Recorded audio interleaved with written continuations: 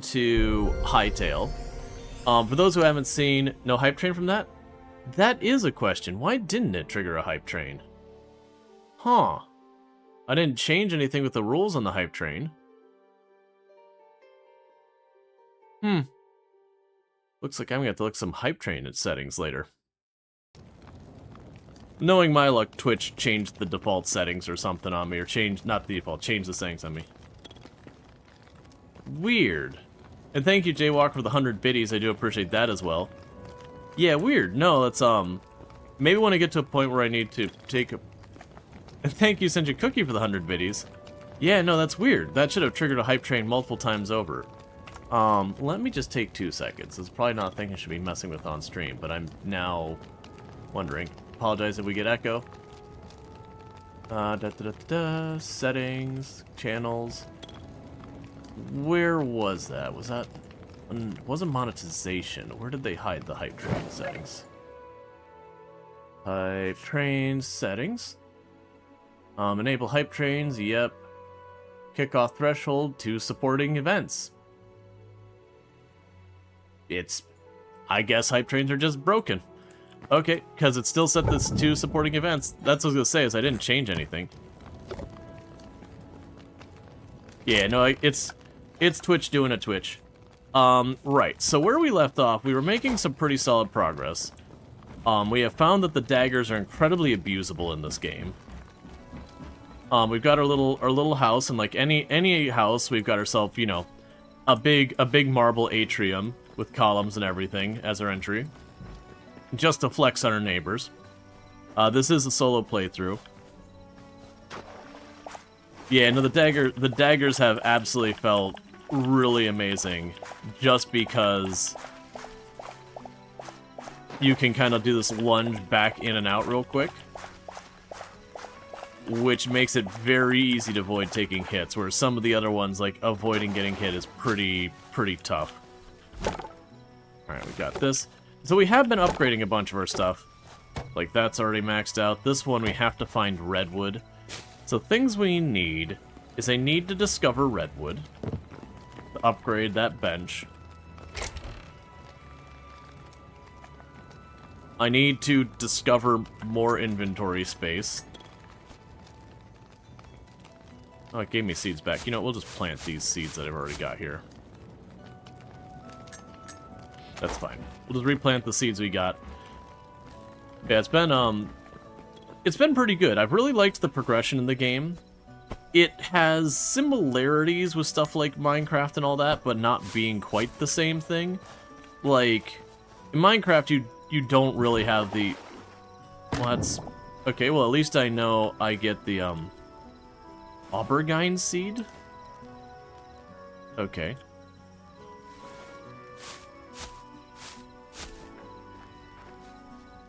Okay. Let's see, I've got... I think those are 10 wide. So I should need, like, 32. Yeah, that's what I was guessing. I just haven't heard of it before. 1, 2, 3, 4, 5, 6, 7, 8, 9, 10. 10. 10.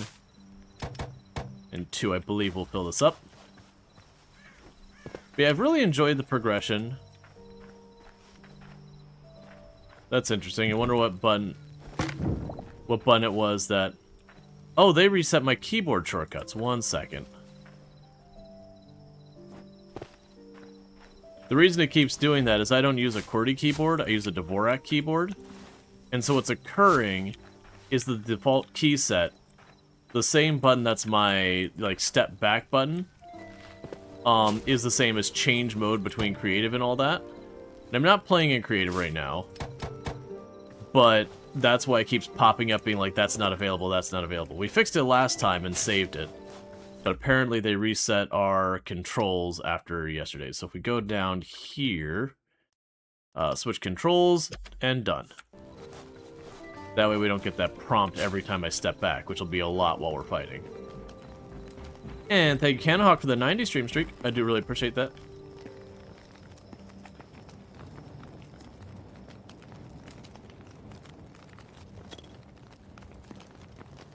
And thank you, Randall Thor, for the tier 3 sub going above and beyond. I really do appreciate that. And also going for 49 months, so I do appreciate that as well. You know, over 4 years and all that. We just had, like, a bunch of people do bits and all that, and the hype train just didn't trigger, like, oh, I guess hype trains are broken. But, you know, seems to be working now that Randall Thor has shown up. Alright, so we got all the ore in there. So the things I want to do in the immediate future is I would like to... Yeah, the hype train was just waiting. It just, you know, it didn't want to go without Randall Thor. It didn't feel right. It's like, nah, Randall Thor's not here. We can't do this right now. It'd be just inappropriate. And thank you, Senju Cookie, for the 100 biddies. Now, it does make me curious, is that hype train going to count a bunch of the actions that happened before or not? Because I don't really know. And thank you, Jaywalker, for the 100 biddies. I do appreciate that as well. People are being very generous today, so thank you so much for all that generosity. Right, so I've got arrows. I would need more tree sap if I wanted to do more torches. You have run out of wood, which is not a problem because I got tons of it.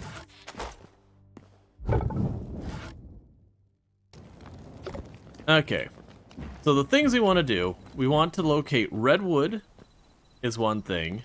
There was a crafting bench I still wanted to make that I needed supplies for. It was the alchemist one.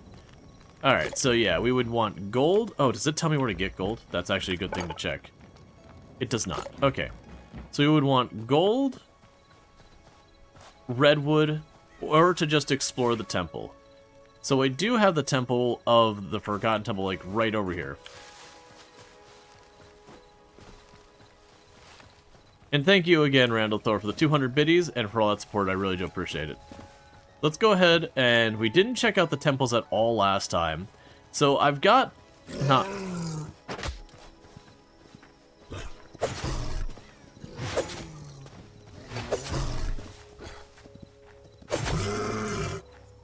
Don't fight me in the dark, man. Okay.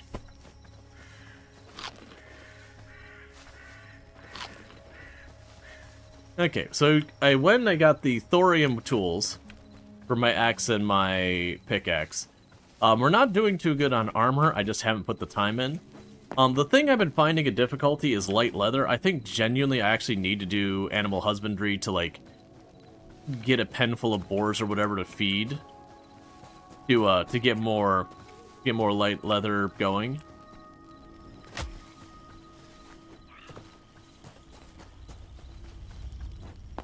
Alright.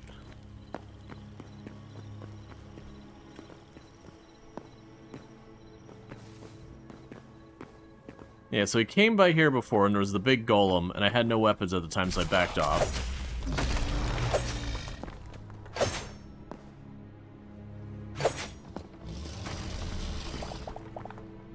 Okay. I was about to say, don't you dare give me emerald just that easy.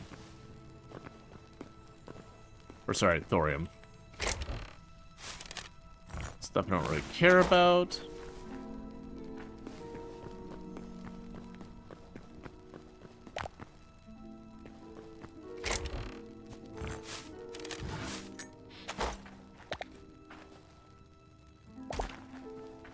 Okay. So this will be the first one of the temples we're going to have gone into. So let's go see what this is about. Yeah, it did give you emeralds. Right, I was thinking thorium. I said emeralds, but I meant thorium. Okay. I was expecting more of a dungeon situation. So are you friendly?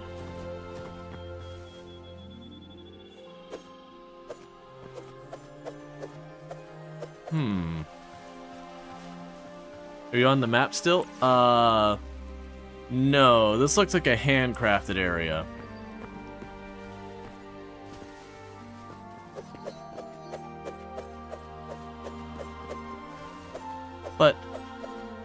But light leather.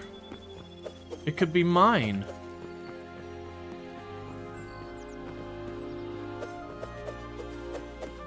And thank you so much for the hype train. It says there was only one gifted sub and 600 biddies, but we had something like 8, 9, or whatever subs that all happened leading into it. Okay, so I also can't pick up the flower. Your map disappears. Is that a common issue? It is the first I've heard of that. Oh, I can trade with you. Under construction sign, I could trade an under construction sign. Alright, so trade is not a thing yet. You will give me greater life essence and all that.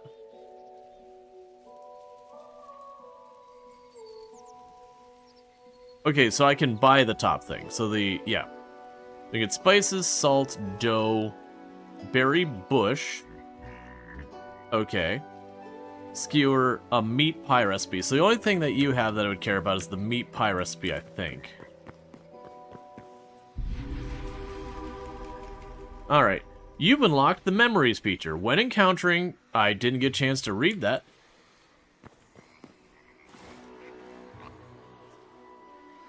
Yep, let me figure it out as I go. You only get to play these games the first time once. And thank you, Marlo, for the 7 stream streak. I do appreciate it. Berry farm? Yeah, we'll call it Nox. And apparently I can't look up the, can I pop up the chat? Yes, you have unlocked the memories feature. When encountering creatures, you'll collect memories that will be stored in your inventory. Bring these memories back to the heart of Orbis to record them to unlock rewards.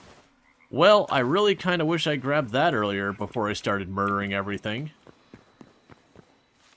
Okay, that is a big under construction sign. That is it under... Okay, so all the side buildings have under construction signs on them, so they're not in yet. New memory collected. Minnow, new memory collected. Quebec Rootling. Hey, I've discovered some memories. Ah.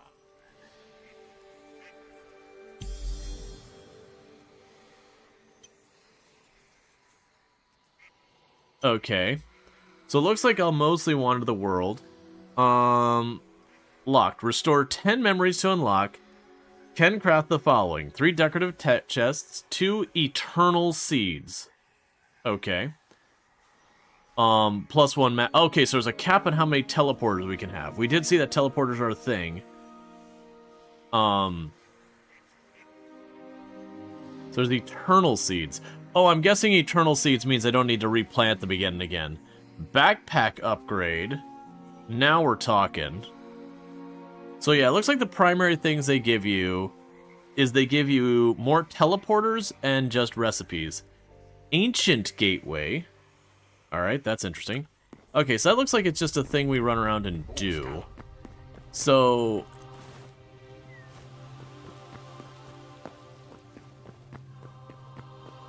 will be fun to grind that out.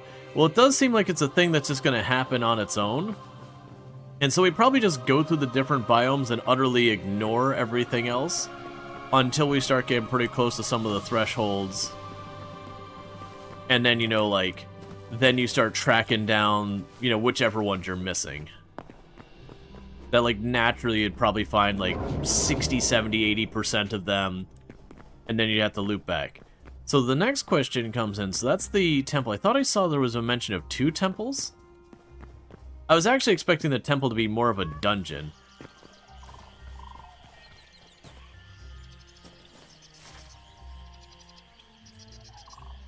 So let's get home real quick.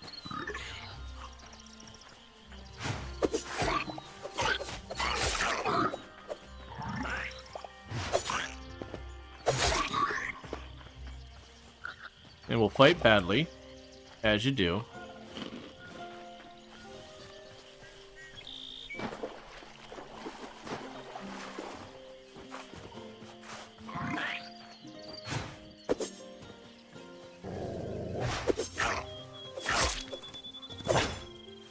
That's not what you want.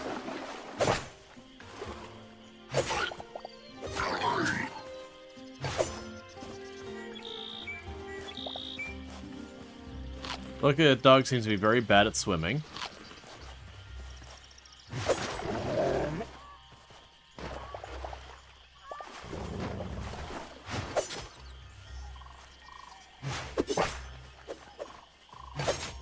Okay.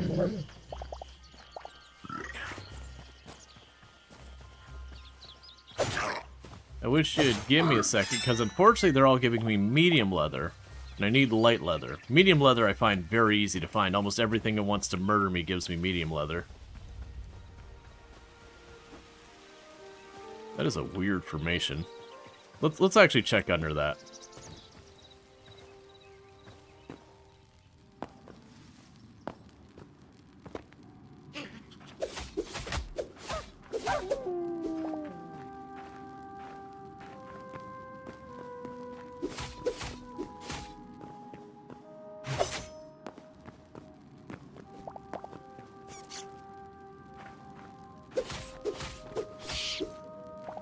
Okay.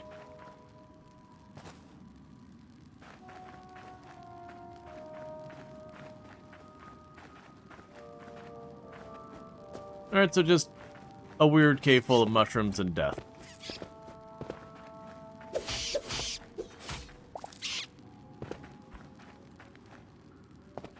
Alright.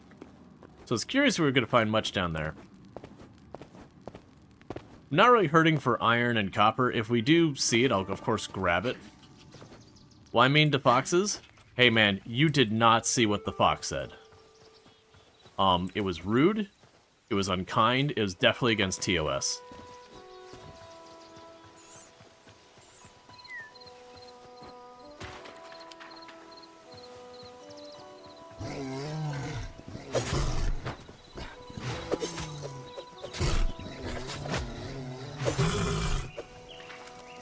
And thank you, Juice, for the Prime Gaming sub. I really do appreciate that. Been subbed to the channel for 2 months, and that means a whole heck of a lot, so that you continue to support and felt the value in coming back and subbing again, so thanks so much for that.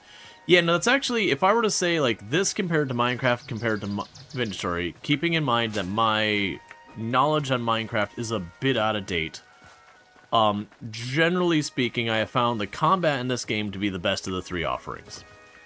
Vintage Story combat is present, as well as Minecraft's combat is okay. This is relatively good. I wouldn't say it's like amazing, revolutionary, or anything like that. Like, I don't want to overhype it or anything. But broadly speaking, I've been pretty happy with the combat in this. I started carving this too early. It's fine, whatever. So I can go back with the life stuff.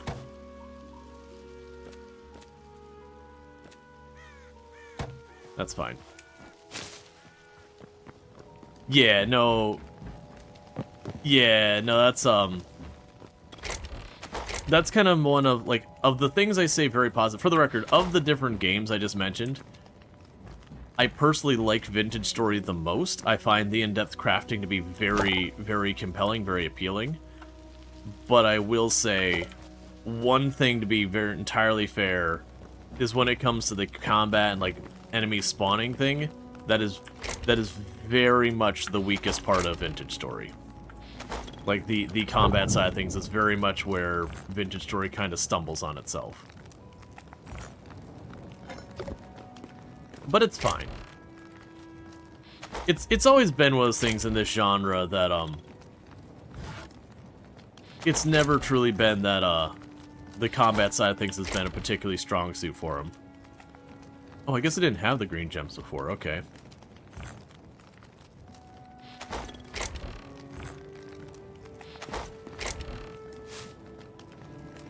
We'll drop this off. They're just trying to throw stuff in the random box. Man. I need more storage. It's Titan cold? Yeah, it's pretty brisk outside today. Tuma's hanging out with my, my brother's girlfriend. They're having, like, a girls' night out kind of thing, and she was like, what? Why is the temperature so cold out today? She'll probably be back in not too much longer. Alright, we do have a person living underneath our home, just by the circumstances. Oh, actually, I think it was not that tunnel. I think it was this tunnel over here. It doesn't matter. I'll probably plug them both up and pretend it's a thing. It was about 50 Fahrenheit. in the evening. So like, genuinely brisk by most people's standards. I do make fun of the fact that in Florida quite often there's the Forgotten okay, so they're all the Forgotten Temple.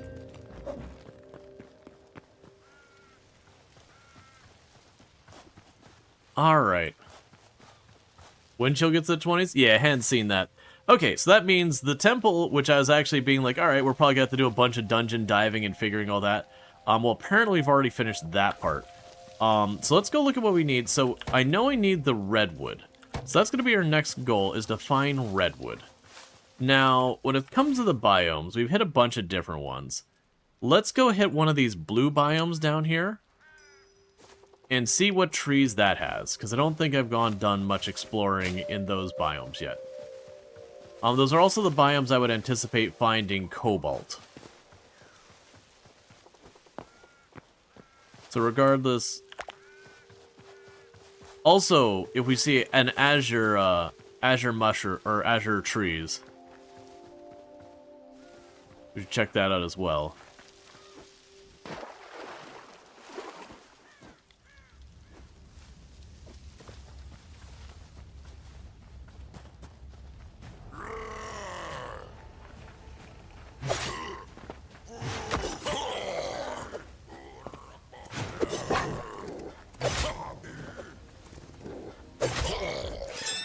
You hurt a lot.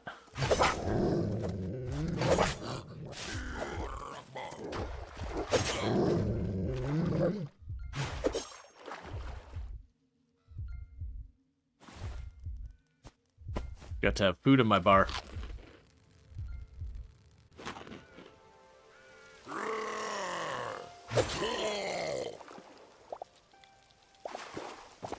And once again, medium leather for everything. Yeah, I don't want them to nerf the daggers, but I also would not be surprised if they nerf the daggers. Because everything else, the issue is being able to... Well, that's interesting. Okay. Hold up. I don't have one of those. I didn't see a place to make one either.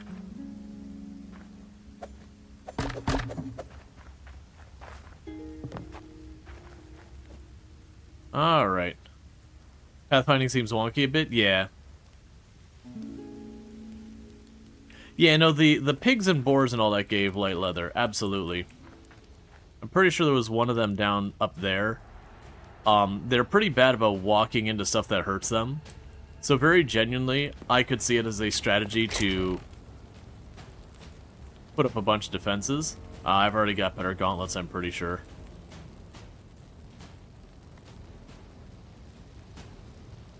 Woodcutter's block developer.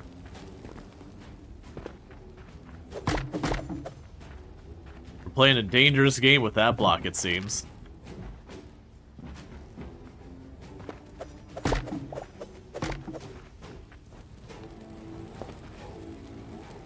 Eventually they would drown.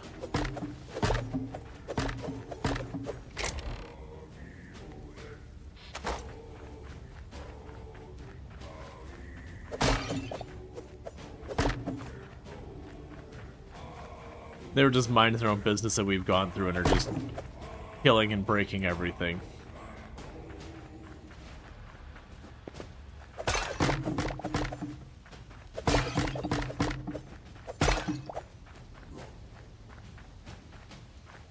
Okay. Unfinished workstation they're using a decoration? Yeah, I'm assuming that's an oversight. We'll see what happens. I am absolutely down to poke the danger block.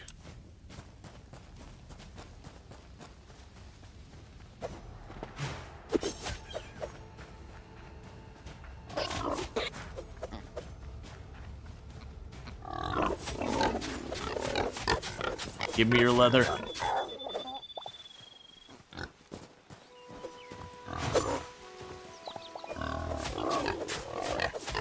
Give me your leather.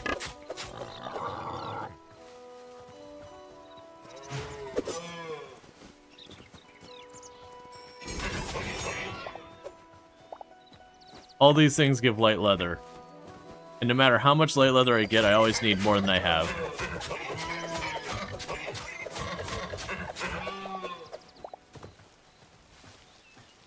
Okay.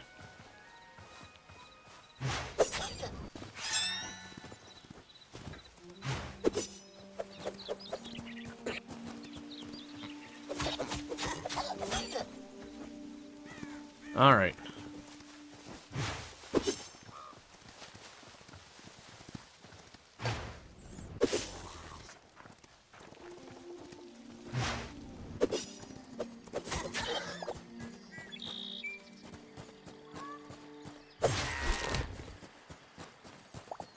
Alright, so we got some light leather. I made the danger block. You give heavy leather. I don't actually need heavy leather, but you mean you're present. So, like, that's good enough a reason for me. Because I'm gonna have to figure out a more efficient way to deal with leather. But for right now, the way I deal with leather is to simply murder everything present in front of me. I'm sure those will all be important eventually. I believe we already ransacked that place. Yeah, that's one we've already hit.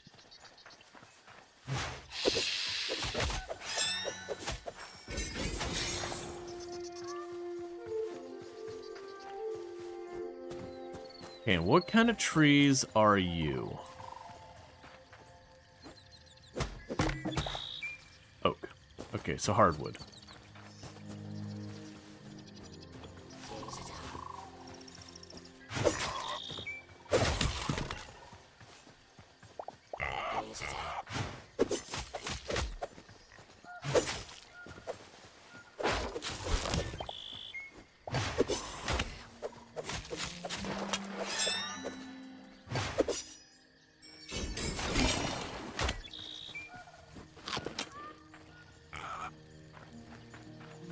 No, I got the one up the window. I'm not actually looking to fight them. Do you give me leather? Do you give me leather? You do give me leather. I'm also assuming these animals respawn. Ah, there you go. I thought I lost you.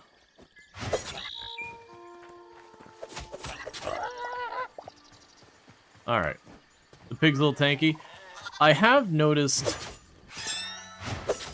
generally speaking with the daggers, the regular hits don't do really much of anything.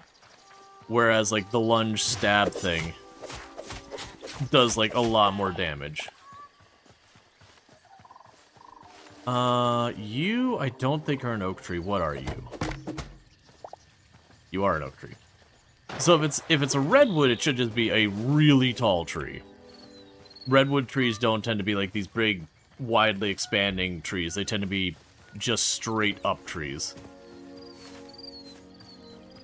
Okay, so this river looks like it'll lead me straight over here.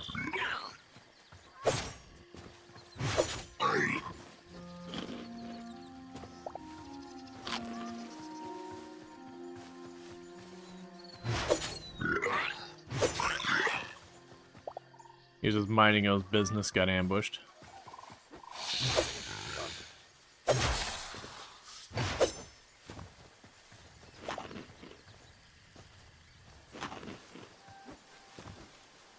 You're approaching the cold area.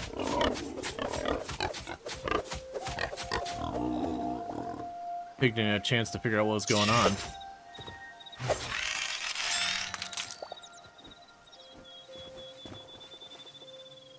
So common mushrooms, glowing mushrooms, a big gaping hole in the earth.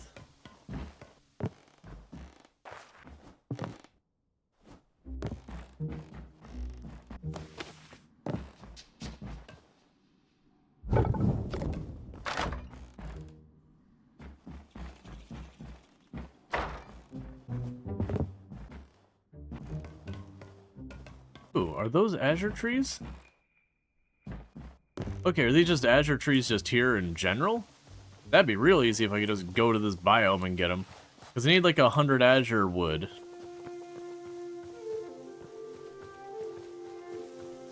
You got this big underground mine thing. That'll be for when we go for cobalt. Yeah, it looks like azure wood. What are we getting rid of? It is azure wood. Well, rip this forest.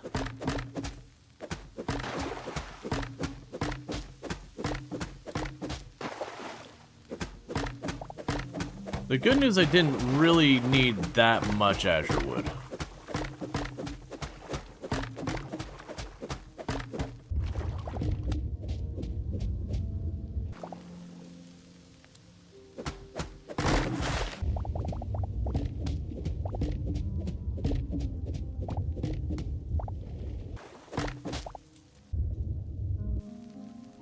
That's the pick I threw. Oh, right, I need a lot of other things too. Alright. Inventory things are always a problem. Let's see here. Oh, that actually gives me more than just that. So what gauntlets do I have? So those are 4 health, 3 resistance, 3 resistance. So you actually are just straight up better. So that gives me azure fruit and sticks. What else am I hucking on the ground? Let's chuck you on the ground.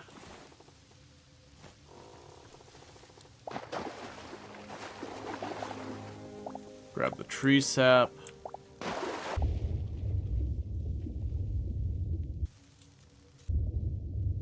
Not too fussed about the moss.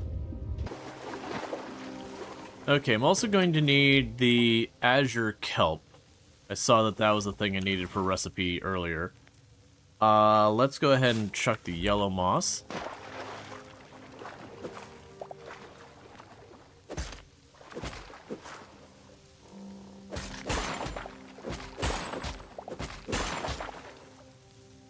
Okay.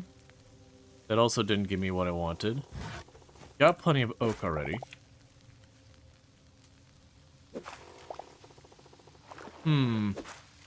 It mentioned azure seaweed.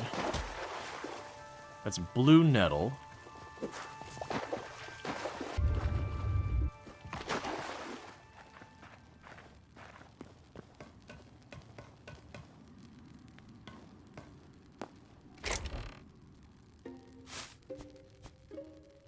Okay, things we could chuck in here. So the one-handed sword is not as good as the one I already have. What else do I want to chuck in the box?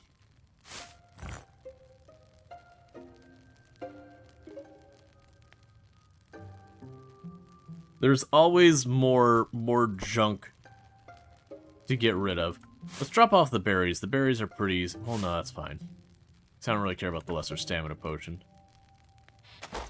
Let's get back out of here.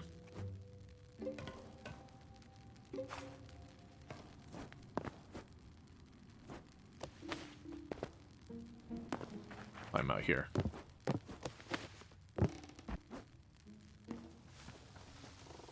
Okay, so I was expecting to be able to get that. I'm assuming blue nettle is just its own item. Drop you into the stack. Yeah. Checking the water over here, because it did mention blue seaweed at one point. I'm just getting plant fiber from all that. That might be what I'm looking for over there. Okay, so what do we want to get rid of now? There we go, the azure kelp. Because as I mentioned, there was something, I can't remember how much I needed for it. It was something like 10, maybe? So it's looking, though, like the blue zone here might be good for azure wood. And blue crystals in large quantities. But may not be very useful for the redwood. But that's okay. That's kind of what we're doing, is we're going to be checking other biomes and seeing what's available in them.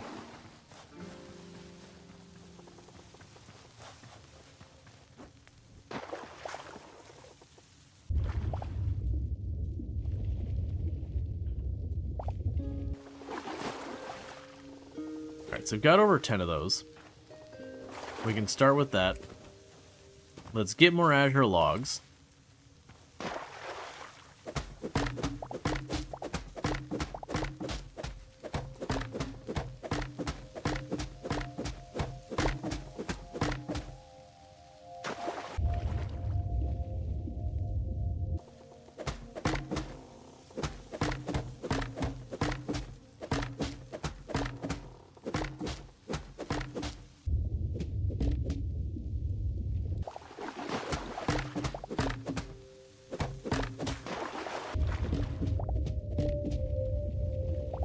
Okay. Make a chest? I mean, I could, but I'm nowhere near home. And I can't, like, fill up a chest and put the chest in my pocket. Nor can I mark the map to be like, here's where the chest is, I'll come back for this later. I can only mark one spot.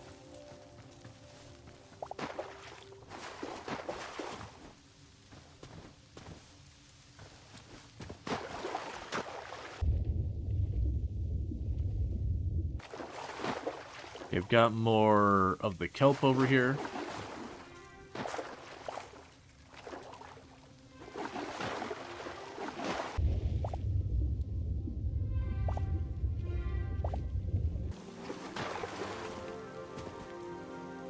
Alright, so we're basically about to be full on azure wood. We've got a bunch of the kelp. Is there anything else I see obvious on the map that looks amazing? We've checked out that area, there's another area down there. And we're seeing more here, so the big thing will be figuring out, like, next biomes to check out. So you check out to see what those trees are. We've already checked out these trees. We're pretty much just trying to find, at this stage, where redwood comes in. What block are you?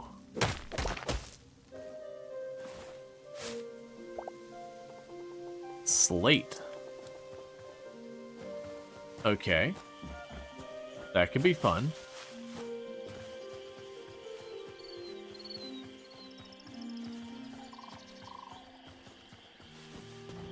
Pretty sure this is all oak.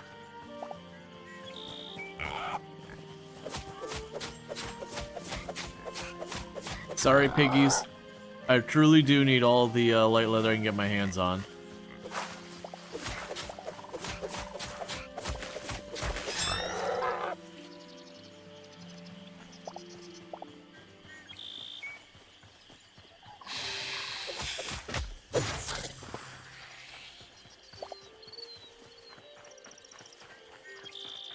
Yeah, trying to just watch for any trees that look different. These trees... Okay, so let's do some tinkering. This might... So what type of wood are you? You're also oak. I actually not anticipated that. Can eat these to get them out of my inventory.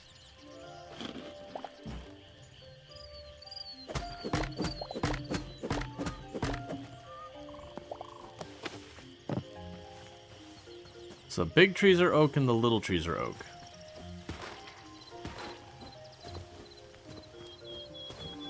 I'm enjoying the game. Considering you can buy it for like just 20 bucks and all that, I don't think it's bad for the price at all. Now obviously the is it worth it, there's a far more subjective question. And that gets down to like, well, what's money mean to you kind of thing.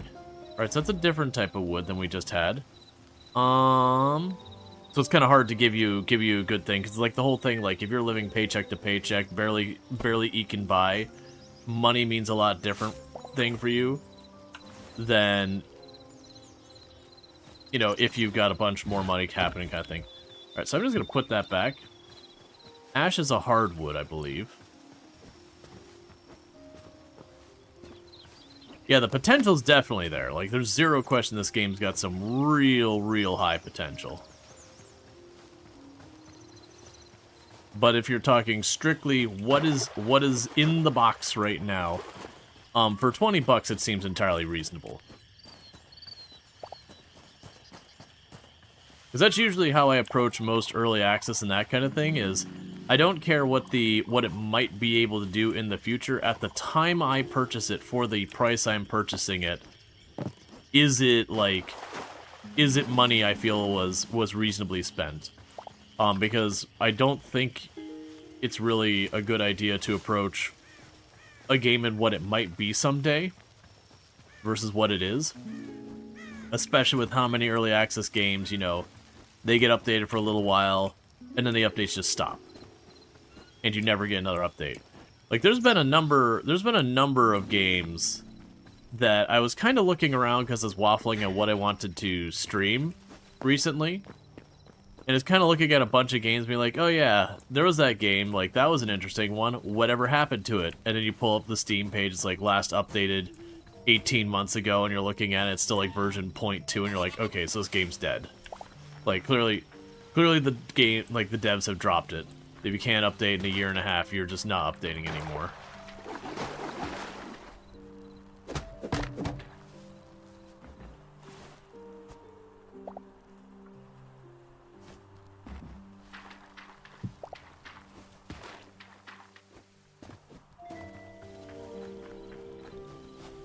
Alright.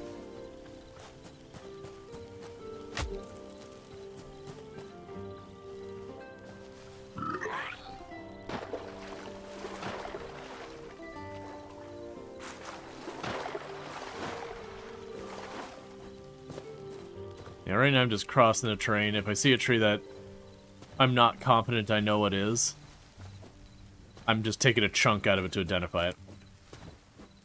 Was it 100 memories to give inventory increase? You can't be that far off. I'd be surprised if I have 100 memories. I would believe we're probably 30 or so. I've not been paying close attention. I figured I'd just run around for a while and then, when it's convenient, maybe poke in. But you know, I'm also right here, so I guess it is convenient right now. Do you come back? Nope, guard's not back.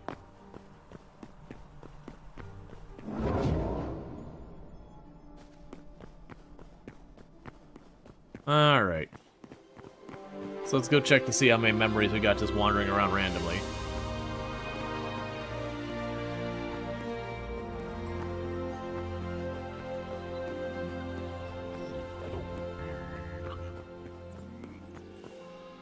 "28 memories. We're up to 34 memories now. So we have increased the number of maximum teleporters we can have, and gotten some more decorative stuff and all that we can make on the bench. Yeah, no, it's just one of the things that, like, it's easy to overestimate that stuff. As we run around to the different biomes, it shouldn't be hard to get a decent number of them. It will be curious to see, because I'm imagining there's going to be a lot of the ones that are very common enemies that you just find out and about. You'll have ones like where I dug down into the bug's nest, that, you know, there was a bunch of stuff down there we didn't see up above. So it was kind of an exotic biome. But it wasn't really that many things down there. But I'm willing to bet there will be some stuff we'll find that'll be, like, kind of exceedingly rare stuff. Hey, could you leave me alone? I'm just trying to run through the neighborhood. You don't give me light leather, and I've already got a full inventory.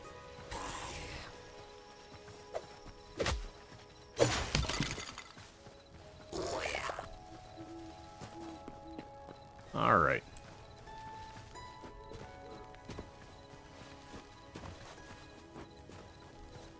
So let's see what we can get set up with this. The big thing is I gotta find that, that redwood.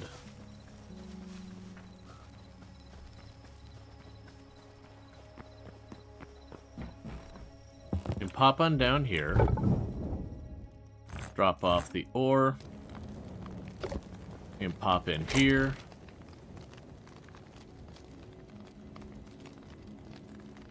Quick stack that away. Alright, so let's make really bad decisions, chat. We found a developer block, which implies it's probably not something I should play with. So I've got that put down, and I assume we put wood on the wood cutting box. And it could be that's just where it's in development, it just won't accept anything, and that'll be the end of it. So let's go ahead and grab the maple logs. I've got those available all around us.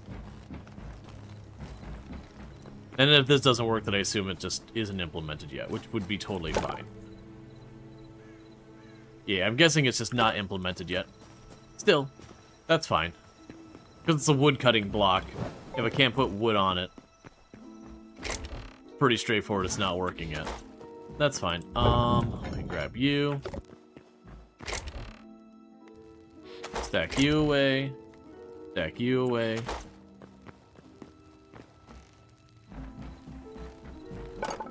So your upgrade. So that requires Shadow Weave scraps. This heavy fabric imbued with the quiet, brooding darkness was devised by the Outlanders in their first communion with the Void.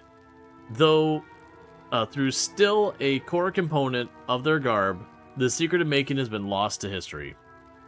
Well, that does not give me much information other than it's probably either a drop or something like that. Yeah, that's all locked behind 100 memories in the temple. Yeah, there's no upgrades to be done on any of those.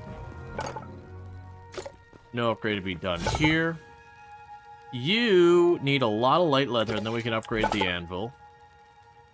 You were the one that needed the azure wood. Do I have more medium leather here? We're going to need to get a bunch of medium leather, and then I can upgrade my armor set. You need cobalt. And the cobalt is going underground in the cold biome from the looks of it, based on its description. You have no upgrades. You have no more upgrades. We can go here. And I need to find redwood. We might have another option for the redwood. So hardwood, hardwood, hardwood, hardwood, hardwood. Hardwood, lightwood, softwood.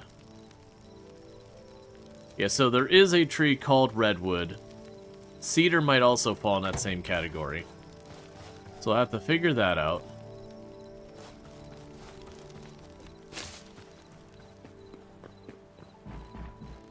Let's drop stuff down here.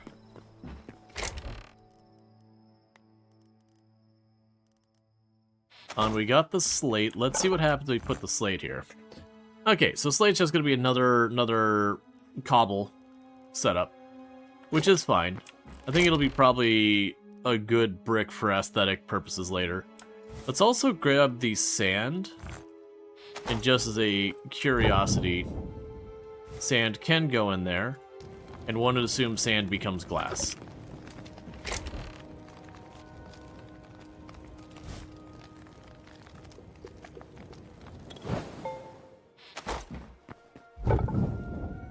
An empty potion bottle. That's not exactly what I was expecting. Gonna be honest. I feel like that skipped a step I was anticipating.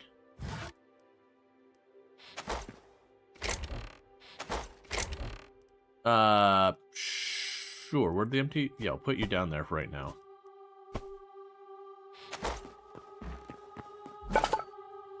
Right, so you just need 100 ashen wood. Or, not ashen, azure wood. So it'll be the armor's bench upgraded. Okay. So to make the thorium gear, I have to find the void hearts. I already have one. Oh, so no, I'm sorry. It's 3 void hearts to upgrade the bench. I already have one. So for the thorium armor, I would just need more thorium. And that gives me a lot of resistance for in combat and everything, which is certainly worth mentioning. For this, I need a lot of light leather. And light leather's been the bane of our existence. We'll chuck the cotton in there for right now.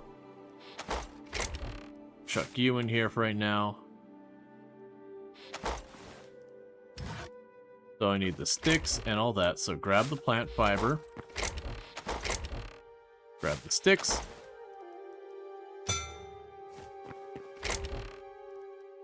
And we can drop the sticks back off over here. A mod that I'm sure is going to be one of the first mods that gets made, and also one of the mods I want the most, is I cannot wait for them to have a mod where it's just, like, stacked to nearby chests. Every single game that has the inventory stuff, I'm like, just let me do that. Like, if you see items similar, like, stacked similar to nearby chests, just do it.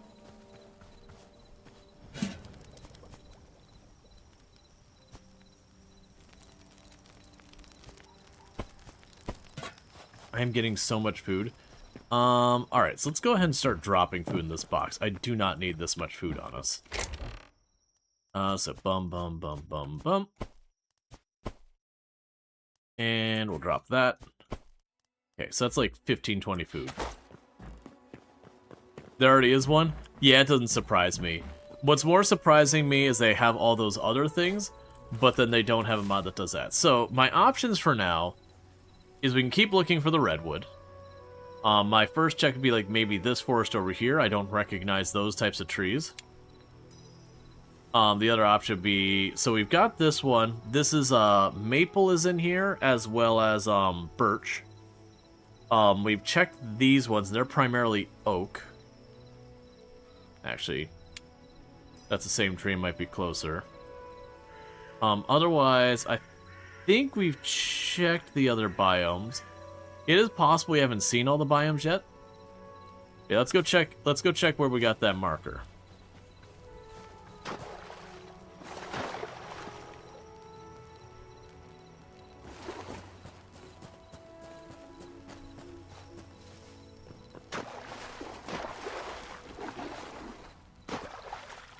Oh no, rabbit, are you hurt? Okay, there, you're not hurt anymore. Oh, the rabbits can give light letter. I found most of the time the rabbits didn't give me anything. Only sometimes meat.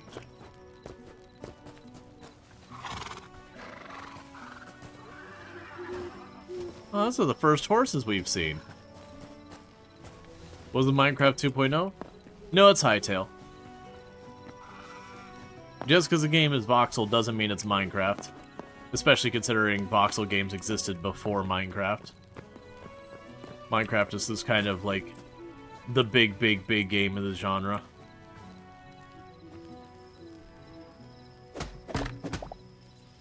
That's an ash log.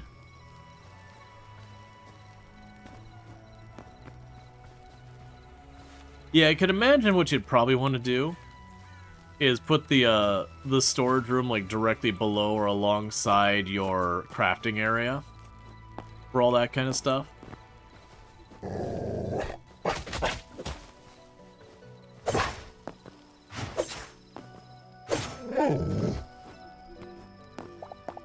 Okay. Yeah, see a big building. Is that one I've already checked out? Yeah, we've already explored that building. Okay. You enjoying Vintage Story here recently? Yeah. Yep. Nah, this one definitely feels like it's more Minecraft than Vintage Story. But, like, between Vintage Story, Minecraft, and Hytale, the combat in this one's definitely better than the other two. Like, Vintage Story's combat is present, as I said before. It exists. That's kind of the highest note I can give the combat in Vintage Story. It's not actively horrible, but it's not a whole lot better than that. Like, the spawning is rough, the combat is janky, and all that. Things, like, kind of just merge through you, making it so you'll just walk through enemies and a whole bunch of stuff. So it's just kind of one of those ones that the combat's pretty rough in Vintage Story. It's definitely Vintage Story's weakest point. Minecraft combat ain't a whole lot better. It sounded like a legit cow.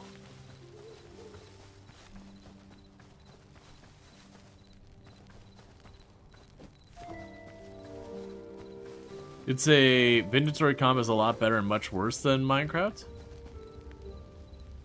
Okay, I mean, I wouldn't say either of them have particularly good combat.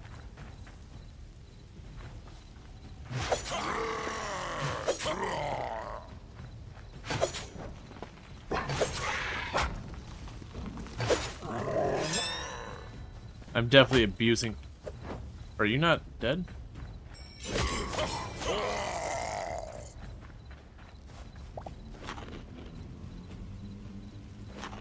Okay, get our next food down in the bar.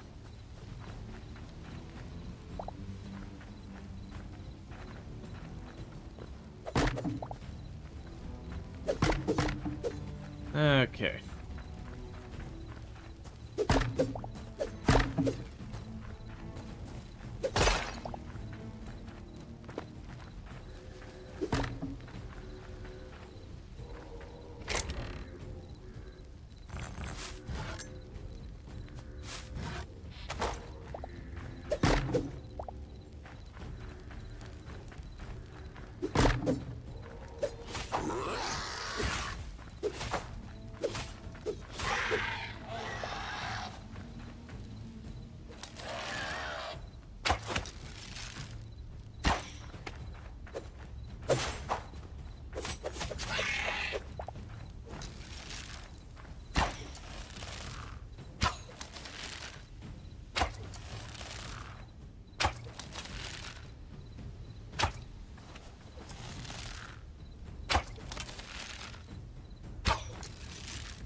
Really hard for me to judge the height. I think it's just the trees in the way.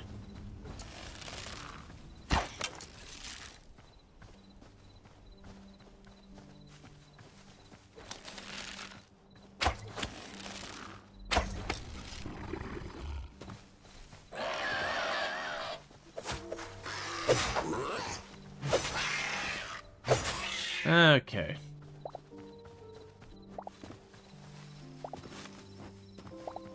Because we did manage to find some, like, really weird stuff earlier.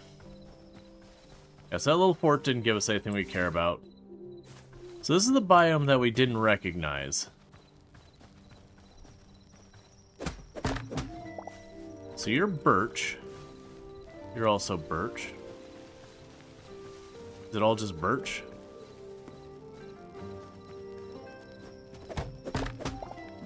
Oak?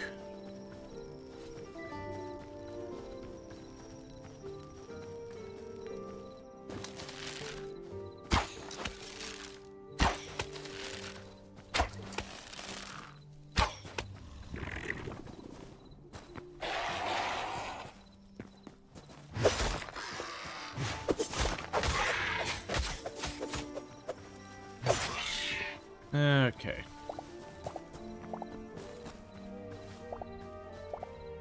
So it seems like the big ones that fly are the ones that have a chance of dropping a Void Heart. Because we need to get 3 of those to upgrade, I believe, is our armor bench.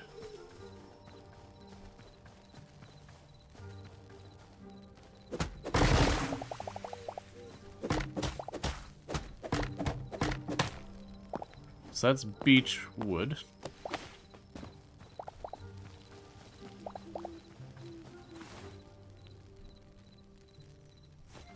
I wish when you moused over they would tell you what type of wood it is. I'm assuming redwood is literally called redwood. That's more beech, beech, beech.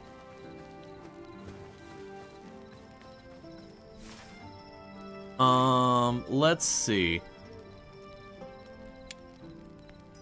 Let's head over that way.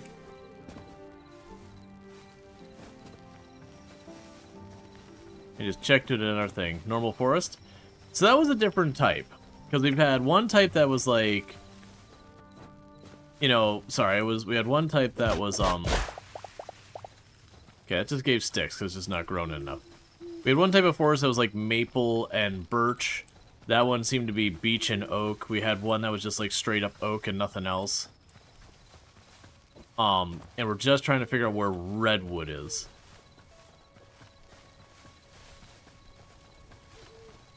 Okay, these little trees over here are worthless. So this is like a plain or something. So it could be that what looks like from above kind of the same thing might have a couple different variants. You actually seem like you're relatively intact.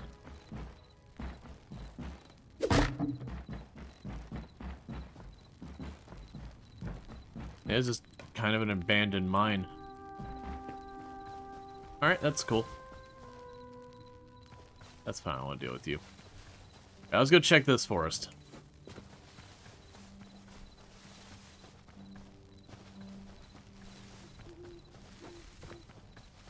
Getting no stonks. Let's explore the mines. Oh, we checked a few different like mines and all that.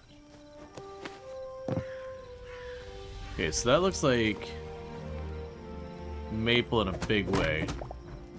That's ash, actually. That's oak. That's copper. Ash, I'm guessing? Yep.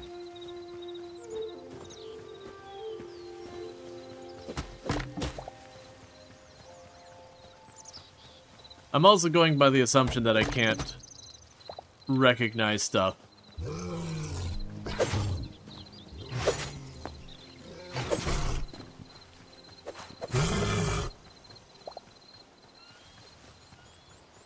So I might as well just...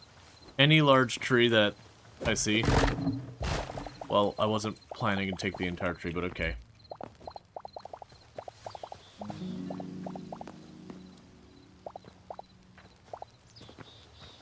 Alright, that's fine.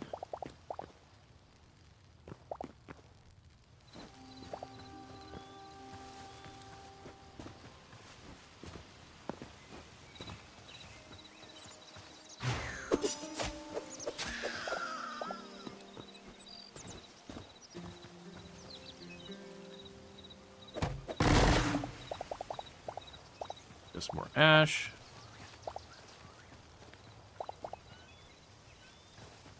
Because in real life, generally speaking, redwood trees are just really, really tall, skinny trees. Like, they can get larger if time goes. Hey, Sardream! Thank you so much for the raid. I hope you had fun with the rest of your stream playing the, playing Hytale. But welcome in, raiders. If we can get a shout out for Everdream, I'd appreciate it. And thank you for the follow. Welcome to stream. For those that don't know, Everdream, another fantastic content creator, plays a lot of similar games to what we're playing here. Playing some Hytale recently. Also did Vintage Story not too far back. So definitely go check them out if any of that sounds good, because you can find it over there. For everyone popping over here, ooh, okay, that's a new biome. Alright, let's go look at the on fire biome up here. We've also apparently discovered a lobster. But, yeah, so definitely go check them out and all that good stuff. We're playing some Hytale here. We're to the point that we've got thorium tools, and we are attempting to find redwood. And I do ask that people not spoil it, because that's part of the fun. You only get to discover a game once. So, you know, I want to do that. Pretty sure it's just more ash. It's maple. I cannot tell a trees apart in this game. But with all that said, welcome in, everyone. And can we also, once the cooldown's there, you can, let's see, you can go ahead and get a shout out for Spoofy as well, who's another fantastic content creator. Plays lots and lots of fun chaos over there, and also has a fancy brand new check mark next to their name, which is fantastic. So congratulations on that. I thought making the map was a big point. Yep. So again, check out Spoofy. Plays a whole range of different games over there as well. Really fun, chaotic time over there to have yourself a blast with. I'd love to hang out in Spoofy channels more. Just Spoofy tends to stream while I'm asleep, unfortunately. But that's a me problem. Lurk Queen also just made partner. Nice. I know Lurk Queen was working on that. So I'm glad she just made partner as well.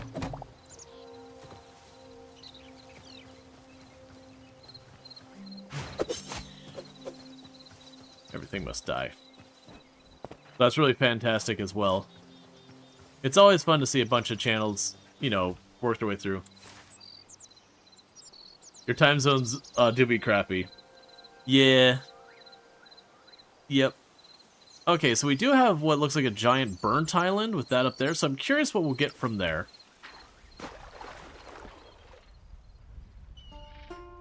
I see enemies jumping to their doom over there.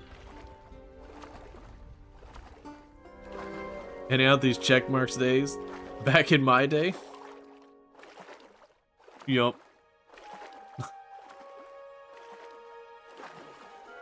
Nah, I'm honestly of the mind. Look underwater too. Oh yeah, there's a lot down there. Poor Skelly, man. Well, at least that's gorgeous down there. I'm not gonna find redwood there.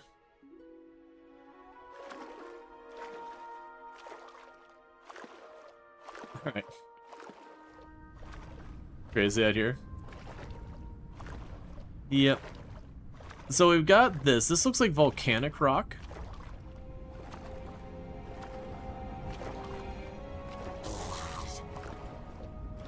A burnt skeleton soldier. Alright, well, let's go see. There are trees on this island over on this end. So let's go pop over here and see what these trees are about. Maybe these will be the redwoods we've been looking for. Or something later on. Those guys are creepy. I think so far the scariest enemies I've run into are the lava frogs. The lava frogs killed me a good couple times. Mostly because I kept wanting to get stuff back, and they're very dangerous. Alright, Dream, you have a good one. You enjoy your food and all that stuff, and again, thank you so much for the raid. Alright.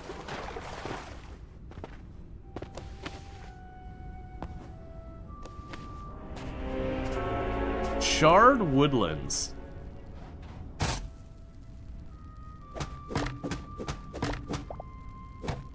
Burnt logs.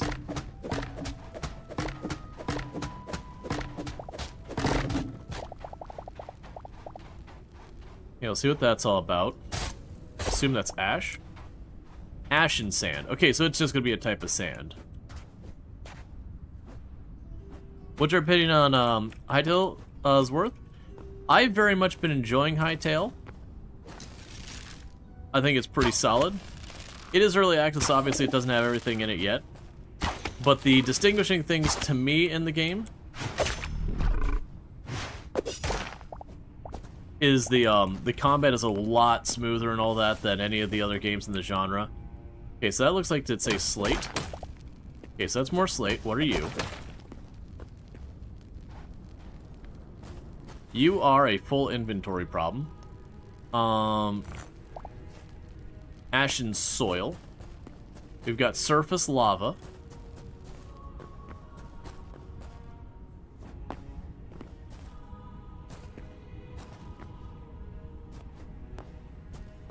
I am not aware of that, Darth? That they introduced frogs and they were a threat? Was it something that they'd end up pushing the player around, so the threat would then end up knocking you off stuff? That kind of thing?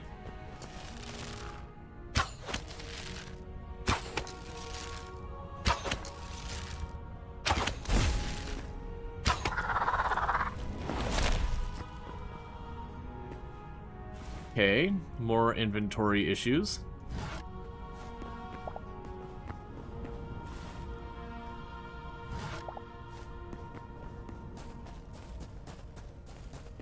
Is that all gonna be burnt wood? I was really hoping I saw these trees from afar.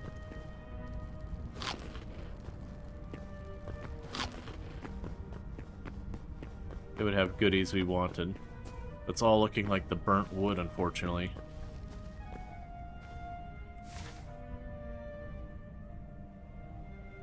Yeah, no, it's unfortunately looking like this all might just be burnt wood.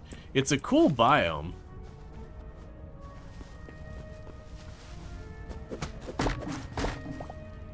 Yeah, it's just burnt wood. Okay, so the forest here is a bust.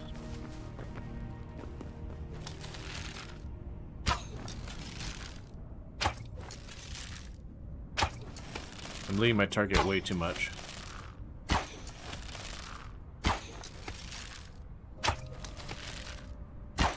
I'm shooting it from far enough away, it can't figure out where I am.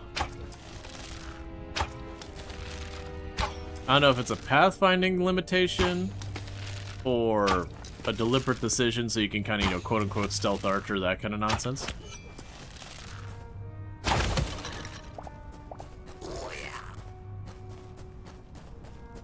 Alright. So it's clearly where... Did you just straight up drop? Oh, hey.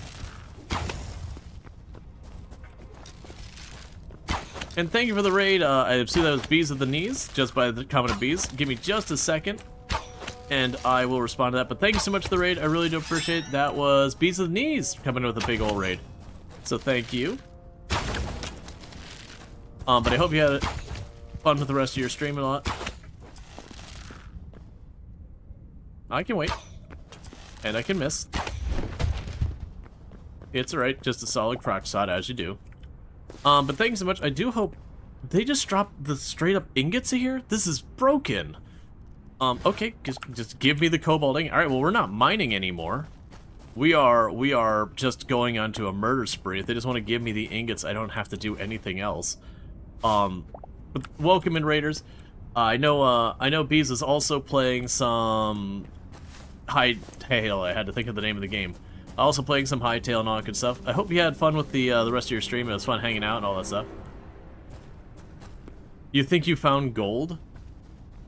Nice. I have not seen gold yet, and don't spoil where stuff is. We're actually looking for redwood right now, and I just happen to be like, this is a biome I've not been into. Let's see what's here. And it has turned out to be a relatively decent one for stuff.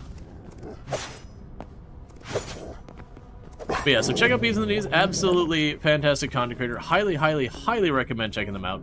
Really fun. Lots of fun chaos over there. Plays a whole range of games. But been doing some Hytale today and all that stuff. Has done Project Zomboid and a bunch of other games in the past. So definitely recommend checking them out. Good times. Real good times. So very strongly recommend. And also, after, because we just did the shout out for Bees of the Knees, we can get Kildrix next. Another fantastic content creator to check out, who has been doing a bunch of vintage story recently, as well as Arc Raiders. I had to think of the name of the game, Arc Raiders. So if either of those are interesting things to you, and also plays a lot of RimWorld and all that good stuff. We got a lot of fun people in here tonight. And then thank you for all those follows. Welcome to the stream.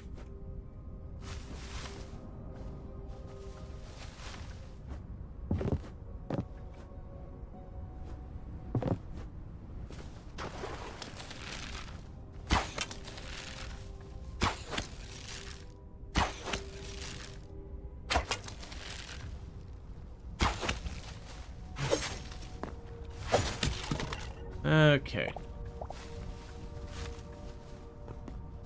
Oh, did we have like a little hiccup on the connection? Well, that's no fun. We haven't had that for a little while. Let me change one thing, because the last time I had that, it was because of this thing over here. So let me go ahead and get rid of that, because I do stream on multiple platforms, and I've come to accept that the moment literally anything goes wrong, TikTok gets punted. Because, you know, that's the one I care the least about and all that. And they make me use their own stupid little player thing that's garbage. But yeah, so Kildrix is another fantastic content creator again. Plays like RimWorld, plays a bunch of stuff like that nature and whatnot. It's definitely a person I recommend checking out as well.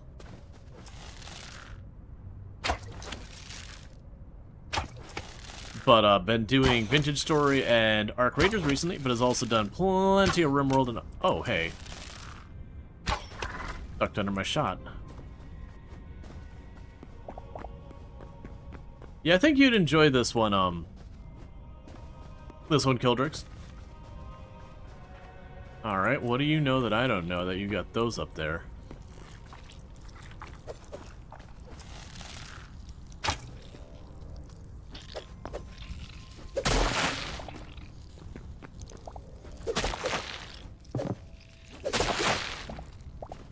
Okay, so just dropping skulls.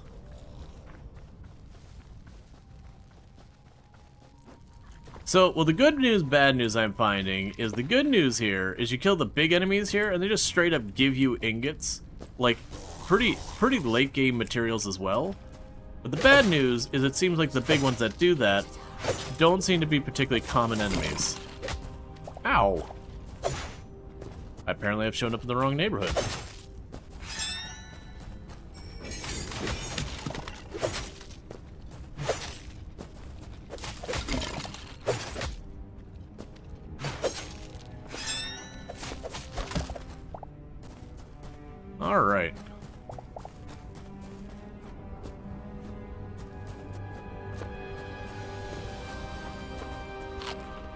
Some dramatic music going on. Okay. There's a lot of enemies for just nothing. Okay, so we checked out this biome. There's a good chance if I dig down in this biome we could find some interesting things. And I'm tempted to do it, except I have no inventory space. What was that big drop? What was the big drop?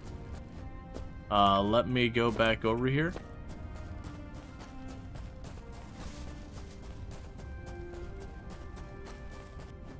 I didn't see a big drop. Oh, yeah, I'm sorry. That's a good call. I just totally overlooked that. That is some kind of pair of pants. Ancient steel greaves. Replacing my I have no equipment. So that's a minor significant upgrade. So that's a rare quality. That's giving me 7% to both my defenses plus extra health. So downside here. One second, let me check one thing real fast. The downside is that biome did not give us redwood. Which I wasn't sure about that. This looks like another different biome here. It is cool to see that this map is a lot bigger than I gave credit for. One thing I am noticing is it seems like as we move around, we lose parts of the map because we're not seeing back where we previously were. I luckily still have my home marker. And again, check out Spoofy as well. Absolutely fantastic. Ooh, what's that biome? So I got more biomes, but it looks like you actually, like, forget the map behind you. Which I'm a little mixed on how I feel about that. Yeah, the map is not permanent, just a radius of where the player, it seems. Yeah, I'm pretty mixed on how I feel about that. So it does feel like taking the time... Alright, here's a new biome. Okay, so we're gonna go north, because I have not seen whatever that biome is.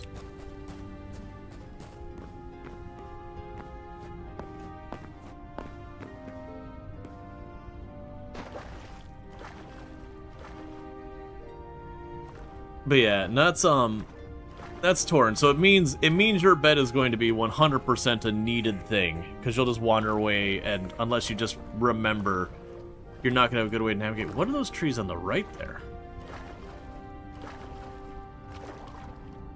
Yeah, no, it's because I was sprint swimming.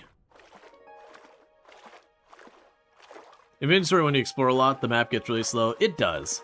Like, there is reasons. Part of the thing is Vintage Stories map, especially if you have it where it's revealing the color of the ground and everything, it does start to get sluggish.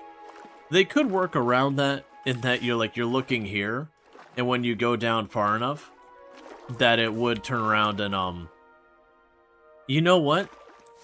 I think that's supposed to be like the idea, like that's what you can see. But yeah, that is a lot of bears over there. Like a lot of bears. There's like 4 bears chilling on that shore. Okay, so that's just azure trees. Yeah, no, the world's pretty slick. Oh, hey. I got pinchies too. Wanna see my pinchies? Hey, back off, Snick. I got raw fish from a lobster? I mean, did I steal its food? I don't think that's how lobsters work.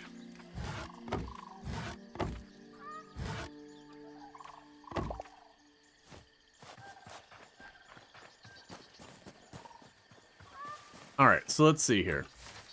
So I've got this biome.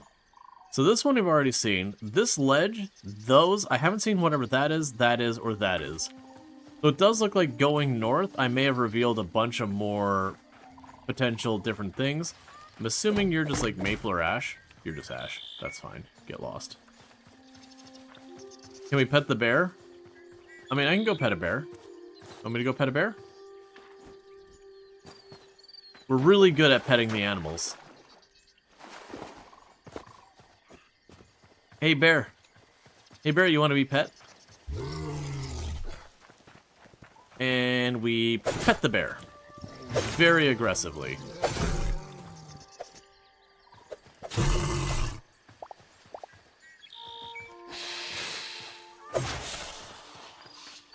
snakes suck. I don't like the snakes. We pet the eyes of the bear. I mean, the worst one is we got an apple, and we realized when you left-click even holding an apple, you still attack with it. So we were force-feeding a rabbit an apple. It was not good for the rabbit's health, though, unfortunately. We weren't, it must have had a food allergy. But, like, the rabbit was not doing well. We have not seen turkeys yet, so boom, we have discovered the turkeys. Okay, so we have, like, nearly a vertical ledge here. Too much sugar? Bad for bun-buns? Ah, I understand. Or bun-buns. Frost March Tundra. Oh, here's another thing that... not Vintage, right? That, Hytale does better. Like, the mobility in this game is just way more. Alright, these are looking more redwood-esque. Those are too small. That, to me, looks like a redwood tree. The big, tall, pine-looking things over there. So what new... That's the reason why they shouldn't eat too many carrots? Gotcha. Makes sense. Alright. And are you what we're looking for? Redwood log. Alright. Rip your forest. We're going in.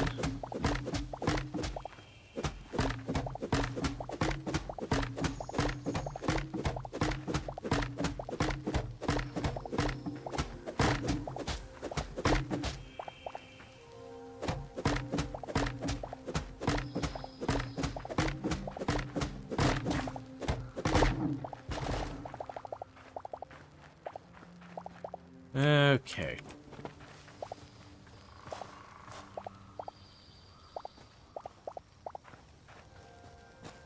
It's only the tree horizontally, it just drops the whole tree. Oh, yeah. Alright, let's grab those sticks. We've already got a full stack of redwood. Let's chuck the skulls.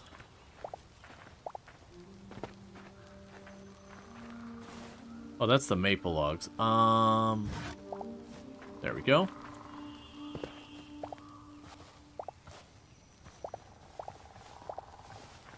Okay, so the reality is up here, we find the redwood, and it's all redwood over there. That was eggplant. We already have those back home.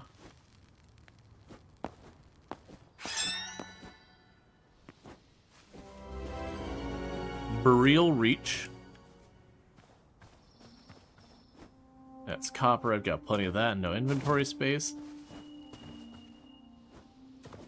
So that makes it interesting, because there was mention of finding cobalt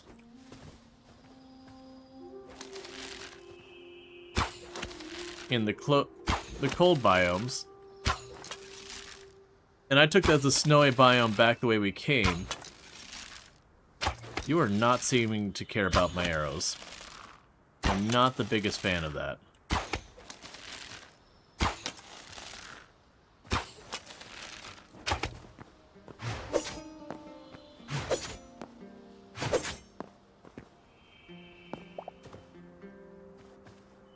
Okay, so they drop an ice thing. My inventory would like to have a talk.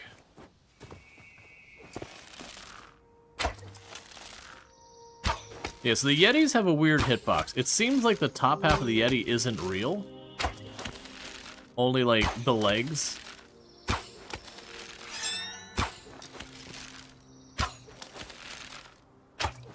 If you just want to ignore me, I am down to keep on shooting. Do you know if there's a place to find silver? I have not found much silver so far. Nothing I'd be like, oh yeah, you just gotta look there. Okay, so I got a Yeti cave. But it could be one of these biomes up here that, like, you would find gold or silver or something like that.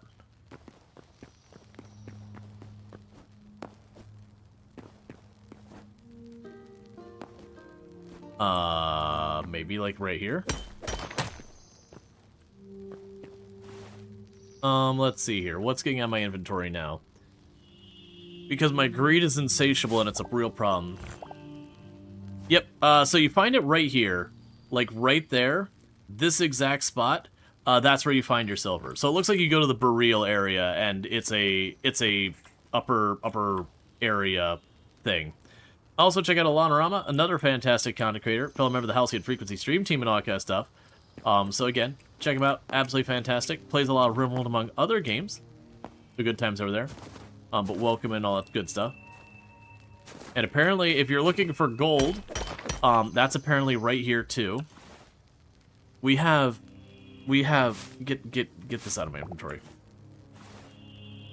Near shale. Look, I'm standing in gold. Why are you giving me everything but the gold? But yeah, definitely good times over there. But good to see you, Lotta. Good to have you. I've been enjoying Hytale quite a bit. Is there one of these boxes you want to get rid of?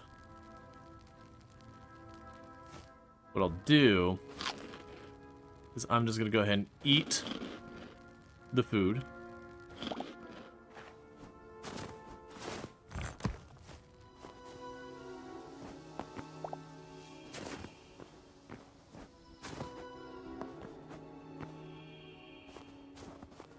Storm thistle. That's iron. That's also iron. That is also yet more iron. You two are also iron.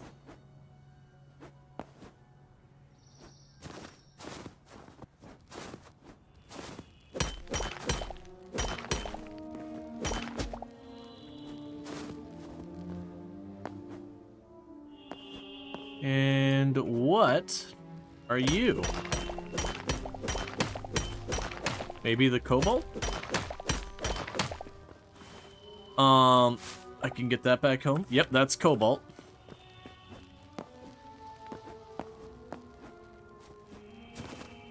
Okay, so I do think we are definitely going to want to make a teleporter up here somewhere. So I have a bunch of awesome streamers in the chat. Yeah, no, we got a whole lot of people. I started streaming, people just kept showing up one after the other. Oh, that's a good feeling. There's something glowing blue over there. Hey, you want pets?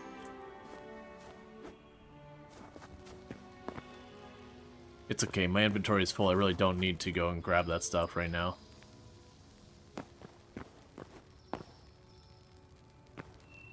Oh, I think that's just gonna be blue crystal shards.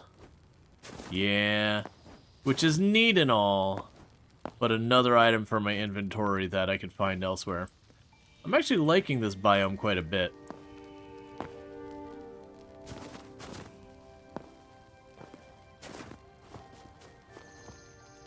I definitely feel like I want to put a teleporter up here somewhere in these mountains,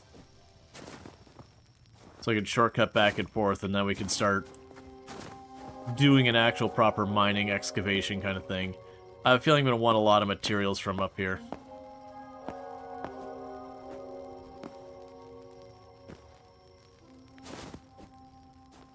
It makes me wonder if, like, if you're trying to speed run your progression, if the move is to just go up to this biome, ignoring home, and just set up shop here.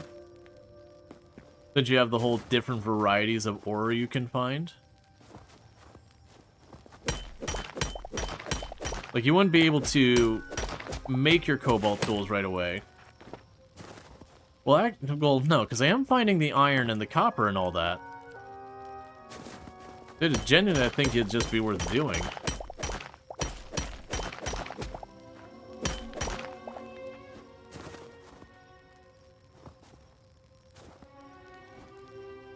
Alright. Everfrost. Well, that's interesting. That's gonna be...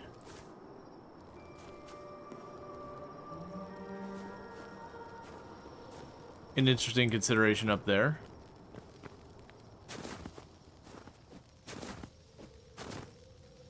Time for an evil mound layer. Hey, it's got to have a skull. Like, we can all disagree on exactly what it should look like, but the one big thing is it either needs to be our own face or a skull coming out of the side of the mountain.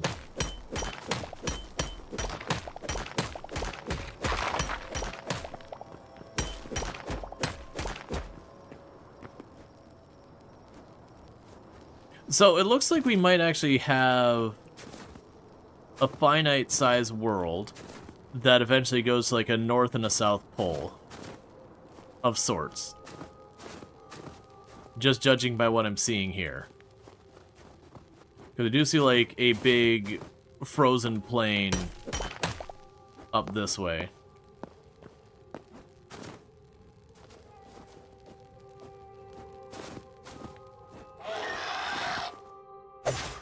Really? Kinda figured you'd throw something stronger at me.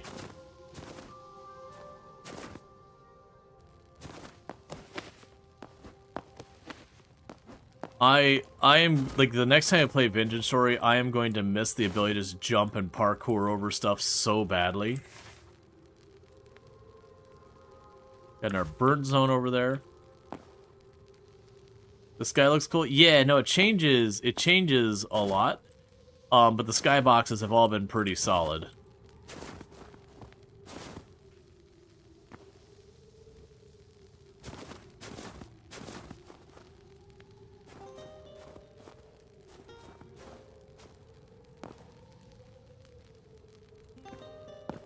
Yeah, no, exactly. So going from this to, you know, Vintage Story, that kind of thing, is going to be mildly painful. Well, that's not what you want to see. My bow just got damaged. And I repair stuff on me. I want to see what these biomes here. Kingdom for a glider? Yeah.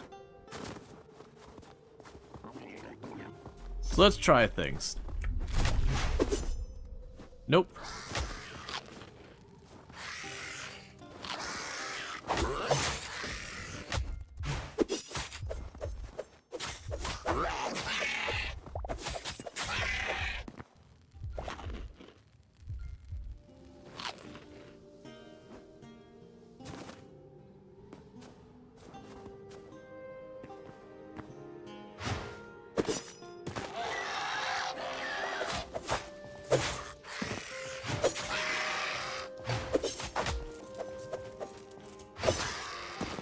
Alright. So, we do slide a lot here. In case anyone wasn't noticing, or someone mentioned the ice earlier, I was like, I don't know what they're talking about, like, this is going fine.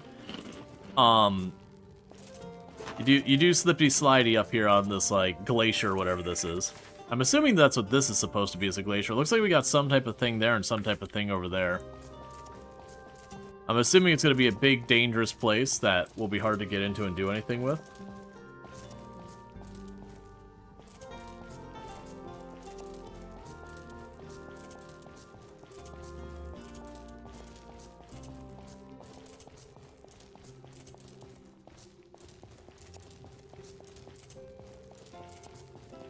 Oh, no, that's just Elsa's house. It's fine.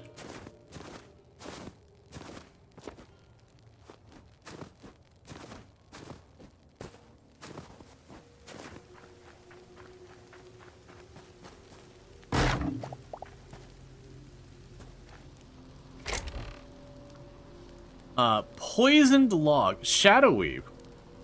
Shadow Weave was a material we needed for something I don't remember what it is. There's no seed other than the world is the same for everyone. I don't believe the world's the same for everyone. From the art person I saw playing, their world did not look like mine as much. But it could be that they don't have the idea of, like, a set seed where you can, you know, hit, you know, type in a name and make your stuff like everyone else's. Thorium ore. Why are you doing this to me, game? You are causing me problems by allowing my greed to continue to get out of hand.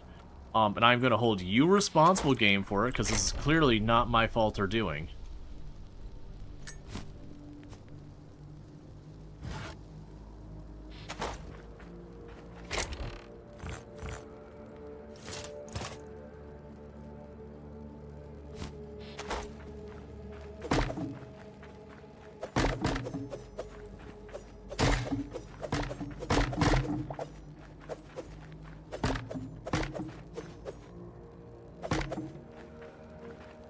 Just losing a bunch of apples on the ground.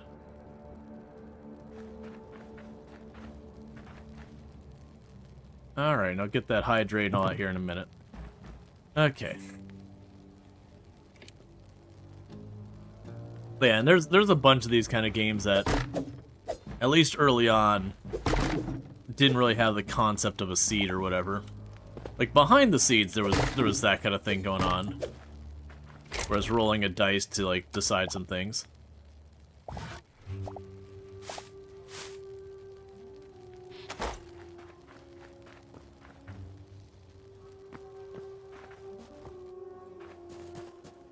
I'm assuming there's gonna be dangerous stuff in here.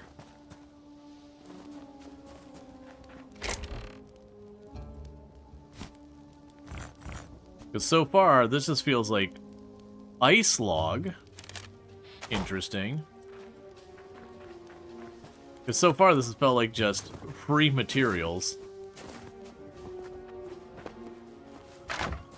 And it could just be we're in the area that's like not implemented yet. So as a result, you know, we're just kind of getting free goodies.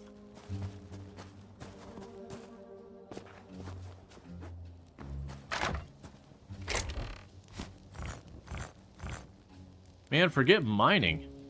This is where it's at.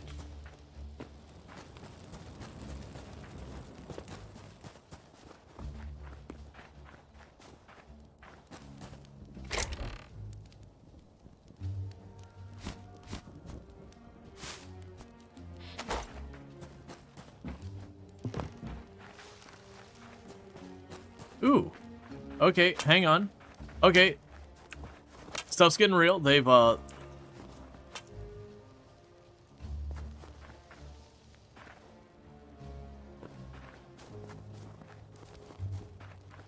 I'll land Berserker. Okay, so one hit's not too bad.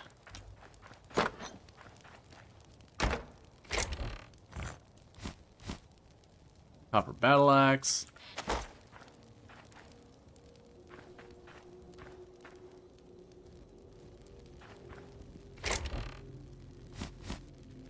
Iron Shortbow. I'm literally using an Iron Shortbow. Here, let's make a deal. I'll give you my broken Iron Shortbow, and I'll take your working Iron Shortbow. Good trade?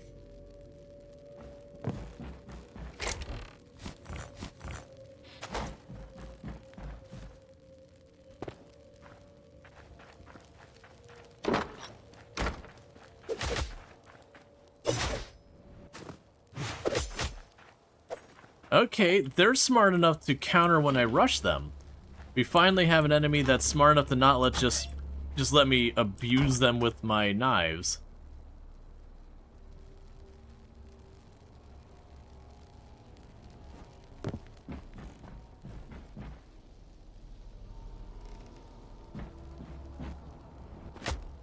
Ow. Okay, so we've got our first enemy that I haven't been able to just straight up cheese, because I went and I slapped him with my double daggers, and he immediately slapped me back. Which that's been the whole advantage, is I've been able to, like, run up and just beat the crap out of him with pretty much impunity.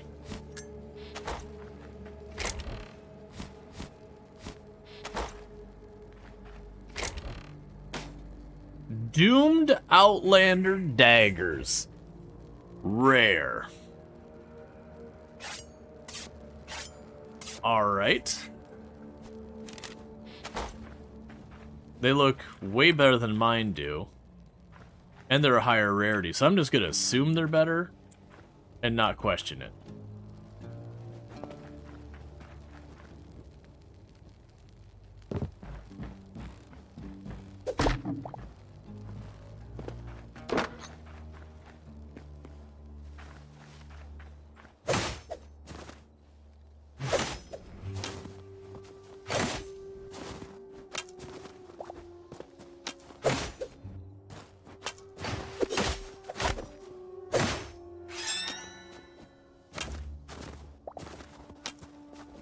They're still not too bad. Those archers shoot plenty fast.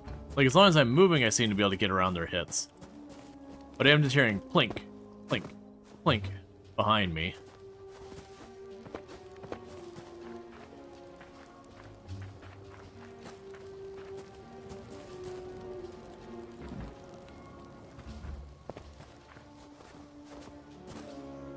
So pretty soon, I should be the full circle around.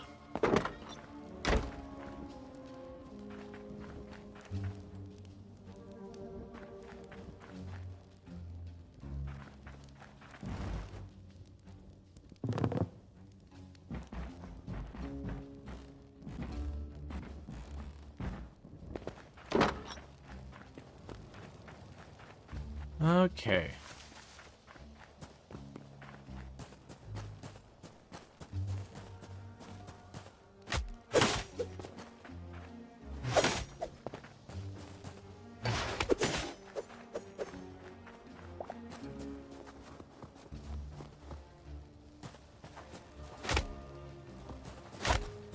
Oh, you're throwing not. Ow. Ow, ow. Okay, fine. I'll leave.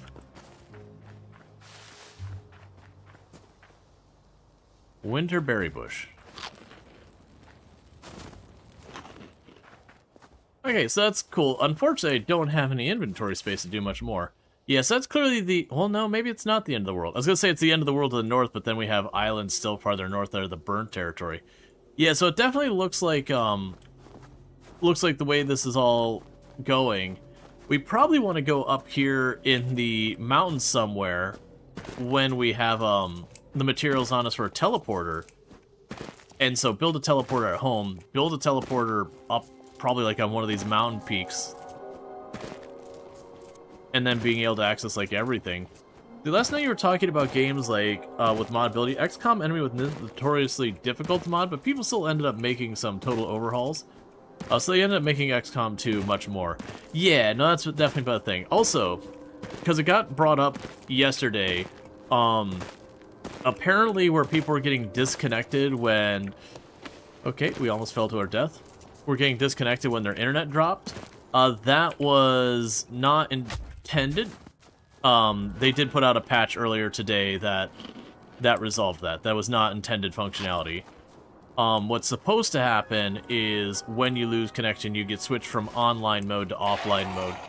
And otherwise everything else just continues to operate as it's been operating. But there was a bug with the trade over. So they patched that earlier today, and that is solved. So what should happen is if you lose internet connection, you'll just get punted to the offline mode, which, makes sense.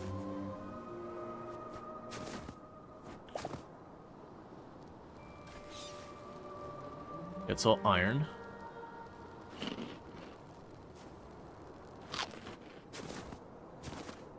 And we do drop some of our stuff if we die. So we would prefer not to die. That's iron, okay.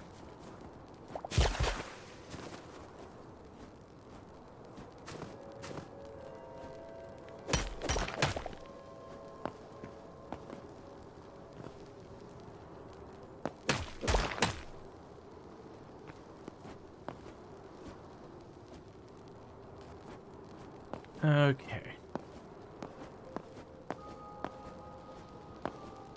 See, now what I want to do is, like I said before, let's go down to our home, get this stuff back. We got a bunch of different ores and other materials, like lots of goodies. Let's get this home, and after we do that, I think we're going to end up working on is getting a teleporter set up back at our home base, and then getting a second teleporter up here. And like I said, I'm going to probably put it where there's the two villages we saw. That seems to be where we get kind of our last of their endgame materials that we are aware of so far. Be careful I don't launch myself off the mountain here. Okay, that's fine. You suck. Stop using gravity. Void larva.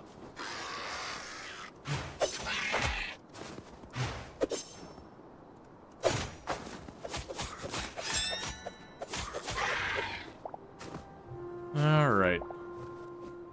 But yeah, so like up on the top of one of the mountains, make a second base.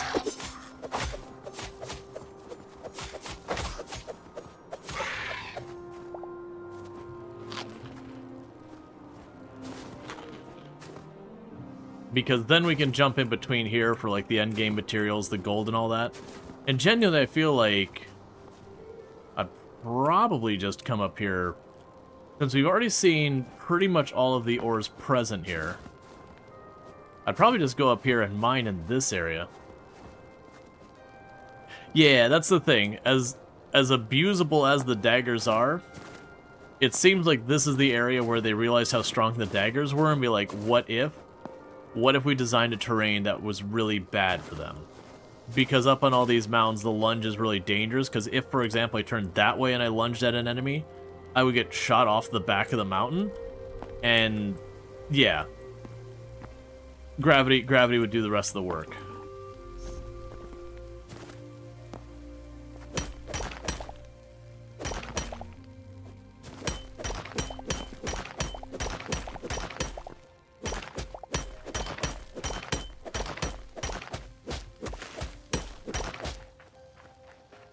Alright, inventory's full.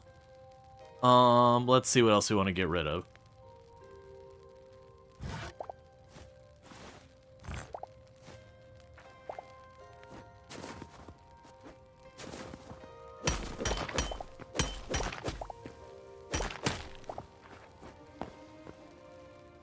Was way hard to hit enemies? Yeah.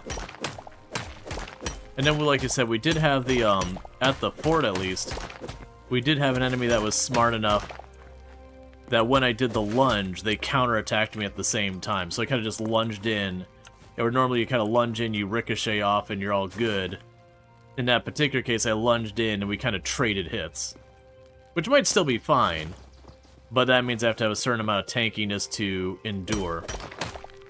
There's some more silver.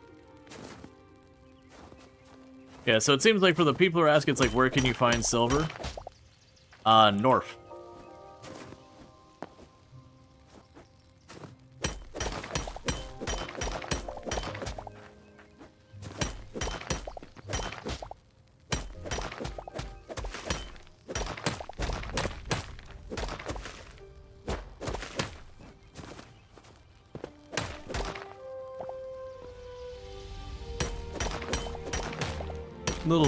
Little red rendering issue there.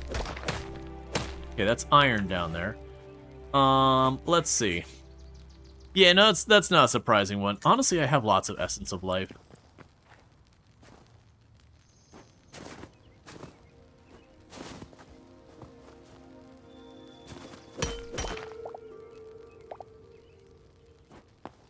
Iron.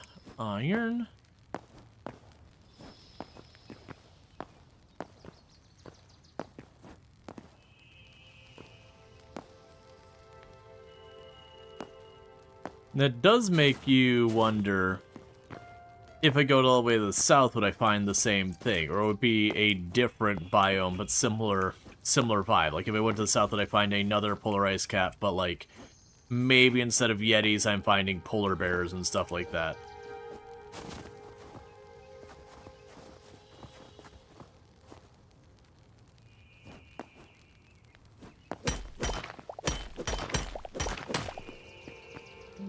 More silver.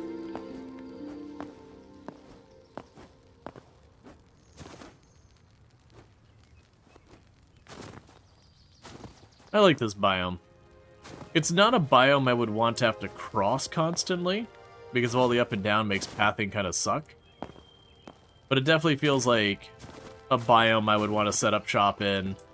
You know, put my mountain base overlooking everything, and then just probably have like a big mine down there. Was that gold I saw, or was that a flower? It was a flower.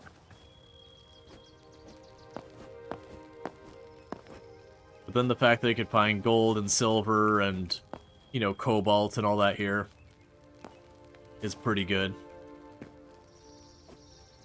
The downside is it is a trek.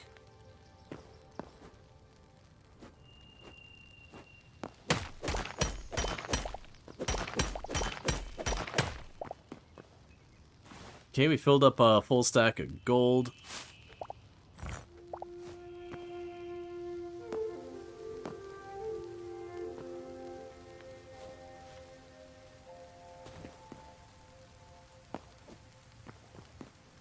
All right. Yes, that's interesting consideration. So what that means is so much ore, it's crazy. Yeah, and that definitely seems like, you know, that and the ash biome seem like your end game biomes so far as what we're running into out there.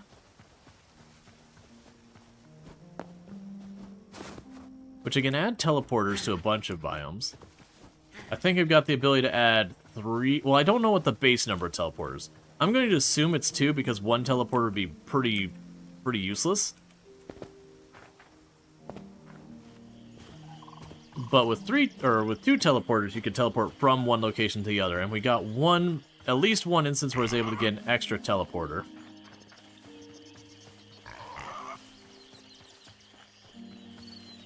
So that'll be good stuff.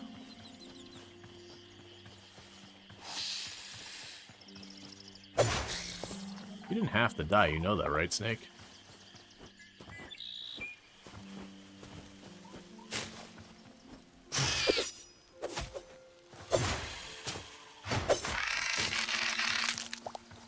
Does the temple stuff unlock automatically?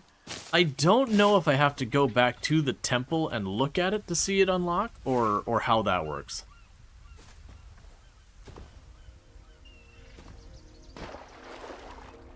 Alright. But yeah, so I think what I want to do is I want to make enough for 3 teleporters. We'll drop 1 in an ashland, probably this one over here, and then 1, like I said, there's the 2 big peaks overlooking the 2 villages there. I kind of feel like I want to genuinely do like the Mimi evil layer floating over top of that.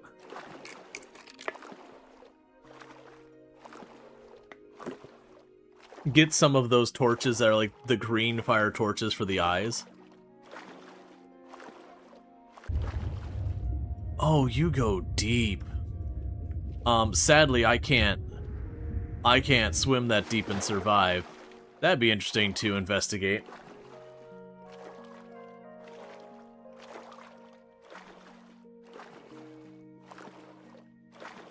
Yeah, because we can pop over here and get the occasional full-on ingot. We'll see if the charred wood has any value or some of these other materials. My suspicion is that the charred area might be where the adamantite comes from. Because we did see that we've got thorium, we just got cobalt, there was adamantite, and there was one other, and I don't remember where it said it was, but I'm pretty sure if we dig underneath the polar ice cap, we'll get one of them, and then the other one will probably be digging underneath, you know, digging underneath the ash area.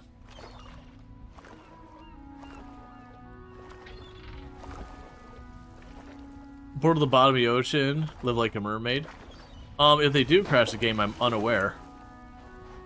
You get to live, Crab. You are the only creature I will spare.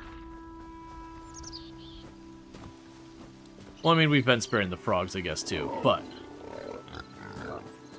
the crab will be spared, for it is the evolutionary superior life form. All paths lead to crab. Like, it's an old comic at this point. But, you know, there's this, like, barbarian, and he's got a sword of evolution that allows him to, you know, cast evolution on his foes to have them reach their peak form so that he might fight the strongest things out in the world.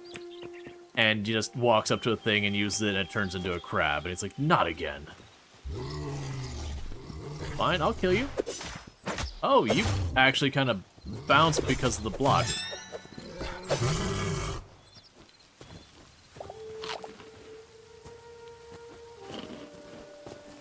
We watched Tiger Rider crash his server, returning to an underwater server. They needed to roll the entire server back 40 minutes. Underwater portal. I wonder why it doesn't work. Like, it's got to be something, you know, like the actual water block conflicts with the teleporter block for some reason. Like, it wouldn't be a thing where it teleports water, not unless the devs are ridiculous, which, if they are, I'm actually here for it. I'm here for the idea of putting a portal underneath the water and having it just gush forth a fountain of water to wherever the other side of the portal goes. But I very much doubt that's a thing. That could be a fun thing for something like Oxygen Not Included to do. Be able to have you have a portal, and it would effectively make it so that the portal is a seam from, like, one side of the portal to where the other side of the portal goes. So you can do, like, really weird pressure differential murder situations. Or, like, you want to deal with this lava. Here, let me just put this in the ice biome. Wait a second, I've destroyed my entire ice biome. Hang on, I may regret this decision.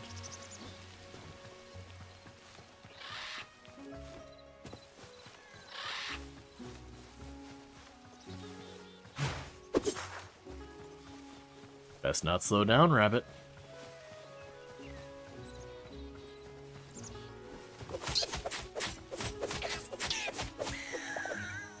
Not my fault.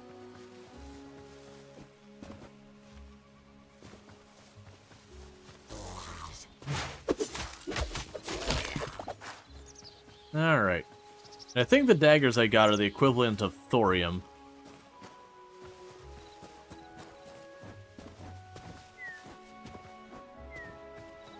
Trying to feed him some dagger? As you do. Who's gonna eat the dagger himself? Yeah, so like I said, let's get back, use what materials we've got, try to build a set of 3 teleporters. They look cooler though? Yeah, I like the little curved blades.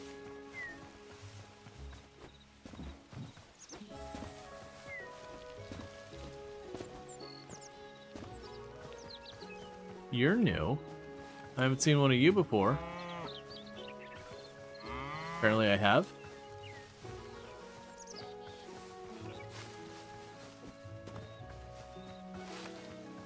Yeah, let's go ahead and get back. Get what progression stuff we can. Get 3 teleporters. That way we can do the trek one more time. And like I said, we'll plunk down a teleporter in the lava area. I'll probably just leave it out in the open and not worry about any base building or anything there for now. And then we're going to go up to one of those peaks of the mountain. I'll probably cut a little bit of a cave system into the mountain. For the whole setup. Put the teleporter there.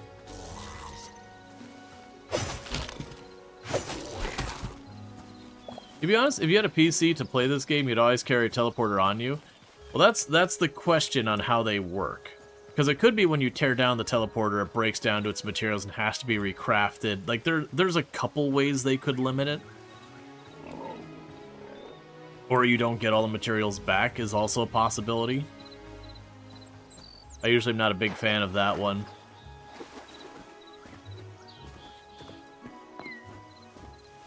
No idea, Prion. I don't know much about the development of this, this particular game. Netherstrat and Valheim? Yeah, just carry a portal on you. Go plunk it down.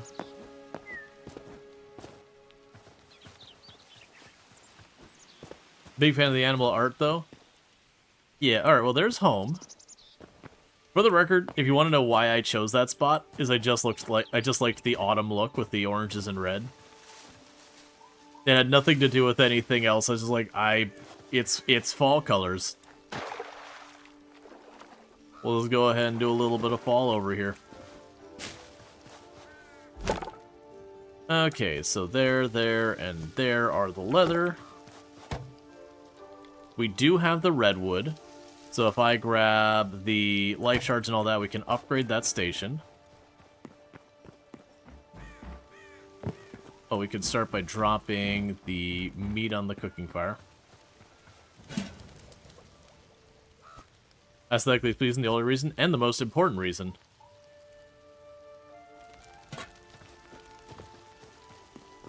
Everyone knows the most important stat is aesthetics.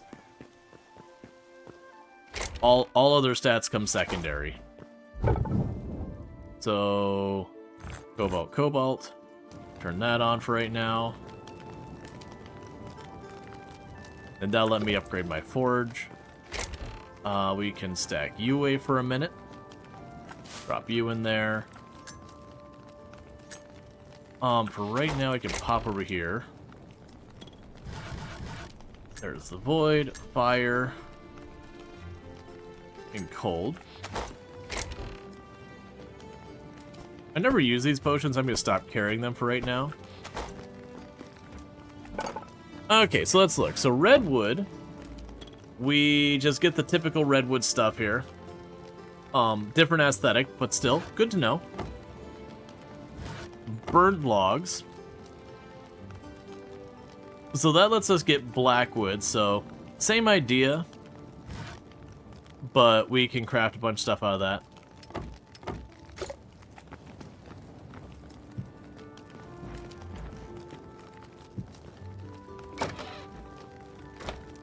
There we go. So the blackwood can go, well, the burnt wood can go there. The ash can go there. I don't need all of the redwood on me, so we can go ahead and drop that off. And we haven't seen a use for that quite yet. We've got the shadow weave available. Yeah, I can go ahead and drop the ladders over here for now. Drop the scrap cloth over there. Grab back the life gems. The shale. Okay.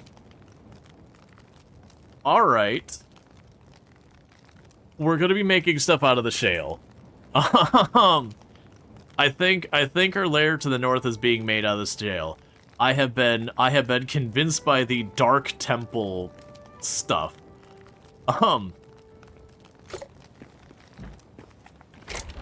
Right now it's gonna go on the box. And the ash and sand will just be sand.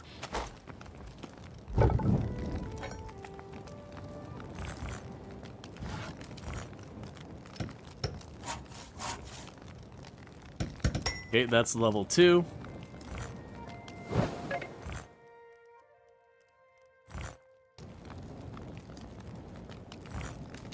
Okay, start working on all that. We still have more bars. I'll deal with that in a minute. We got all this. We can drop the maple logs in here for right now. I needed the pumpkins.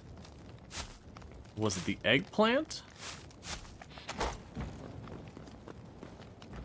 Alright.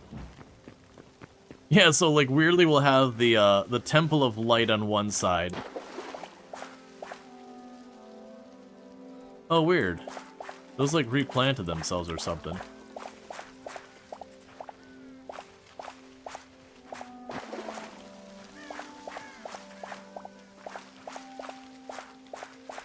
Those forever seeds? If they were, I didn't realize it.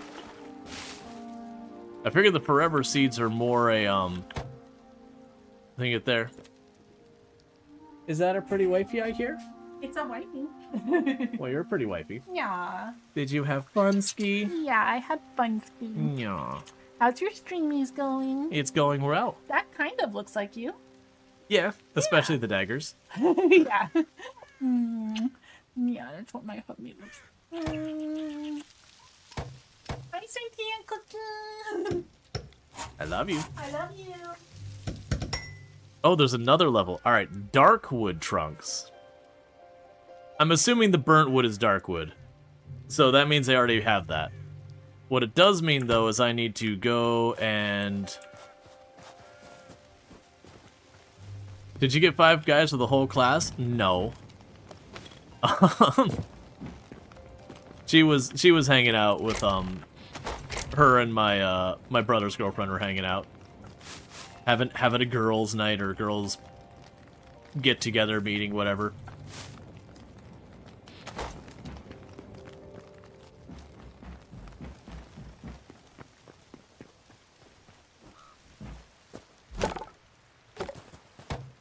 Okay, so all of these I don't need now, so these can all become life essence.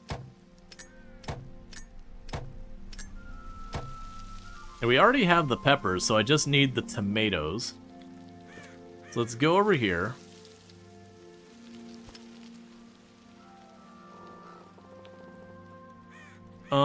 Let's see. So for the tomato seeds, that should be enough to cover everything.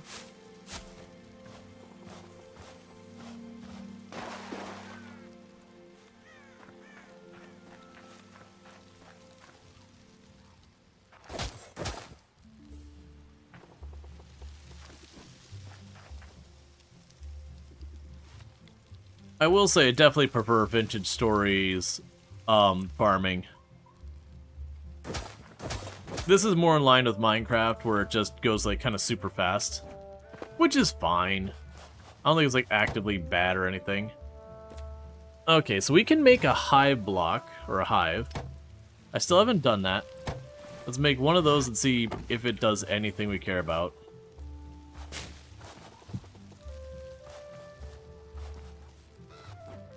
Sure, I'll make a second one. Why not? I'm curious.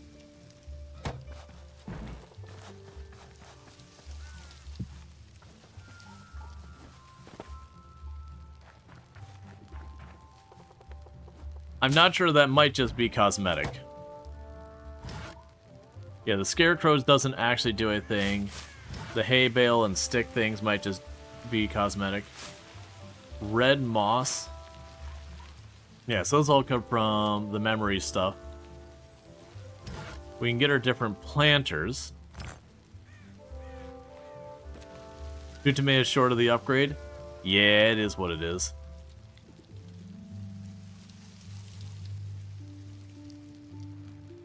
So you can convert that up. Oh, so this bench goes up to tier 8. Of which it appears that the ultimate crop greater than any other crop we grow, is a potato.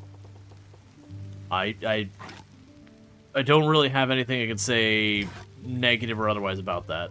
That just seems reasonable, actually. That the ultimate of all crops is a potato. So let's also check all the rest of our crafting benches. See what else we got. So you're maxed out. You're waiting on tomatoes. That doesn't upgrade. You need 50 Shadow Weave scraps. I know I grabbed a bunch. Did I get 50, though? I got 42. So close.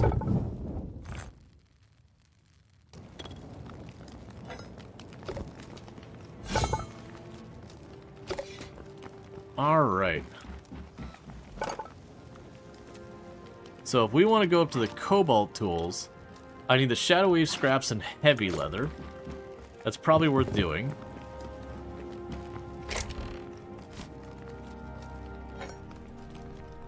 And heavy leather.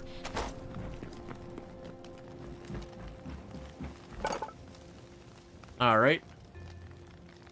There's a cobalt pickaxe. And a cobalt hatchet.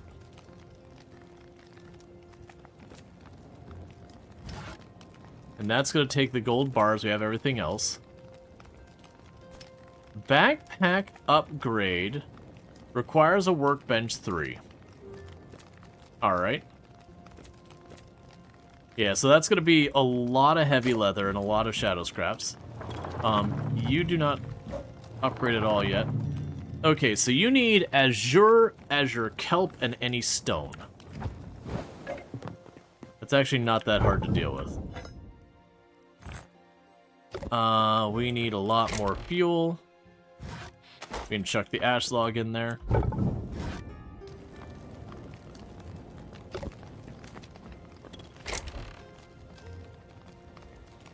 Okay, so we needed the ash logs, any stone, sure, and the azure kelp.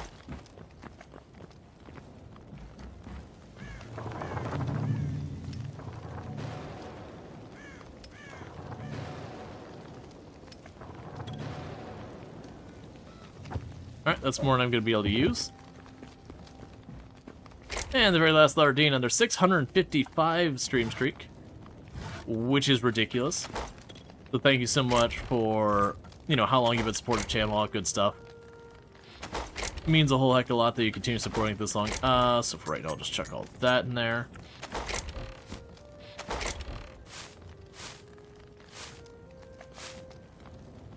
Okay. So now we're gonna go in here. And we're already done with these. I definitely feel like with the upgrade, unless you physically can't upgrade with the lower ones, it does feel like you very genuinely can upgrade pretty dang fast with a lot of this. Let's go ahead and drop you in here. For the lanterns,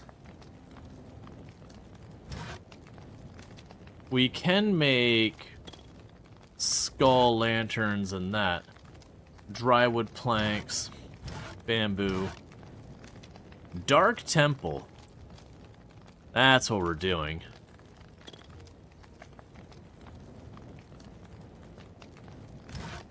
Alright, so charcoal and iron.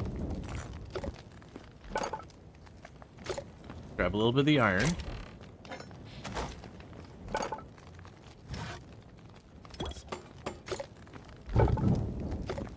Alright. Yeah, for those who missed, we're going to be going back to the way up north. And doing all that stuff there. Do you have charcoal? You do. We're gonna be going back way up north. And where this has, like, the light temple theme going to it. We're gonna be using the dark temple theme to make ourselves, like, a looming over our subjects kind of base. Here, have more food in there.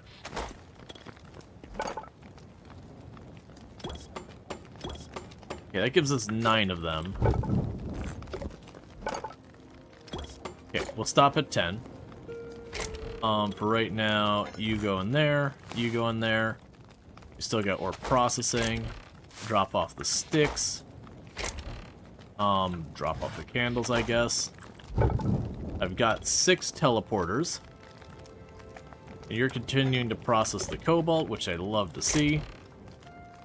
We're definitely going to have to collect a lot more other materials.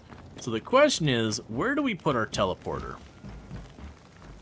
Now, being that the teleporter is going to be connecting the light temple to the dark, it definitely feels like the kind of thing we should keep as, like, a hidden thing in the back of the base.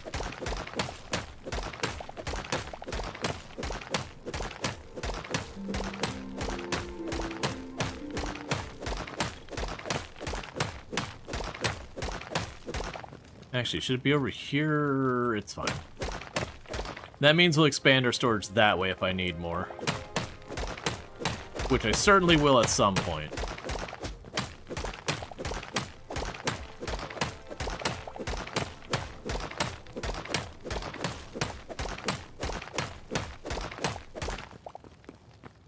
Alright.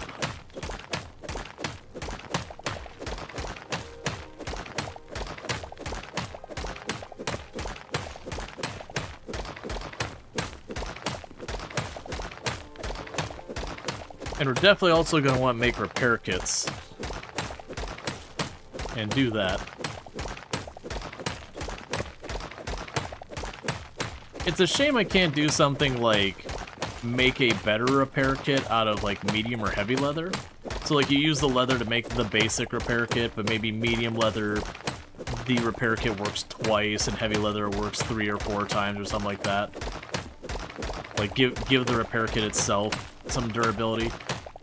Just that way, you know, you can put the other leather. Because it'd be a weird thing to be like, ah, yeah, I've got more durable leather. Oh, I'm sorry, this leather's too durable. We can't use it for this. I understand the reality is heavier leather would be less pliable than light leather and blah, blah, blah. But it makes it weirdly that I have to deal with, like, small animals when we can handle much heavier things. I do think I'm going to have to, like I said, do some type of animal husbandry. I don't know how any of that works. There is items to lure the animals. So my assumption is you use that to bring the animals where you want them. Okay, so we've got the volcanic brick. I feel like I'll make the walls out of that. We got the basalt floor. So we put you here.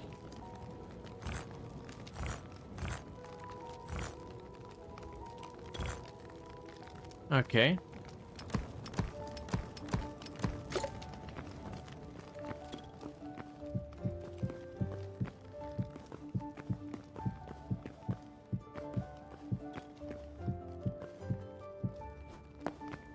All right.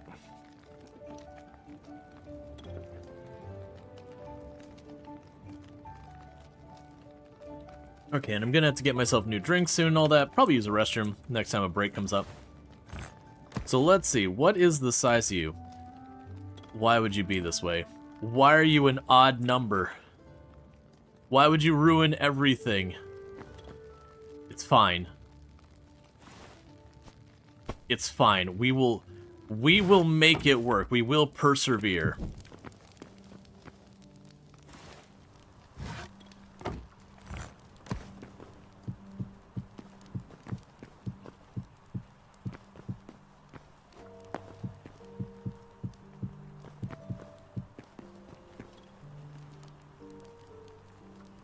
Okay. So to make that work, so we're gonna fill in one tile on the wall there.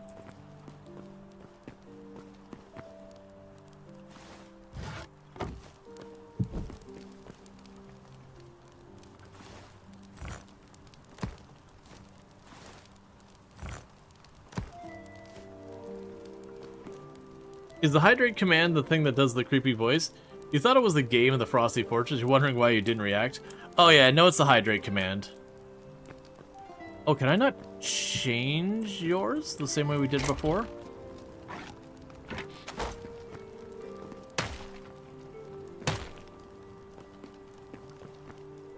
Okay. So it's interesting. So these other ones is able to very easily... There we go. What? Oh, that's the basalt. Okay, hang on. I don't need the basalt. There we go. There's that one.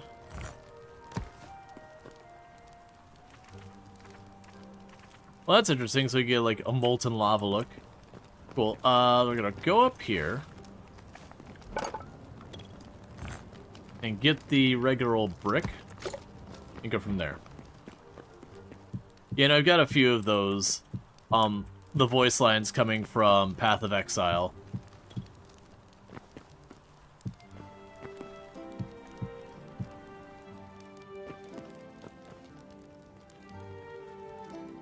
Oh, right, I'm gonna be filling in this wall. That's right, that's right. I was about to say, like, how did I have this whole thing not balanced out?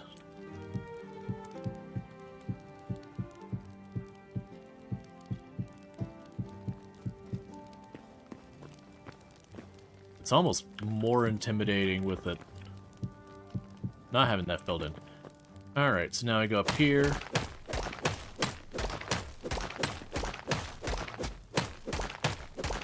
Need to fill in the roof.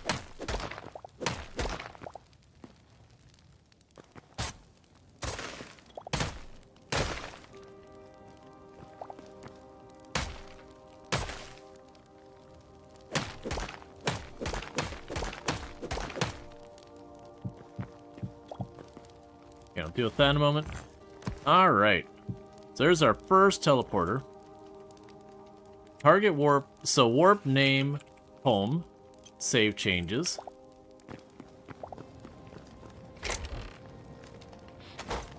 Drop off the cobble. Drop off the dirt.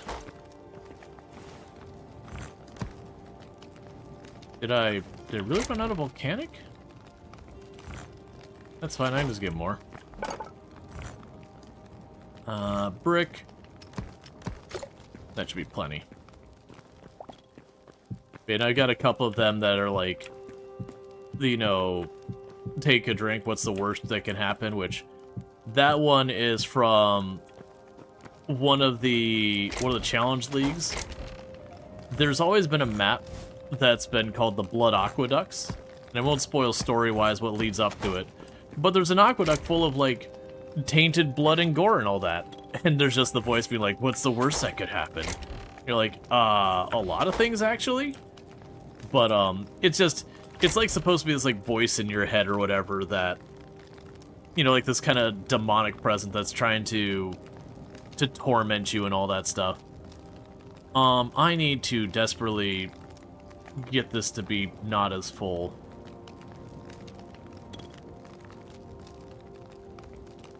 Honestly, the bone's a crafting material, so I'm just gonna go, sure. Bone, oh my god, all my boxes. Bone can go in there right now. Okay, so how are you doing? You're doing fine. Give me all this stuff. So drop you off.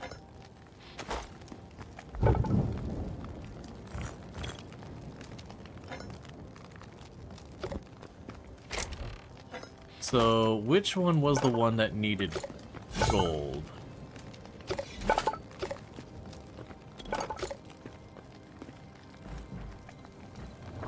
You're wondering what drink he was talking about? Yeah, no, I gotcha. Was it... Well, no, none of these out here upgrade.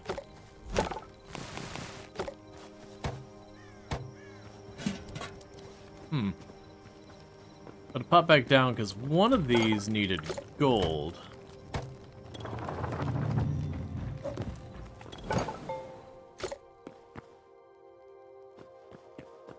I'm probably just confusing my benches.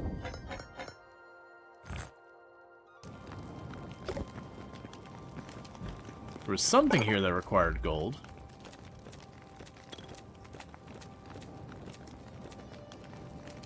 Oh, it was the actual crafting. Well, no. Do I have all the crafting benches? No, it's that one. So venom sac, bone fragments. Let's go ahead and do that. Venom sac,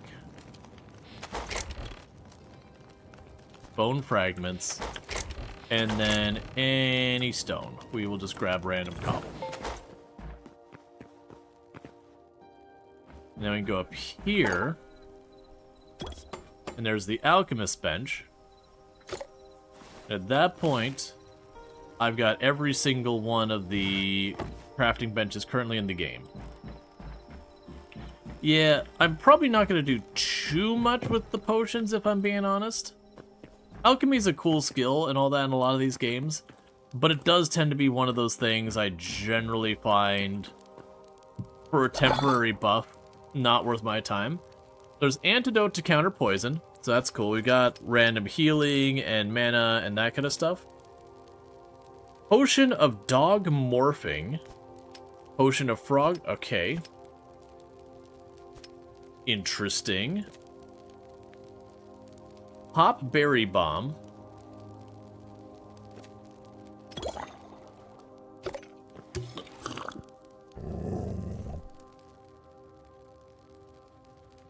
And this is our existence now.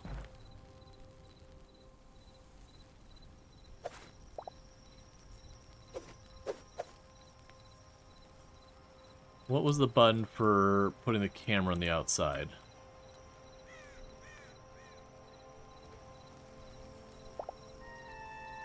Yeah, I'm trying to remember.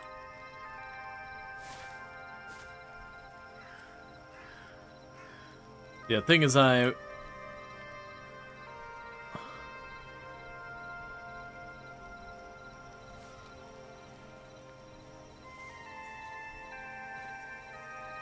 well, that's certainly a thing.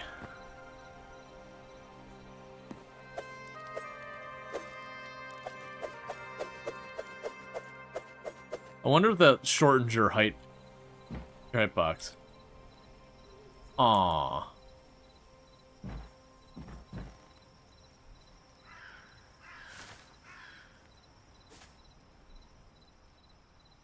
Why is it so hard for me to... There you go. Double dagger dog, yeah. That's kind of neat. Like I said, they're probably important for like when we're going to be doing actual hard encounters. Where you're like, okay, use these potions to make it a lot easier to survive whatever. Generally speaking, I've not used much of them. So you have heavy, medium, and... Ooh, that's actually enough. Which bench up here needed a copious amount? So you need... So I don't have enough for that. One of these benches I looked at needed a really big pile of light leather. And I was like, I guess this is not going to get upgraded anytime soon. You. Alright, so we need venom sacks, leather scraps, and iron. Let me guess, I now don't have enough venom sacks. It's 15, and you need how many? 15. Perfect.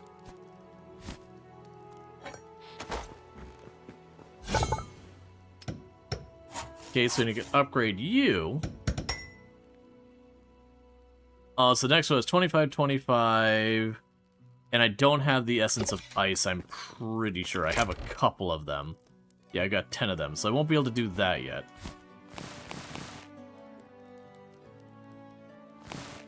Let's grab the medium and the heavy. Alright, so we did unlock the thorium and the cobalt stuff. Yeah, so both of those are in rare. And this is kind of one of my complaints right now, is I have no way of telling, like, is the cobalt just better than the thorium? Are they equivalents? There's no stats in any of the items. So I would assume this one's worth more. It has a higher material cost. So let's go ahead and grab some cobalt. And some of the scraps. So we've got that. We also have the bow. So let's go ahead and make the daggers. And the bow. I don't really care about the other weapons. We can also start making armor and all that. So for the armor, I would need even more cobalt. I don't have more cobalt. We can make the gauntlets. So that's 5, 5, and 10. Okay. Versus the head is 6, 6, and 3. Yeah, so the helmet would be a bigger upgrade.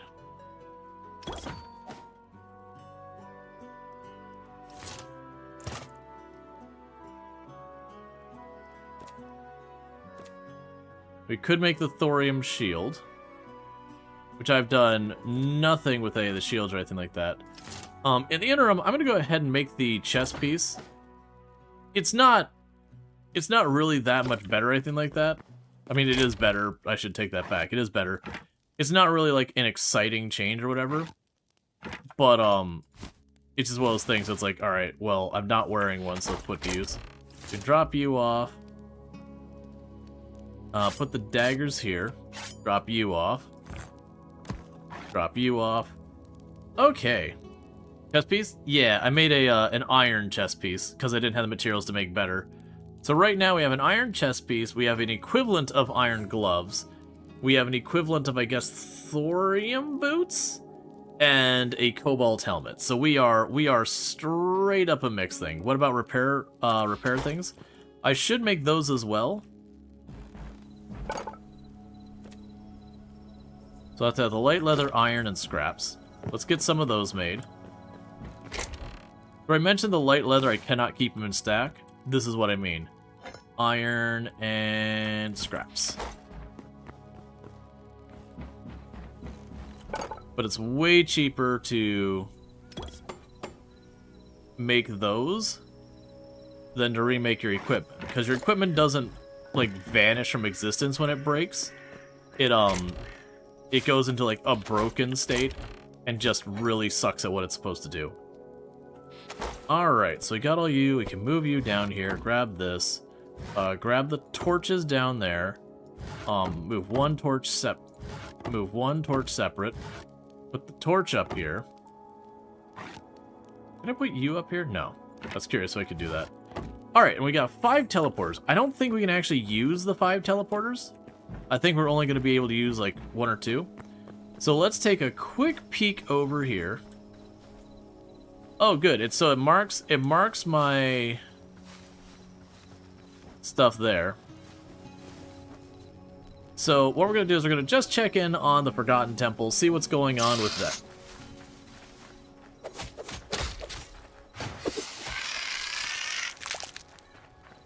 You big jerk. Ah!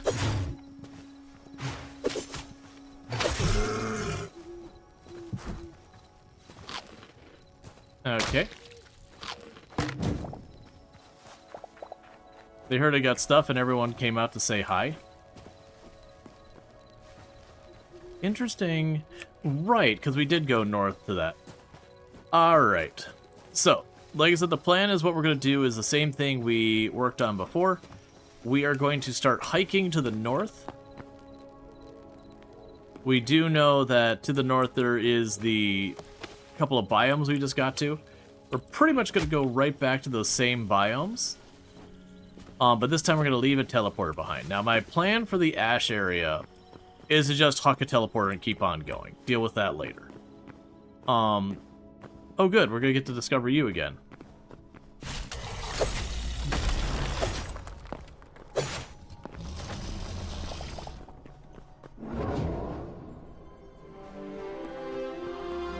Alright. So we're going to run over here, check on the memories, and see what we can do from there.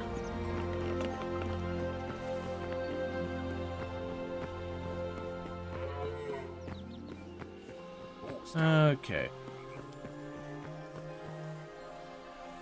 So, collect 29 memories. Yeah, so it does look like that mark doesn't move forward when we do that. But interestingly, we did have access to the morph potions. So yeah, so it does seem like even though we don't see the UI update until we actually come here, it does seem like we got access. So with that, I'm assuming now we can either put down 3 or 4 teleporters would be my guess, because I'm assuming the starting amount you get is 2, because otherwise they would be useless. So then we get 1 more that makes it 3, and then another more makes it 4. And so right now I'm going to put the teleporters in the ash area, in my home base, which I've already got one, and the ice cap. And then from there, what we can do is see where else we can put them. I also have to check, because I don't know if the teleporters are a 1-to-1 thing, or if I can have like 3-4 teleporters and connect them all however I feel like it.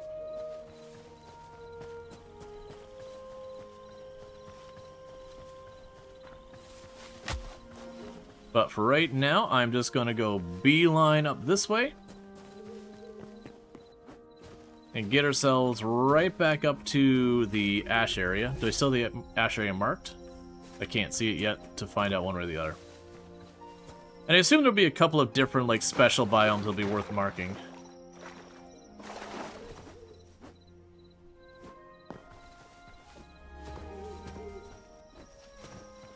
Yeah, either way, we're going north. That's ultimately what needs to happen, is we're just going to go north.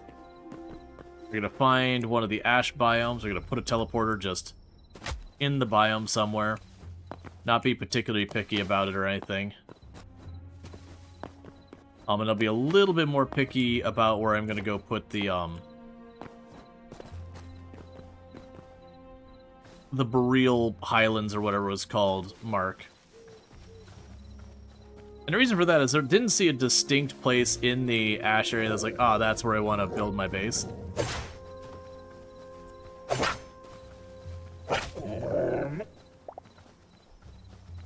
It also doesn't feel like upgrading my daggers noticeably changed the damage.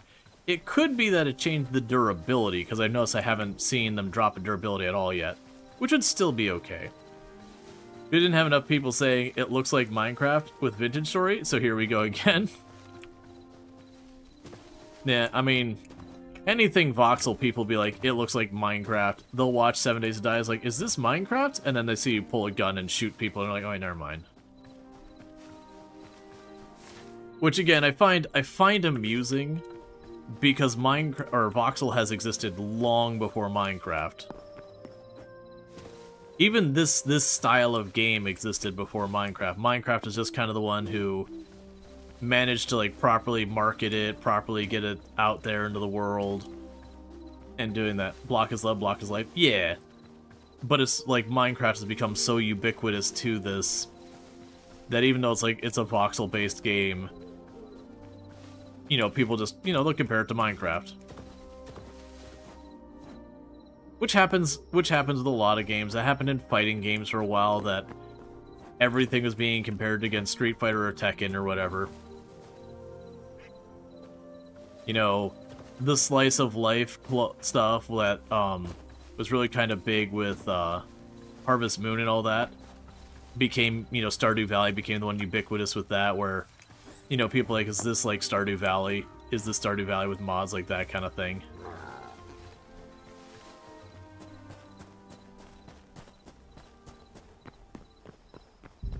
It happens. Even outside of gaming, the classic, you know, is it a tissue or is it a Kleenex? Well, it's a tissue, but everyone will call it Kleenex because it's just that term has come to refer to that product.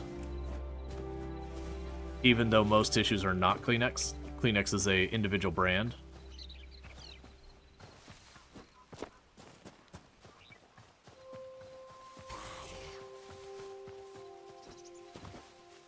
You guys, to be fair, roguelike as a term, for games that have nothing like rogue, Minecraft to refer to voxel isn't worse. Yeah, no, absolutely.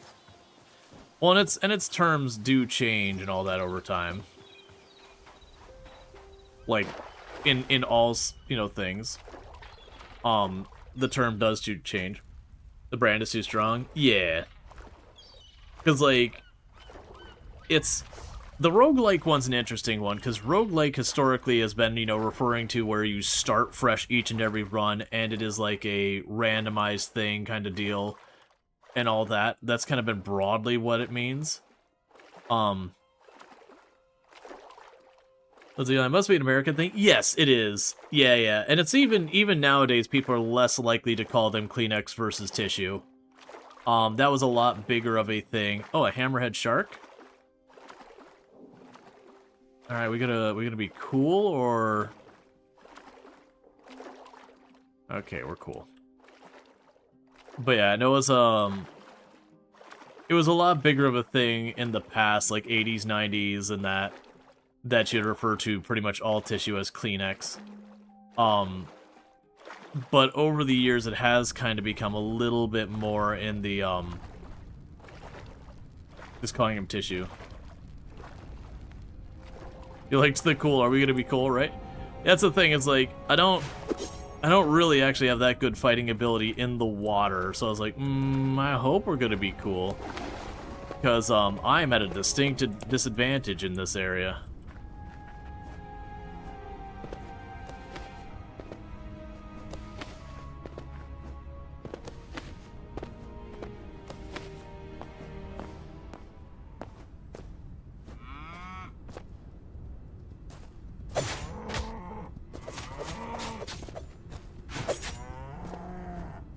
I didn't even attack it. It came after me.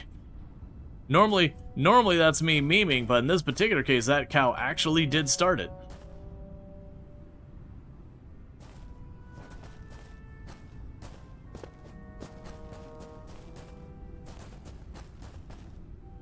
What was that? Some kind of demonic cow thing? A living spark. Okay.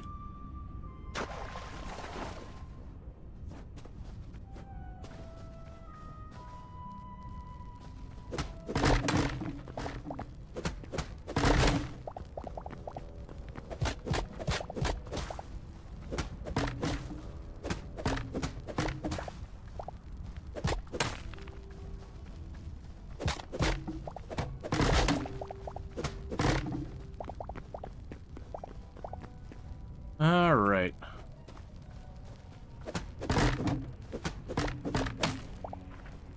Just give myself a little bit of room.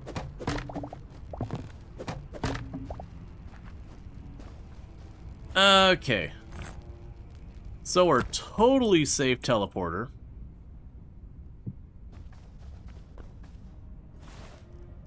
Gonna put braziers around it too.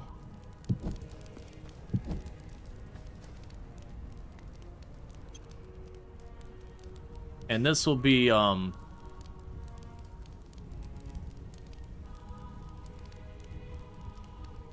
ash. Alright. I was not expect. Can I die like this? Don't kill me. I best not die.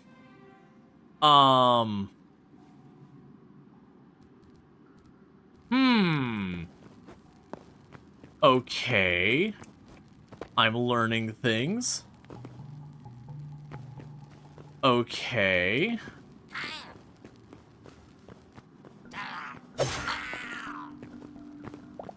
So, I think it might be a line of sight problem kind of thing. Alright, I'm glad we experimented there before I got you. Where am I relative to everything? Okay, well that's not even remotely close to right. Because we were coming from the north.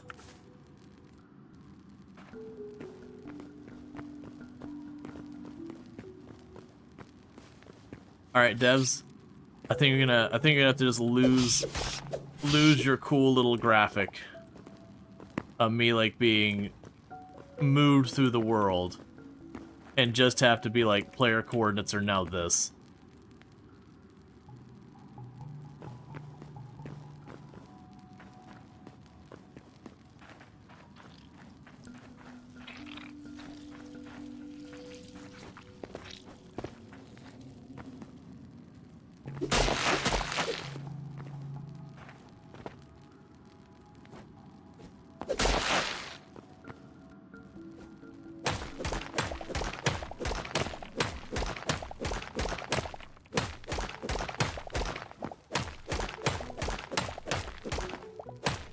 Yeah, I'm guessing it's because you notice it like it had an animation of me passing.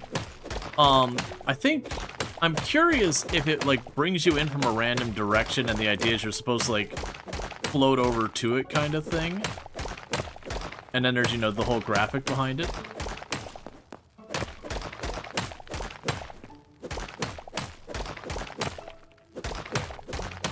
Yeah, no, my guess is they have, like, because they want to have that animation of you teleporting kind of deal, that's where the problem was.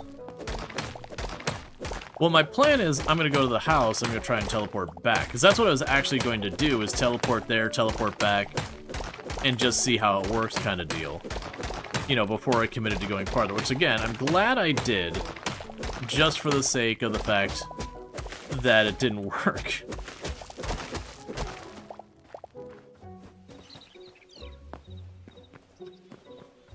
The good news is, it did get me very close to home.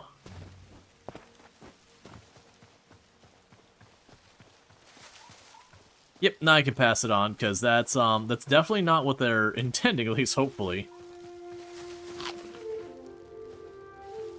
I've got 5 repair kits.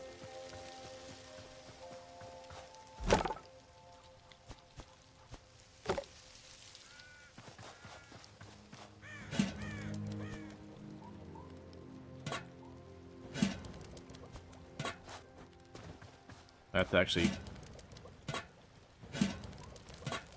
get it cooking.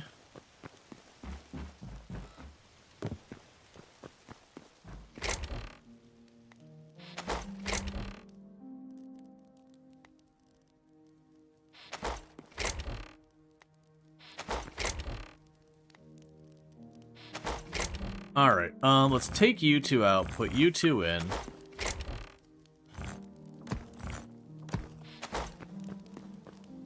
Oh, right now we can connect you to Ash. Okay, that worked fine.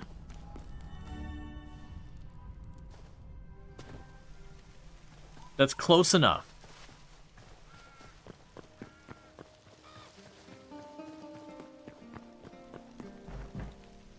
What it could be is the issue because I have this in an interior space that maybe there's just not enough room. Because it's teleporting me a little ways back.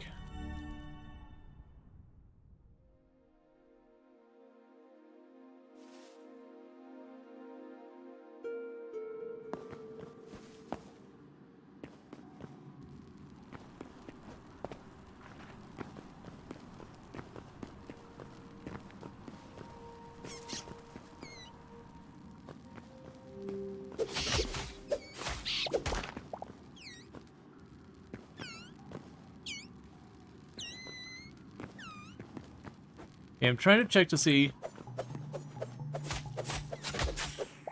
if it's literally the same cave we just came from. I believe it is.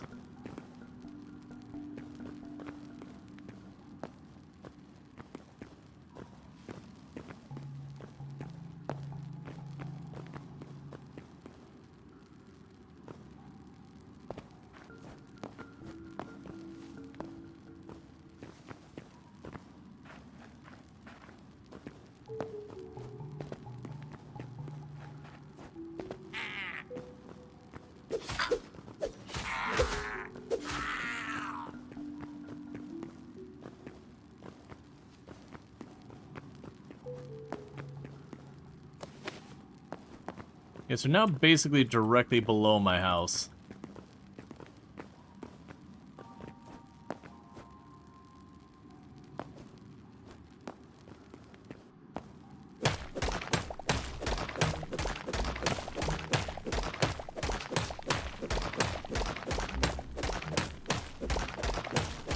Yeah, so I think it's gonna happen is I do think... Yeah, no, I definitely think it's the same cave system. So it definitely seems like the problem it's running into is either the room is simply too small, because the other one's not doing any type of animation teleport thing. It's teleporting me like 10 or so paces away from the teleporter. So what I probably need to do is that room with the teleporter, I probably just need to extend it, you know, 8, 9, 10 tiles, whatever. And that might fix it.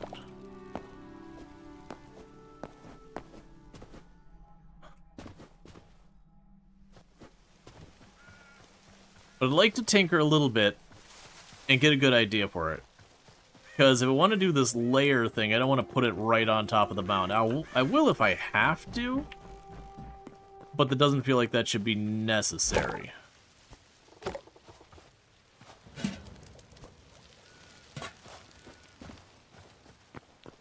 Yeah, no, I got you. What I've noticed with the other teleporter is it does seem to be teleporting me to a very specific spot relative to the teleporter. And my guess here is that because that spot's blocked, or whatever you want to say, that's the issue. Why is my inventory always full? Your fancy bricks as well.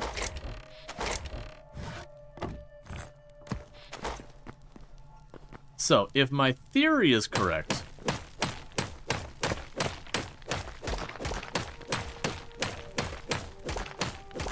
it's like 5 blocks in front of your teleporter? Yeah. So that's my guess of what's going on here, is it's trying to teleport me back here. And because this is such a small room, it's just doing the next best thing where it goes, okay, I couldn't teleport you to the correct spot, so instead we're gonna, you know, just going from a distance, find the first available spot I can find.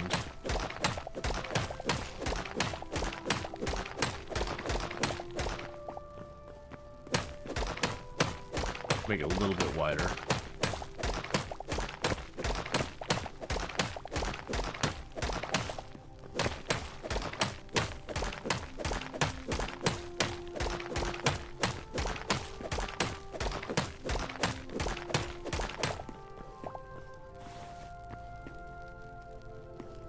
Yeah, and I was thinking the same thing. I'm just trying to decide where I want to put stuff.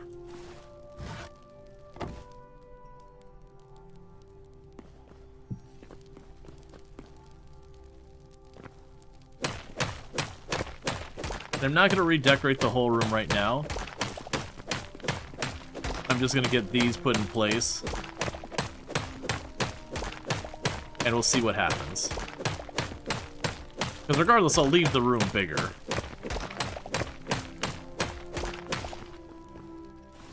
Okay, so I got 15 of those. 1, 2, 3, 4, 5, 6, 7, 8, 9, 10, 11, 12, 13, 14, and 15.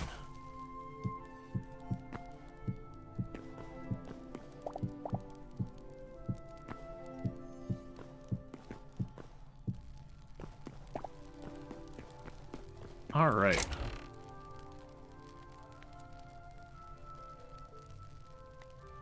Dark Temple, Curse lights are ruining your teleport. I mean, probably not. We've got the on the other side too. Let's try this again. So this side, it's fine. It's about 4 or 5 tiles back, and we've been appearing right about this spot reliably.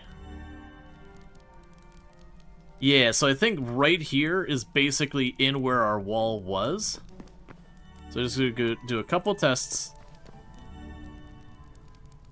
Yeah, so it looks like there's a little bit of variance. It looks like you're spawning somewhere in around here. And if it's blocked, it has to tinker. So let's just play it safe here. And get rid of that tree as well. Okay, so I feel pretty good about that. And that would explain why it doesn't work under water, why people are getting bugged out by it. Is with water, it's not a solid object, but it is a block. So I could see the game being like, I don't know what to do with this. All that. So bear with me, chat. I have got to use the restroom really bad. I hadn't anticipated being teleported into the underworld and all that. So quickly use the restroom. I'll be back in just a minute. Thank you again for tuning in, and I'll be right back.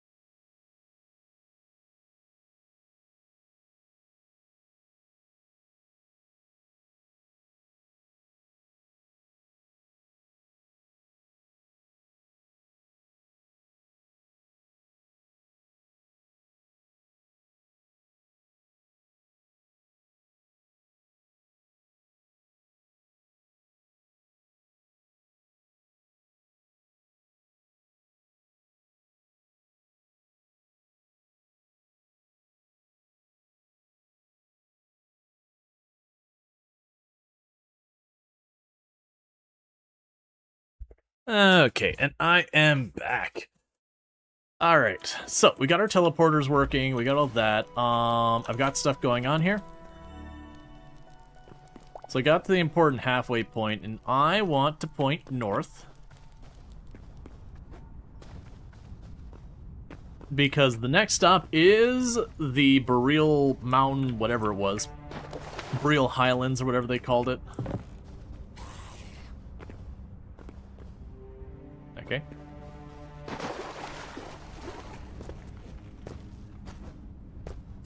Because those are the biomes that look like we have the most interesting stuff. Yeah, it's fine.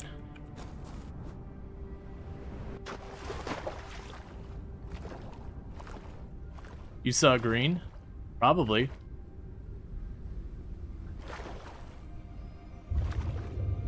Oh, hey, you. So we just saw a humpback whale. Yeah, no, I know. I'm not climbing back up for it all over again. That's not our priority right now. I think that was just the green fire. It could have been a couple things. It could have been the eyes of one of the spooky enemies there. There's also a couple green fires and all, let's say. Let's say look underwater? Yeah. There's a lot of cool stuff down here.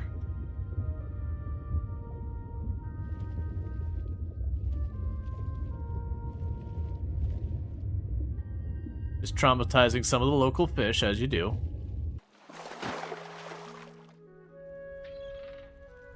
Is that a cave underwater? There probably is. The issue is, so far in the game, well, I mean, this cave I can poke my nose right into directly.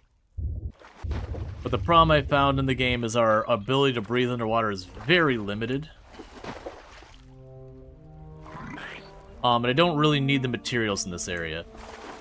It doesn't seem like the kind of game where we're just going to go and arbitrarily find like some super amazing thing that gives me amazing stuff. It seems like it's mostly around like the biomes, and there's a handful of important places like the temple, and then otherwise it's just like whatever the normal stuff you find in that biome is. I could be wrong. And not that the bases aren't cool and everything. Alright, so here's the Highlands. And thank you for the follow. Welcome to the stream. We're looking for a good place to climb up here.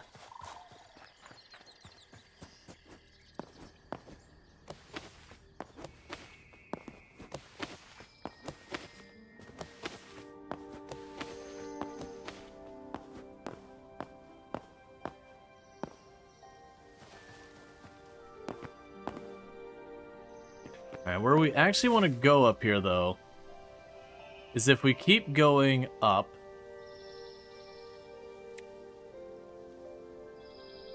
We'll get to the more mounty parts, and then up here somewhere will be where we're talking about, where we got these two spires kind of overlooking these towns, and the towns are hostile and have a lot of, like, end-game stuff. I think this is literally the exact same place I came up. I saw where we mined out some ore. And then the idea is for a lot of our late-game materials, I imagine we're digging underneath this.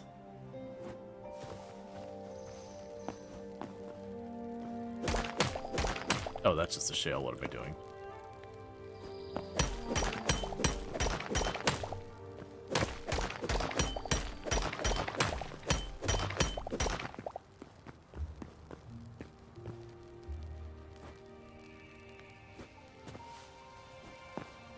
The vaulting is sweet. Oh yeah, no, it makes traversing the map so much better.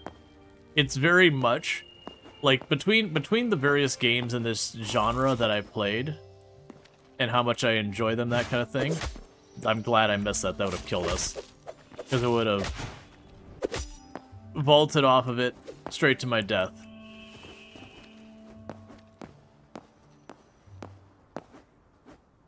But what I was saying is, I'm going to be spoiled that while I think I like Vintage Story the most just because of its crafting system and all that, I like a lot what's going on with that.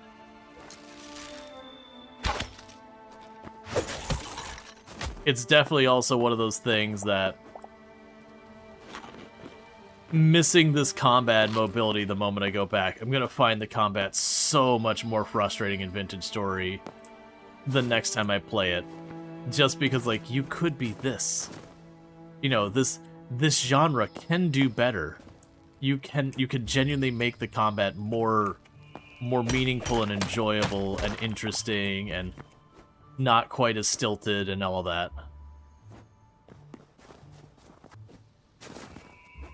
It's just not the same. Oh yeah, no, it's definitely. But I think it's good that each of the games have their things that they do better. Like this one, it's the mobility and combat is definitely the strong suits of this one. Whereas Vintage Story, it's definitely like the depth of the survival and crafting mechanics is its strong suit. Minecraft, you know, it exists. Minecraft's fine. I mean, Minecraft has probably the most breadth of content just because it's been around the longest, so it's also got like the biggest modding scene and all that, and there's certainly a value there.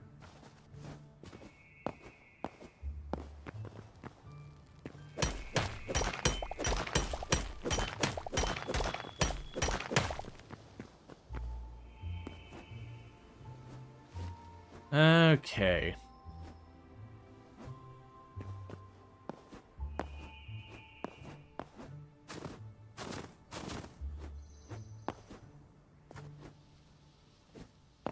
Like I said, we're just working right now our way over towards the other side of the Boreal Forest. Because that ash area we put up a teleporter gives me easy access to the south end of this island. Is that where I'm looking at? That's not. That's another village. Yeah, so it's these peaks up here that are just north of me. Those are where I'm thinking we're going to set up our next teleporter. That we're going to go ahead and make our evil giant mountain fortress lair. And part of the reason I'm doing that is for stuff like the cobalt and all of that. We seem to be able to find a lot of really high-end materials here. It also gets me access to the Shadow Weave, which seems to be the highest of the cloth materials we've seen.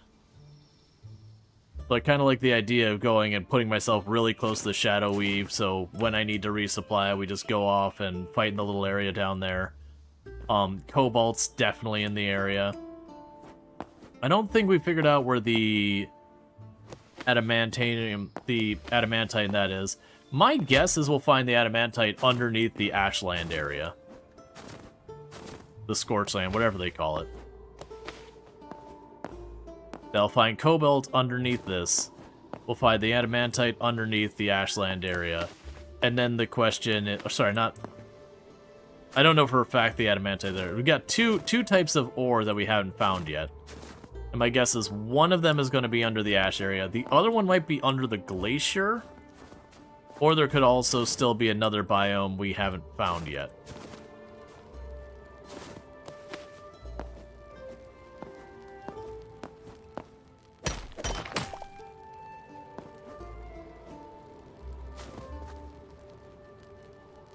Oh, there it is. I was gonna say, I could swear I saw gold.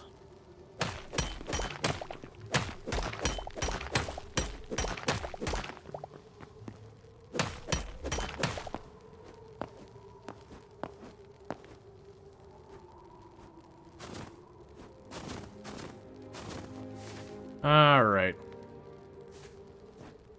So let's figure out up here where we want to make our, you know, our giant frozen lair. Oh, we definitely need it to loom over the villages, though. Yeah, so I think that mountain will work better, because this one's a very narrow face this way. Let's get a look at the other side. Yes, I think we're putting it over there. I think that's home.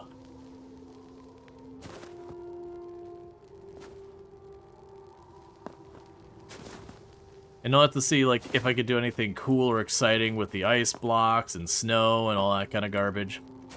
But first up, we just need to go over here. We're gonna go right up on the tippy top.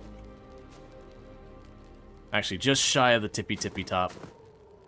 And start making our teleporter room. And then from there, it's time to make our northern base.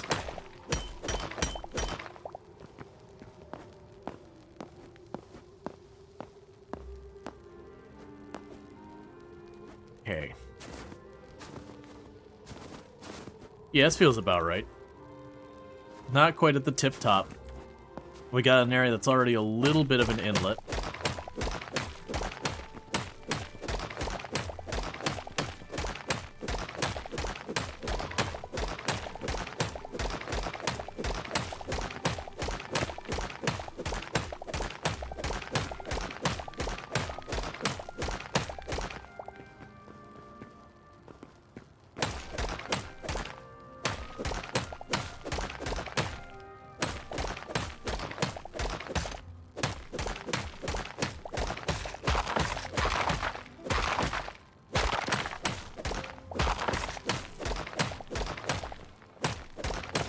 Okay.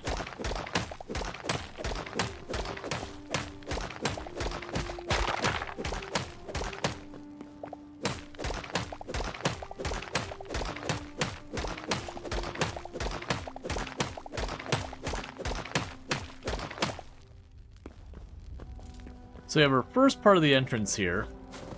Yeah, so there's a good ways to go up from there.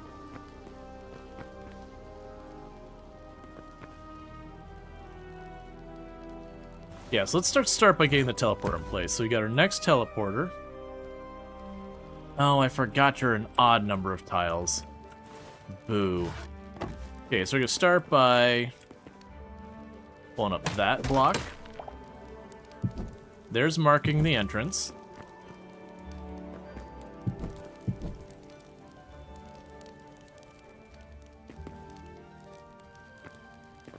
So we've got the room an odd number of tiles this way.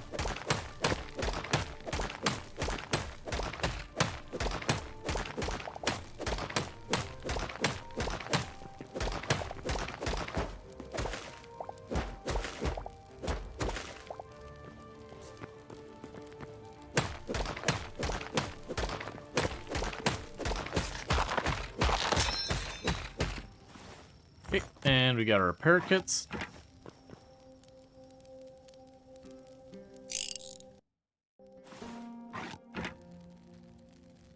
We got snow, ice, and a bunch of stuff. Like I said, we're gonna do a little bit of tinkering to see what we can do with these blocks.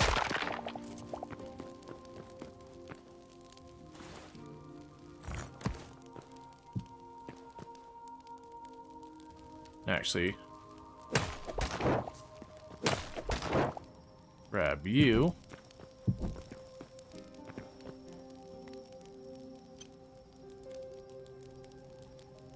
And ice cap.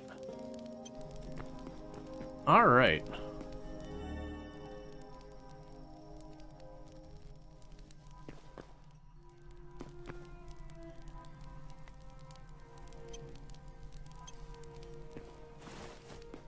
Cool. So let's stack away this real fast. So we got the shale.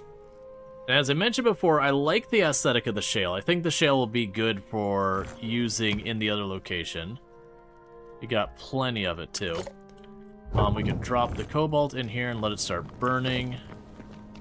So sadly, it doesn't look like I can do anything with the ice and snow, which is honestly a pretty big bummer.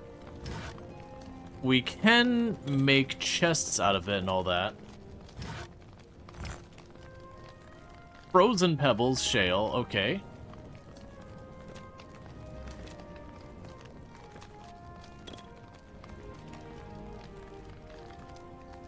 We've got more tankards and plates and all that stuff. We can make cold decorations. Alright. So the point being is we got the ice and snow and all that, and once again this box is full. So let's grab those bricks out. There's the ice and snow going in. Let's grab... We got all our shale here. We can go over here. Drop those in there. Oh, that's not the one I wanted to drop. I want to drop you.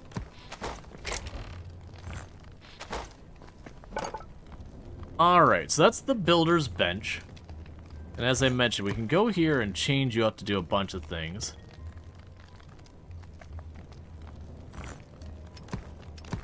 We're definitely going to want those.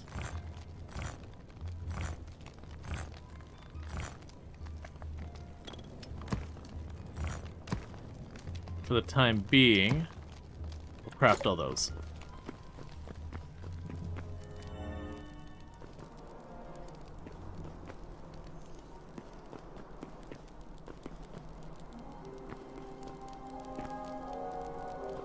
Alright.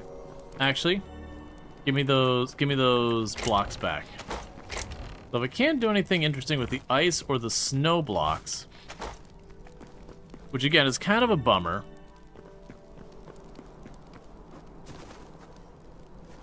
We can use them as a way of hiding the building here. Hey Cthulhu, mind your business.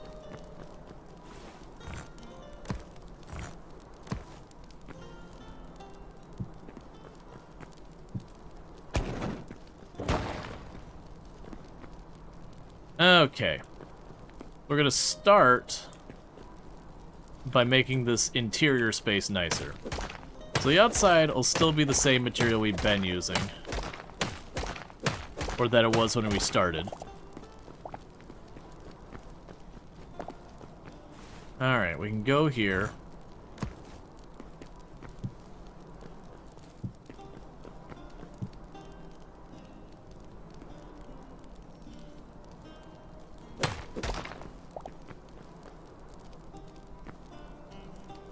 There's those ones that can't change on the fly.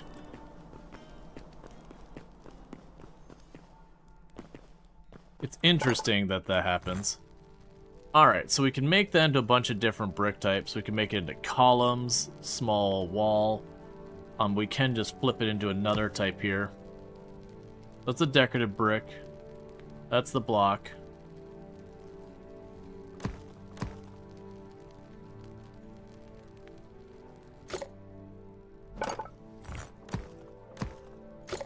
Let's make it the smooth block.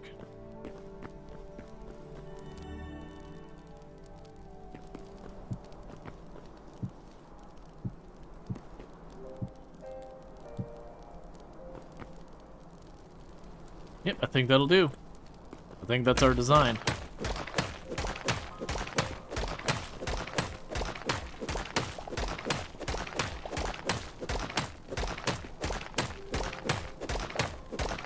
We'll start by just getting that all set up.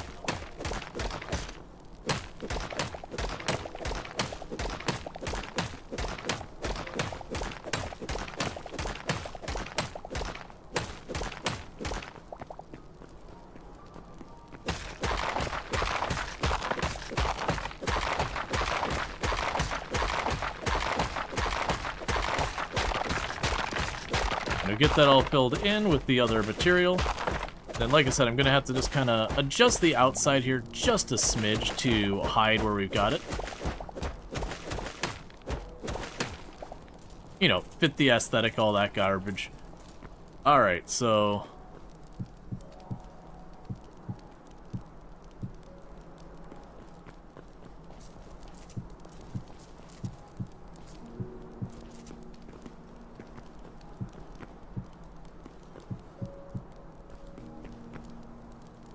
that's a different pattern on the bottom there.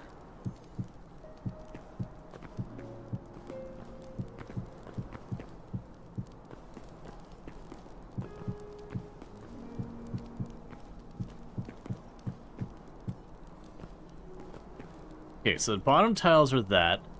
The ceiling probably should continue to be this.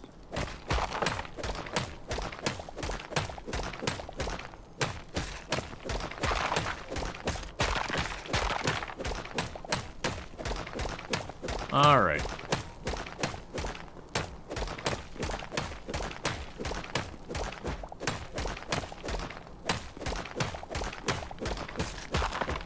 One of the other challenges we're going to run into is when it comes to like making this skull or whatever it is. We're not going to use the smoothed out block. We are going to use the rough stone. I'm half tempted to go and use the volcanic stone for that one, because I believe I can change it to being like the one that kind of shows off the fiery embers and all that. Alright, so after this, I want to avoid sliding over the floor constantly, so let's go start cleaning this up.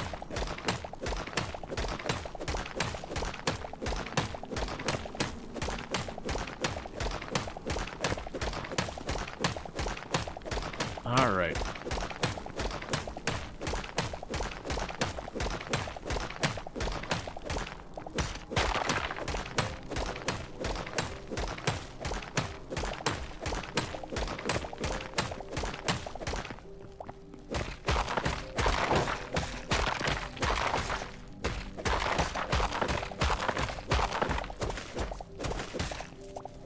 Let's wait to hold that up until I get this sorted. Okay, and we can grab you and shift you down.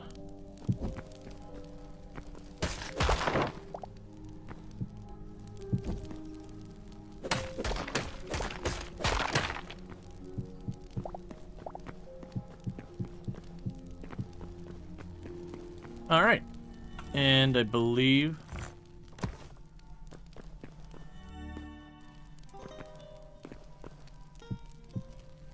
that takes care of that. So let's go ahead and pop over here. I will need to grab you. We can make you that trim. And grab you. Make another stack of those. Bunch of these.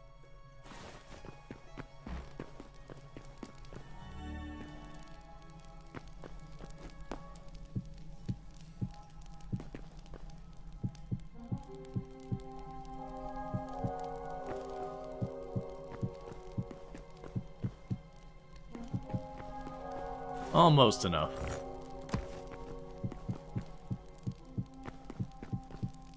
The next challenge is going to be actually going and figuring out, like... I'm going to use this as the main entrance to the place, have the portal right there, and the rest will go into, like, the big skull, as it were. Did you bugger off, Cthulhu? Alright, so this is what we want to hide is up here.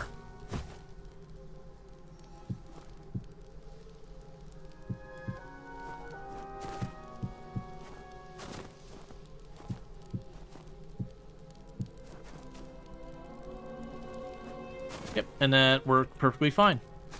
Didn't you have to get fancy. Hey, Cthulhu. I said, piss off. I want to run down the mountain to grab your loot, but I guess I'm going to.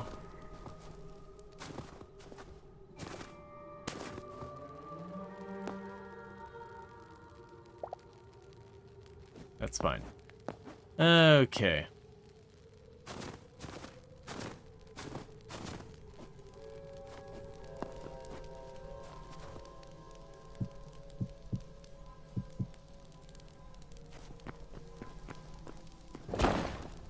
Alright, so the next move is over here.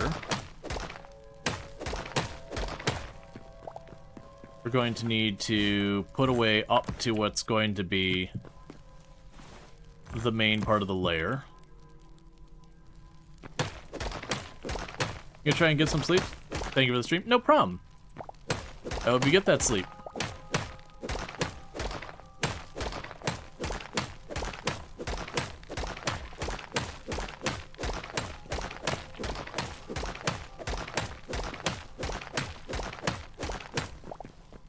Let's grab some more. I'm gonna need to make stairs.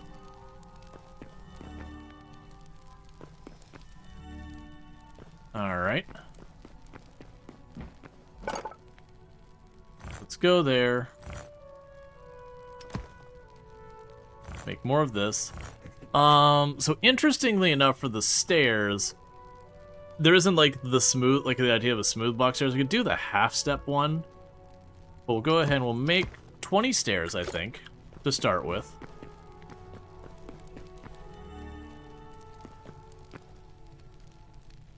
And the plan will be straightforward for right now. We're going to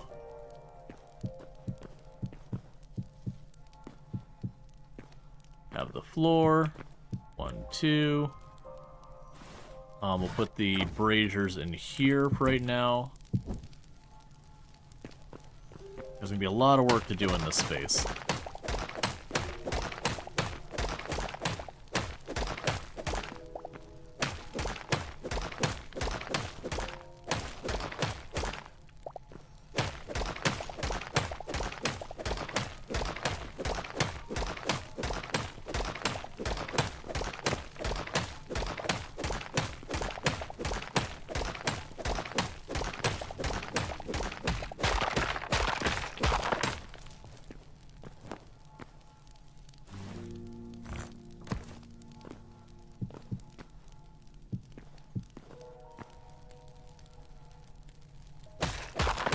I have to figure out how I want to navigate, like, this whole space, because my plan is to have it be a staircase that doubles back on itself.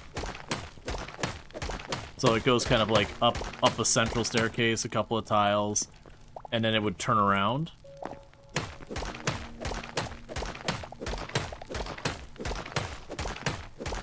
Actually, let's inch this in a couple more before the staircase. I should have plenty of space to work on this mountain. Maybe not as much as I think, but I should have plenty of space to work on the mountain. But I think the idea will be is I have a way to go up and down.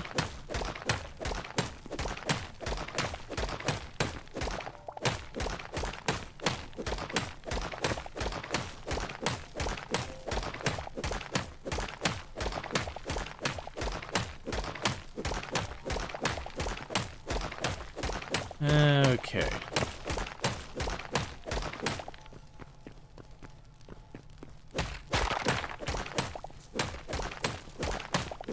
I'm also low-key expecting to find a lot of ore in here, because we've seen gold, we've seen cobalt, we've seen iron, we've seen copper.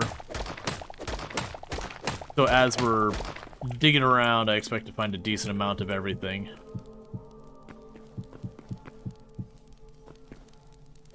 Probably even go 1 tile wider, too.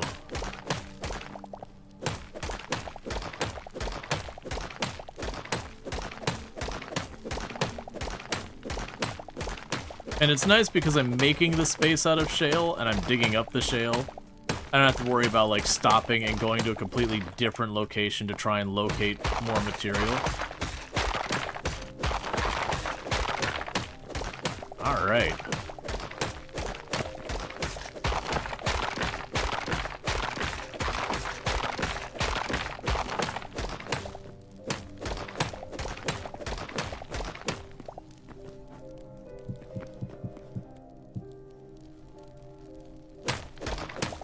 Okay, so let's make sure this has at least enough space in here that you could go in. You have the central staircase up here.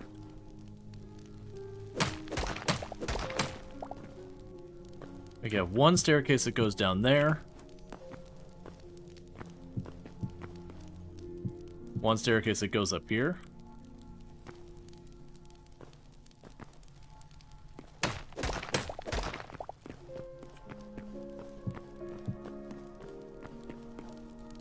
Alright, I think we're on to our idea here.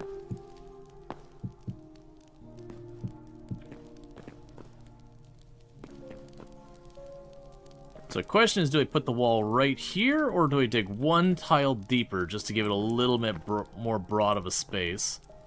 I think if we're going for like kind of a grand opening, it goes 1 tile wider. So that way there's kind of like a ledge along the sides.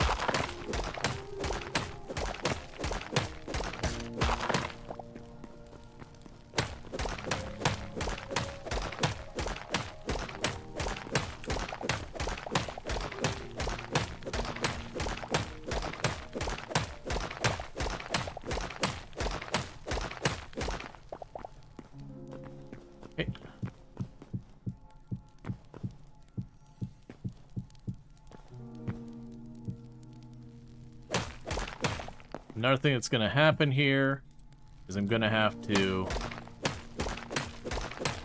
fill in this spot.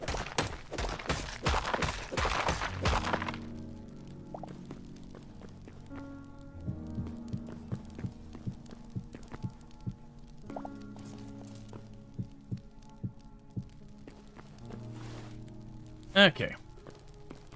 So obviously we're going to have to go deeper.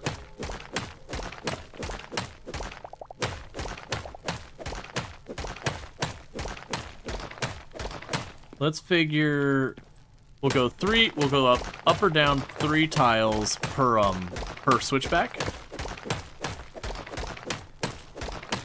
And then we'll need 2 tiles for the turnaround and 1 more tile for a wall.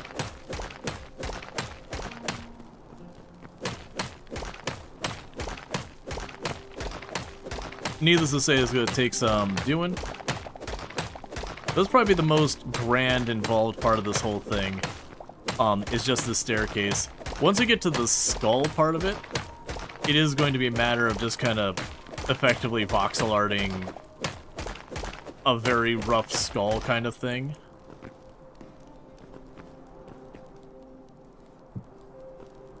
That's not what I wanted at all.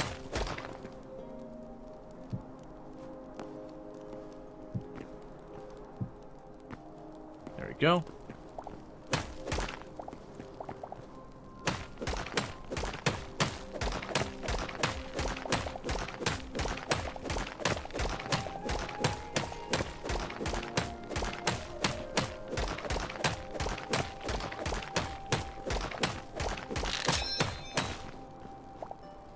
Okay, and time for another repair kit.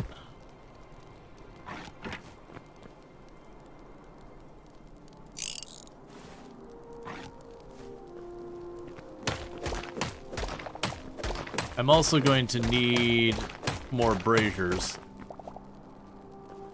Okay, so there's the 3. So I need to go 1, 2 deeper, and then that's as far deep as I've got to go.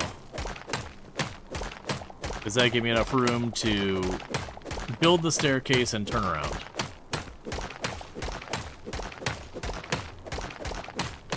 And then this also gives me enough room that we can make a separate crafting area here. I probably will end up just grabbing my crafting stuff from the main house and bringing it down here or something.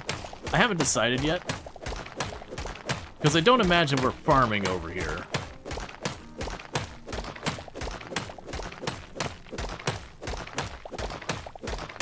Not unless we can farm indoors, which is very possible.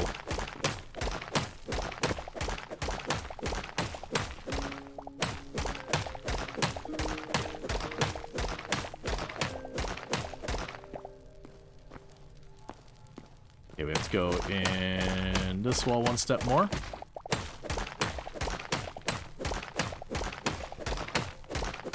It's interesting that shale is such a hard material in this game. A lot of games, shale's a pretty soft material.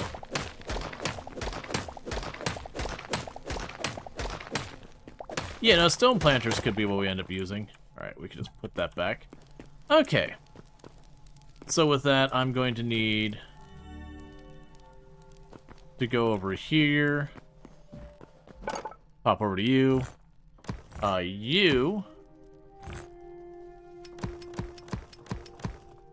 be like 50 of those. Is there any of those other ones we want to deal with right now? Probably not right this second. I probably would want 2 more doors. And then otherwise, block, block, block, block. And like 40 of those for now. Okay.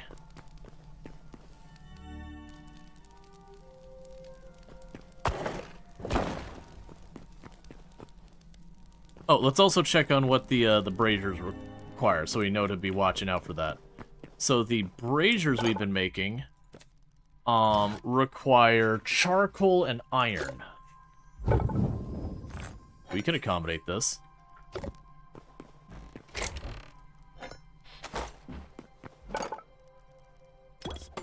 There's 20 more.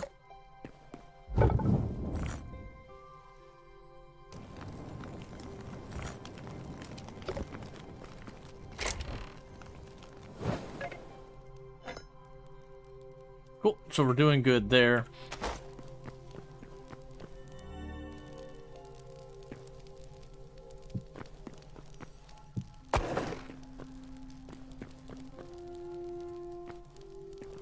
Alright, so the first thing to do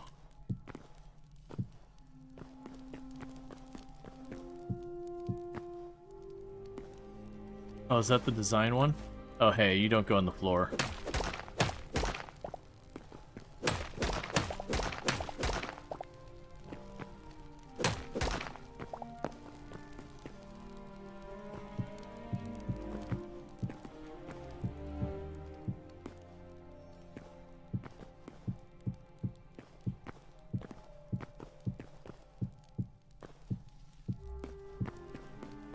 Okay.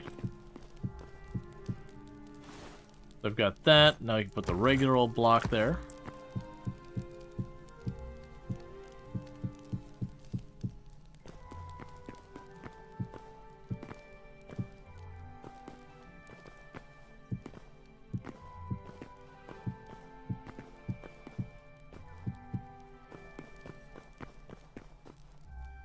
Should that be one tile deeper? I mean, it could go just up to.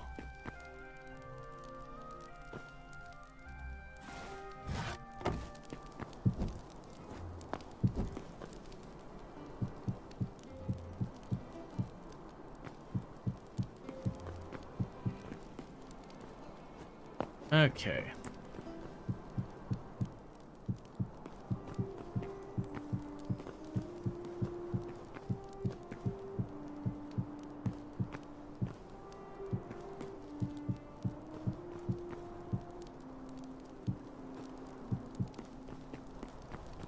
Alright. Yes, I'm more worried about up right now than down.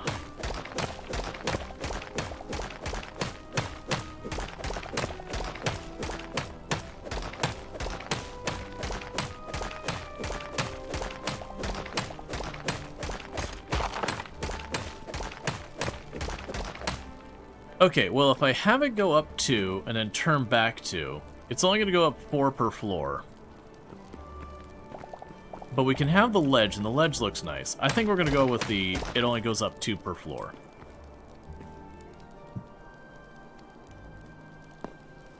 Oh, that's not enough. Okay.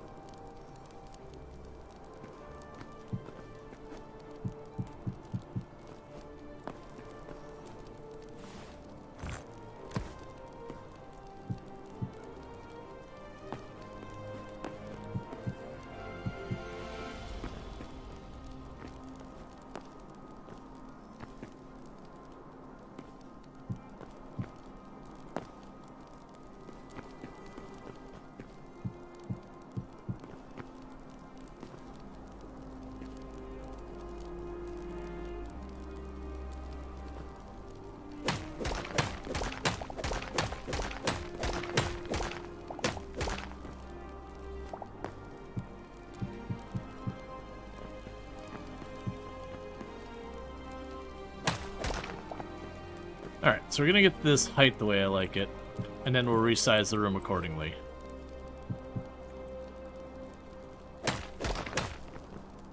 Yeah, so I think that'll be a good height per floor. And then this thing will have to, like, go back far. Go back farther.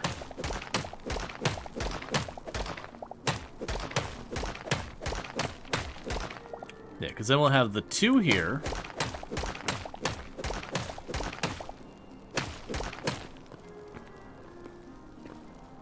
Yeah, the 2 gap there. I do like having that slightly, like that slight ledge. Yes, I think that's where the new wall is going to be.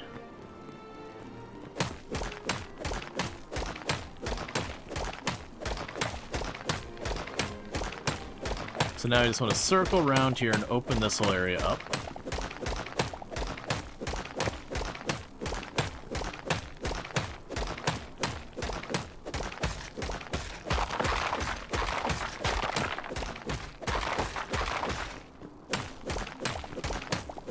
Alright. So there's gonna be some doing to get this all set up.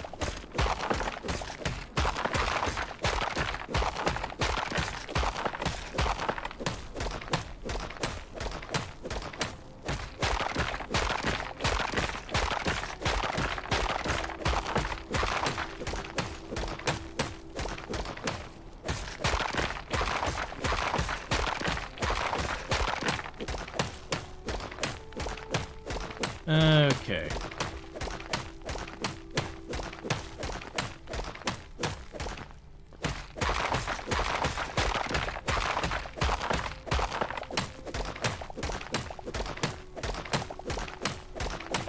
Needless to say, we're making a pretty big area in here. And this is just for a staircase.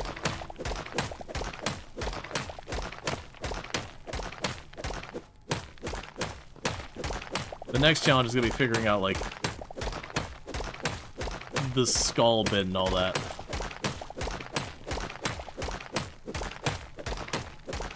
But it's a really cool staircase? Yes.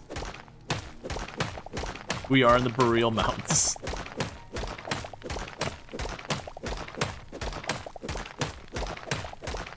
Alright.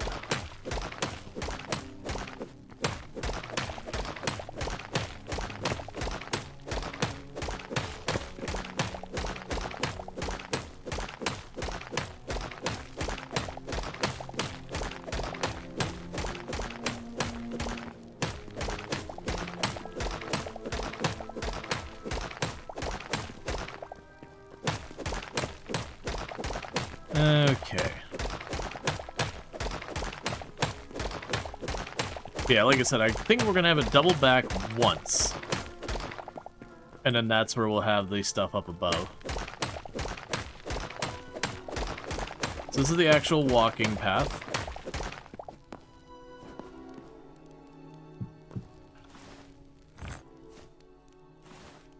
That's the wrong blocks.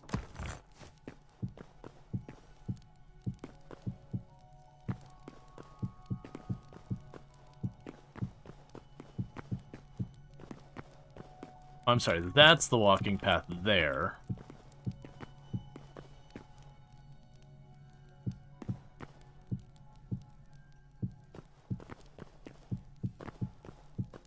And that's the ledge for the torches.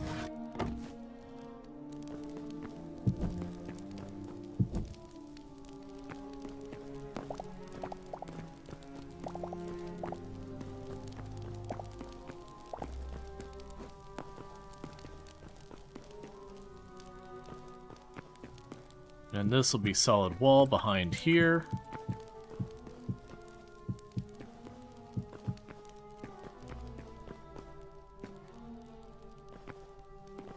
Alright, I should make it have the same design, shouldn't I? Well, actually...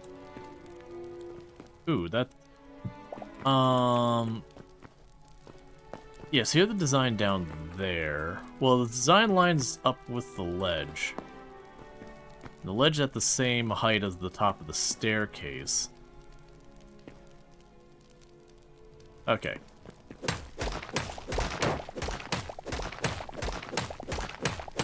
Let's give this a design right here. So use these blocks.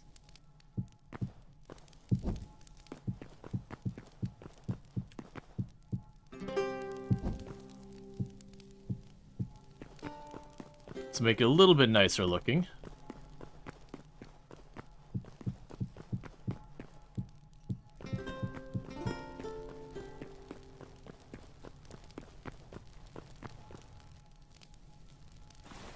We would want to grab these now. We're putting the ledge along the outside.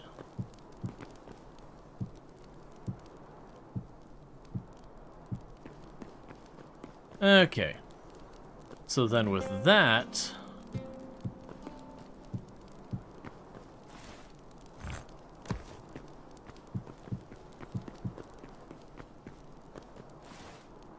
it's time to start doing this nonsense.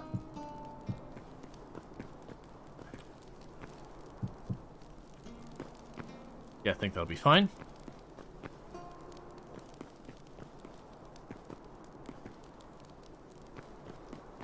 So that tile over there needs to be filled in with our smooth block.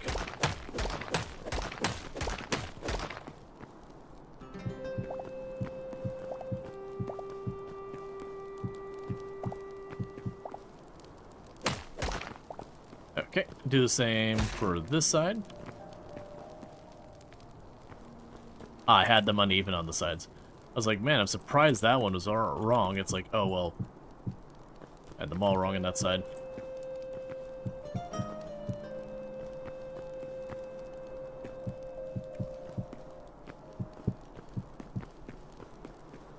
Okay.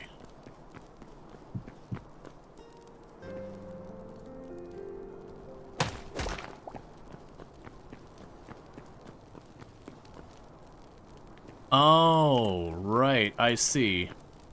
I see that it's fine. So you're gonna go here. That way it's symmetrical.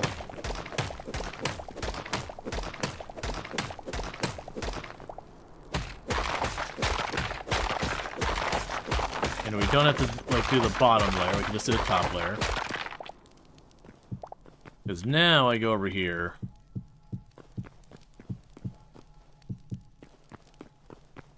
And ultimately I can put the other stuff there and we have the same ledge design. Okay, cool. So with that, let's go ahead and get this out of the way, grab the staircases again.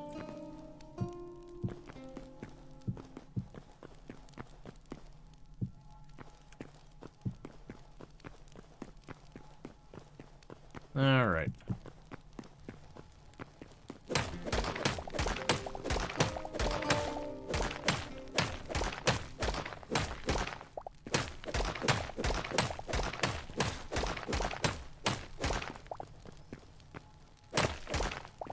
So let's see, we wanted to go up 4, so let's just go ahead and get that started here and start clearing it out.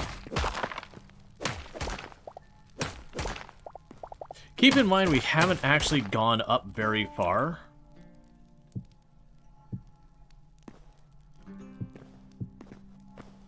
Like, all things considered, we've only gone up about 8 blocks.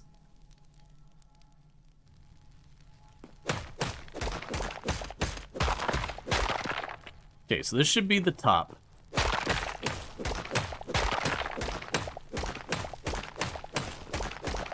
It's because they're going so far abroad is the issue. Alright.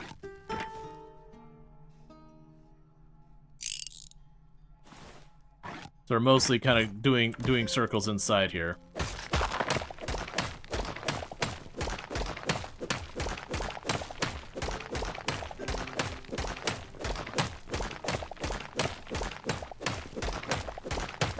So we can go ahead and just clear this out, and then this will be like the upper part. It's not going to double back or do anything else. This is the top of the stairs.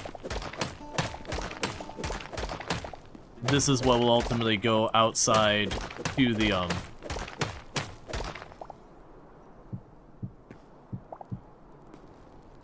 that'll ultimately go outside to where we will have like the skull or whatever. Do our quote-unquote evil layer kind of thing.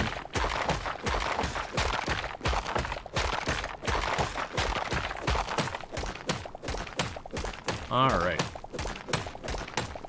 I was kind of actually expecting to find a decent amount of ore while we were doing this, but so far that has not been the case. Which is fine.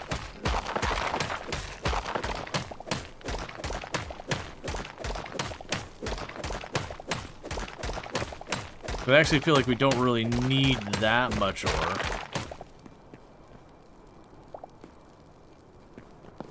Alright, so let's start digging down the tiles so we can see what's going on below.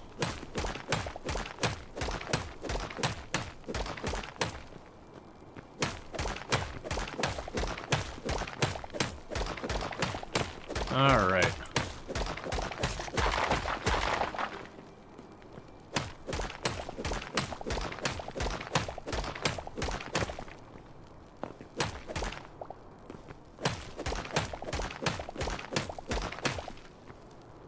Okay, so that's the ledge height.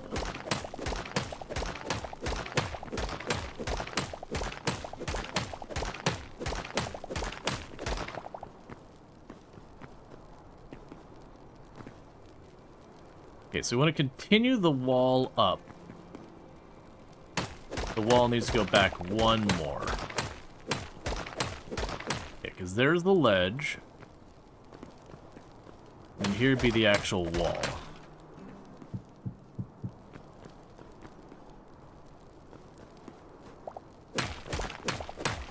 And part of the reason I'm doing that is I'm trying to measure it out so I can put some torches up here so I can see as early as possible. Or the braziers, I should say.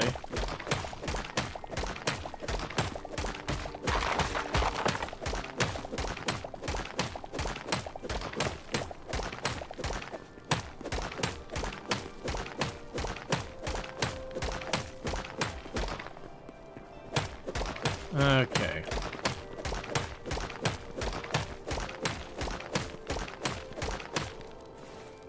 Grab the next stack.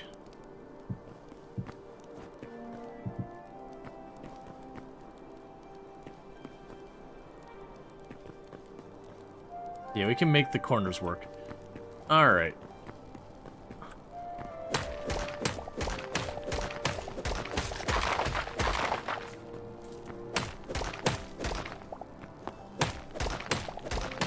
Alright, so that's where we poked through here.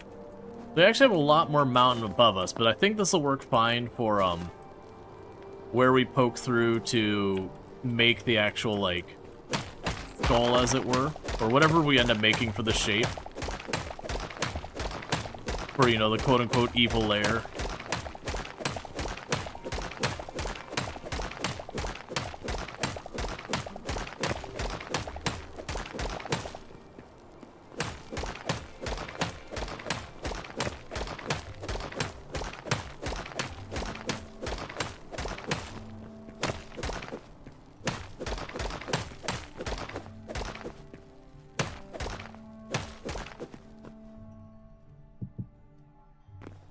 Okay. You're excited for the lava skull? Yeah, I might have to go and do a round of collecting volcanic blocks. Because like I said, I did see that we had volcanic blocks that would have kind of like a lava in the seams kind of look. And that's what I think we're going to be aiming for, is that aesthetic. Alright.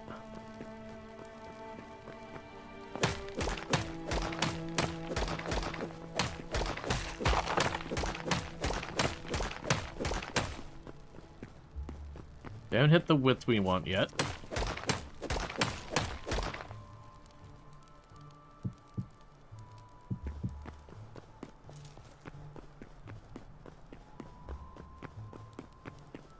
Look at the ice blocks too. Sadly, I took the ice blocks back to the builder bench, and they weren't eligible to do stuff. There was some furniture I could make with them, but not really what we're aiming for, unfortunately. So it looks like there's quite a bit of limitation. But that's probably early access things. I could definitely see that's someplace they could add a bunch of stuff. Alright, I might need to finagle the mountain a little bit. Because this room's a bit wider to this side. And we're poking through the mountain here. I was able to easily hide it by just throwing some snow on it pretty easily on the other end. Be a little harder to pull it off. It's jutting out a good couple tiles.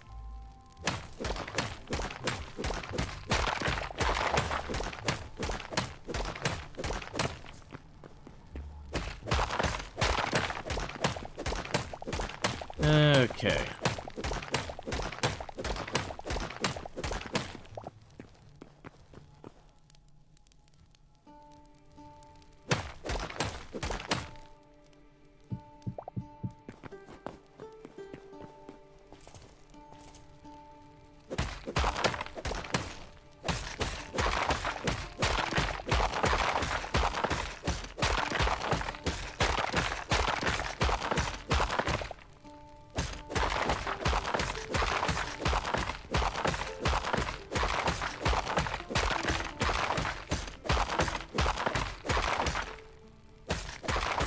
Alright, that's how wide we have to go.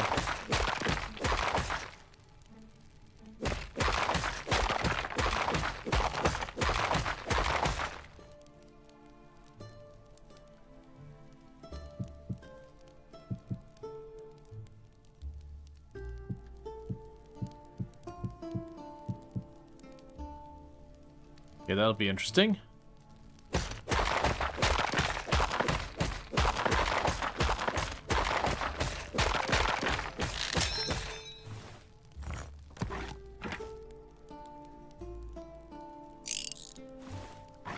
All right.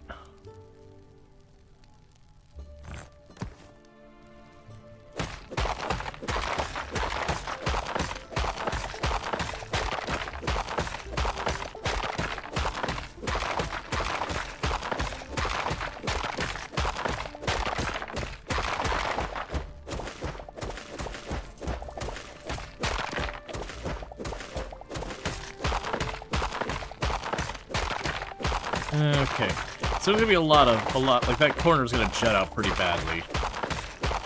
That'll have to be something I work on.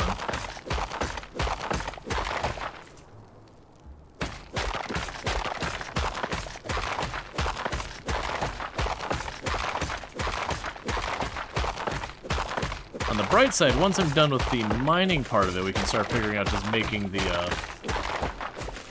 skull.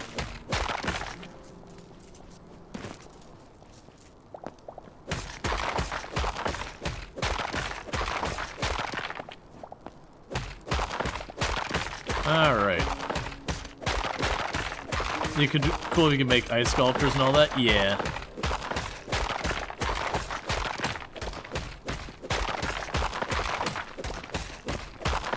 Alright.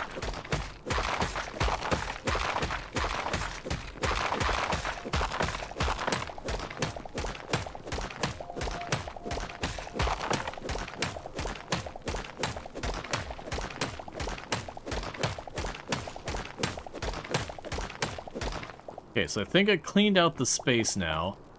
So now it's a matter of putting all the blocks in place and getting all that. So first thing to do is to get this staircase handled.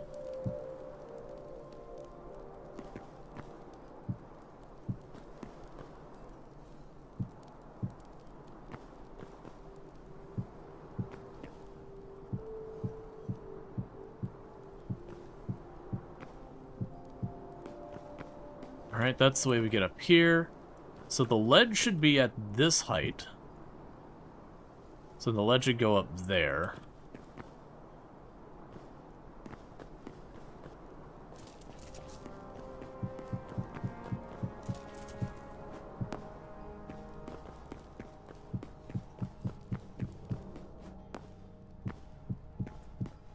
Alright.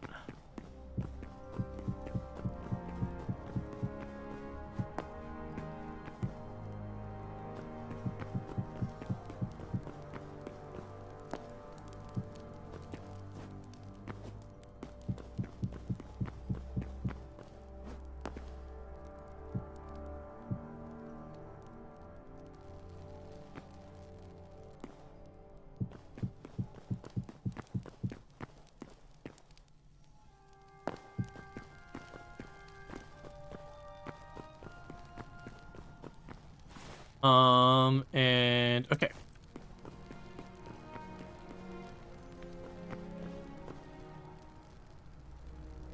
Okay, so then this would be the actual place it'd open out to the world.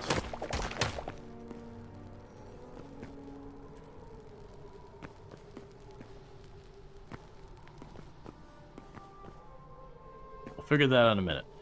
Okay, in the meantime, I need to go and make more blocks.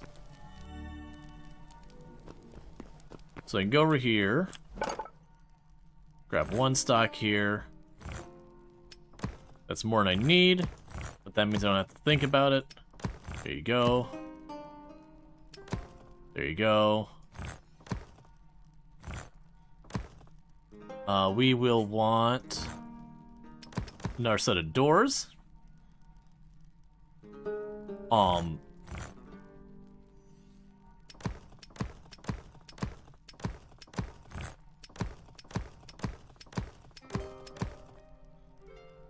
Just putting some furniture because we can.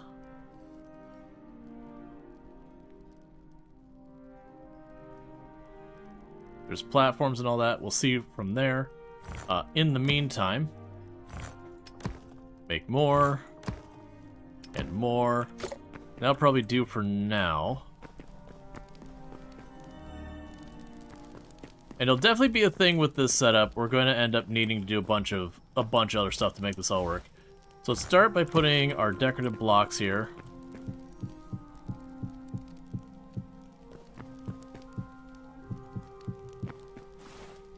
Grab our braziers.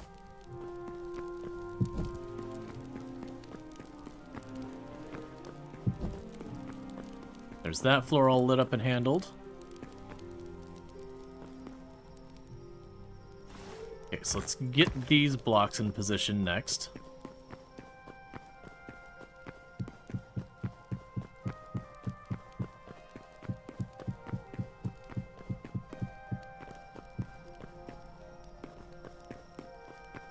Because right now,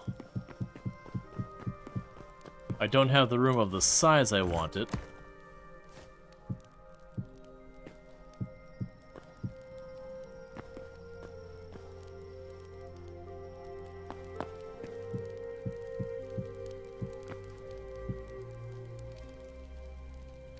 We'll get all that sorted out.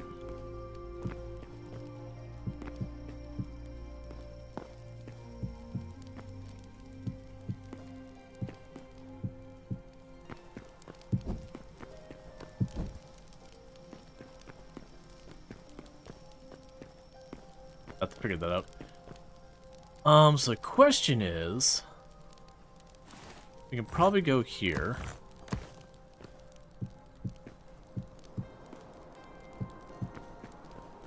And at least this part should be sealed up. But do I add a walkway to the back?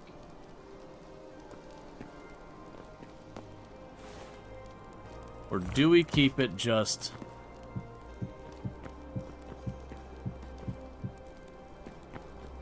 the ledge back there?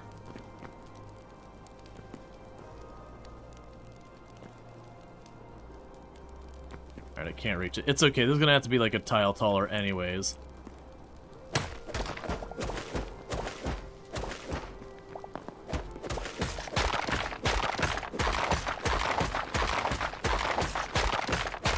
Now I can worry about what we're doing above as we make the other area.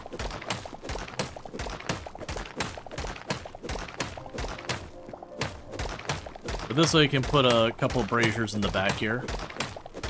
This is going to be the main room.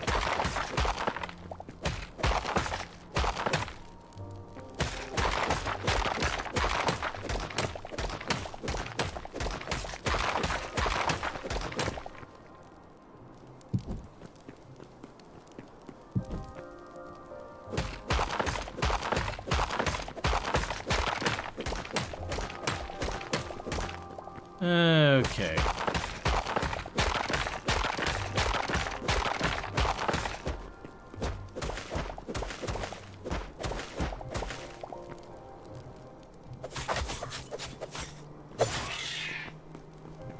Excuse you, I'm building a, you know, a layer in the frozen abyss over here, if you don't mind.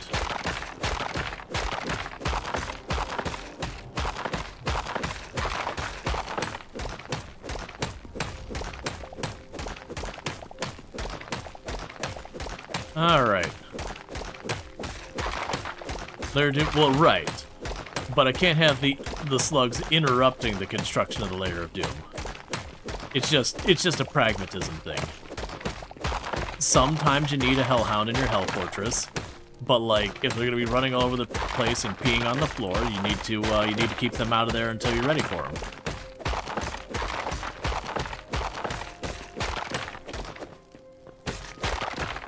All right.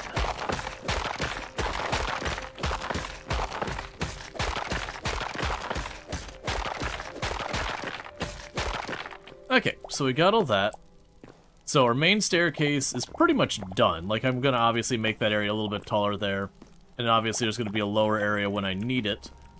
But for the time being, now it's going to be time to actually make what's going to be the main room that the skull is going to be.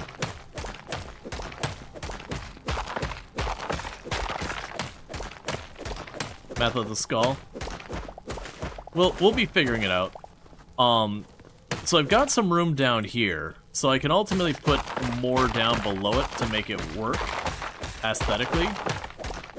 I want to make sure the space has enough space in it to be worth using. So I'm going to tunnel straight out the front right now. Just dig right out the side of this mountain. So I can build a ledge, and that'll ultimately be the skull's mouth.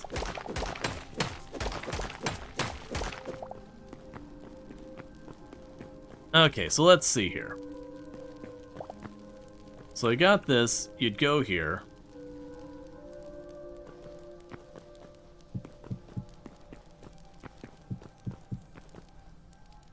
Got that spot. It's gonna be too thick.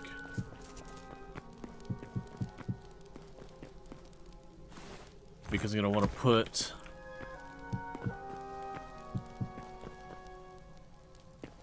the smooth block to enclose the staircase.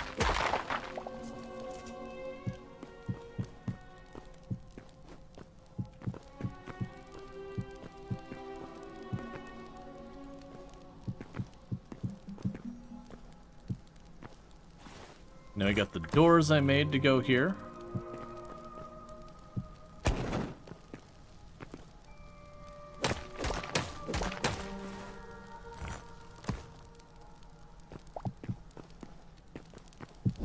Just a moment so I can see, we'll put those there. Okay, so let's get these walls handled real fast before we go on to the next space.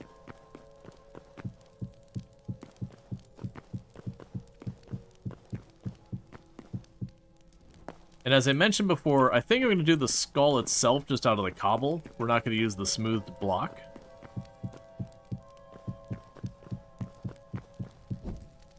But the floor will be the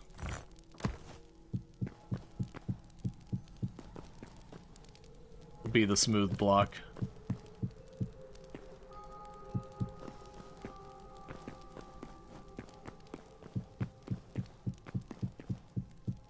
Okay.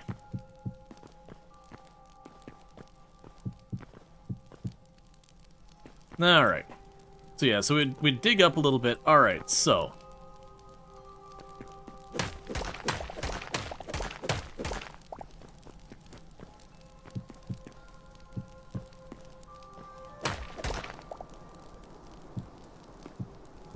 it's not one I want down there.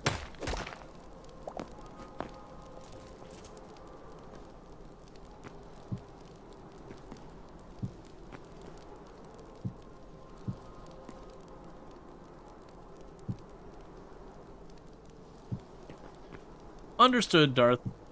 Like that always comes up. Whenever you know that's the case. If you gotta sit on your hands, as it were. You gotta do that. Just like always, I mean, I understand people not having their meds and whatnot. But, like, you still gotta self-manage.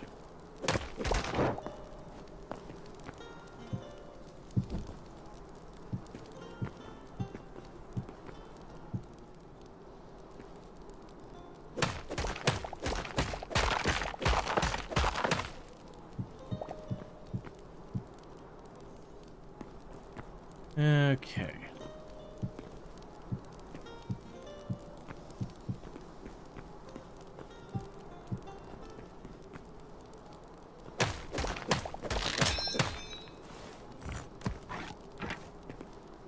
Time to repair that again.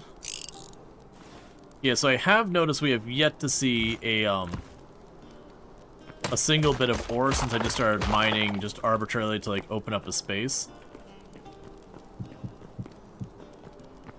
Alright, let's make it a little wider.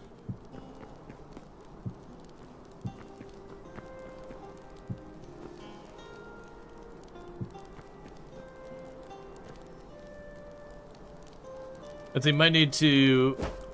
Oh, I have more iron. Light leather was what I was short on.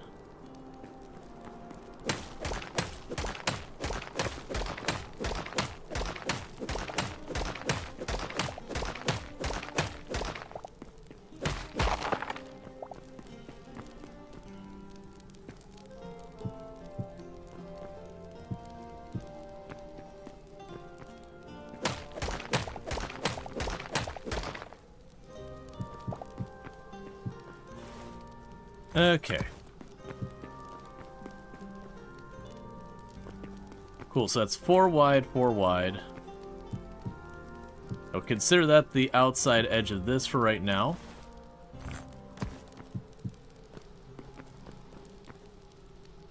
Alright.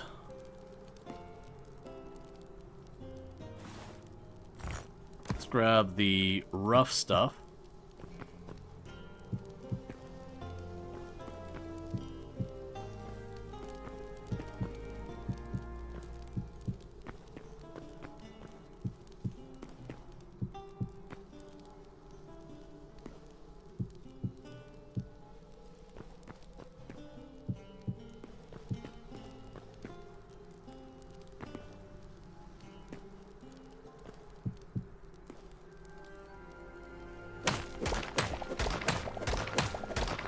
That will leave open, I'll find a rail or something to try and make it look more mouth-like.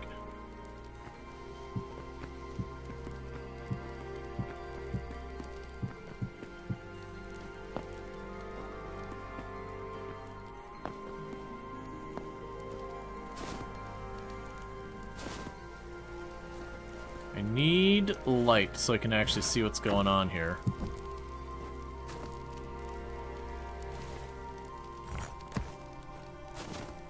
It's a shame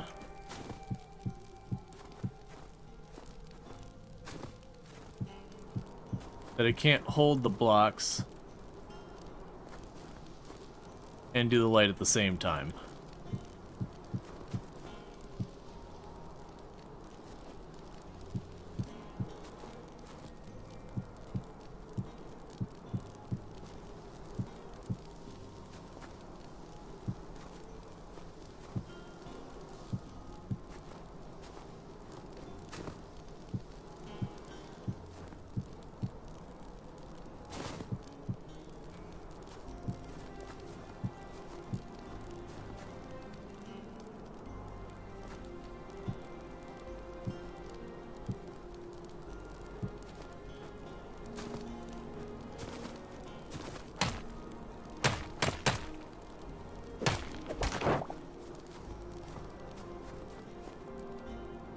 Yeah, we'll have to wait till we have more light during the day to see it.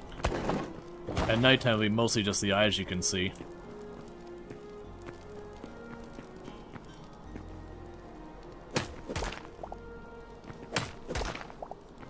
Okay, that'll be the mouth.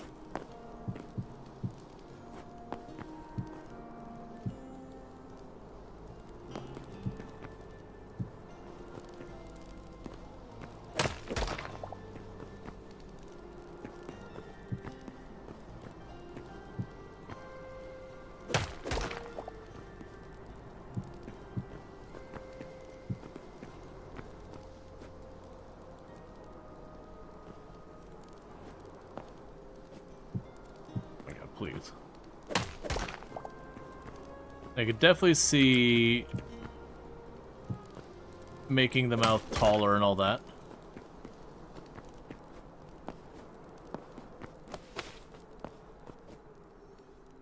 I need it to be daytime so I can see what the heck I'm doing.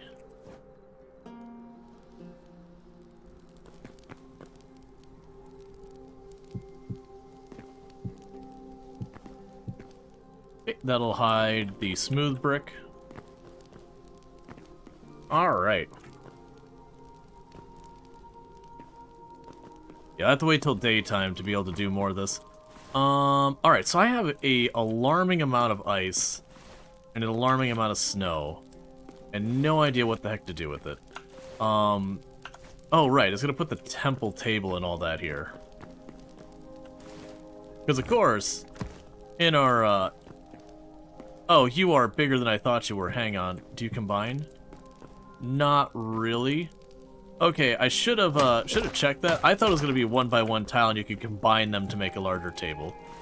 That's the reason I made all the stools and all that.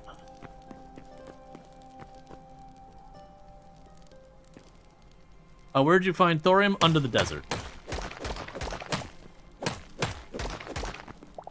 If you check on the ores, a lot of the ores, when you put your mouse over them, they'll actually say, like, oh, found under desert, like, found in desert areas or whatever. Like, they'll give you pretty strong hints as to where to locate the materials.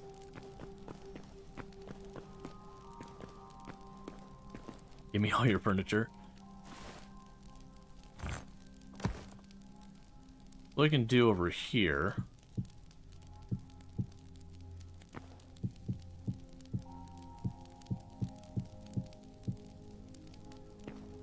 How's that look? Yeah, I think I'd go with that.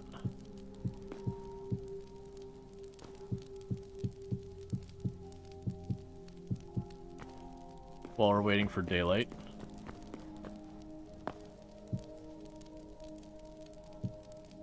Oh, not there.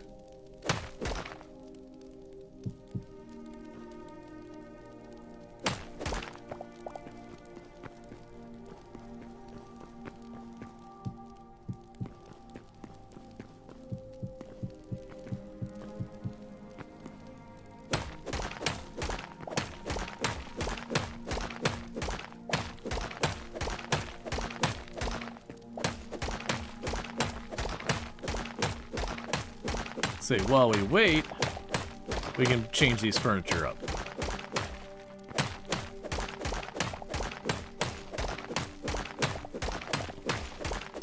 Because I should have enough room.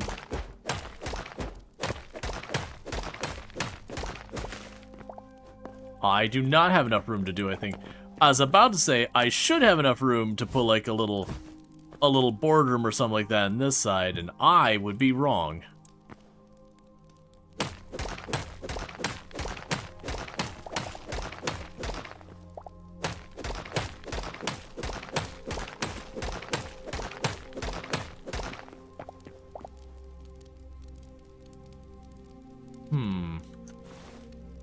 That's fine. But definitely don't want to go far through that and have a big hassle on both sides of the mountain.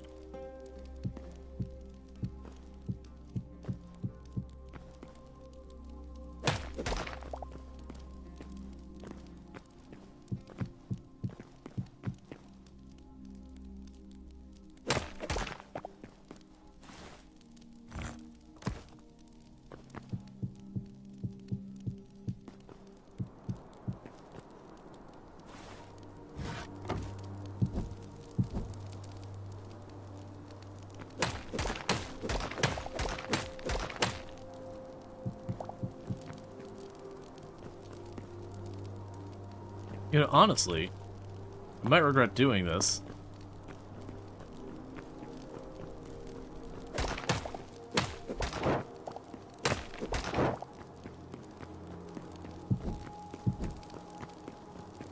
We can go up here, and here's the teleporter spot. The teleporter is 3 wide. I forgot already. I make this... No, it's even. It's fine. I'm putting it back. The teleporter being an odd number of tiles wide really throws off a lot of the ice cap. Really throws off a lot of your ability to like work around all that stuff. Okay, so you're starting to become daytime. So I can get back to work on designing this.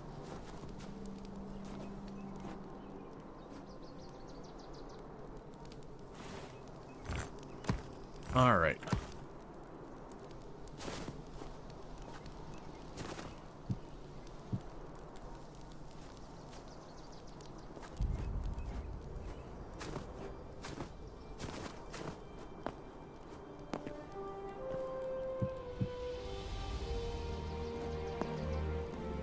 Wait, what? Shale cobble. That's fine.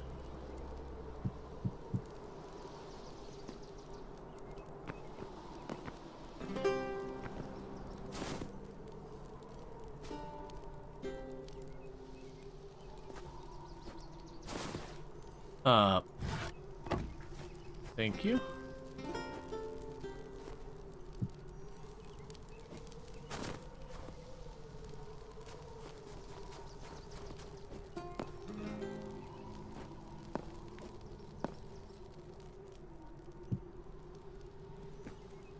Okay.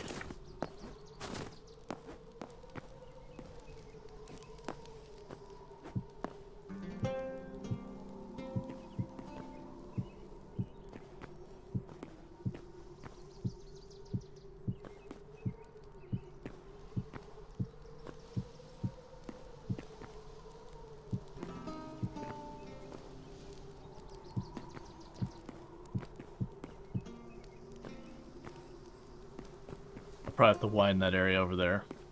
And this side just goes in the mountains, so we can just go pop, pop, pop.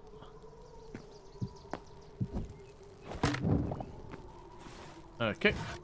Put you down. Grab you.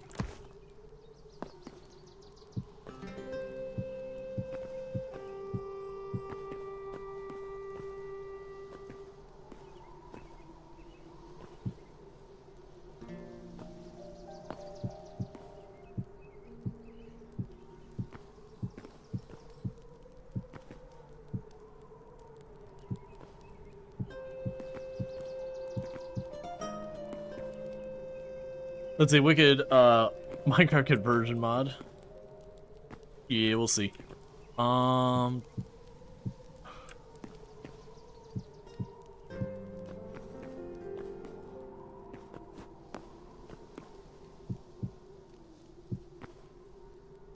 that would be a straight angle over there, that's straight angle over there. Okay.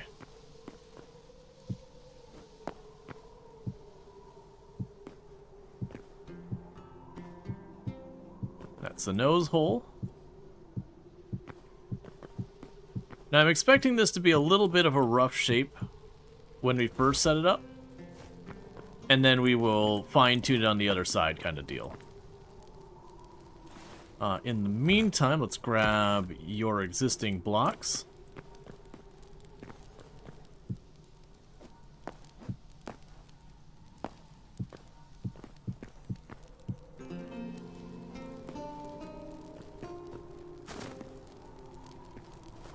Okay, and that's just filler here. We can just drop those blocks there for filler. Trogdor statue. Right now I'm trying to make a skull so that we have, you know, overlooking. There's a couple of towns down here. There's like the two towns right here. So building a skull overlooking that, so you know we can have our definitely our evil lair. Nothing to worry about.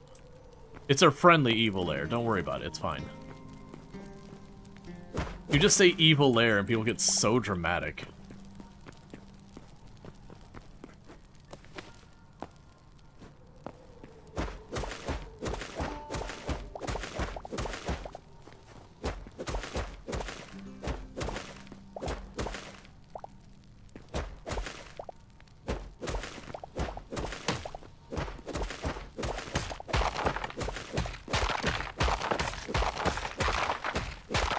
Slightly less than accommodating there. Exactly.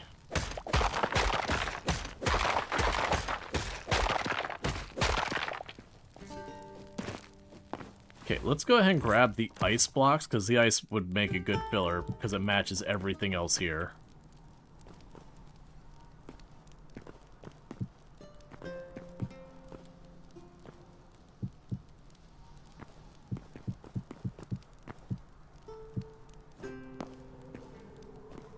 Alright. I was actually hoping to get a decent number of stone blocks.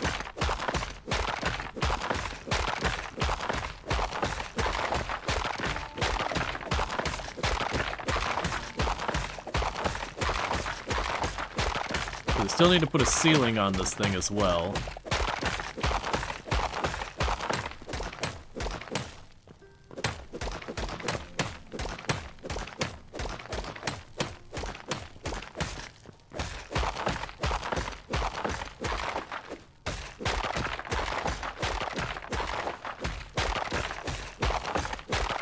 So I can put the ceiling up here. It's a real shame that the ice doesn't have more use that we've been able to find.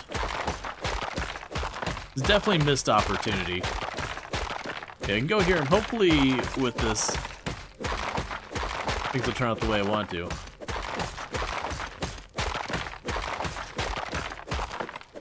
Evil is so yesterday.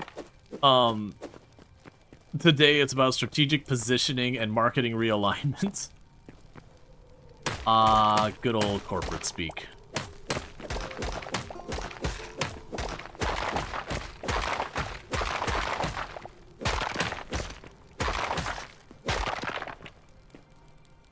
Okay, that's the edge of that one.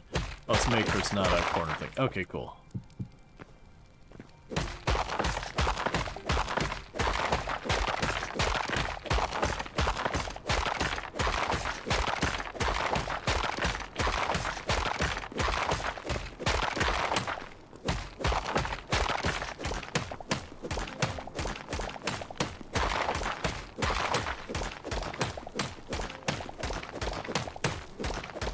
Okay. So you're getting some shale cobble, but not as much as I was hoping. Because the plan here is I'm going to clean this up. We put a ceiling on this. This is the end of the staircase room entirely. Which we're going to end up having to pause all this construction anyways here in a minute.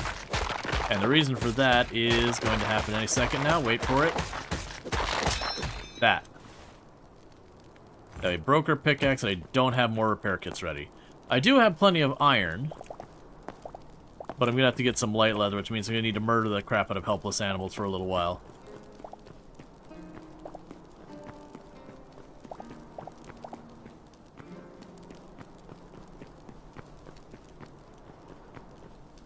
Yeah, it's a start.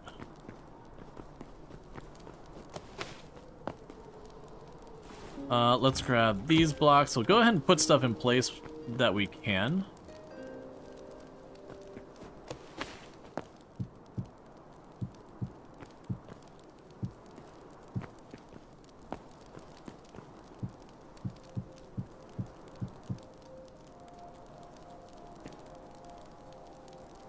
I'll figure out what I'm doing with that spot later.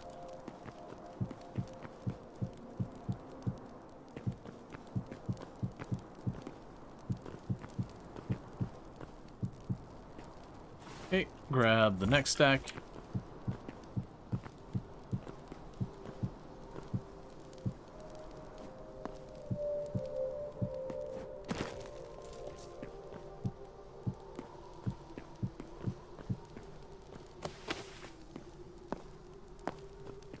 All right.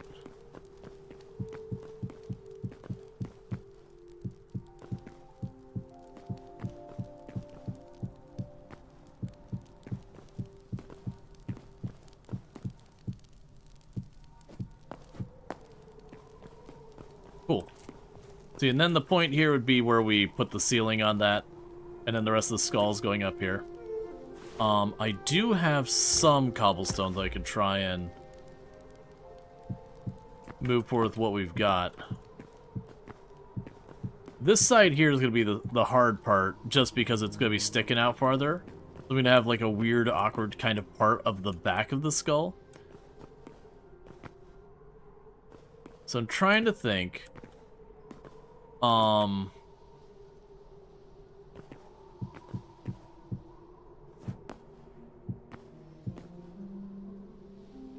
So that should widen out farther. Where like your cheekbones and all that would be.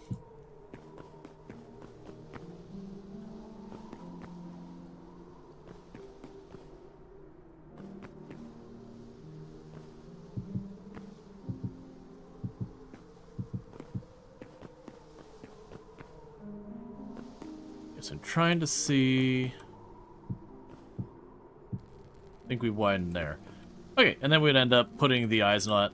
I'm sure it's going to look like some horrific crash dummy skull to begin with, but that's just one of the things where you can look and go, where are the parts that look really bad, and deal with that.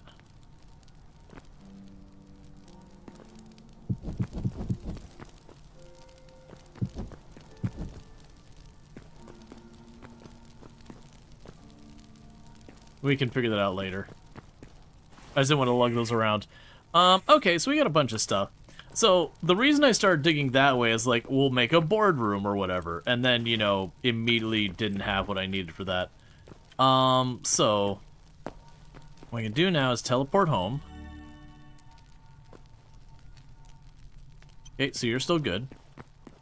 Alright. So in the meantime, for right now, we're gonna chuck this here. We're gonna chuck these blocks up here. Because I need that. Those green fires look cool next to black blocks. Yeah. What I'm going to need to do is make myself a couple more boxes. Let's grab one of the woods that we can find readily available around here. Got some maple.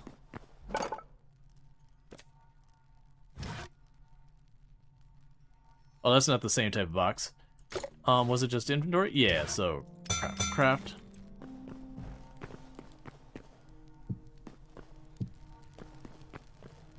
Cool. Chuck all our snow in there for right now. Go down here, grab all our crafted blocks like this. And chuck those all up here.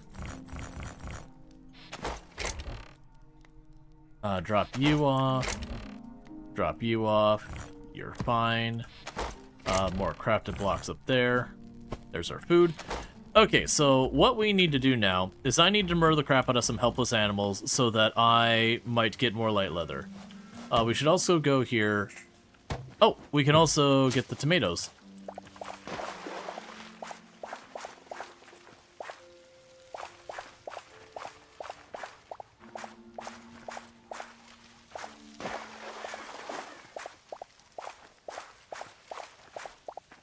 Okay. So with that, I need the dark wood, the chilies, and a bunch of the things there. Is this like Vintage Story? I mean, it is a survival crafter in that regards. It's definitely not the same difficulty as Vintage Story is.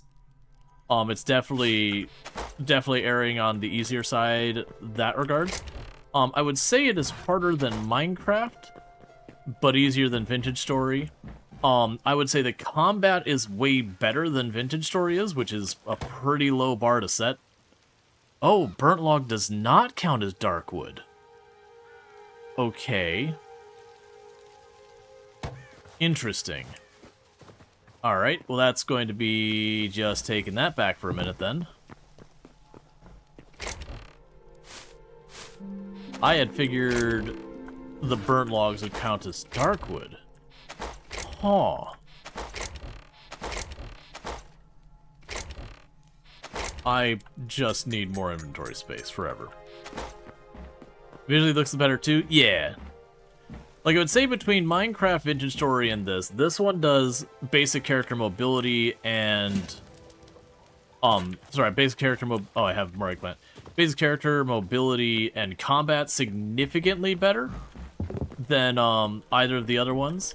Whereas I would say Vintage Story does a lot more with combat, or sorry, not combat, with more crafting, and making the survival mechanics more meaningful, which is what, you know, it's strong at. Minecraft probably has the largest breadth of content, and just, you know, a lot more whimsy, a lot more mods, all that stuff. The combat in this is decent, which puts it heavily above the genre. Yes, no, exactly. I've talked about a good couple times that this genre is notorious for pretty underwhelming combat. Which is no different than the slice of life genre, so you know your Stardew Valleys, Coral Islands, those. That's another genre that's kind of notorious for, you know, just pretty okay combat. Alright, so we are looking for pigs, sheep, rabbits, anything small for light leather. A bear is definitely not light leather, but it's standing right there, so you know. Right here. Yep. Does this have seasons? No.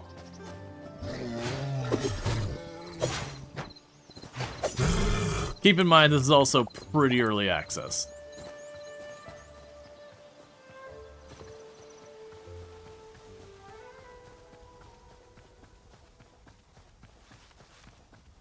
Oh, Pumbaa.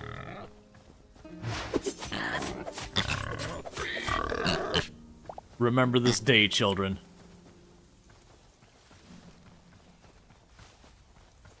So you like Vintage Story for the art style and its gameplay. You like this for the color palette and the enemy variety. And Minecraft without mods is average Minecraft with mods anything but usually chaos. Yep.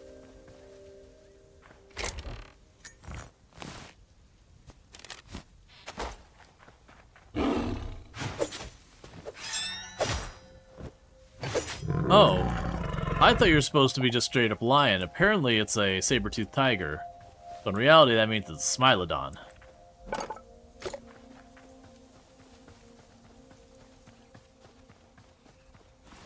So that's the heavy leather. So let's put that to let me know how much light leather we have. I want to get at least a little bit of light leather.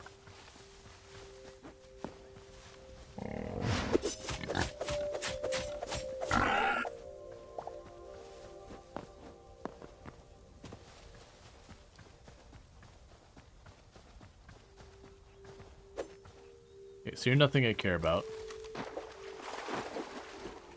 And those will turn into sticks if I cut them down, most likely.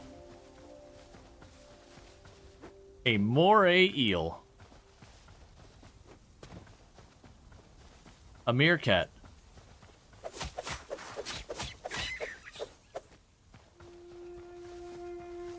Oh, here we go. Give me the leather.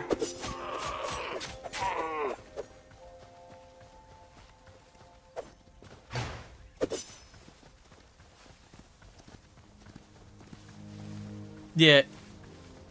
They said they may or may not eventually add it to Steam.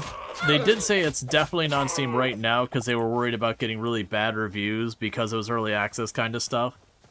It's kind of the same way I feel with like Vintage Story in regards to, you know, developers in a lot of cases are like, oh, you know, why would we give a cut to Steam/Valve? It's 30% or whatever, that kind of stuff and whatnot.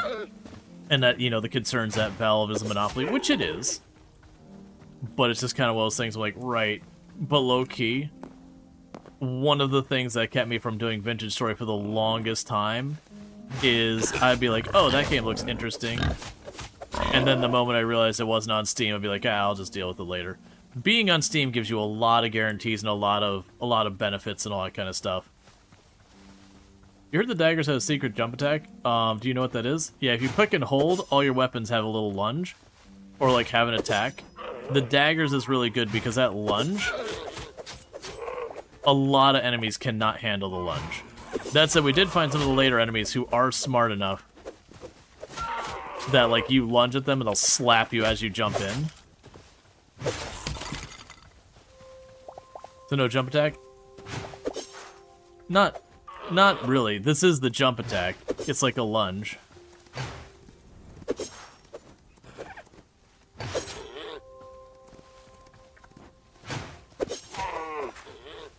But it's good for, like, closing the gap and everything on enemies.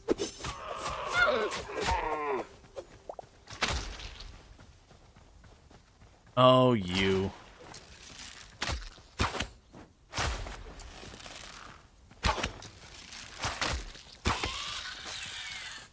Those wasps are really annoying. Mostly because they poison you and it does a lot of damage by the time it gets knocked off. You knew about the lunge, you're just surprised they thought that was a secret tech? I mean, if you can get the jump high enough, it actually lets you get an incredible amount of distance. So you can definitely see people being like, what? Wait a second, what are you? You're definitely... Gumbo Bob? I wonder if that's considered hardwood or what.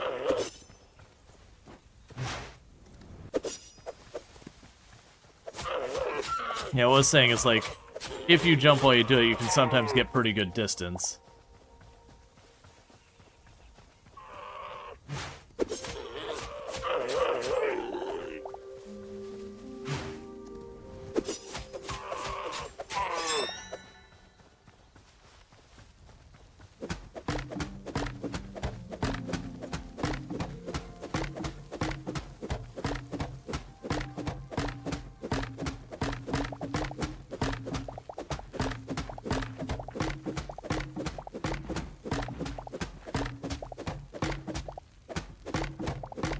If it's not pine, it's hardwood. I mean, that's not true at all in this game. In this game, you have softwood, you have, oh man, what was it? There was softwood, there was another one. Like, another layer below softwood or whatever.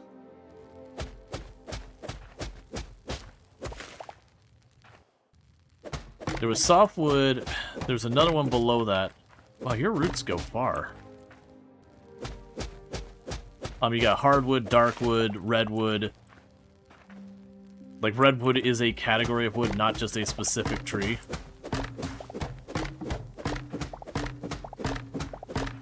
Yes, but the way you replant them is you use that little farming station, and you use life energy to make a sapling to then plant it. Which is actually not that bad. The life energy is pretty easy to come by. If you're growing anything, you'll have plenty of it.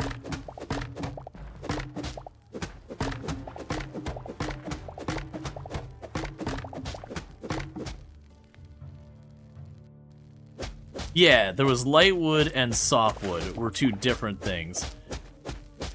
And thank you for the follow. Welcome to the stream. This is honestly an impressive thing. Yeah, soft, hard, light, dark, green, black, red, golden, dry, dead, and tropical are the wood types.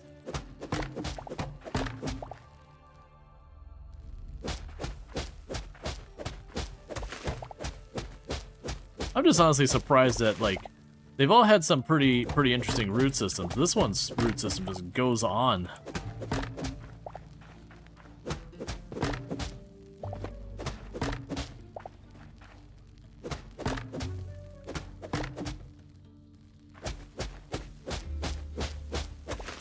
Also surprised at the other roots. Yeah, you want like the Terraria thing where you find like the hollow tree, and if you follow way down, then cut across the side, you end up finding like a little cabin with treasure in it and all that.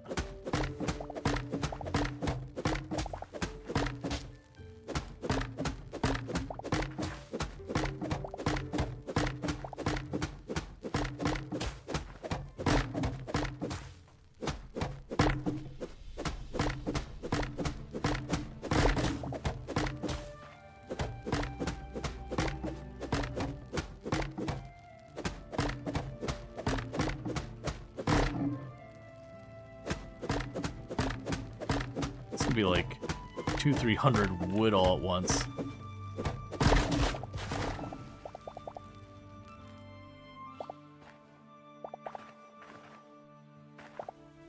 All right.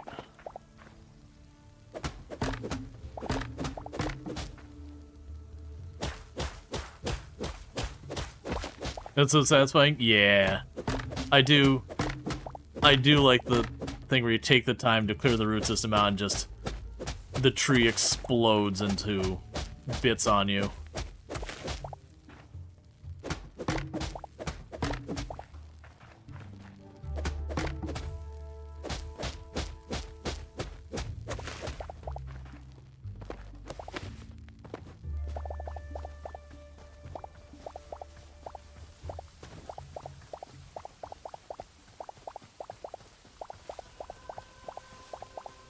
Yeah, that's the first baobab tree I've seen, so it's like, all right, let's check it out. Or sorry, not baobab, gumbo. All right, just a casual, almost 700 wood. Yeah, so there's home. Let's start running our way back home. We got a bunch of the light leather we needed. I got 36 of it. Need that mob? Oh, this is not a mod. That's just the way this game works.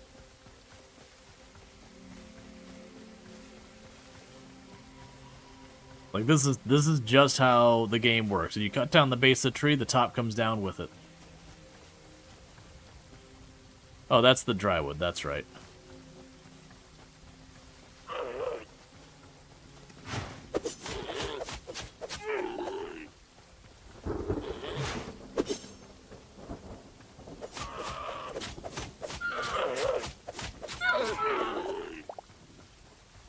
It's definitely how you preserve the leather.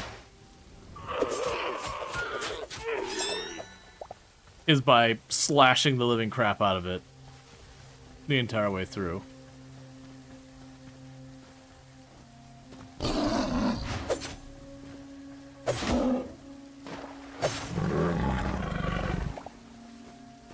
Okay. Everyone knows hides full of holes make the best leather? Well, yeah. Why do you think all the best pants are full of holes when you buy them? It's just you're getting the highest quality leather.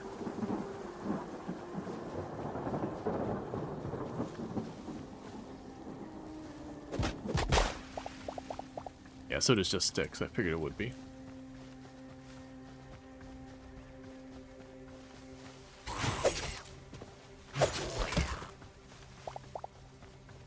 Okay.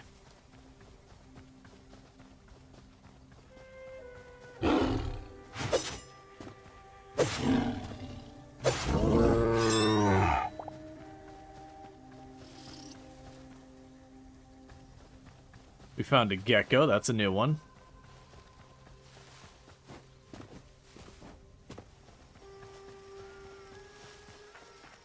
As though for some reason, any wood built in dungeons will collapse in the same way if you remove the block below it. That's not intended, but it's generated structure like the trees. So like the spillover bug. Yeah. Because I noticed I went to open a door and part of the roof came down on me and it's kind of like, what? And it was like a bunch of wood pieces, as you mentioned. Alright, so that should give me a bunch of light leather so I can make repair kits later.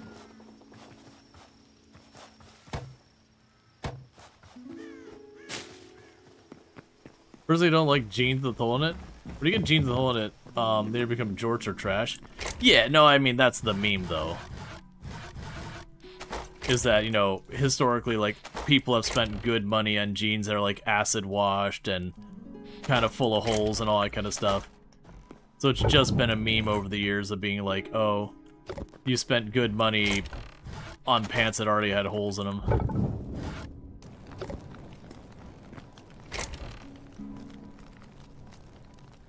Okay, so we got a bunch of meat we can do stuff with.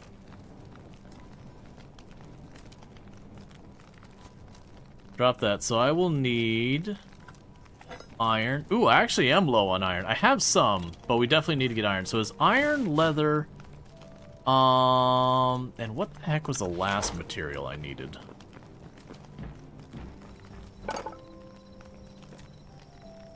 And linen scraps.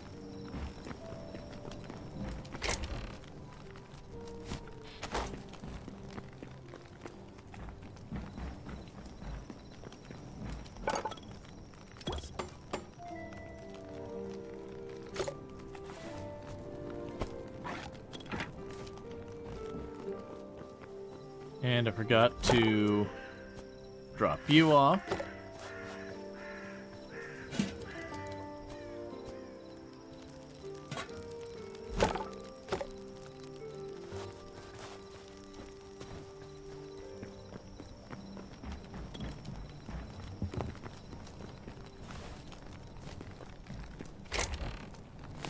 Okay, so I can drop the medium ones off. I've got more meat there. So I can get 3 more. We take the time to do that. Alright, let me refill my drink while we wait for the leather to process. Because that'll give me what I need to continue to mine and all that. But the catch we have now is we're getting low on iron. So what I might do is I might jump up to our, you know, northern layer kind of thing and just run around the mountains for a minute. There was a lot of iron up there. So if I just pop over there, I should be able to just grab some quick iron, grab a stack or two, and then be set on repair kits for the foreseeable future. Okay, you're all done here. Have some pork chops.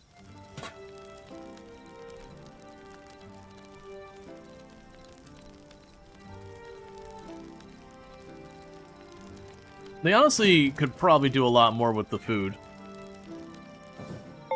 Oh, the pork chops also just become regular old meat. Okay, that makes sense.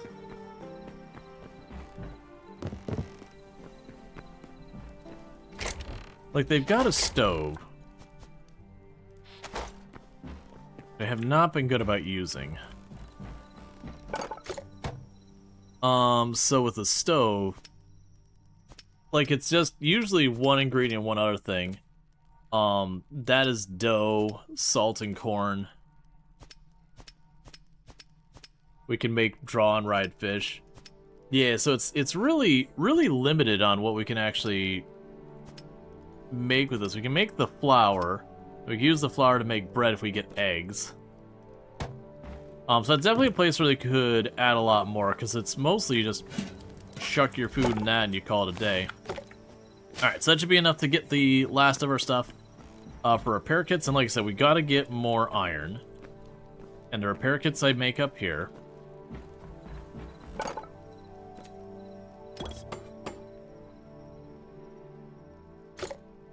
So I got a bunch of those. For right now, I'll put the rest of the portals in there. Drop your stuff in here. Drop the sticks over there.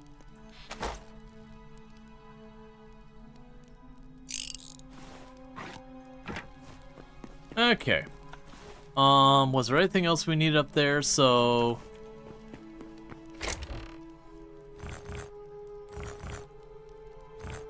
there's the stone we were using up there. We'll probably get plenty of snow. Also, set that aside.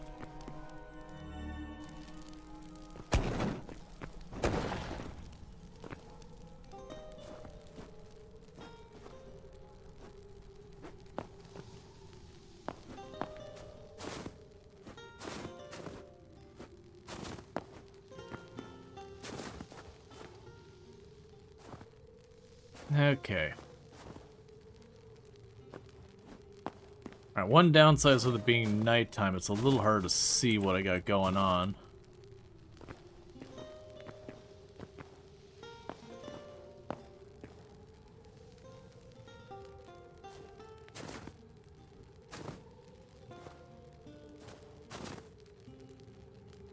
There's some ore over there. I just need to make sure I got enough iron so when I break this pickaxe a bunch, I'm not dealing with a bunch of nonsense. Okay, you got some more sparkling over there.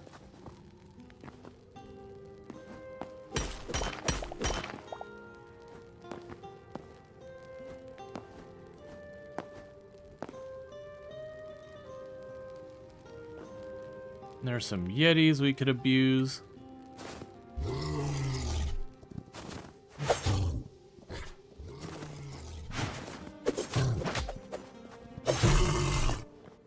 Alright, well we found ourselves a polar bear.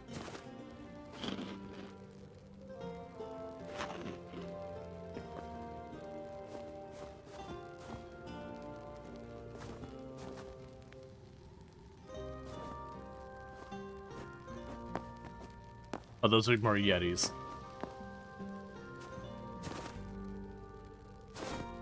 Where's that ore I saw? I thought I saw it like right up here.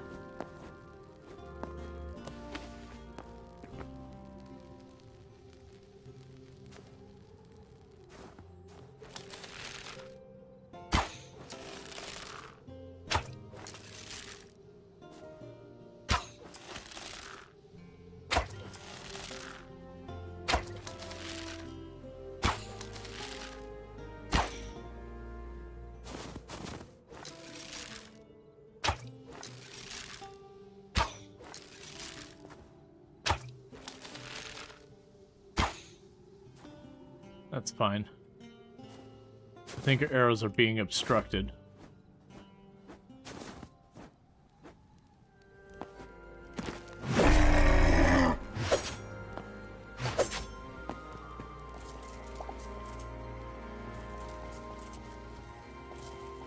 Okay, so the question was, would I find any ore in here?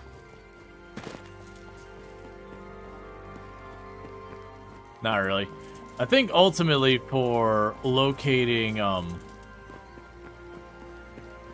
the cold stuff, I'm gonna have to go out of my way for setting up a place with lots of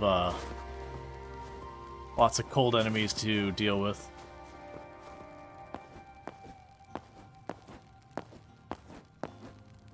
All right.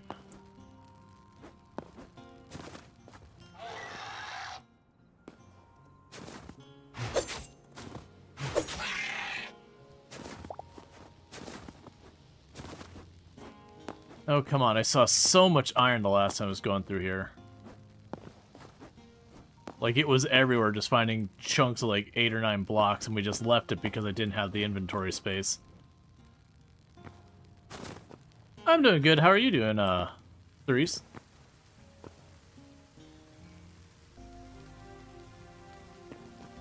Oh, I see ore down there.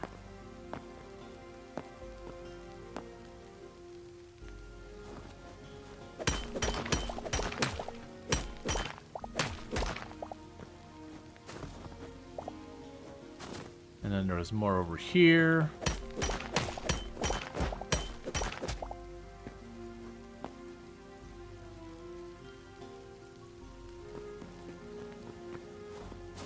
More over there.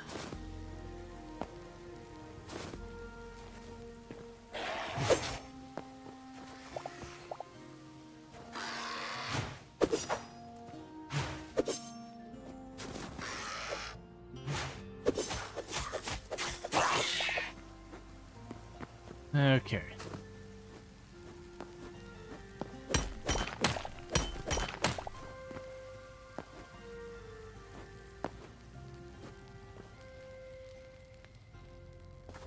Yeah, I'll definitely be curious, like, as we run around, how much we end up finding or digging around inside that other mountain.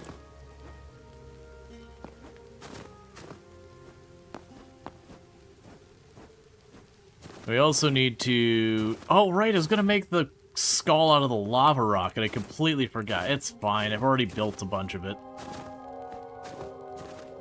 And potentially replace parts of it with a lava rock to make it more interesting. I just got so into the, like, let's get it built that I didn't even think about that. Because we're going to use the lava rocks that had, like, a slightly, like, glowing and all that stuff. Get over the cold? Well, I hope you get over the cold quickly. It's not fun.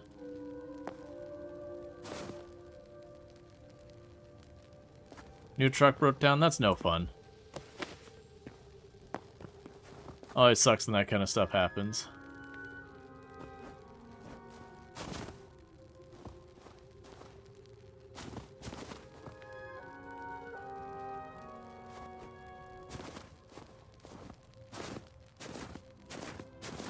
There's some ore over there.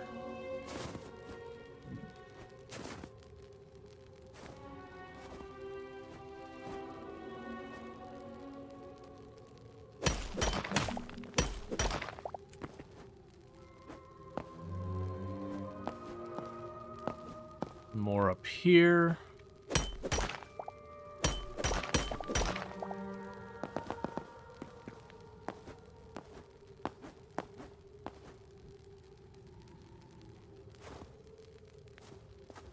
Oh yeah, those columns down there had lots of iron on them, if I recall correctly.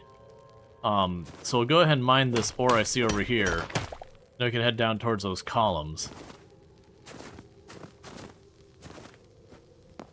Let's see. I haven't had a year blooming steering system went out? Yeah, that's no fun. I haven't had a steering problem before. I know I've seen a couple of vehicles, like not my own. I've had family members who bought like a brand new vehicle, and then like not even a month later had like serious electrical problems with their car that required a lot of repairs and a lot of work. Luckily all under warranty, that kind of thing. Excuse me? What? Fur.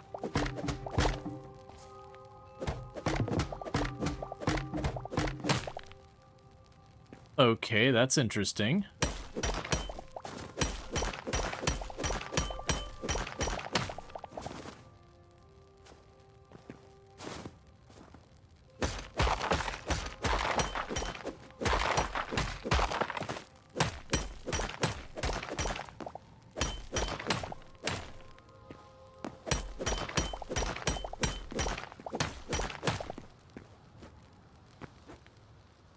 It does make me curious what they consider fur so far as type of wood, so let's go ahead and collect some of that.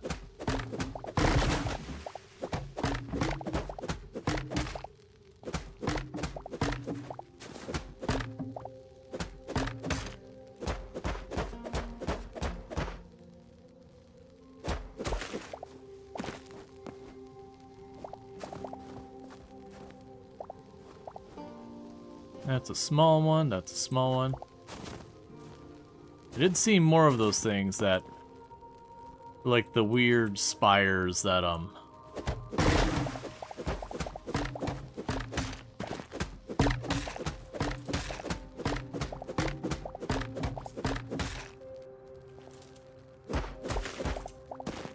the weird spires full of ore.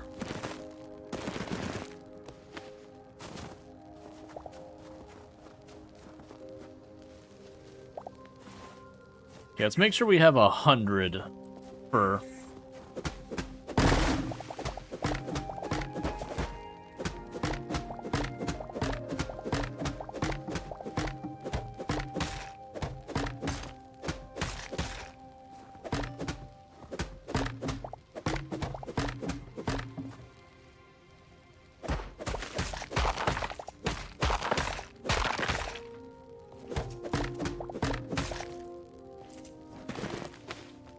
Okay.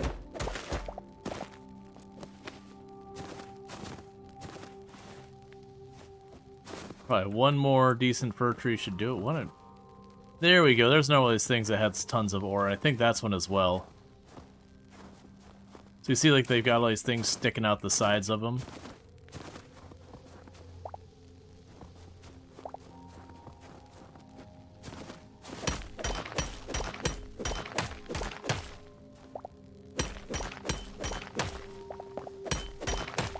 Alright.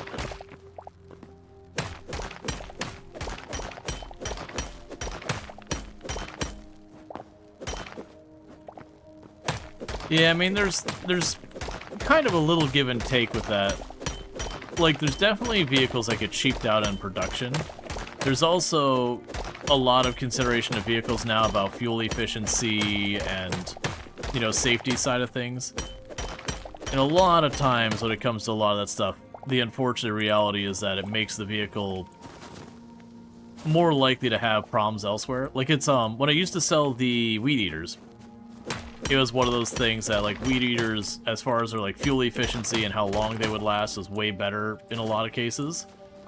But the downside is they were way more temperamental, where if things weren't quite the way they should be, they wouldn't run. Used to have to deal with that argument happening all the time when I was selling those things. But it was a matter of, like, you know, hey, this thing is going to be super fuel efficient.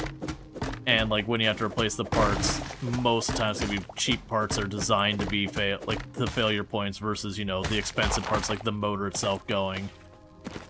But, in the moment, having it break down a lot more frequently because you've made all these intended failure points so that the important stuff doesn't break had negatives.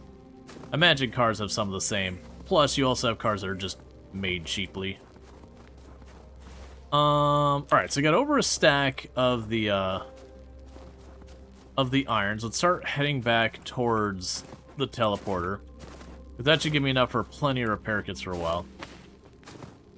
Because I'll tell you, the car I mentioned with the electrical, that was early 90s? No, it'd be earlier than that. It would have been late 80s. I don't know the year in that one. It would have been like late 80s, though.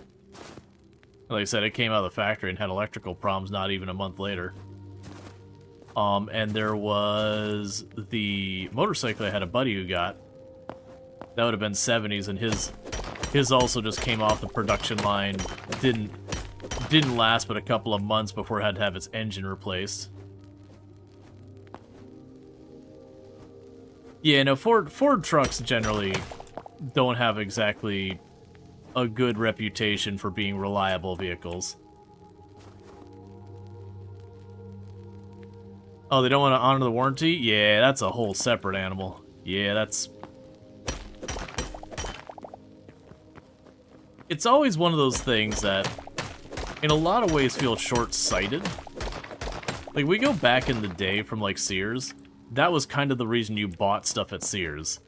Is whether it was, like, the hand tools where you gotta guarantee, like, replacement, or, you know, you get your drill in for, like, 10, 15, 20, whatever bucks, you get, you know, no questions asked, replacement, warranties, that kind of thing. Like, those warranties were, like, really good. And then so many of them wanted to, like, just not honor it, and then they're like, why aren't people buying the warranties anymore? Well, you're not honoring it. I used to keep for was a Maglite. Maglite used to have a lifetime warranty on it, and so I had gotten this really nice Maglite way back. And then they're like, okay, going forward, the warranty isn't going to be honored anymore. Like, there's no more warranty on these. I was like, okay. But, like, you know, because they had the earlier one, you'd kind of be, like, grandfathered in. And so I used to keep a piece of paper that the piece of paper was basically, you know, the actual packaging for the Maglite. Blue ice. Can I do some of the blue ice? Was it, you know, part of the actual packaging of the Maglite.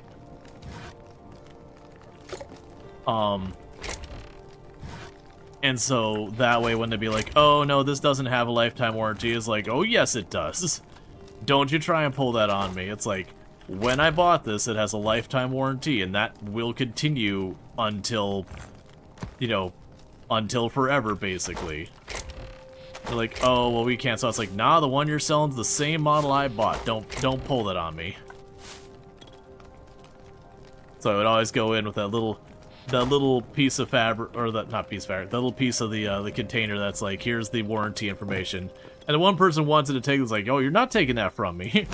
Like, that's the only way I have to get you, you know, to get you all to honor my actual warranty. That's why you spend money on Snap-on tools. The price search, 20-year-old screwdriver, no question asked ever. Yeah, no, Craftsman tools, like the hand tools, are the same way. That, you know, they had a couple of tools that were exception, but that's because they weren't really hand tools. They're more complicated things. But outside of that, generally speaking, like, there would be no reason for us to be like, hey, you know, we're not honoring that or whatever. Not unless it was something, like, really ridiculous, like you had, like, taken a breaker bar or whatever, and I could see that you had torched it and, like, bent it, like, that kind of thing. Like, if it was something, like, truly egregious, we could push back. Usually the salespeople didn't care, because, I mean, it's not that big a deal. I only ran into that one, and we still honored the warranty on it, rather than make a big fuss. But it was very clear the person had needed to do something unusual and had modified the tool, and now needed the tool to be unmodified, and just brought it back. Which, I have absolutely modified tools. I've talked about that Oldsmobile cutlass back in the 80s. The tie rod.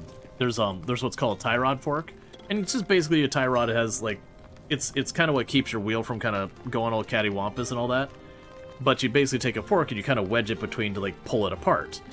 And what they did is they made there's a non-standard size, so a normal tie rod fork wouldn't work. You needed one that had, like, a wider gap. And it's like, oh, well, you can buy this from, you know, Cutlass. By the way, the one from Cutlass, they're going to be charging you, I can't remember what it was like $120, $200 or some crazy nonsense. And you're like, or, counter argument, I could not do that and not reward you for this, and I could take a normal tie rod fork and take a grinder to it and just make the gap in the middle a little bit wider. And then that only cost, I think, like 30, 40 bucks at the time.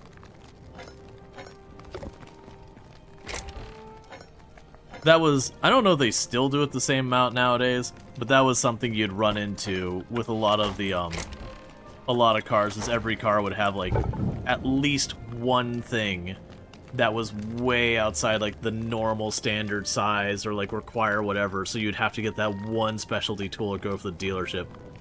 I remember for a Miata, it was something like, oh, what was the socket? There was one like nut or whatever on the entire car that was just like this weird, like 18.5 millimeter or some weird, I can't remember what it was. It's like this ridiculously large bolt in just one spot. And I can't remember what it was for. But, you know, when you're doing this one repair, you'd have to have, like, the correct one. You know, that one, it was just, I went online and found a socket of that size, not going through Mazda.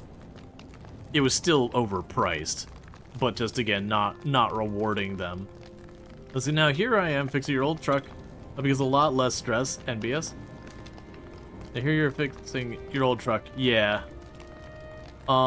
RAM had a half-life warranty as well back in those days because it just never broke. Yeah. But yeah, no, Snap-on's good. That's usually when people are like, oh, what's the best tool? I was like, well, Snap-on is a much higher quality than Craftsman. And this is coming from like I used to sell Craftsman a bunch of that stuff. It's like Craftsman, it's like upper end of mid tier tool. It's not really like commercial grade, but it'll hold up fine. And it used to be the selling point I had versus Snap-on was back then, if you wanted to exercise your warranty with Snap-on, you had to find the truck. And the truck may or may not have your tools you want in it. And that was just how it was back in those days. Now I understand it's way easier to exercise your warranty.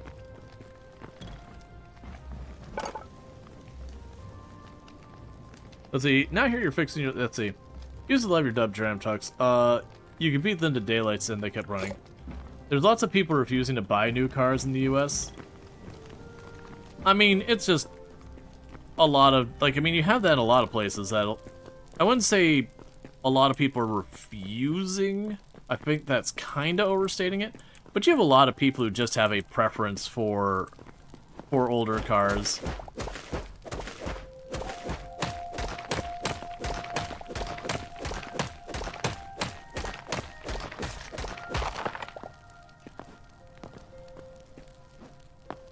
Let's see, your Snap-on guy is Kevin. He has your personal number. At this point, he'd probably get up of bed to come see you. Yeah. Well, now, that was kind of the thing. So some places, having Snap-on tools worked extremely well.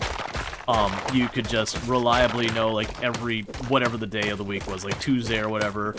You know, every Tuesday the Snap-on truck would be there. If you have any of the normal, predictable, expected things to have to go in there, like ratchets, screwdrivers, that kind of thing, you knew they would have it. But if you were more out in the sticks or whatever, like, you'd have to kind of commute to meet the Snap-on truck when it was rolling in the neighborhood. When I say in the neighborhood, they go to, like, your local tool shop or whatever, and they would just park their vehicle out there. And again, you just had to hope they had the tools you had. And again, most of the time, if it was just like a normal ratchet or screwdriver, they probably would. Not always, but most of the time they would.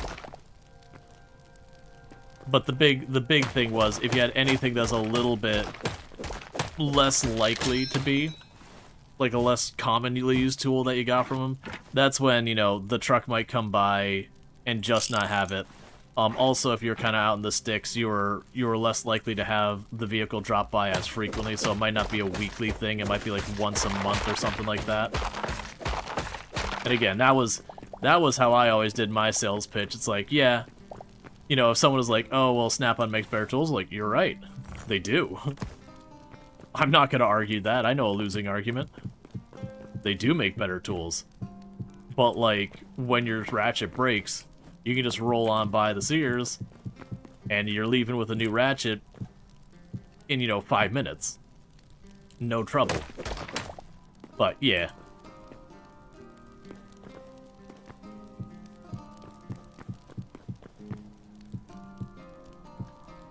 That's not true anymore, though, because Sears is basically gone.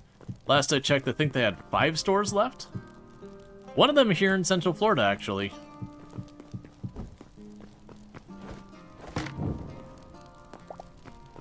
They have one at the, I think it was the Florida Mall. Some mechanics pay more than a lot of people's paychecks out of theirs every week. Some mechanics pay more than a lot of people's paychecks out of theirs every week. I'm sorry, I'm... Like on tools, do you mean? There we go.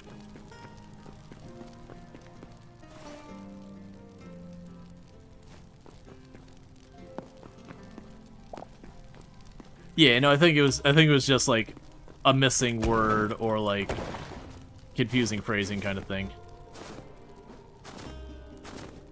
Alright, so let's get back to making our home away from home.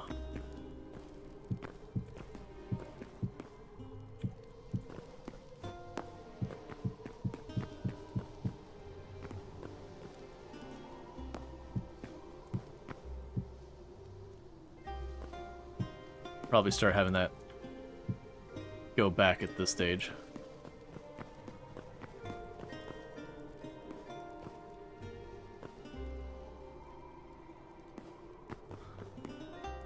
I mean, mechanics make good money. If they're, like, going through a dealership or anything like that, like, a good reputable mechanic will make some pretty solid cash. There's definitely some who get underpaid.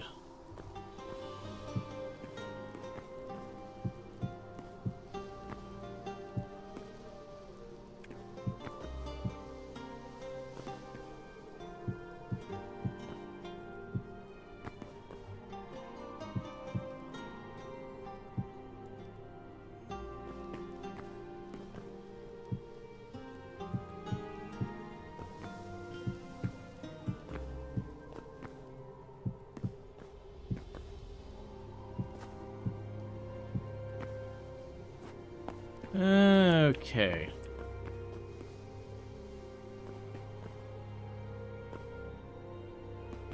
Let's get down where I can get a look and see how I need to adjust to continue to make the, make our home look great.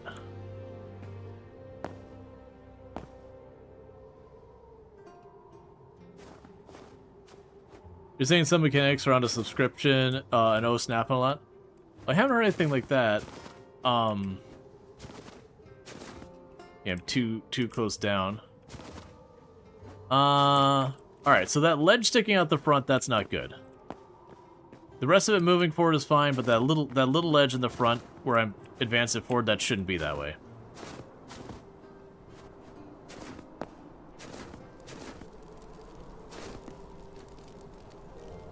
Alright.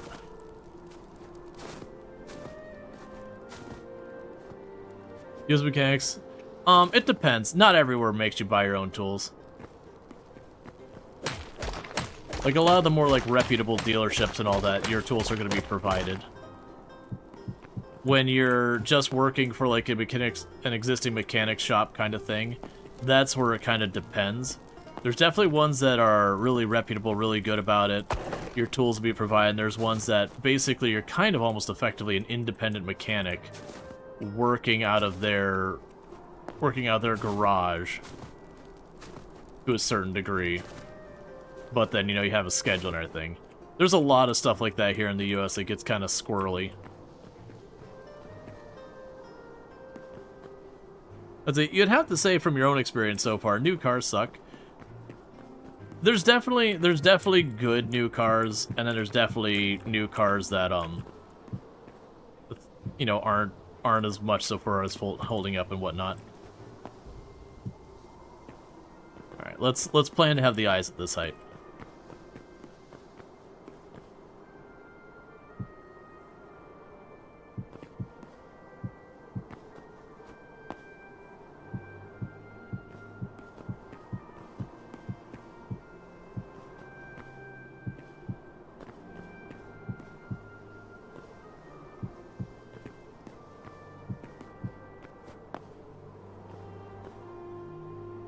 Okay, so let's take a look. So the nose... Ooh, actually, those eyes should probably be a tile lower. Yeah, so...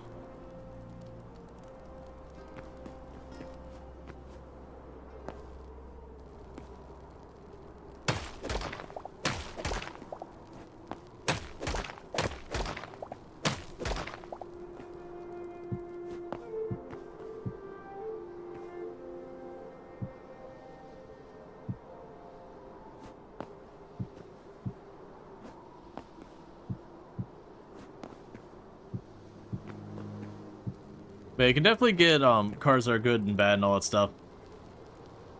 Until recently, the newest car you've owned is 1992. Yeah, and I definitely had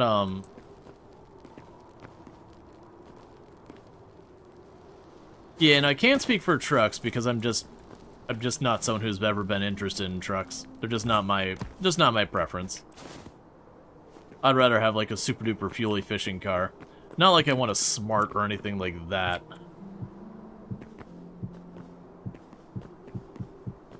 But broadly speaking, I'd rather get a really gas efficient Cooper sedan than a truck, personally.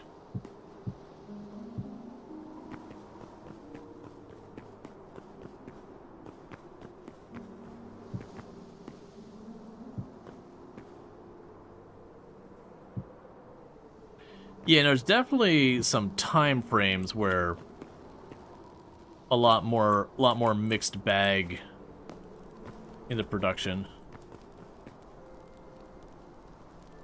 All right, we got a correction to make here. There we go.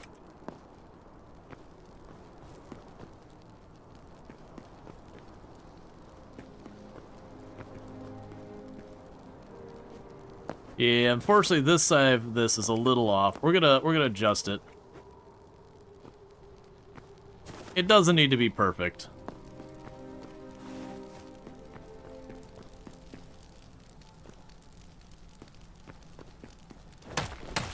Honestly, for this,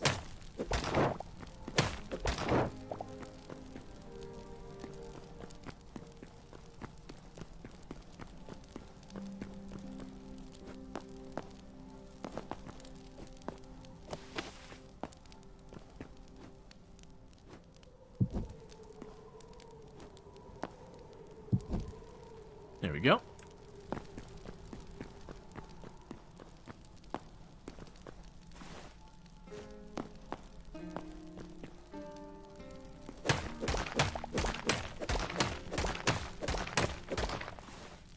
So I'm not looking to do anything super fancy down here. Where I put a lot more effort in up there. Down here, I'm mostly going to merge these two down staircases, and then make this into a mine.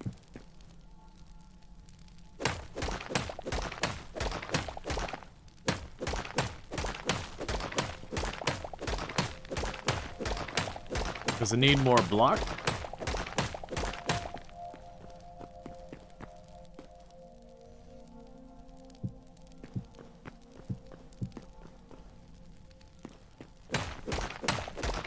Alright.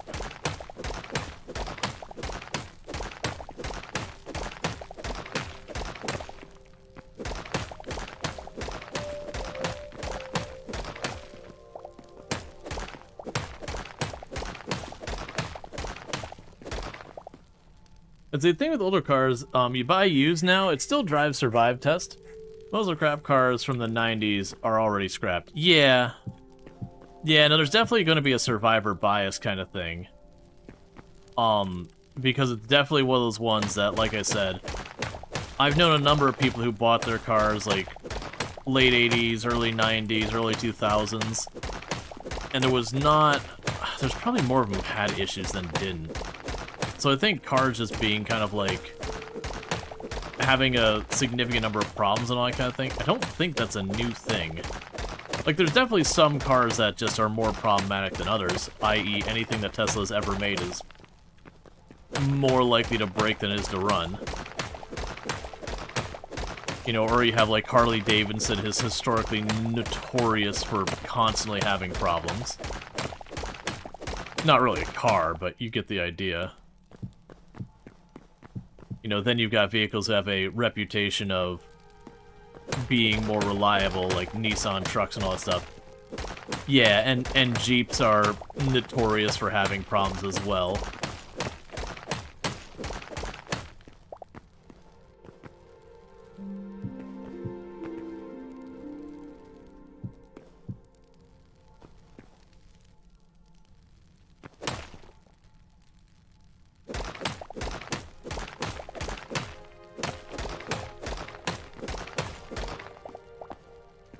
I was getting ready to scrap a car, but it's a Honda, so it's pretty rare.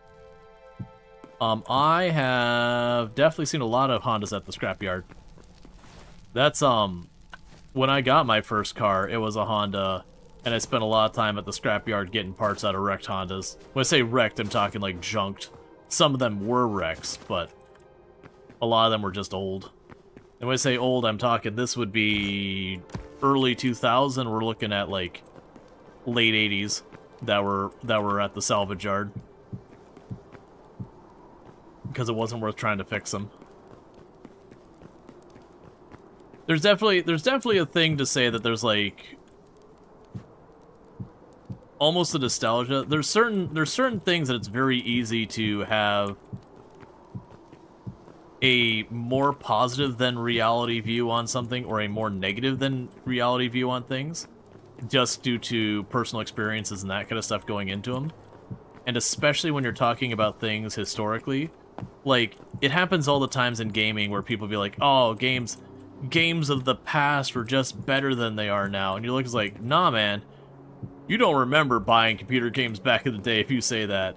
Where you buy the game and it'll be like, it runs on a potato chip, but is it going to run on your computer? To hell if you know. Because they didn't have system requirements that were meaningful and everything, it was such a crapshoot. Is the game going to be functional when you get it home? Maybe.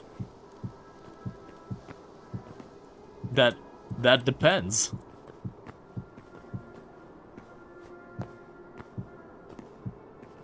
Yeah, people forget about all the bad games. Oh yeah, like we had Superman 64. Absolute gem of a smoldering sack of garbage.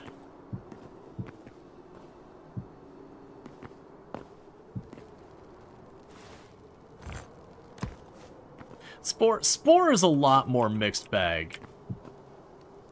Spore definitely is a lot more mixed bag.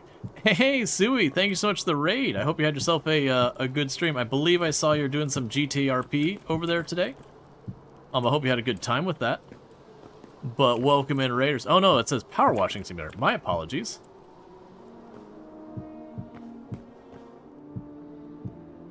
Yeah, I hope you had some fun with Power Washing Simulator. That's a classic. But the EMDR issues aside, Spore was... Yeah, Spore was definitely mixed bag in my book. Like, it had some really good things about it, and then there was definitely parts of Spore that, you know, like, it's basically the farther you got into Spore, the more you felt let down by Spore. Like, the earlier parts of Spore were excellent, but, like, as you got into later phases, you're like, man, they really kind of gave up at one point. But yeah, so check out Sui, plays a lot of variety of games, absolutely fantastic content creator, fellow member of the Halcyon Frequency stream team, the stream team that I am on. Has been doing like a lot of GTRP as well as other things of that nature. Has historically done like lots of RimWorld, has done Project Zomboid in the past, doing some Power Wash Sim, does like lots of indie games, so if you're into indie games, you can find it over there. For the content was often? Yeah, no, it's just definitely with Spore, like, they spent a lot of time on the earlier phases, and like I said, the earlier phase of the game feel pretty good, but just like each phase you go, it's like, oh, okay, like, at some point a budget was running out or something, and you just had to rush it a little bit more, and a little bit more, and a little bit more, until it was not nearly as good. For everyone who's just tuning in and wondering what the heck I'm doing here, so we're playing Hytale today. Hytale is very much in like the same vein as Minecraft and all that, but it's got like a lot better combat, a lot better mobility, and we're just kind of doing a little bit of work on a project that has no importance to anything I'm doing and therefore must be done, which is we have our first, let me show you first of all my main base. So we go down here, I've got my lovely little home, so you know, I've got the mine shaft where we go and do all that. We've got, you know, our little teleporter room, which needs a door. I've got my storage, my little smithy down here. Got like a little room here in the bedroom that I really haven't finished yet, but like looking lovely and all that. We've got our nice little marble foyer, so you know we can have the true Italian experience of having a wonderful marble facade on the front of our house, and then just don't worry about what's going on back there. But you know, it's a lovely little cozy house, very nice, and all that good stuff. Meanwhile, what we're working on in the interim is that we teleport back over to where we just were. On this side, we discovered that some of the materials I want... Oh wait, the door would be over there. Some of the materials I want only grows, you know, are only available in like this really ridiculous, like, Boreal mountainy area and all that stuff.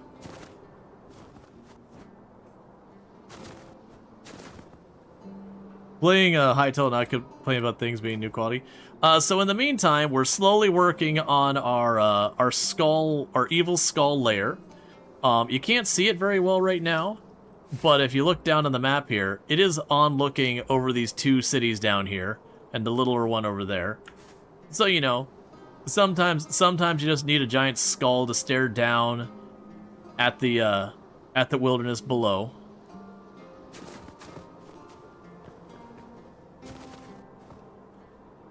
Playing Hytale and complaining about new things being low quality. Yeah, no, that's kind of the thing that I was mentioning earlier. People were just talking about that, like, cars nowadays are absolute garbage. And I think a lot of times we have kind of rose-tinted glasses about, like, nostalgia with stuff. Yeah, we'll have to go out the front door.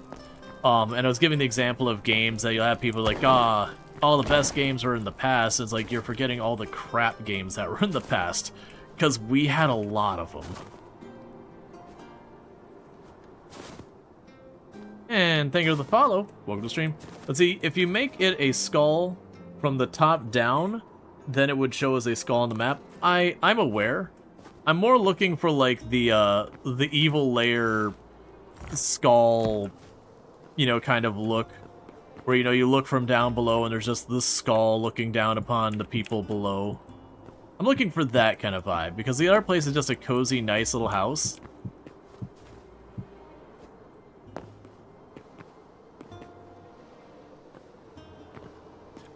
Which of the art crap games?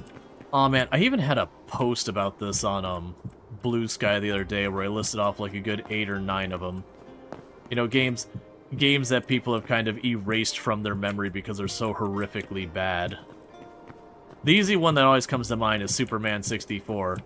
A game about Superman that was open world and somehow just was really bad because there was nothing to do. They just kind of flew around in circles badly. Yeah, there was... Well, no, it wasn't for the NES Century Cookies, for the Atari. The old ET game was terrible. Oh, there was one, it was a space sim. Oh, what was that? A real bad space sim back in the day. What was the name of it? It was, it came out for PC only, I believe. I'm blanking on it.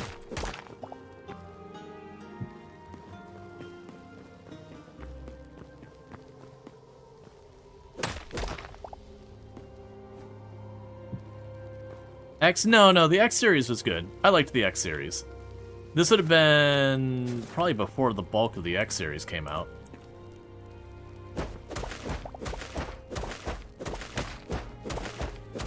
I get to pull up my post. Because like I said, I made a Blue Sky post basically going through this exact same thing. Because I had a stream and I can't remember what game I was playing. And someone was just kind of poo-pooing the game the whole time and being like, new games are all crap, and it's like, what are you talking about? There's so many amazing new games that come out. Don't get me wrong, there's also garbage games that come out. But that's kind of the whole point of the conversation, is that, you know, new or old does not mean there's a lack of bad and good games that come out. You can go back to the 80s and the 90s and find plenty of hot garbage games, just like you can nowadays. See, but back in the early 2000s, it was normal where, like, 3-4 chapters games copied each AAA, knowing that parents would be, we have that at home type logic, but $20 driving game, it's not 60. I'm sorry, what? Let's see. But back in the early 2000s, it was normal. There were 3-4 cheaper games that just copied. Oh, yeah, but a lot of those $20 games, there was a couple that would be really good. You know, surprisingly stuff you had like Chex Quest and actually were like that thing. Also, heck, the X series hater. It's a great series. I like X. The X series, not the X social platform. I like, yeah, copycat games. But yeah, there were a lot of real bad copycat games. There was some good ones. Like I said, there was Hex Quest, which was just like using the Doom engine to basically make a Doom-like game, but it was checks.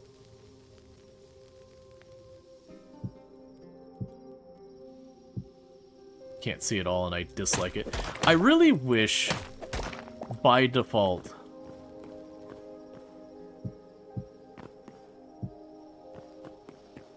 like without mods or something, we could hold the torch while placing boxes. You laugh how Twitter rebranded the most overused icon in history. That was most... You laugh at how Twitter rebranded to the most overused icon. Oh, yeah. Yeah, I see what you're saying. Yeah.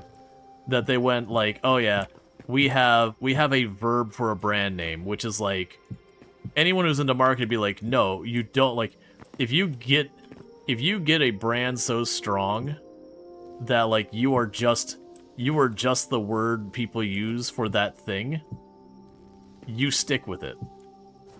It'd be like Google being like, you know what, we're gonna rename our search platform Alphabet.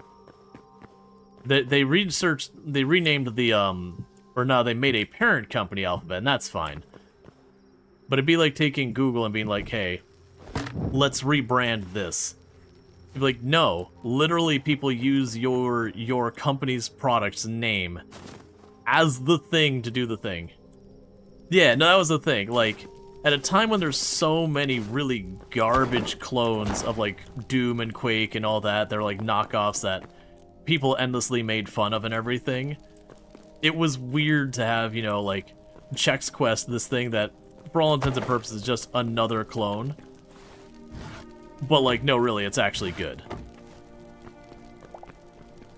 Like, it's not gonna win any awards or anything, it's not that amazing, but it's definitely very serviceable.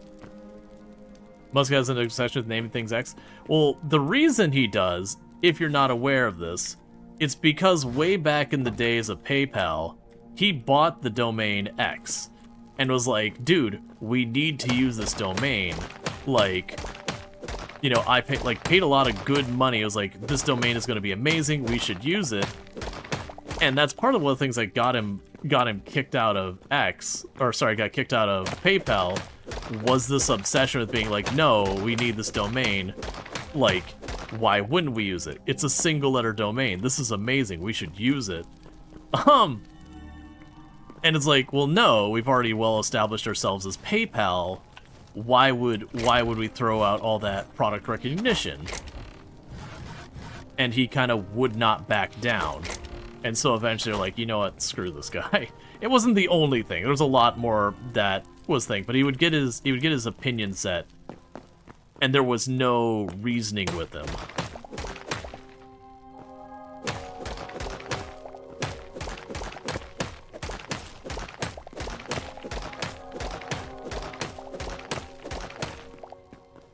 Alright, so that would be here.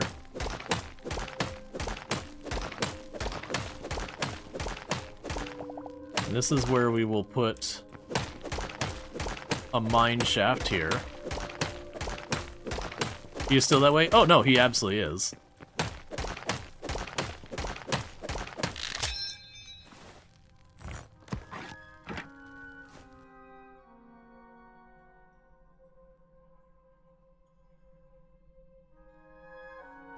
Repair penalty too large for this item?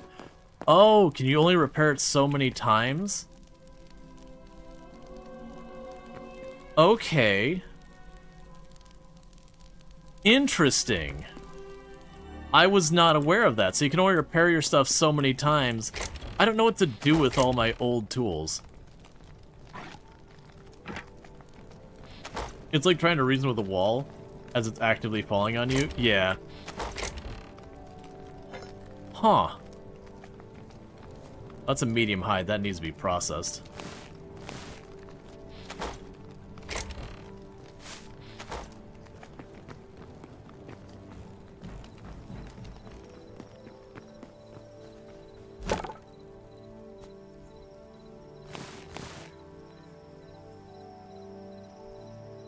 Let's see, calling a billionaire who has built businesses, and a lot, let's see, build businesses and a lot of things dumb is debatable. Regardless of if you agree with his choices on the thing, calling him dumb seems inaccurate. No, you can be dumb and lucky. Has anyone bought this game using a VPN? I have not. You can get lucky. You also have people who have connections. You also have people who have a ton of money that... Literally, you have people who started businesses that the businesses you can genuinely consider completely and utterly successful in regards to, like, they made money, but ultimately required more money invested on the initial creation of the business than it ultimately made out. You can also have people who are really smart on one side and really, really dumb in another way. Success, here's the way to think of it. Success and intelligence are not directly related. You can be successful but not smart. You can also be smart but not successful.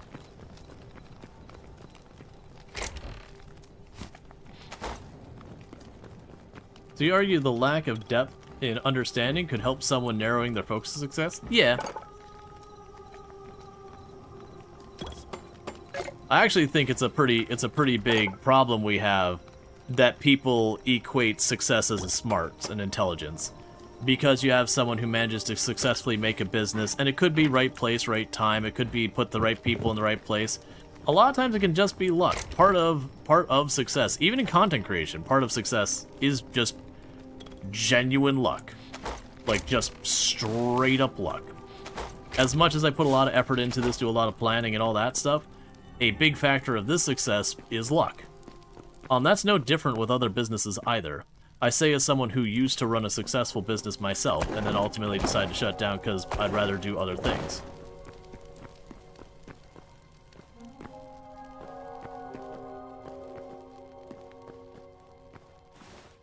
Alright.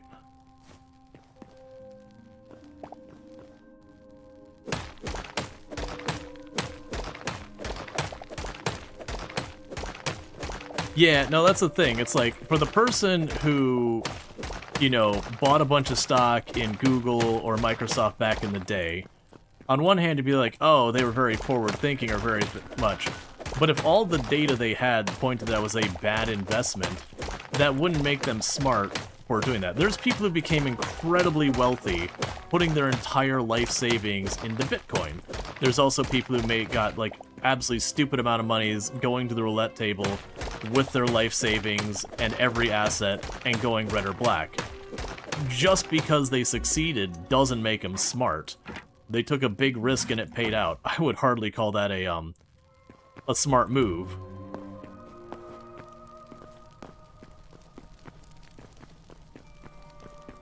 So, like, success and intelligence they're not mutually exclusive, they're just unrelated. I've personally known some incredibly successful and really, really dumb people. Like, really, really dumb people.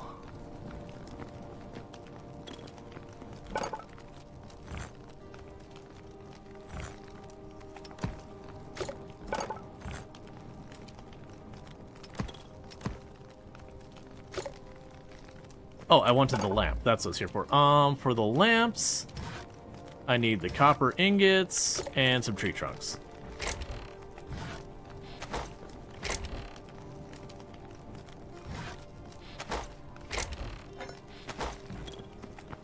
Let's see, I've heard stories in Silicon Valley, software firms literally drawing the remaining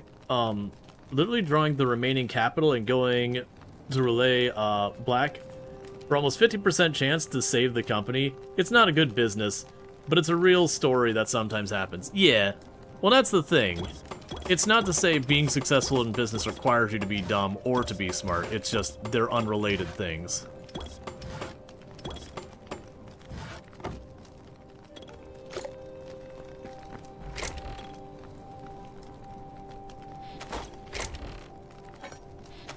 Because hopefully we can all sit there and go and look and say, okay, you know, Musk was made like some really, really dumb bets with, like, You know, not expecting to have to actually buy Twitter and all that. You know, and ultimately, because he made a legally binding agreement, he was forced to go through with it when he never intended to. He just wanted more time in the spotlight.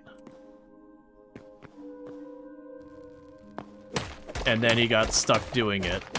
And then after getting it, he was like, ah, well, I'm going to be wildly successful by making this, you know, the quote-unquote free speech zone and just stop moderating and all these kind of things. And then just watching that company just kind of get pissed away. No, it's just going to pop up when I do this. Yeah, it's weird that I can't attach a lamp to a wall. I've made that mistake a bunch of times.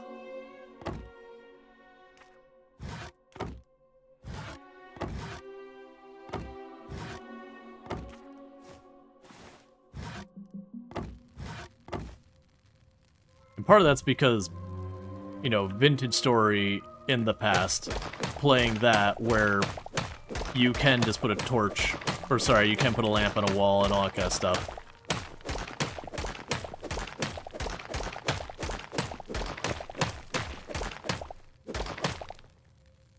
And Blade Drunk said the other aspect of this, coming to lurk, is that people that have a high level of education and learning on a very specific set of skills very often falsely believe their intelligence in that niche applies to all niches. It's really common with doctors, surgeons, etc. And I can tell you it happens in tech as well, where they can be the absolute best of the best in their field, but also absolutely horrible at managing their money, lack of basic sense, and other lack of awareness. And they don't know because they don't see themselves as being highly intelligent. They are. We all have blunders. CEOs are not different. Yep. And also check out Bloody Drongo, who's another fantastic content creator as well. Been playing Hytale as well, but plays very similar stuff. And also fellow member of the Halcyon Frequency stream team, the stream team I'm on. Absolutely those things. But yeah, no, like I've worked with some amazing people. I've been very fortunate. I've gone to work with literal rocket scientists. I've gone to work with multi-billionaires. In all sorts of different areas. Like, I've had ones that worked in manufacturing. I got to work with ones who were, like, literally lawyers and all that. You know, so I've gotten to work with some of the absolutely most intelligent people you can have out there. And even amongst the most intelligent of them tended to be the ones who are like, yeah, I may be really smart, but I'm also not the smartest one in this room. And I depend on you to correct me when I'm wrong and all that. The ones that were the worst were the ones like Drongo's talking about. You get used to being the smartest one in the room because, you know, as a doctor, if you're like the smartest doctor in the practice kind of thing, you're standing among doctors. And in that niche, you might genuinely be the smartest person in the room within that very specific confined context. But then when you go to the next room, if you suddenly go in there and you hop into a room and you're dealing with software developers, it's very unlikely you're the smartest person in that room anymore. Like, in that context, you know, you're a fumbling toddler. Because why would you know about that thing?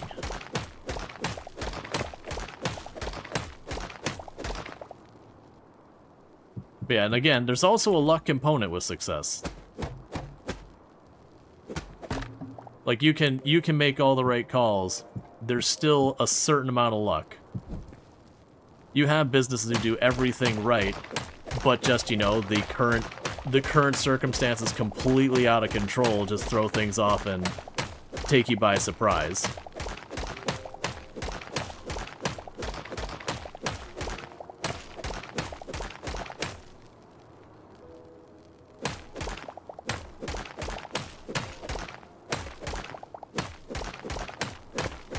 I would disagree with that, Marlo.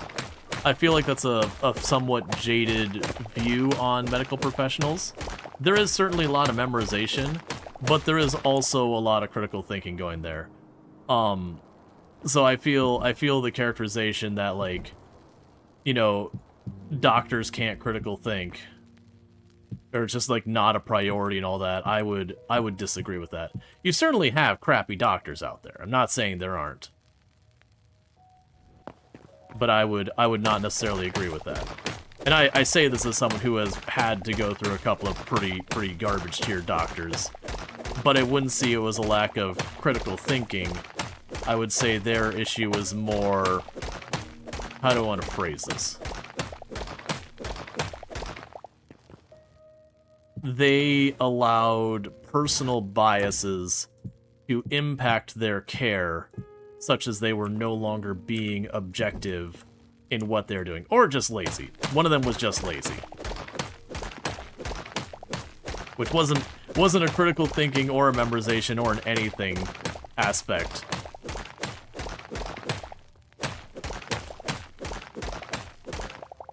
Let's see, I'd argue a quick lookup reduced memorization compared to the past these days. Is normally hyperbolic. Yeah. You've seen a lot of doctors completely stumped by a zebra. I feel like in this particular case, there is an existing bias, you know, whether justified or not, that you are dealing with that. Because like I said, you're kind of doing a lump sum here.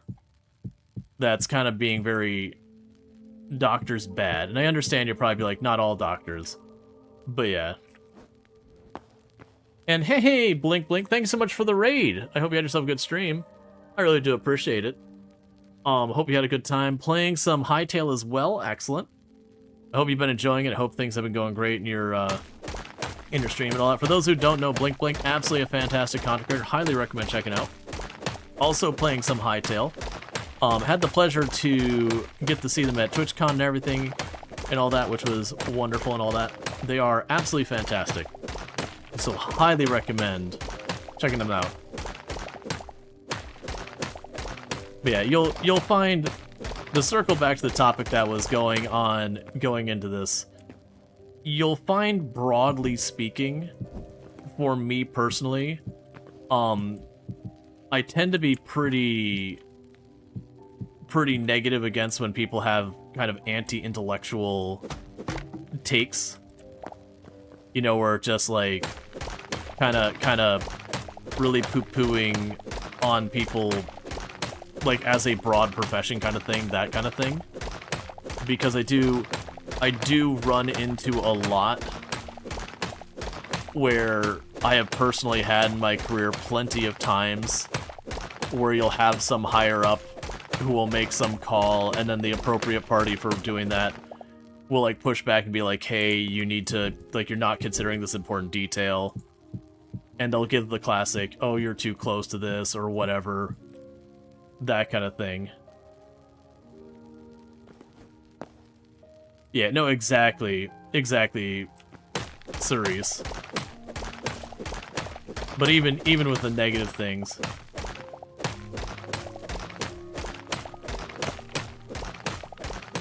like even with like negative things, like I've had like a really awful dentist in my past, a really awful doctor in my past. I had one doctor just straight up like just ghosted and shut down her practice, didn't say anything to anyone. But like broadly speaking, I would still say, while I've had some bad luck with family doctors, broadly speaking, I know a lot of people in medical, even among family doctors, who have all been stellar. Some doctors are crap. It's literally the same with every profession.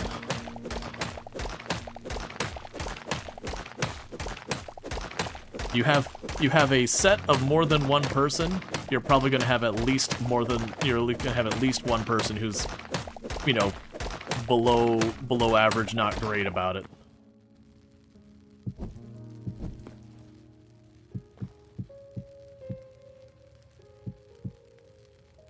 So I'm not even getting the type of block is going, because this is the whole reason I was actually working on this shaft, is I needed a bunch more of the cobblestone for the area to continue making our skull.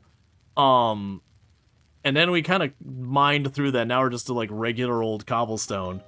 And I was curious if I'd dig down here and see more cobalt down here, or if I go back to just being iron and copper. But we haven't hit any ore at all since we started digging down.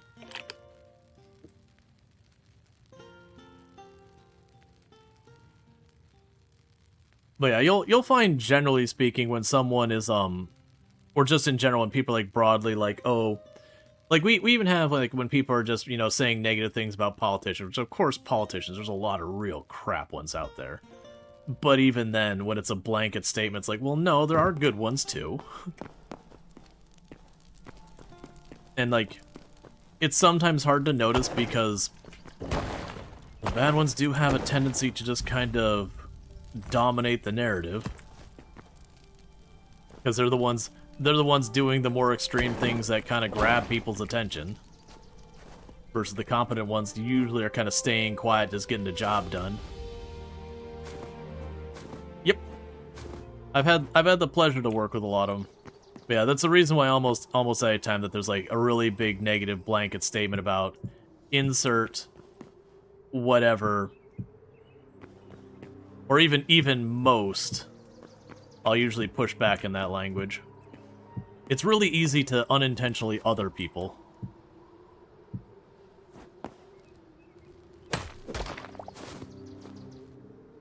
Especially when there is a hint of truth. Like that there is genuinely within a group, there is a thing occurring. It is very easy to take something that's fairly minor and then make it into something far larger than it really is.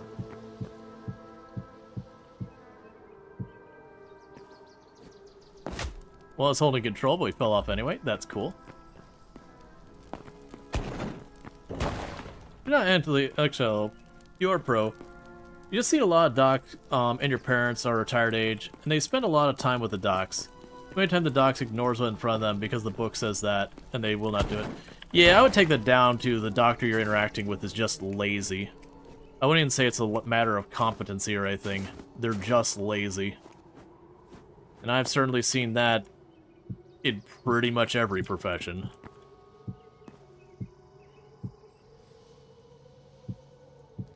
It's also the challenge of patients lie.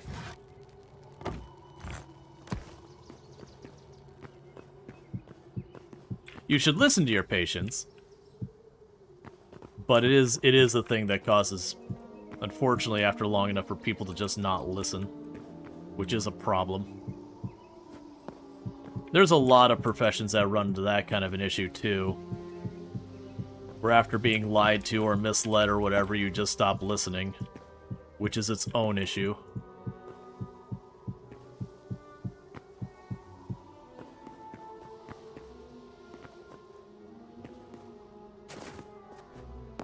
Alright.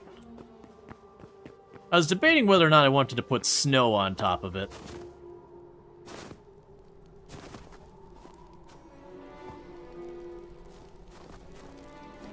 Yeah, people make up every profession and people are just people. Yep. Yeah, no, I understand what you're talking about, Marlo. But that to me isn't a matter of they're doing it by what the book says. It's more the book is the excuse. They just don't want to put the time or effort into it. They're just going to go with whatever the direct answer is and roll with it. I've seen that in a lot of professions as well.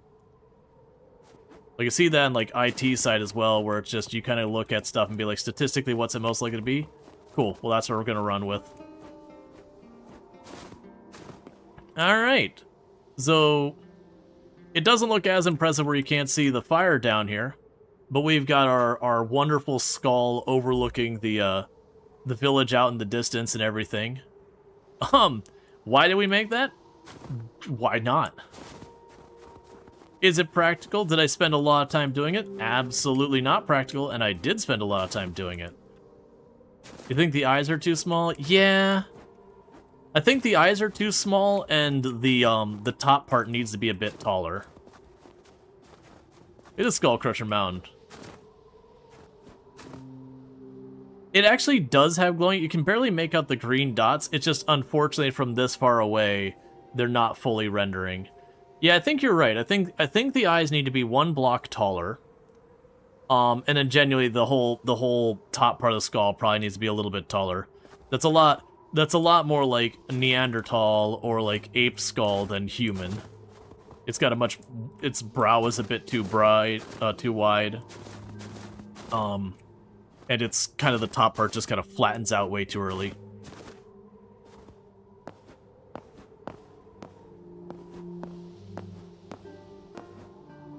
But considering us having to try and just, like, mentally, like, just be like, alright, what do I think this looks like while working on it versus being able to stand from afar, I'm pretty actually happy that that turned out the way it did. Yeah, so as you can see, these green fires, you can see the glow a little bit from here now. It actually does have a green glow for the mouse.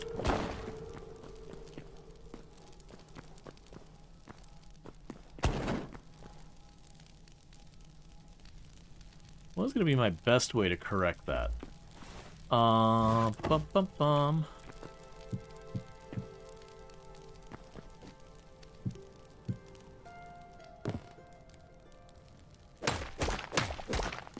There we go.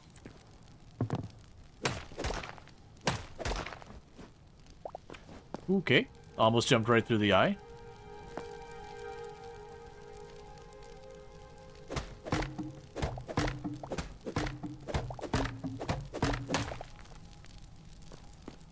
Cool. And then let's just add a layer on the top of the skull, I think. Using these blocks.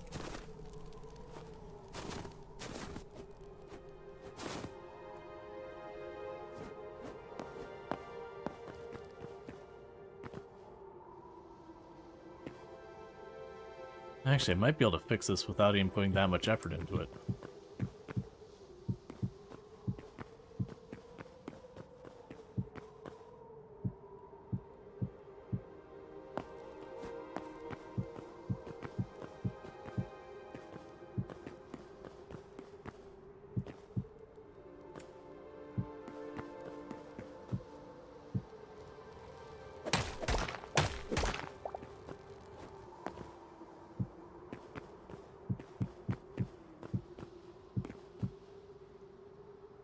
Okay, make it a little bit taller.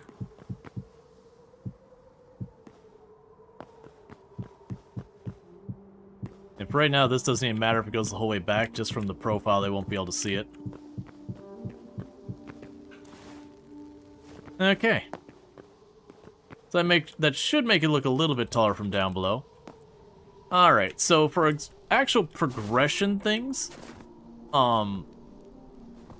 yeah, that'll look a little bit better. Still a pretty broad brow.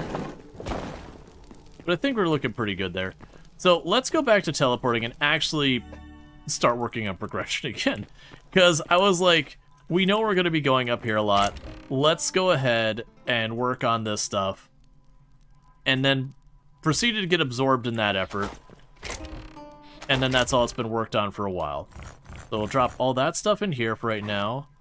Put you down there. Got lanterns to mark lights in other places. I'll probably toss those up here, the ladder up here, that ladder up here. Is there anything we can clear out here? We can make torch or arrows out of that. I believe that's just that and the sticks. We can make some more arrows.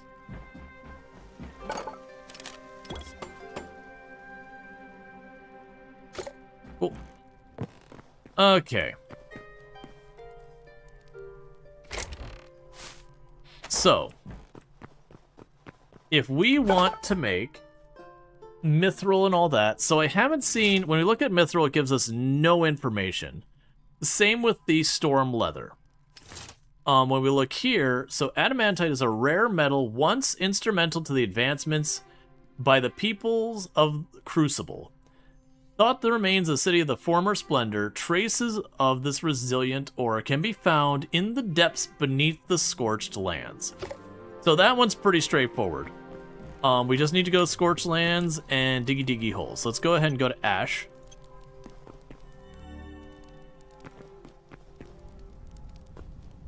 And so then the assumption here is that we just need to heckin' go down.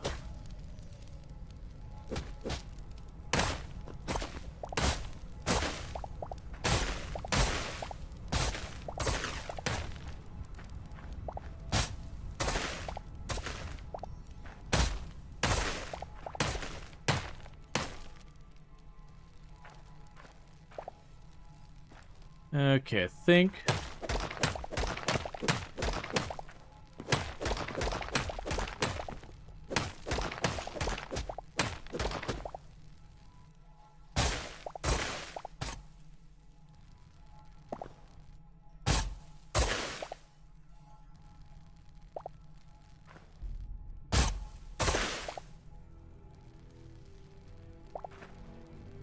Alright, this is gonna be obnoxious. Alright.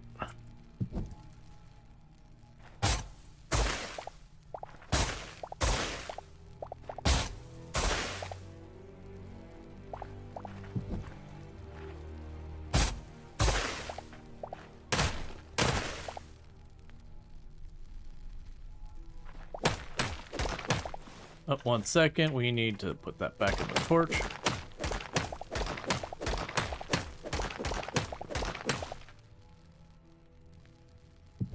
There is a surprising...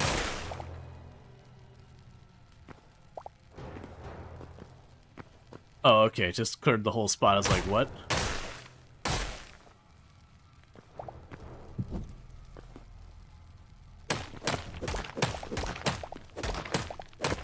Honestly, you know what? Reevaluation time. This is going to be annoying to go up and down every time. Let's make a quick adjustment. Let's grab those ladders. And we're just going to be living with that. So there's the stacks of ladders. Grab you here. Hop right back over.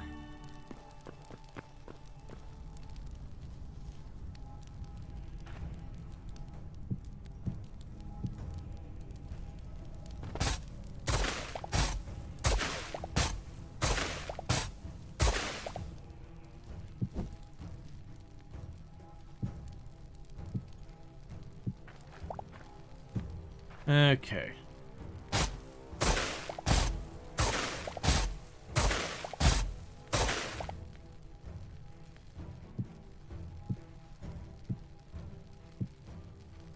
And are doing all this.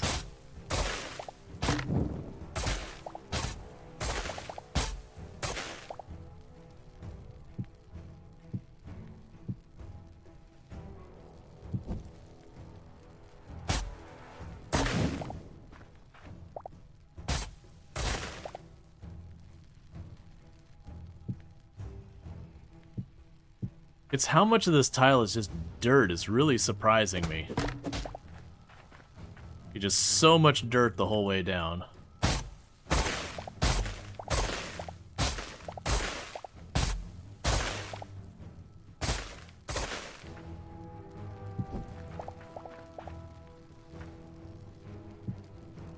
Because then the assumption of what I need to do here is dig down deep enough that we find ore. Because I haven't really seen any extensive tunnel networks or anything here.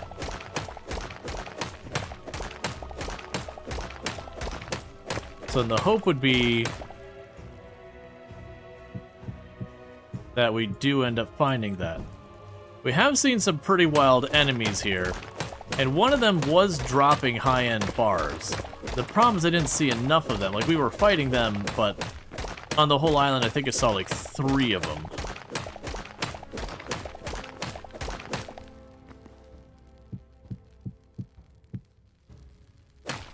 Now the next question is if I go down here,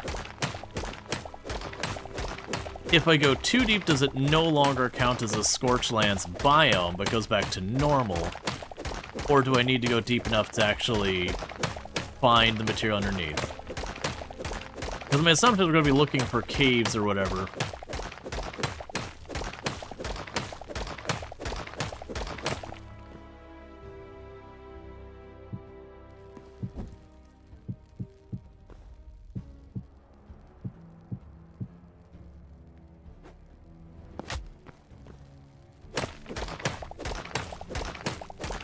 Okay.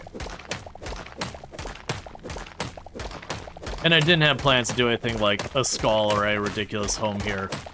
I'm here just to get the ore. That's what I care about.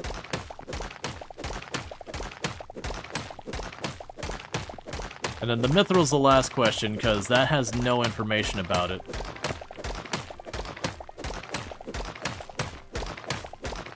So then there's a question like, is it actually in the game? If so, where is it? Like that kind of stuff. Yes, and the question would be, as I've now gone down where the stuff has changed to cobble. Have I, gone, quote-unquote too far that I'm no longer eligible to find it? So I'm going to leave this like this.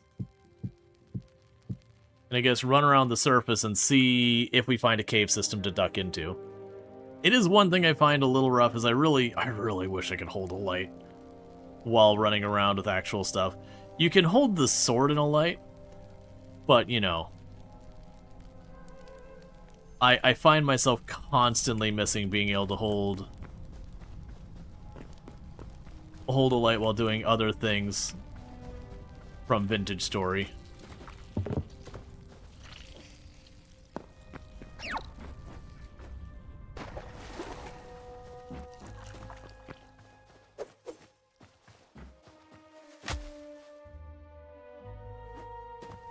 Okay.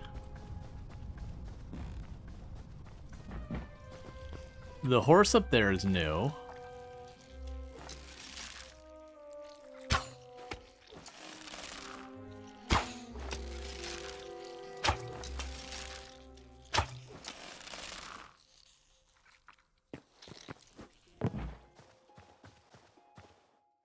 Poor puppy.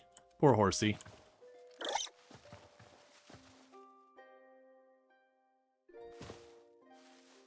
Okay.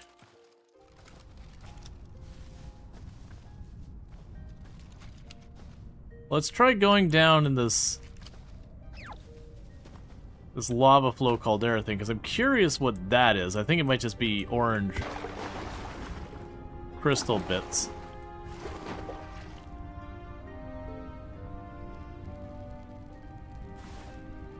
We can grab some of the slate stone.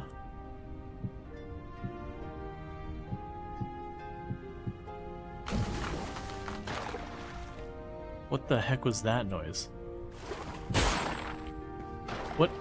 What is that noise?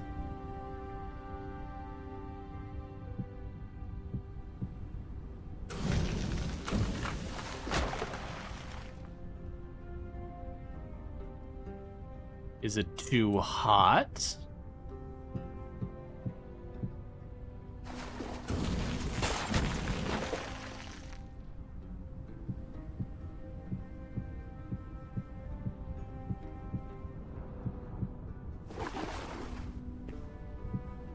Okay. So it appears if I walk directly upon blocks I put in lava, it still hurts. But if I go one tile higher, I'm fine.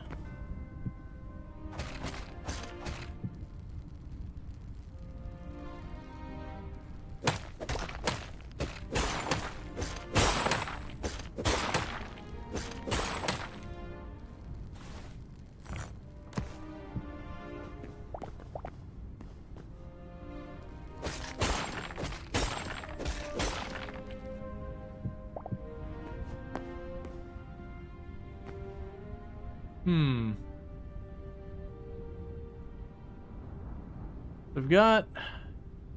Can't tell that's an enemy or ore way over there.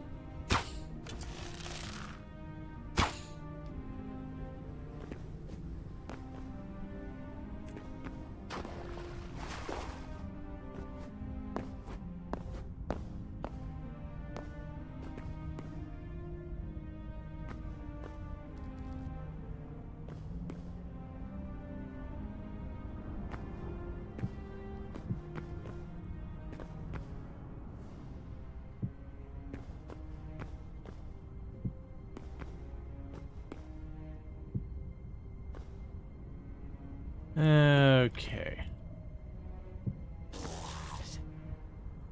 You stay.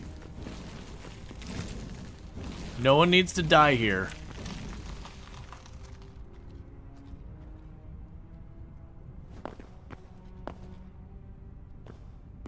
What do you know that I don't know? Okay, have a nice day.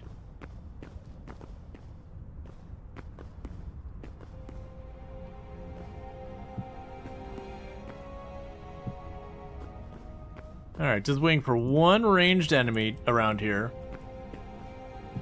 to just plunk a shot at me and for it to be all over.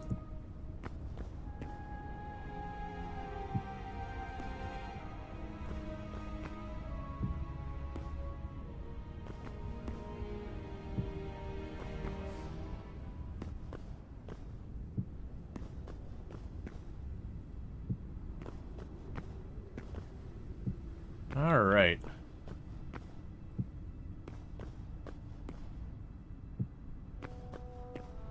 Just slowly scooching our way over.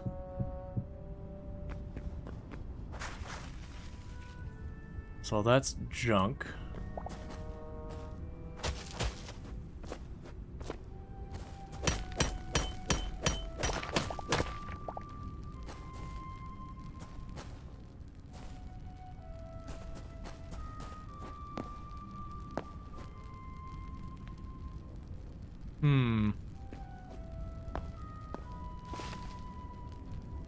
So green gems.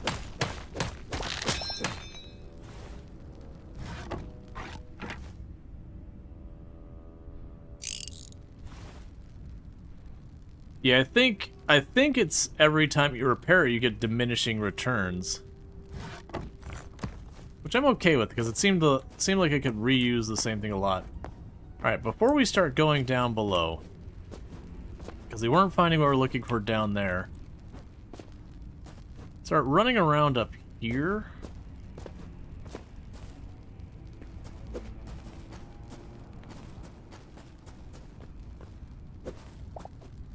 And see if we see any ore at all.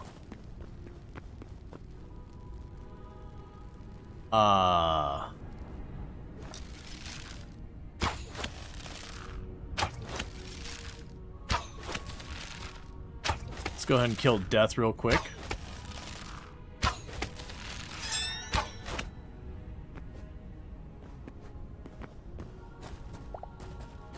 So you're different material.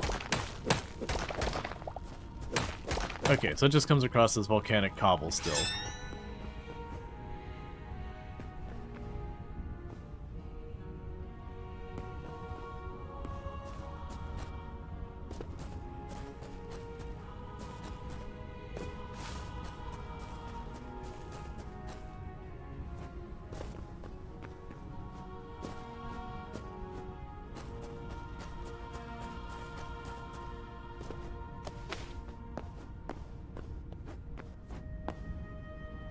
Okay, nothing over there. Bunch of painful stuff here.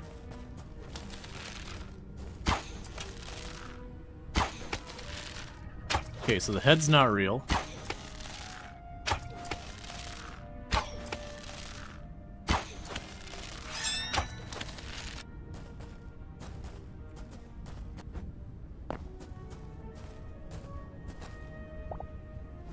Okay.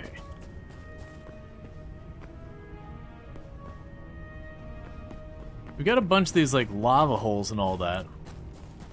So it's partly expecting to maybe find the ore, like, right along the lava layer down there. Okay, tame those horses? No idea. I haven't seen a way to tame anything quite yet.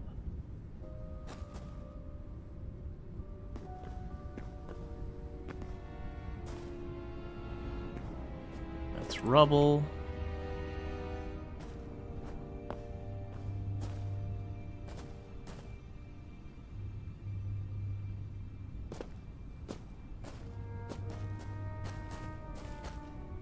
Yeah, so seeing lots of the gems, but we want to find the ore. Alright, I'm going to do stuff that's dangerous.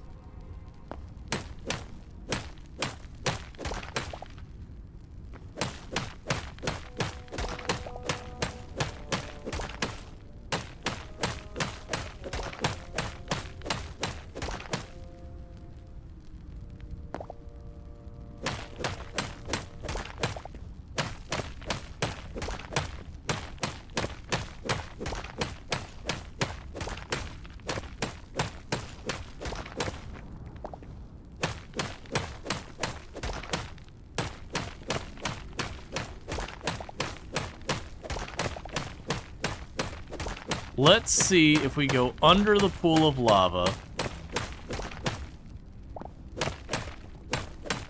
what happens?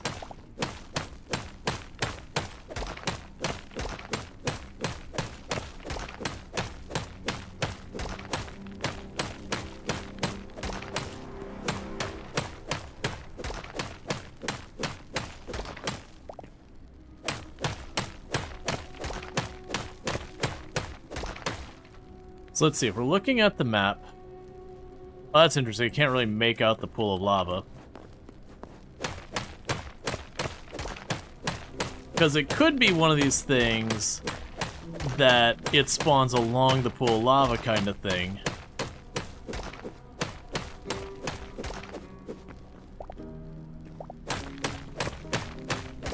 Making our dip spot here, so if we do strike lava...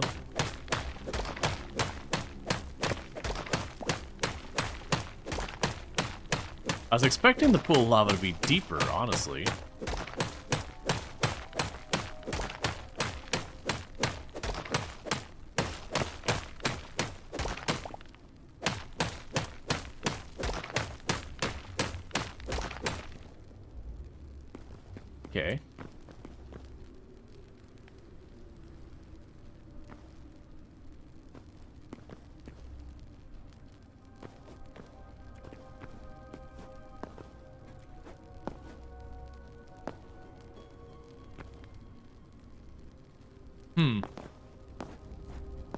Okay. Okay.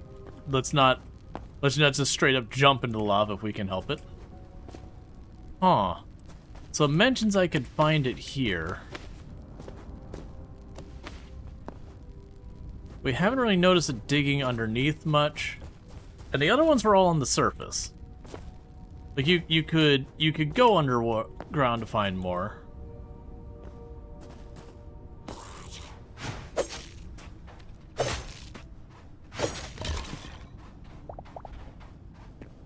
Yeah, no, I got that the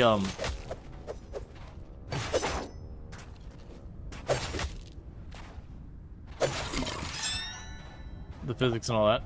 Alright, so we got ancient steel greaves. That's... Oh, we're getting a lot of those.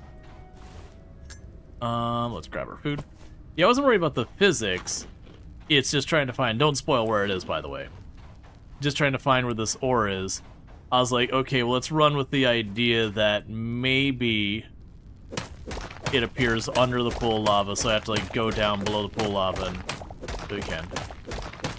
Alright, with these weird, like, you know, big spire things. No dice of the big spires.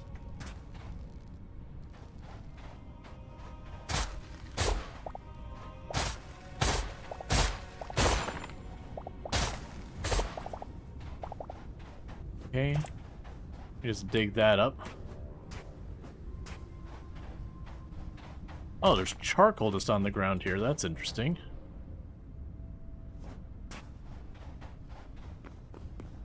There's something over there. Burnt skeleton lancer.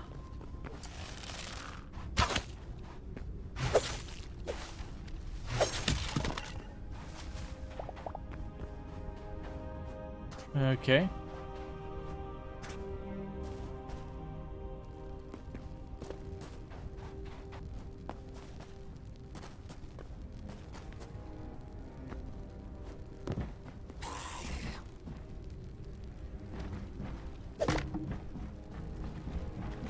Oh, hey. I heard you. I couldn't figure out where you were.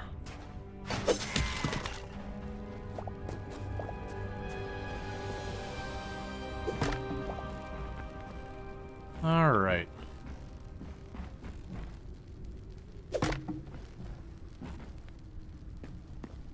Yes, I've got tons of these glowing bushes and all that. And random enemies running around. But nothing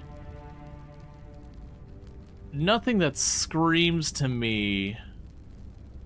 So we haven't been into this terrain. So we've been over here in the there. We've been in the sand, but I haven't been into whatever the terrain is over there, over that way.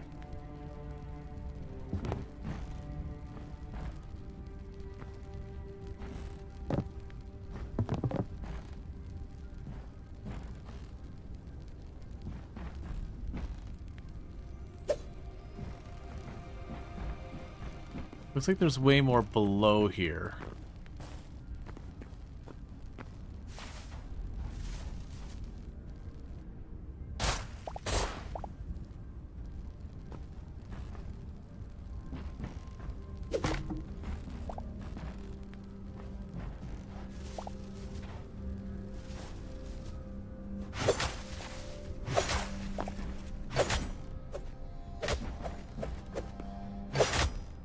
Okay, I was getting a little concerned about being cornered. That wasn't too bad.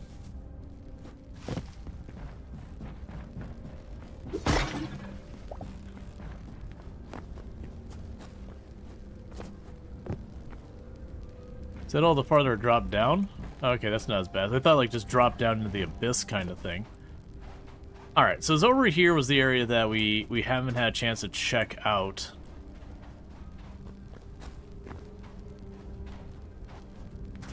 Like I said, so far, thorium and cobalt, once it got to the right areas, wasn't too hard to find.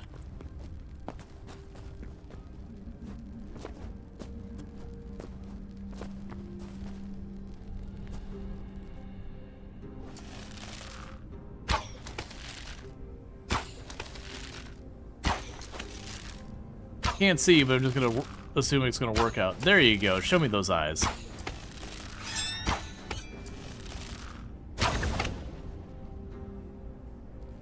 Alright.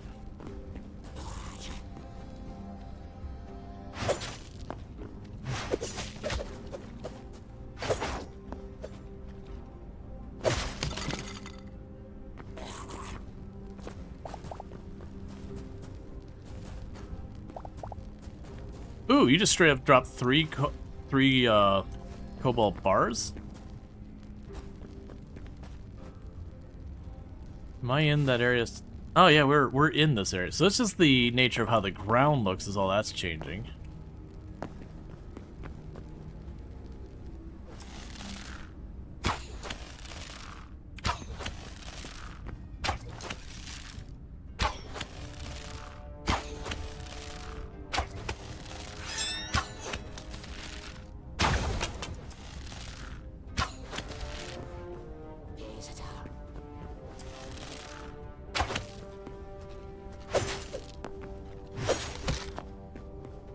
Okay. Just shooting at the eyes in the dark. So more free cobalt. Those are the big golem looking guys that we came across earlier that gave us goodies.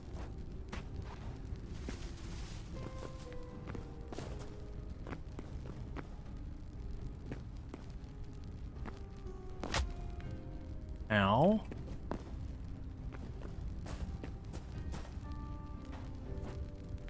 Yeah, it just goes down to more sand. It'd be nice if it's daytime again, I could see.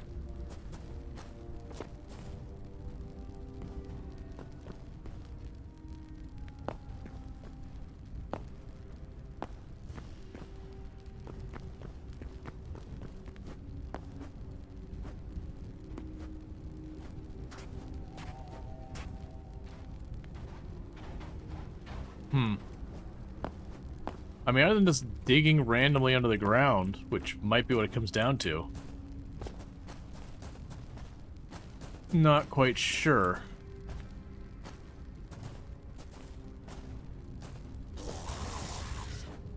Hey, friends. Where'd the big guy go?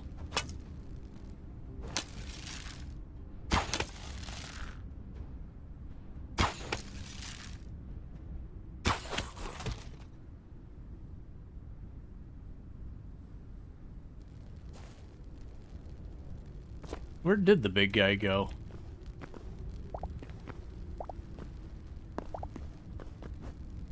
Well, they sure like to give me the steel pants quite often.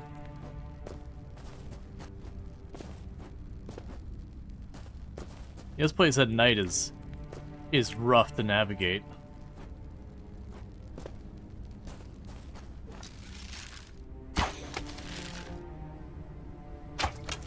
I'm not stealing them, they're dropping them.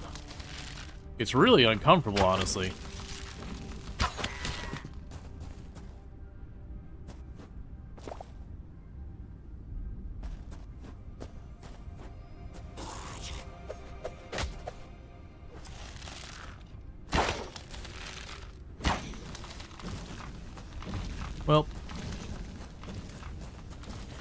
Good luck with that.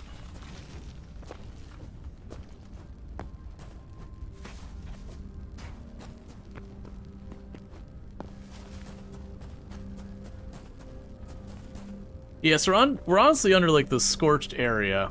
I'm having the feeling it's not going to be on the surface. It's entirely possible I have to kill the big guys till they drop it kind of thing.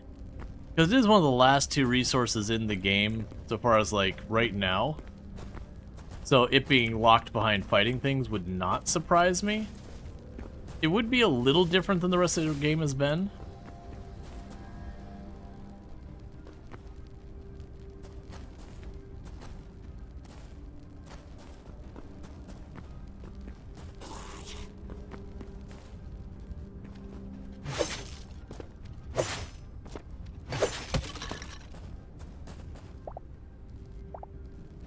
Okay, let's eat this.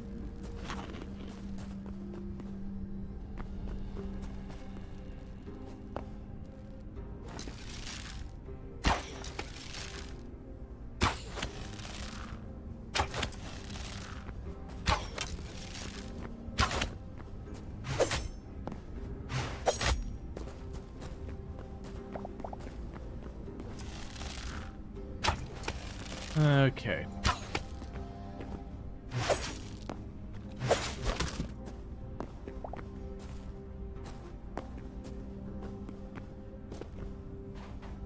I guess I'm just gonna dig down here.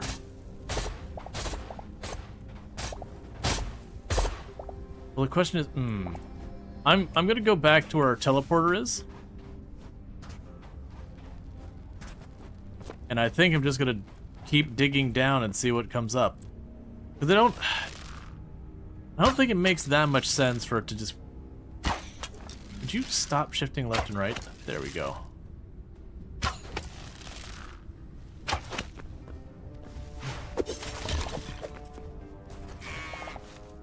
Wait, what's making that noise? Just you?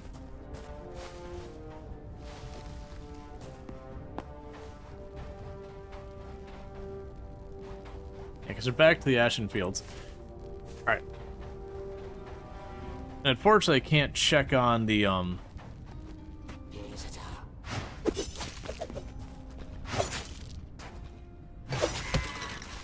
Alright.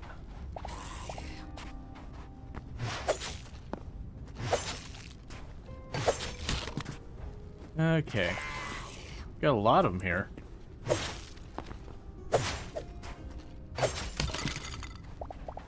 On the plus side, we have plenty of Essence of Fires.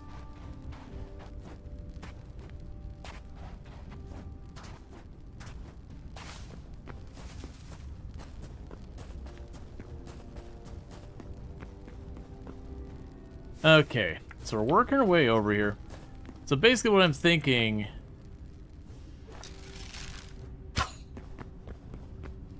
is get to the appropriate height. Or to the area.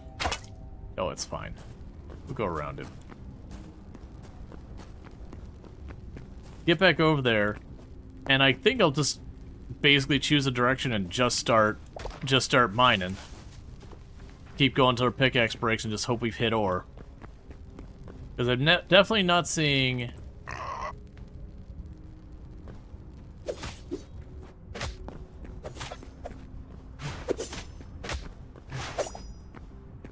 Oh, almost launched myself right off the side there.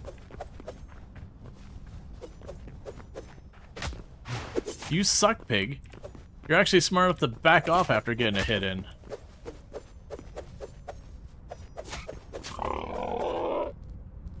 Alright.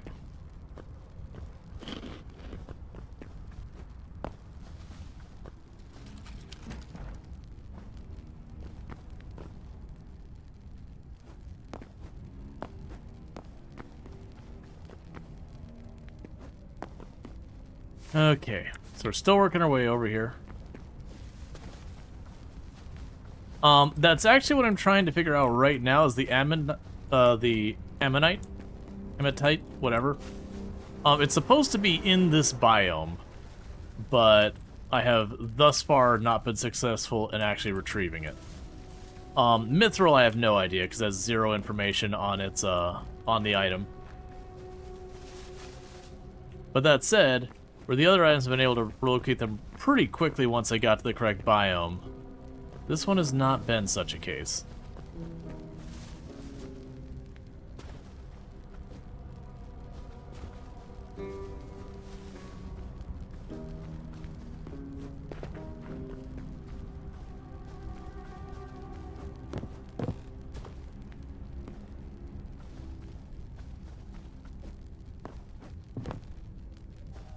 All right.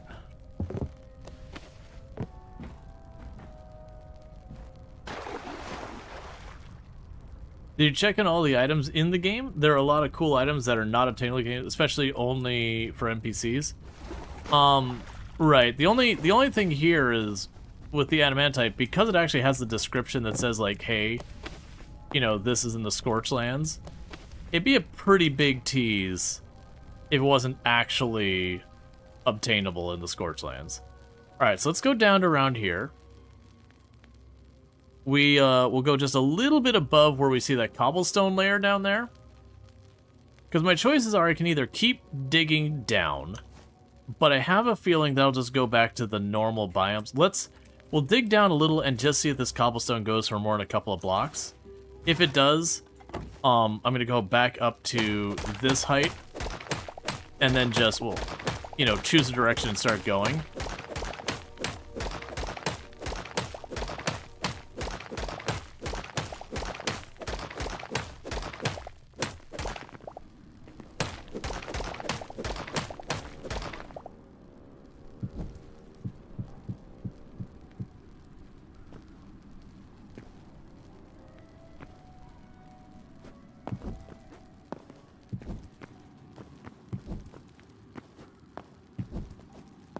Okay. We'll see if it's Pug. I'm running on the suspicion that we're too deep. This is a weirdly straight wall, so I'm just gonna pop through about 4 blocks, see if we see anything. Okay, it's just world shenanigans. Why do you have daggers and a sword too? Because I cannot hold a torch while using the daggers, because they're effectively two-handed, whereas the sword is one-handed, so I can hold a torch so I have light.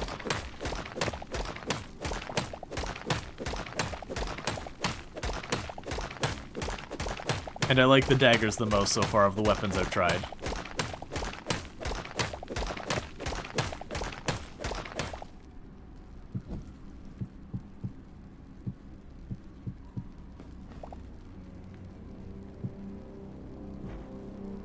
Why did I suddenly... Okay. I shot to the moon suddenly, and then fell to my death. Rual Storge's bed was obstructed. Okay.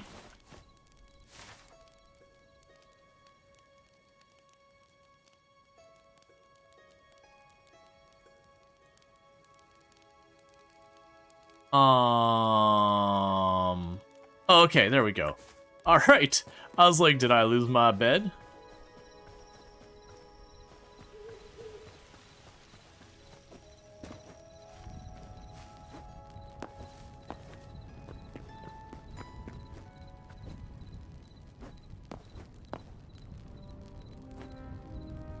Yeah, no, I went to climb up the ladder, and it just suddenly I launched straight up away from the ladder, and I just couldn't get control of the character.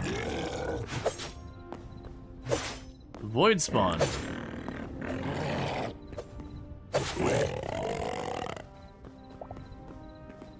Well, that's 3 void hearts. How do you see the mob health? It's just a setting.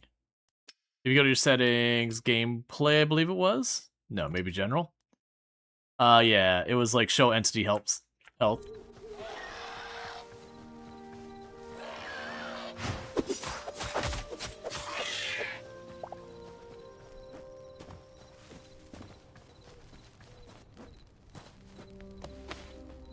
Alright, so we need to get back to there. It shouldn't be too bad. We didn't go too far away, and I do have a teleporter.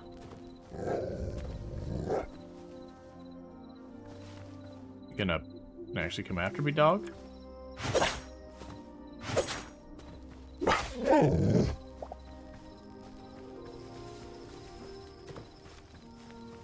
Okay.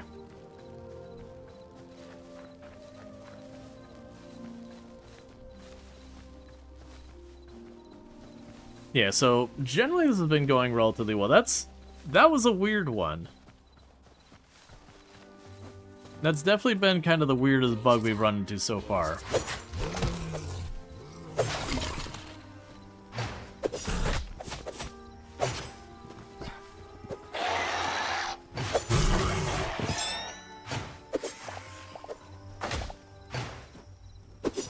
Why is there a billion of you all?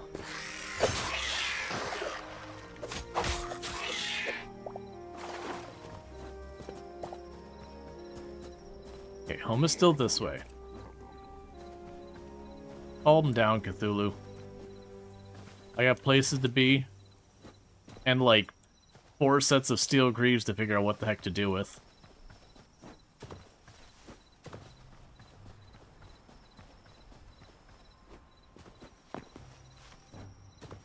Alright. And the good news is we drop down right below where our elevator is, or our teleporter is, so once I get back to base, I can just drop off what I've got and immediately just pop down the area and pick up where we left off. So we're gonna want to double check to see our bed spawn spot, and I'll grab a teleporter and hold it on my person, just in the event that happens again. No loss of death. So you drop 50% of your items, I believe, is it, and then all your equipment takes 10% durability. Pretty much with the game, you've only got 3 settings. Either no penalty, you drop everything, or just what I mentioned, which I think the durability is regardless. The default is what I'm on.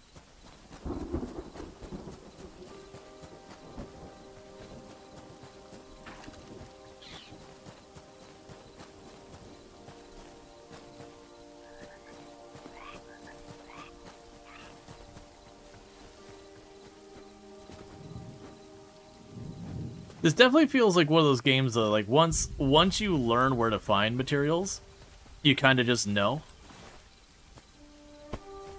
So what I mean by that is, like, where I'm kind of struggling to find these materials and all that. Once I've learned that, like, very genuinely, if I were to start new and want to just, like, BS go fast, I would probably immediately head north, go to the big, like, iced over mountains. And once I reach the big iced over mountains, yeah, it'll be a struggle, it'd be hard to mine. But you've got copper, iron, gold, silver, cobalt, all, like, on the surface.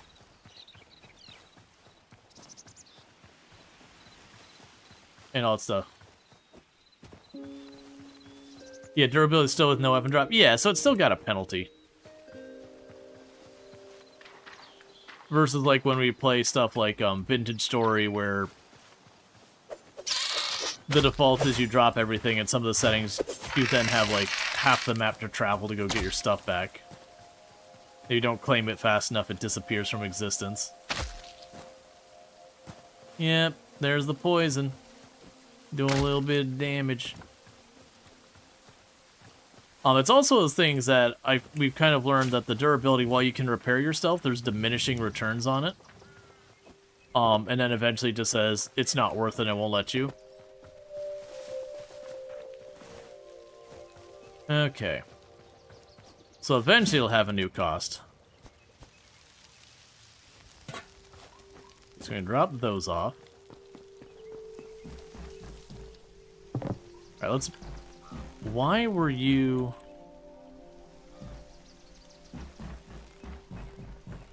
I guess it was just a bug. Because their bed was definitely not obstructed. Alright, bear with me. We got caught with an ad break, and I need to use the restroom anyway, so I'm going to quickly use the restroom. I'll be back in just a couple minutes, and thank you again for tuning in, and I'll be right back.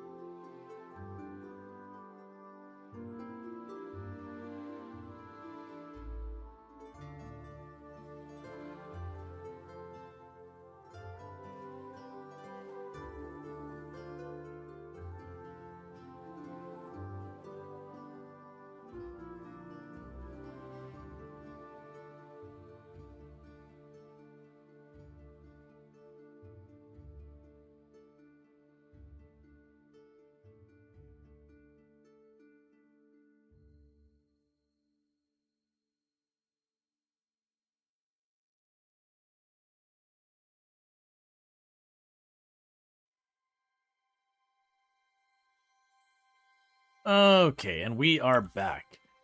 Alright, so what are we even doing? So I need to be ditching all of this. Right, I want to bring those with me in case they get separated again. Let's go to our equipment boxes and have all of these extra pairs of pants. I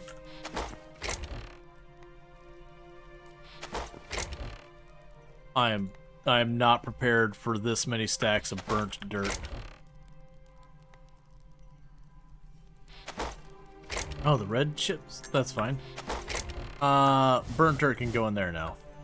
So I've got the leather. Let's drop that on our stuff over here.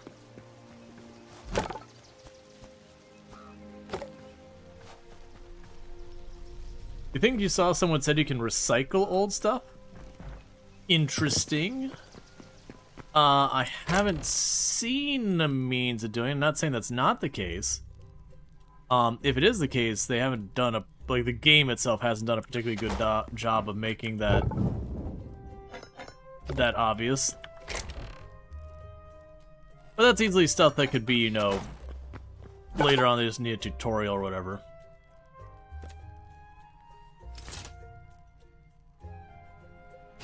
Yeah, no, I get the idea that you can recycle old gear. What I'm saying is, I haven't seen, because I guess if it was gonna be any bench, it'd probably be this bench up here, right?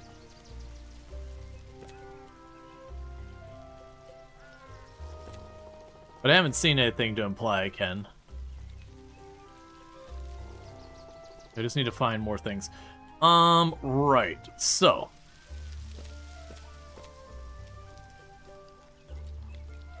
I wanted to get more repair stuff, so light leather, iron, and scraps.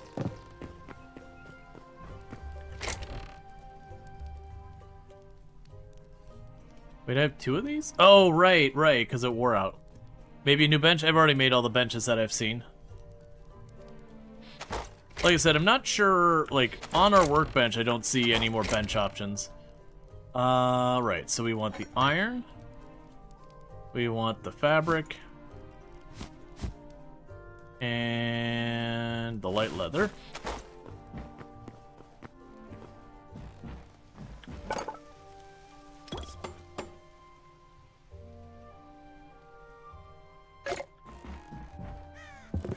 But yeah, like I said, if it is something like it's not been particularly noticeable, I'm not saying it's not a thing.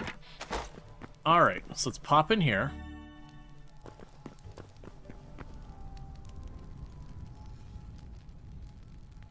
And there's all our stuff at the bottom. And like I said, the plan here is going to be to take our pickaxe. We're just going to choose a direction and we're going to start mining. But we're going to do so up here in like the higher layer.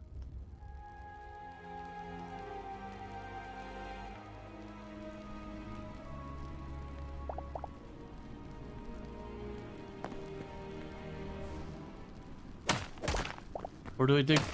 I'm gonna dig down. There's a lava layer down below as well. I suspect right after the basalt will hit the lava layer.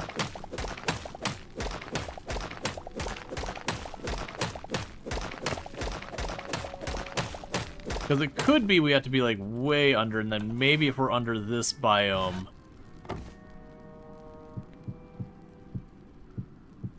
then maybe things will be a bit different on what we see. Otherwise, like I said, we will, if this doesn't work, we'll try returning to the height that we see the material that I know is unique to this Ashlands area, and we'll just choose a direction. What am I looking at down there? The tree. Excuse me?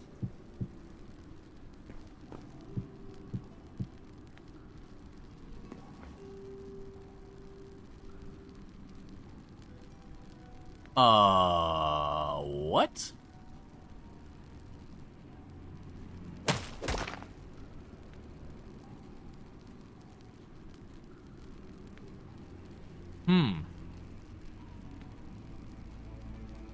It is a big cave area. I do have a bunch of blocks, we could start trying to fix that. So I'm gonna take a little risk here. Can I? Okay.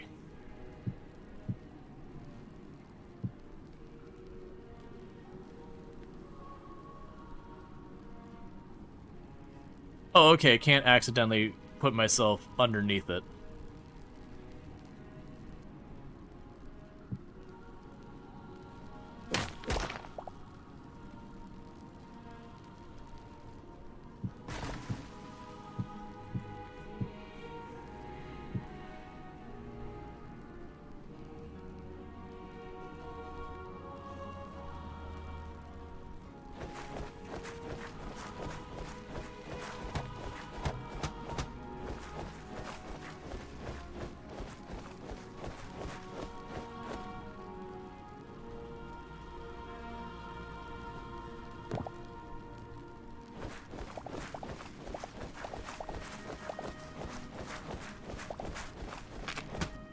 Sorry, whatever kind of tree you are.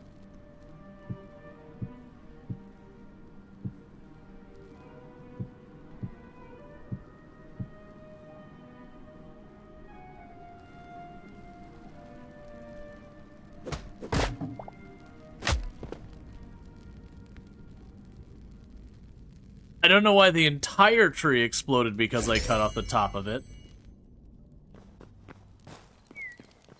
But this time, we came prepared.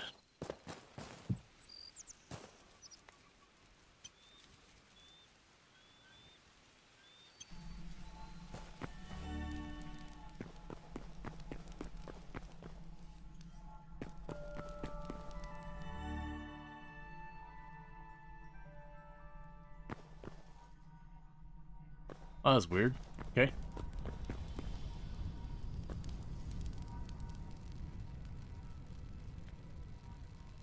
Upside down physics? No, it was, in certain generated areas where they've handcrafted some of the trees and all that, and wood objects, they don't work right.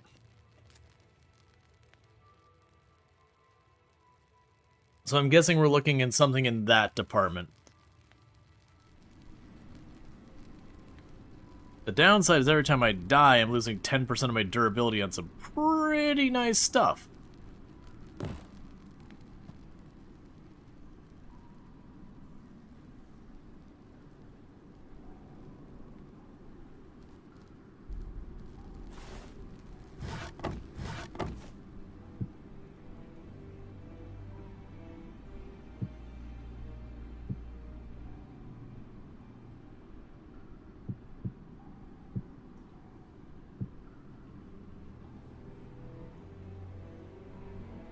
It's still way down there.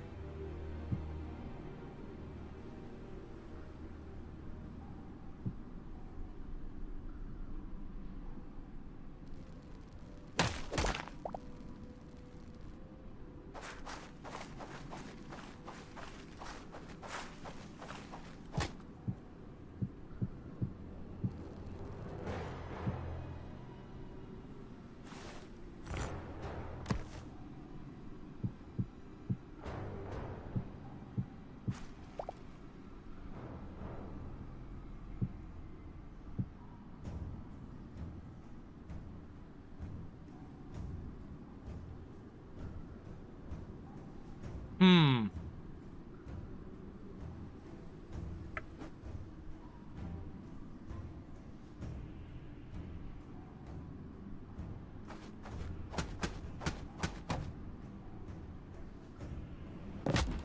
Okay.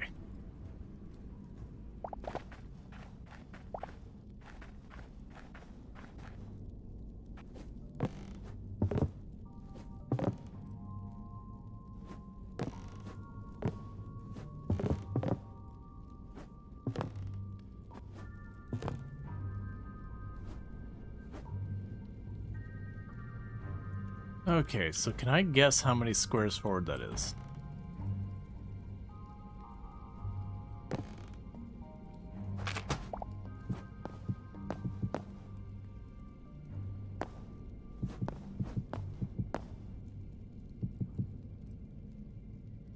Cool.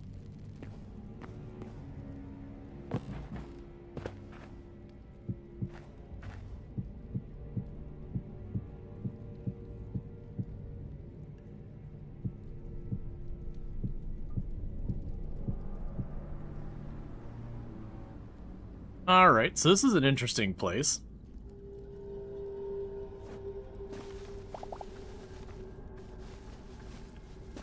Oh, okay.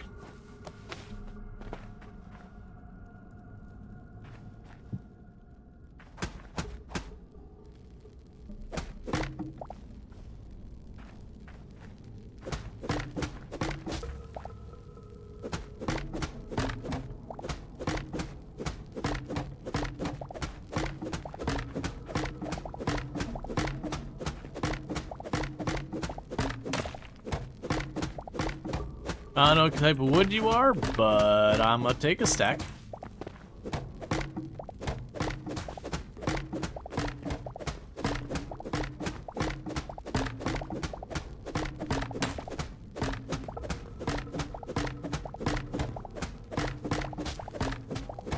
Yeah. Okay.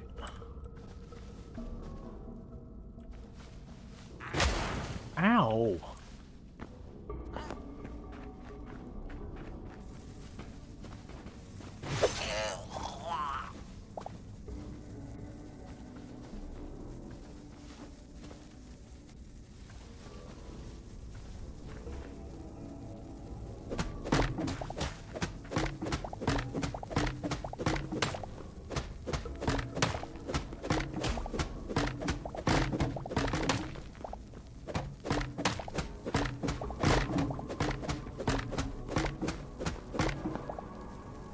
All right.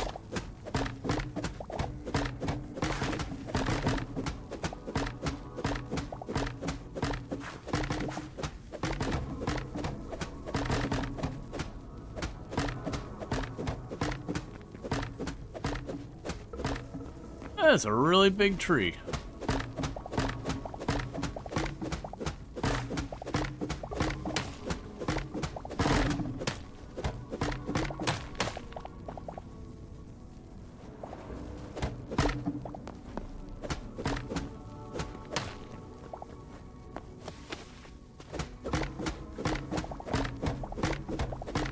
Like I said, I'm going to take one of these trees because I'm assuming this is going to be a special material.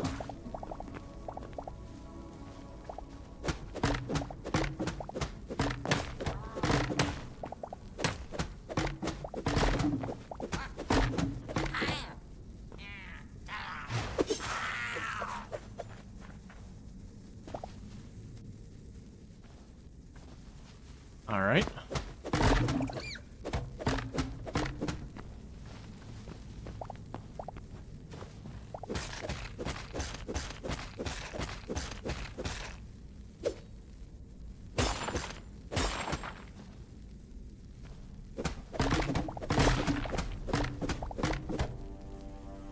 Interesting.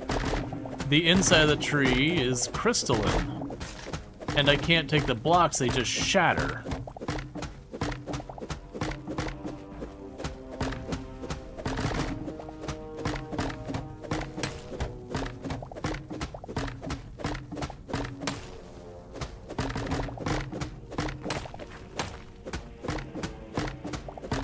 I go through a whole axe just chopping this down.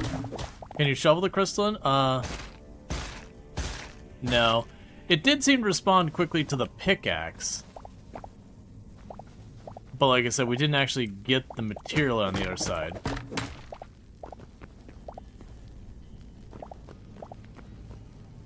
The other interesting thing is I think I've cut down just about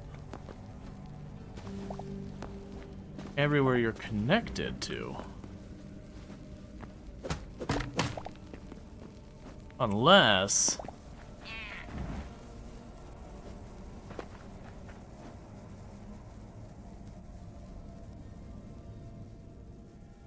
I'm guessing I've accidentally anchored it up here.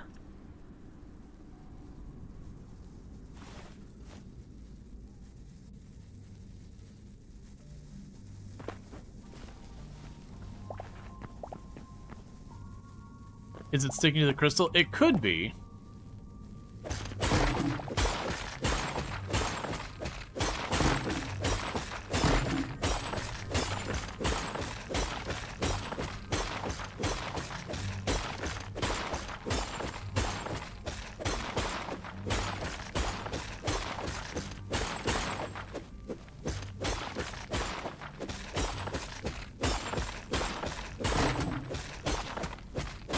Can you dig out the cobblestone and make a freestanding ladder?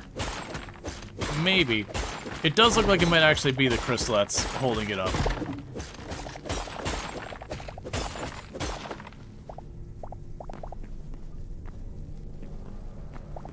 And part of the reason I wanted to clear is I figured there's going to be a couple of different exotic materials on there. So I wanted to pop in here and see what we could find.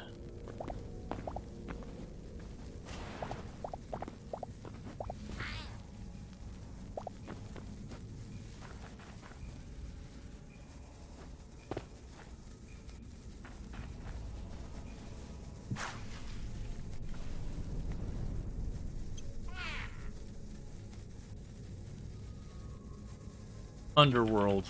Sure. Ow.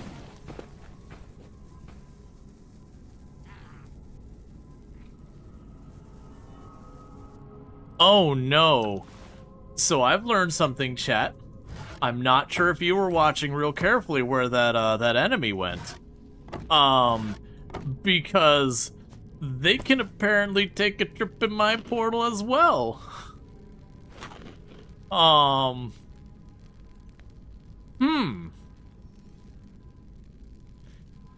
That's an interesting concern.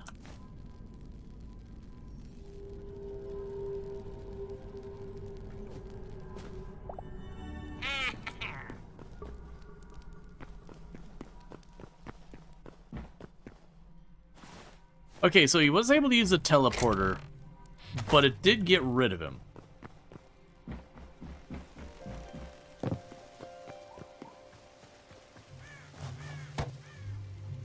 I didn't figure it was going to count as Darkwood. New meta for boss fights, you just put a teleporter. Just get them to like go on the teleporter and go wherever. Alright, so we got all that. So we got Pinkberry, we got the rubble. Got a bunch of cinder block. Drop you in here and start you cooking. Drop you off.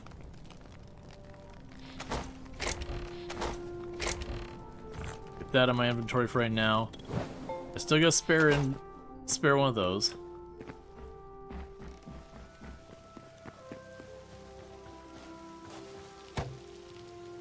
Yeah, if it's gone through again, it would have gone to the ashy area, whatever it's called.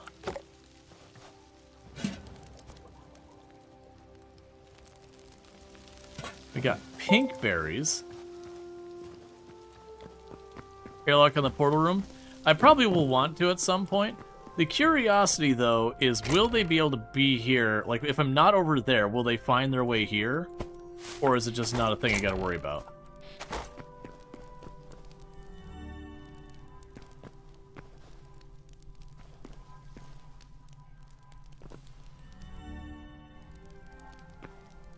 Okay, we can set you to Underworld.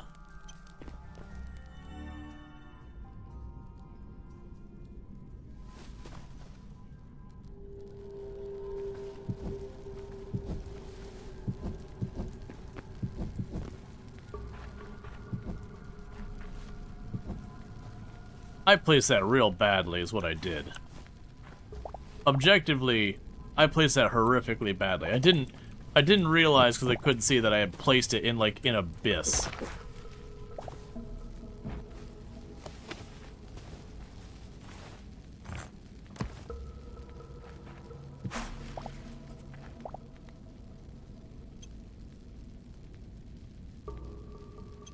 There we go.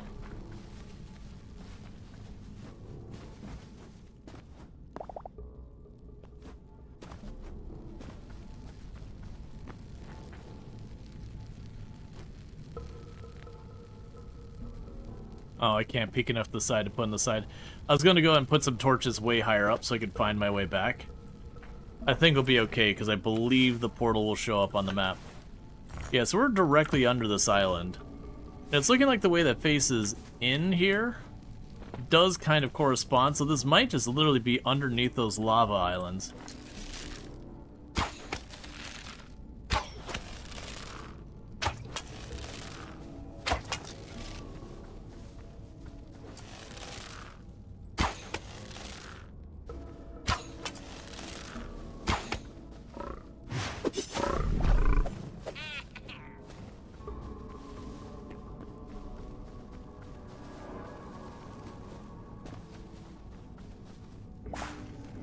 Oh yeah, no, it's absolutely fantastic. So thanks so much, Penny Meowie, for the tier 1 sub. That's 3 months in advance. I really appreciate that. That's extra generous. And having done so for the last 11 months. So thank you so much for that. Again, check out Penny Meowie, another fantastic content creator. Plays a lot of similar games to what we play. Usually streams immediately after I wrap up stream. So a great place to go when you're done here. But yeah, no, definitely I've been enjoying it. I do feel like with the progression available in the game, we're getting close to what's the end of what's available. But even when compared back to like Minecraft, you could already be up to your best equipment, diamond pickaxes and all that in a single play session pretty easy.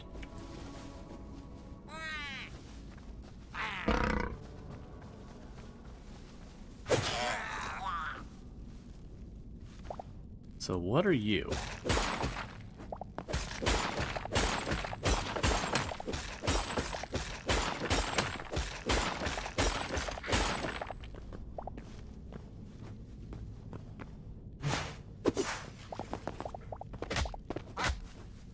Stop it. I can't see hardly, I think.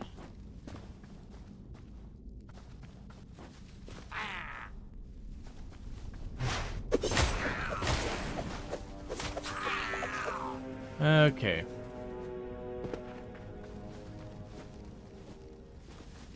So I'm actually down here looking for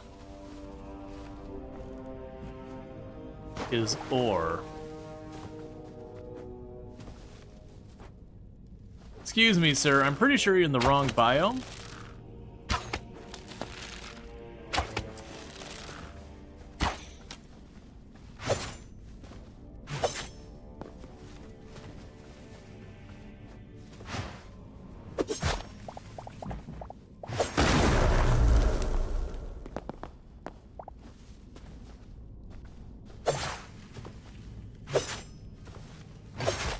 And I've noticed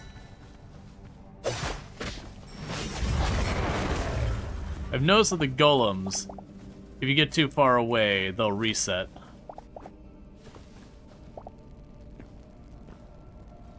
Alright.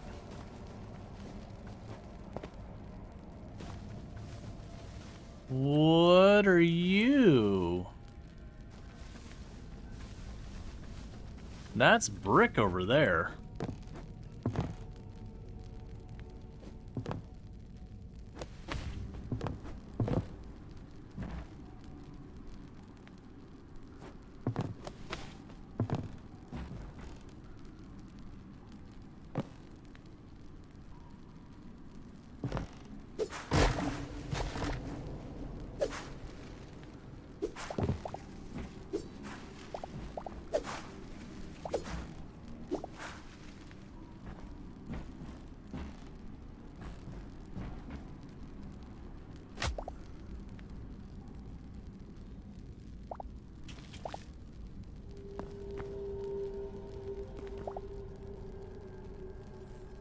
What type of block is that?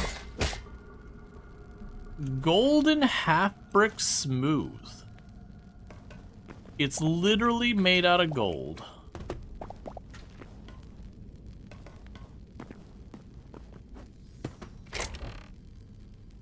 Potato sprout, adamantite ore, golden ornate block,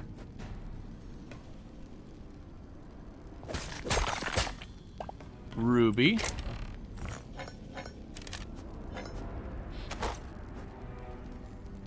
interesting.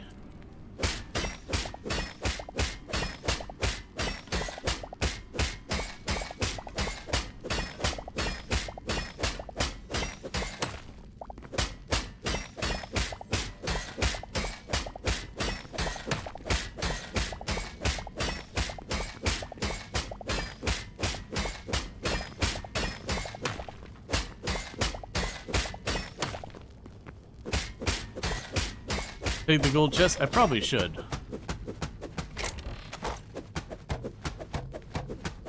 Maybe... Okay, wood.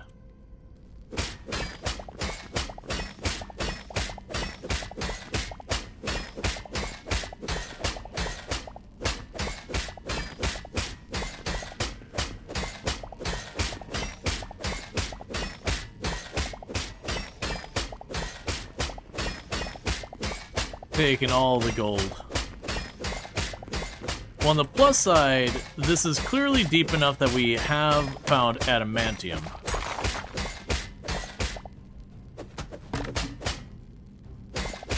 Granted, we found it in a box, which is not what I'm expecting. We also found a potato sprout as opposed to just regular potatoes, because we have had regular potatoes earlier. There's my repair kits.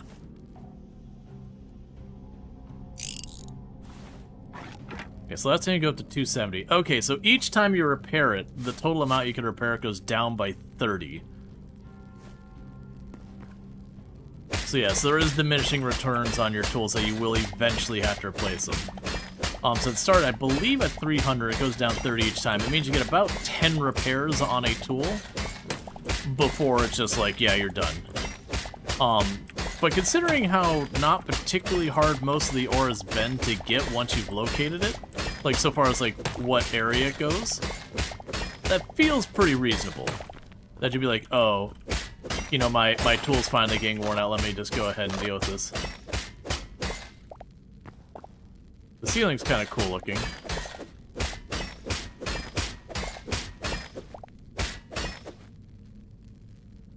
I think that's adamantite. I think that's adamantite right there. It's like on the top of the cave. Up there and over there. That might be it. It's kind of hard to tell with all like the pink highlighting and all that.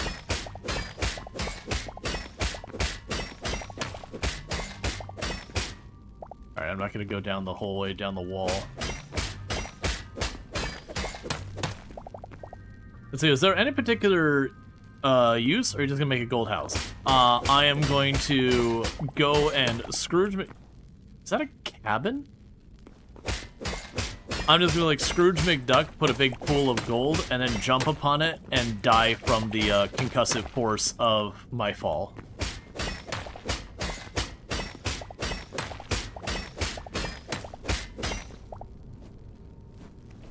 It's a good way to go. No, that's not adamantite. That is the purple gem.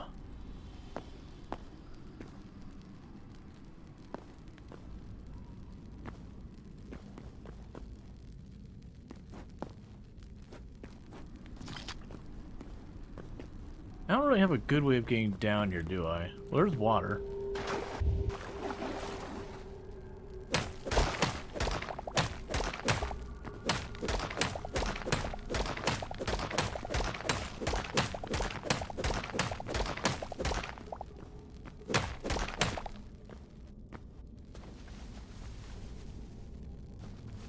There's a different type of so there's a house down there. There's a completely different biome over there with some type of lizard with like glowing bits on its sides.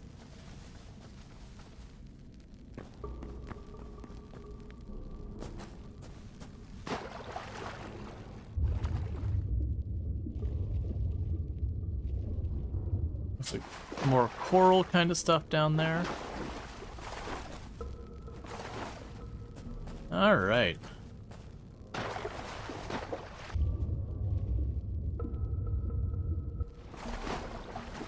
Hey, Belnar, how's it going?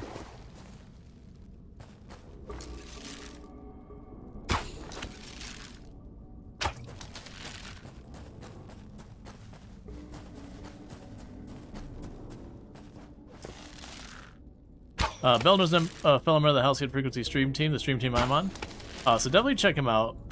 Plays a lot of these kinds of games as well. Get back here, you coward.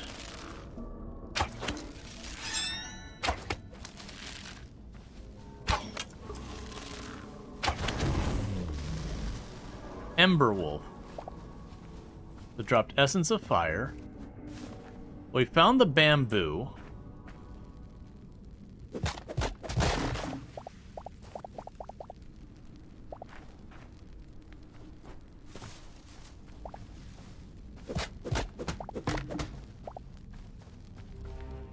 Oh, inventory's full.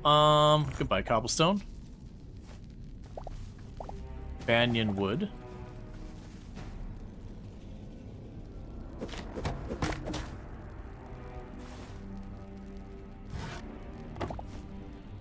oak. Just straight up regular oak. You can have that back. I don't want it. Sure doesn't look like oak to me.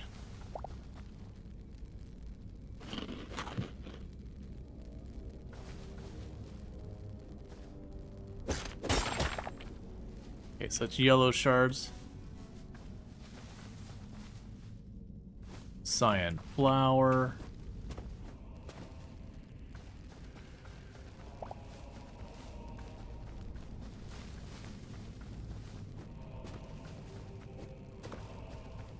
Yeah, let's try climbing this thing.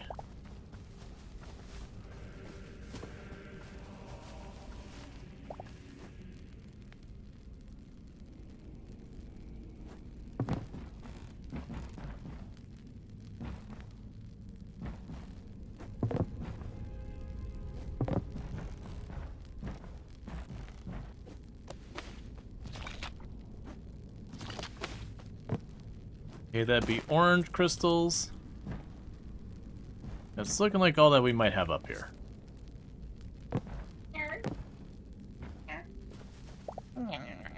Pretty wafy. I'm so happy. Do you want to live in an underground forest? Is there chocolate? Probably not. No. What's the point of even living without chocolate? Hi, Randor. Hi, Cynthia Cookie.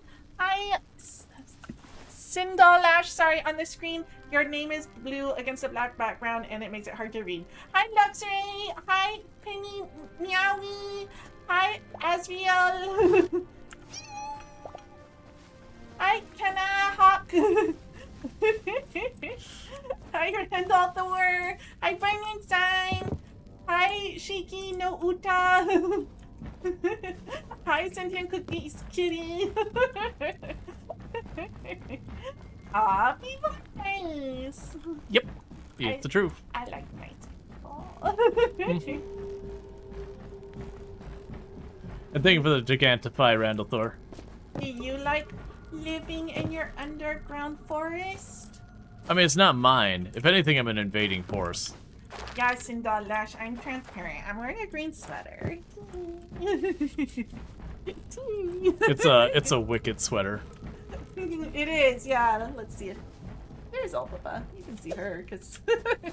well, not her face. Yeah.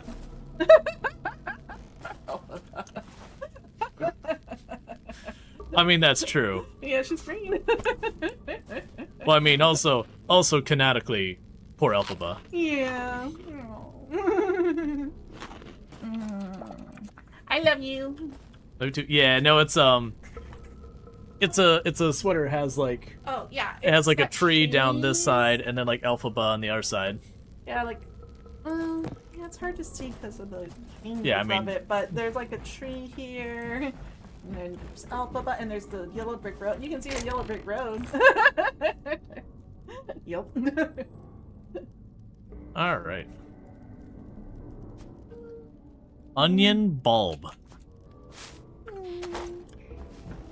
Puppy, What's up? can I eat one of your your thingies? Oh yeah, you can have those. I have boxes of those downstairs. I know. But I want this one. Whoa, This hold one's up. Those are some nice beds. This is my new bed. Well, I'm just gonna make a better hoe anyways.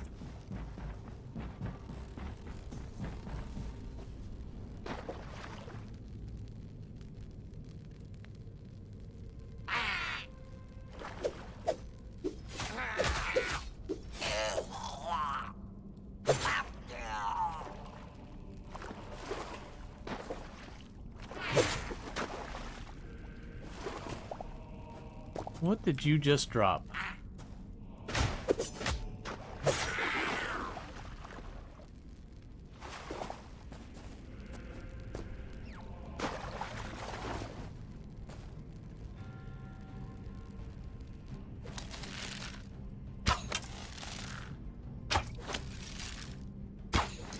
Okay.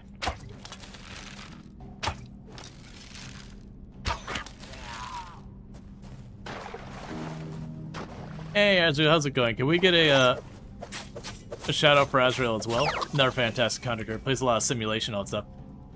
Can you stack or merge the gold blocks into different stacks? Oh, we can probably make these work. Yeah, so we can probably do here. Because it's a good, well actually, it's looking like I might not be able to. Yeah, no I can't. Some of these blocks that you grab, you can change the decoration, and make them stack. We couldn't do that there. Yeah. Doom said hi to you before Rual did. I see how it is. Hey, look, man. Some things are just hard to, hard to deal with. It says consumable. Alright, well, I mean, we did consume it. Even Goldilocks didn't steal the bear's bed. Hey, Goldilocks just doesn't know the game.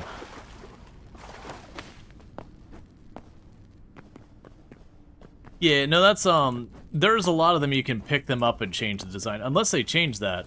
Because we did that a lot yesterday.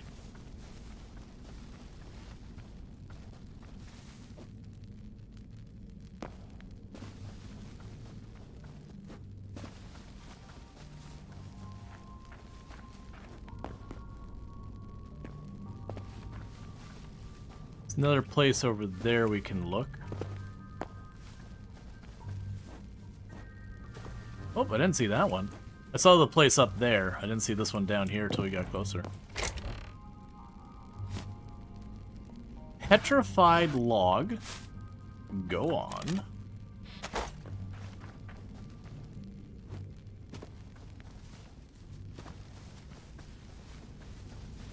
Have you found mithril? I have not found mithril yet.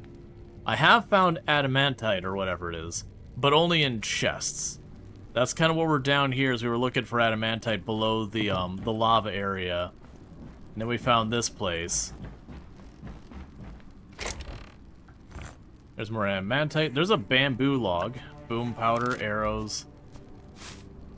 Poisoned log. Okay, I want to check to see if the poison log's are for. Let's grab that. The sticks we can get a hold of easy, so let's dump the sticks out of here for now.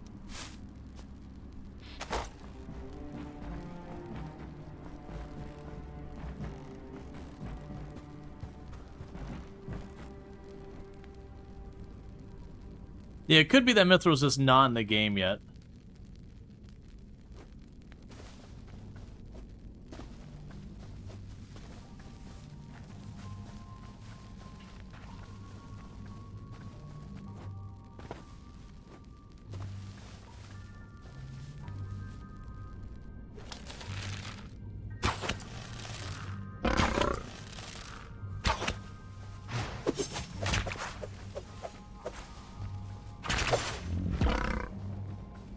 Okay.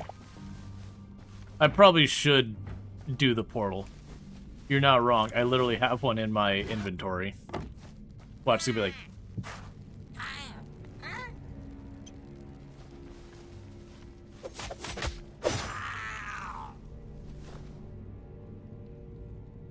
Hemp.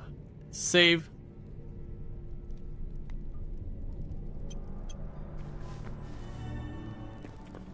Alright. Let's do a quick drop off and let's learn things. Alright. So let's pop up here. Because the last two times we went to use our bed, it didn't work. So let's just go ahead and, for right now...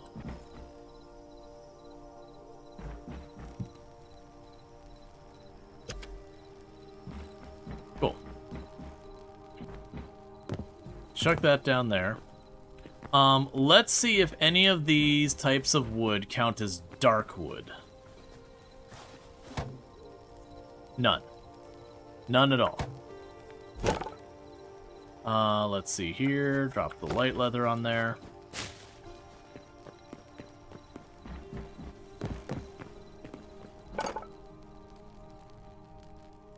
So poisoned log will let me make dead wood. Petrified log is also dead wood. Camphor log is light wood. Bamboo is tropical wood. Banya is softwood.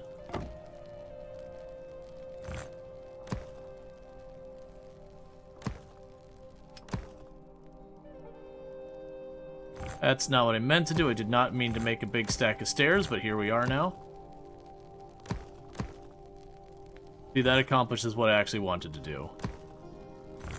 So that they're all just the same type of block. Okay.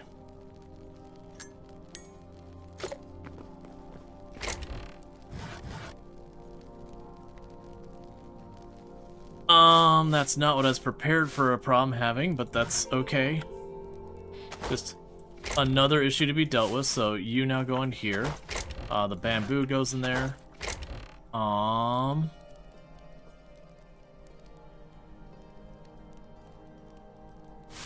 Put those sticks in here. I've got more stuff in here that can do anything with. I'll grab the seeds out here. Drop you in there. I need to not be carrying nearly as much there. That is getting really full. Right now, let's take the 1 unit of cotton out of there. No, put the... Never mind, that's full too.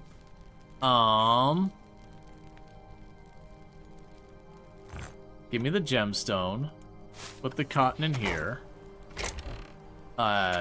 Sure, the gemstones can go in there for right now. I don't care anymore. Alright, but the important thing is chuck you in there, and turn that on. Now you go on to the blocks we've made, drop all the gold blocks in there. Drop that potion in here. Those gold chests you picked up the place? Yeah. I mostly just don't want to reorganize right now.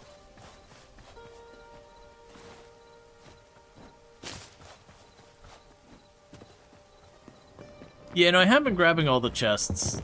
I could have. It's just not a thing I've been really doing. Oh, wait, the place I can make the hoe is up here. Apparently the copper hoe is the best I can make. So let's grab 2 copper ingots.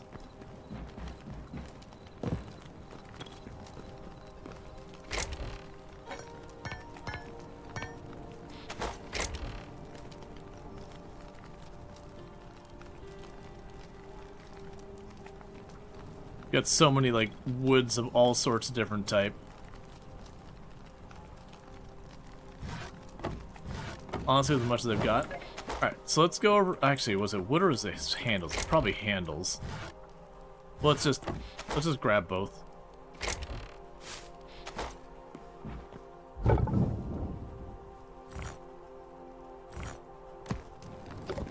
Keep that going.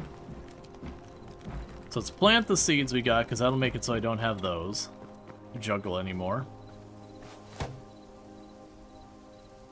Yeah, because I have to get this to level 8 before I get the other hoe.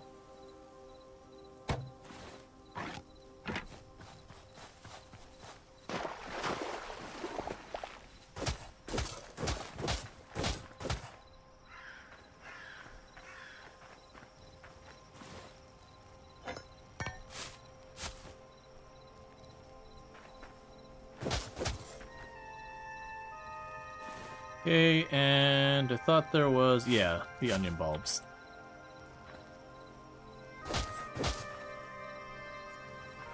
Cool, so I planted the seeds to get them out of our inventory.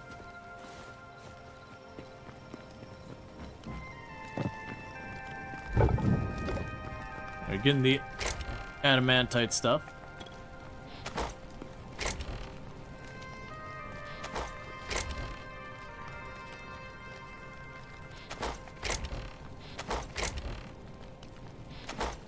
Alright. We can drop off the meat for cooking, and then we can see what we can do about the adamantite or whatever it is. We'll prioritize upgrading benches and anything like that if we have it. Right, so let's get over here. Stack that up, drop that off. Then we got blue shards to drop off.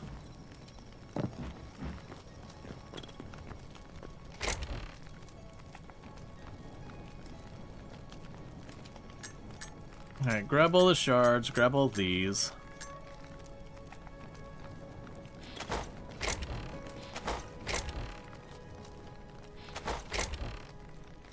Grab those.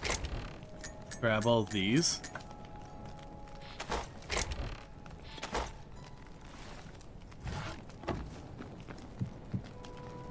That's not exactly what I had in mind.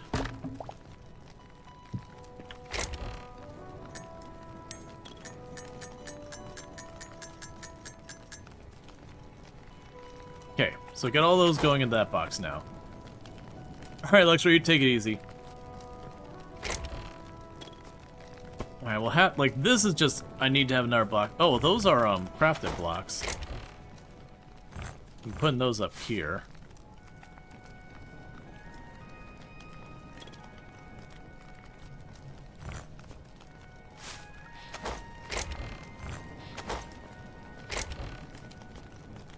Okay. Oh, I have shards there as well. Okay. So with the adamantite, if we get the shadow scraps, we can make this a level 3. And they do have like the mithril helmet available for that, and then the storm leather. And I assume we get those in the same place. So there's not enough for armor or anything like that.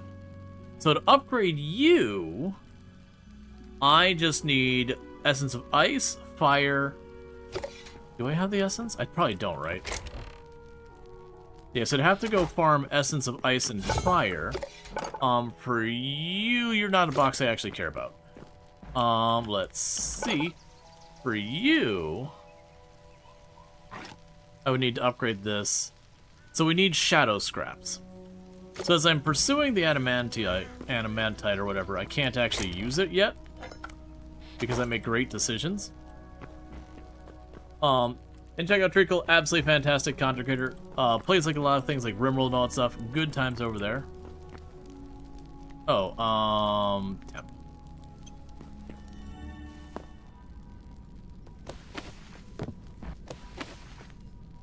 That's fine.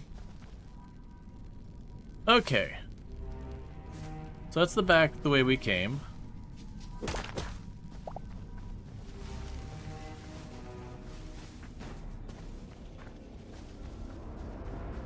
Yeah, so once we get out of here, I need to go to the cold area and just fight enemies for the cold materials and the shadow scrap.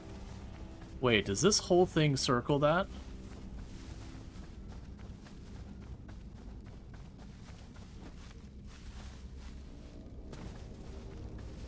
It does. Interesting.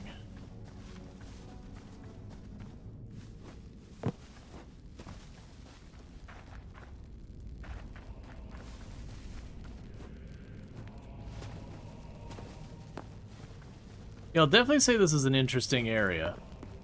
I low-key have been expecting to find some kind of ore here. I've mostly been finding like the pink gems and all that, you know, like pink gems, pink flowers, all that kind of stuff. This wood is all over the place, so if this wood has like some good material use, I could see a big argument for that. I think it just becomes light wood if you craft with it, unfortunately. That's a new one.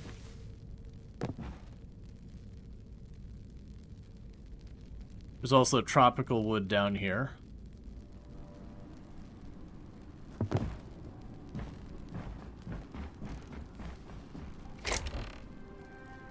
Jungle log.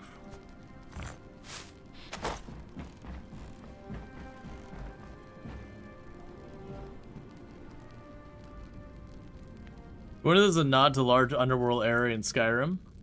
Don't know. I know having areas under your world has been a thing in a lot of games. Like, it could definitely be a broad nod to that kind of a thing.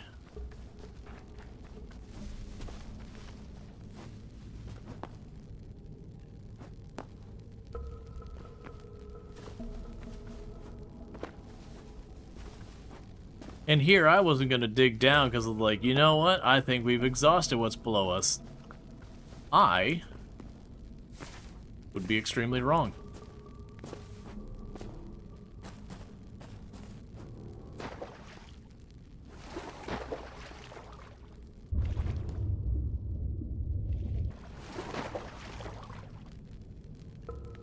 Okay. I tried mining down from here. Not yet. It's just a bushy orange fern. It is what it says on the tin. What I'll probably do is I'm going to go back to the first part we were at, and I'll keep digging down where I dug down before.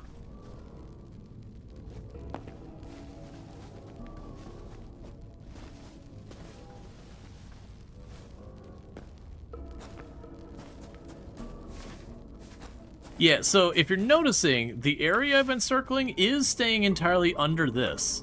So this is directly below the Ashland Island, or whatever it's called. That this does seem like by design, you would go below the,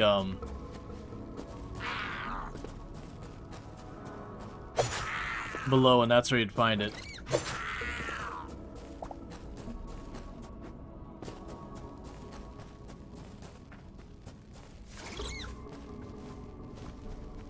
Alright.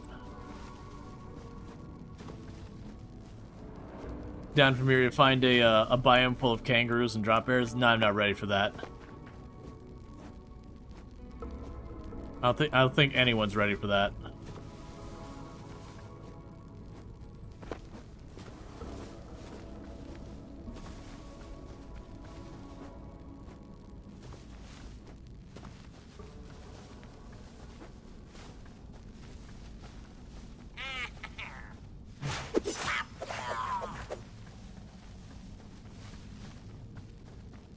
Alright.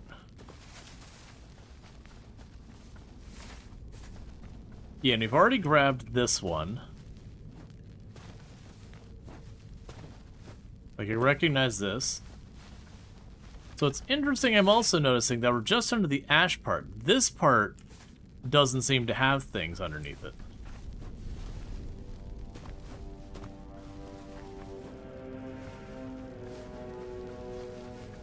And it's possible I need to, like, break through a wall to find it or something like that.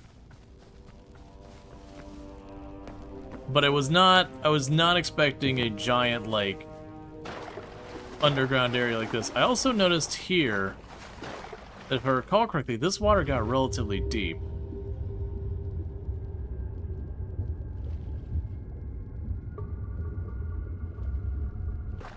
And thank you, Randall Thor, for the Gigantify. Do appreciate it.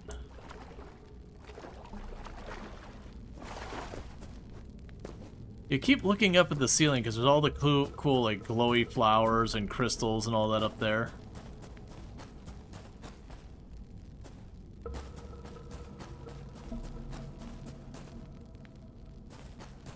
It's just basalt.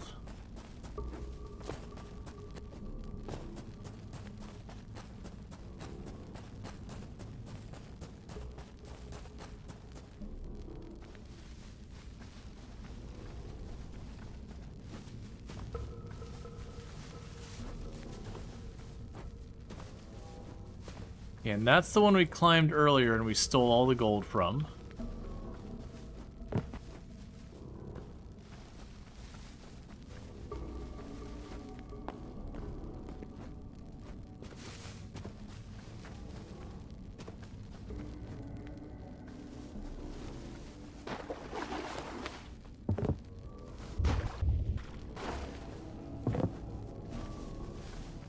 Okay. Yeah, so we're hitting the end of the area.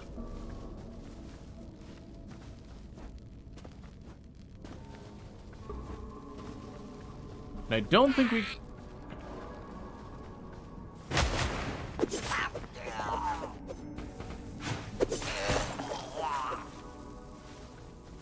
I said I don't think we're going to be able to go much farther in any direction.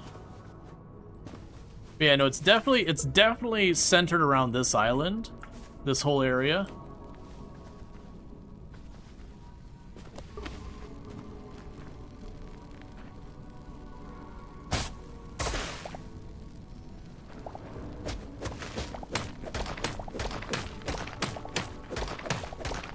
I don't suspect we will find more under here, by the way. I think it's worth doing because I didn't expect to find this. But, I think that's most likely we'll just, hit the bottom kind of deal.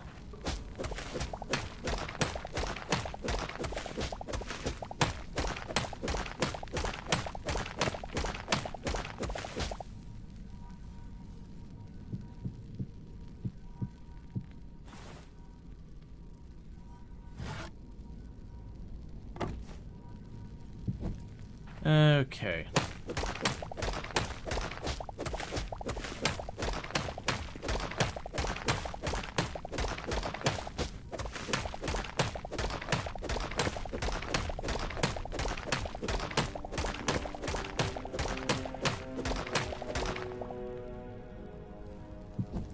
Okay, now we're back to regular old basalt.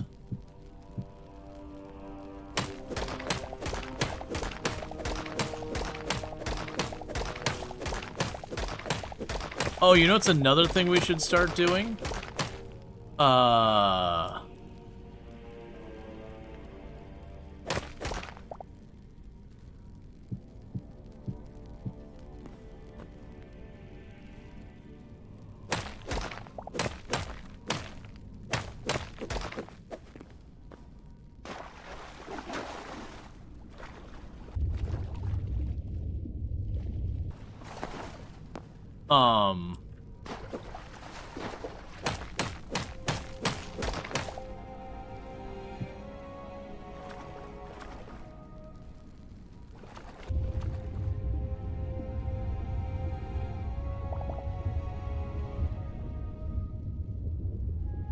I'll be honest, that is not something I expected to run into.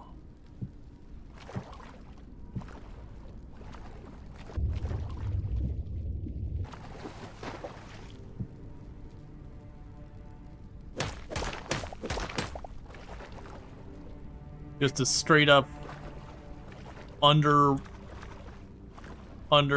ocean area.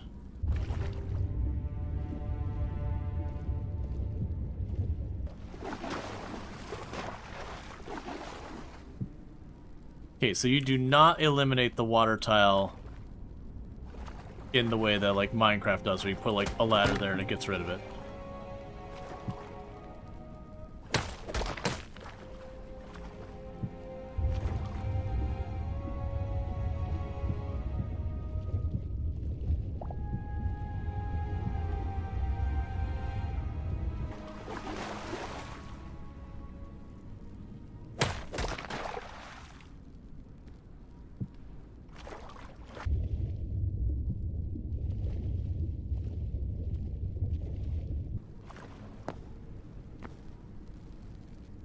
Okay.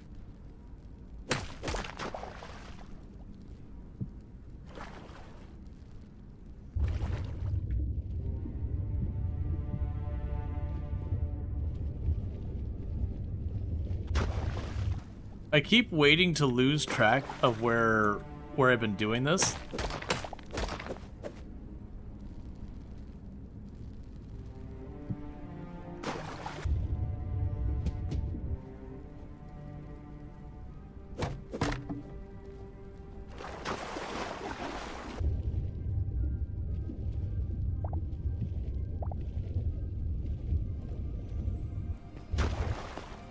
And then once I've lost track, just being utterly screwed.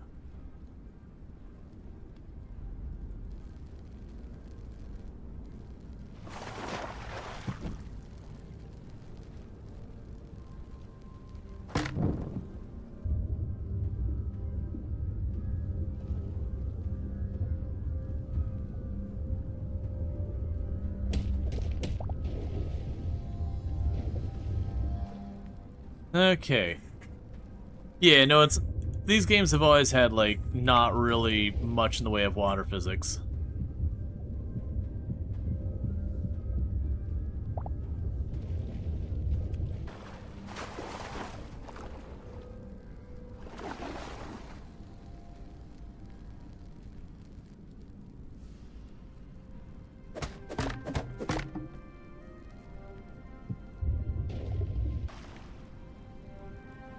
Oh, I see what's happening.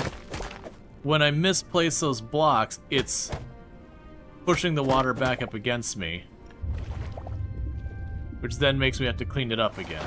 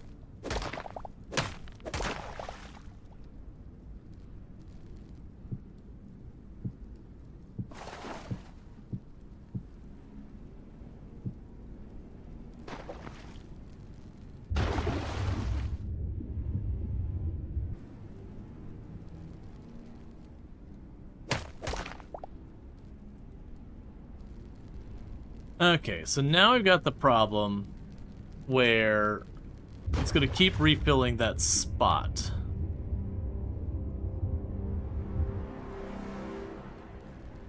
Because it's hitting the bottom and it pushes in from the sides. And I didn't think this part through that far. Now I got a couple ways I can sort of beat it. We could start by going on this side.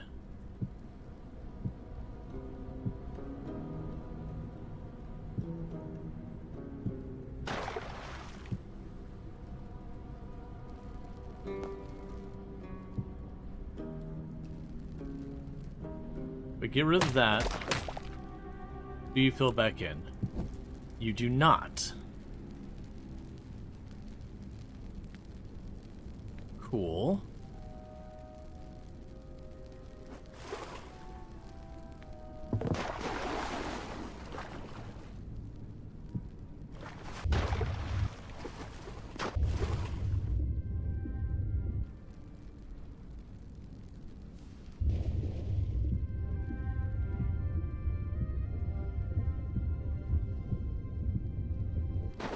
Okay, that's all filled in from here.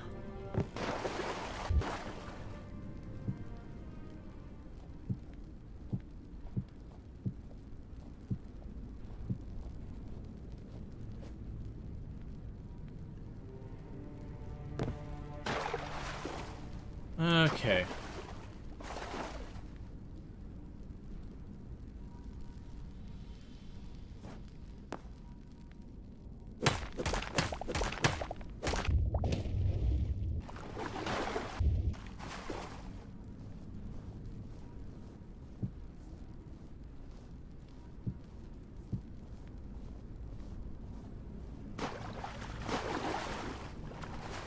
Do I have other blocks I can drop in here? I do.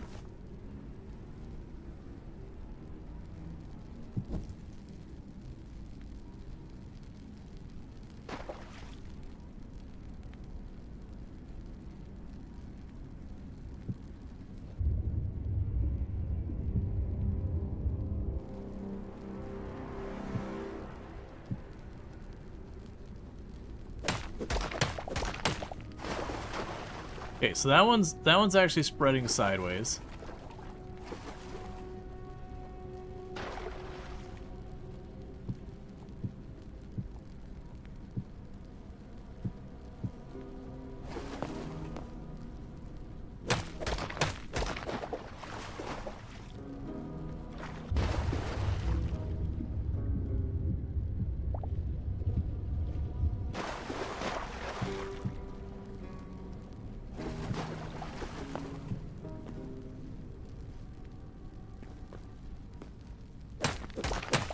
I was trying to skip where I wouldn't have to do this whole, like, framing it out every couple of tiles kind of thing.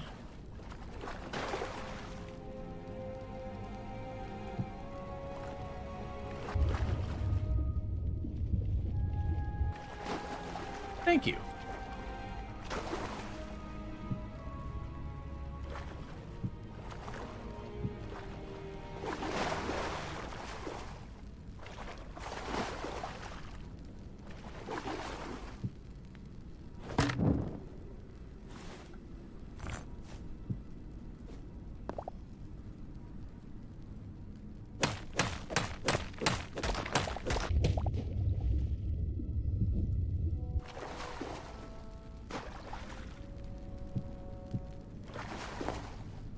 Alright, so we got that sorted. Let's try and get this one fixed.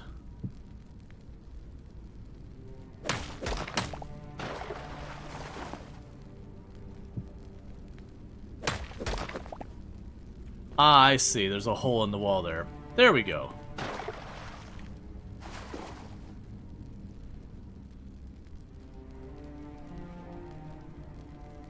Alright, we'll just go ahead and just deal with that.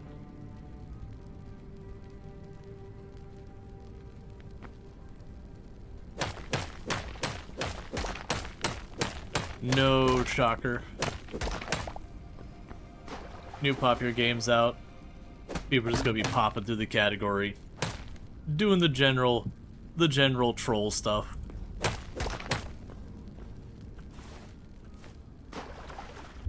Day ends with Y.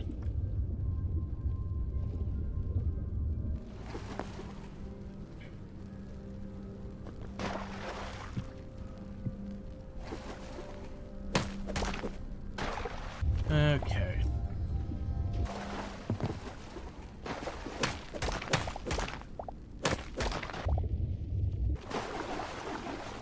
Yeah, no, you're all good.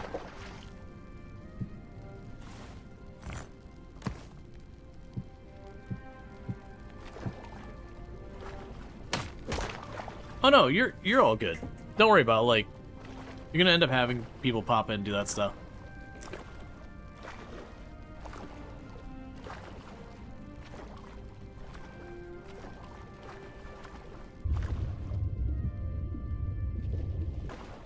Yeah, I'm curious to explore this, like, underground, like, under...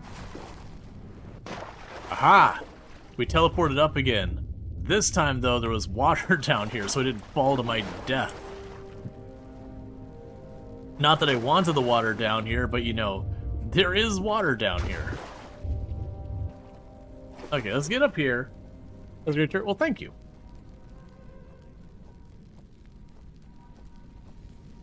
It is based off of Ahsoka Tano from Star Wars.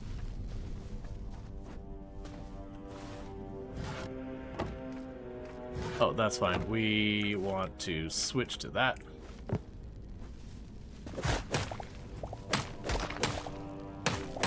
Oh, for a moment I thought I, like, dug one block and immediately popped into another cave or something. I was like, don't do this to me.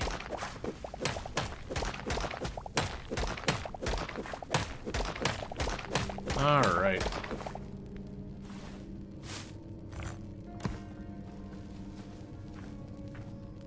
Seems like you'd rather play Minecraft? That's fine, go play Minecraft. It's right there, I'm not trying to convince you, I think.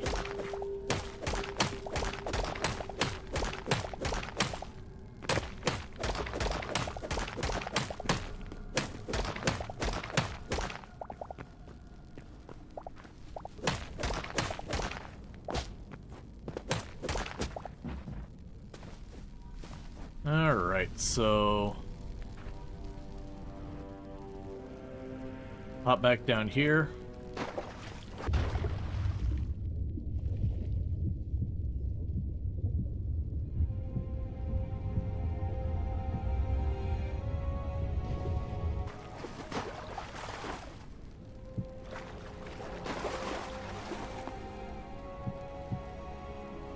Cool, so where it's on the ladder, it's not actually turning back into a water source tile.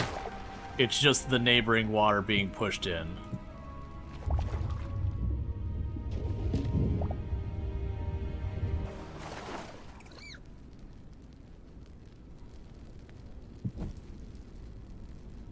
Alright.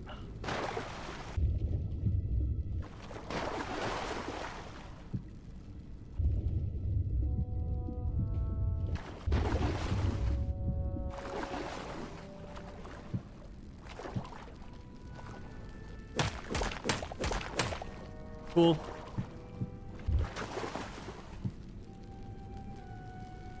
And all this just to see if there's anything underneath here.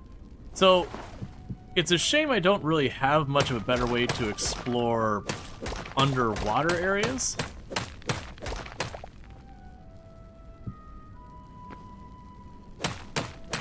Because it'd be pretty curious.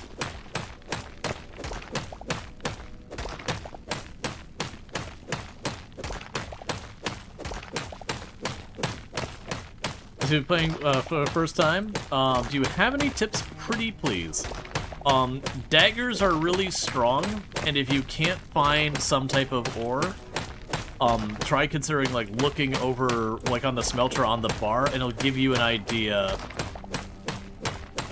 It'll give you an idea, like, where to find it. Because I don't want to spoil stuff too much or anything.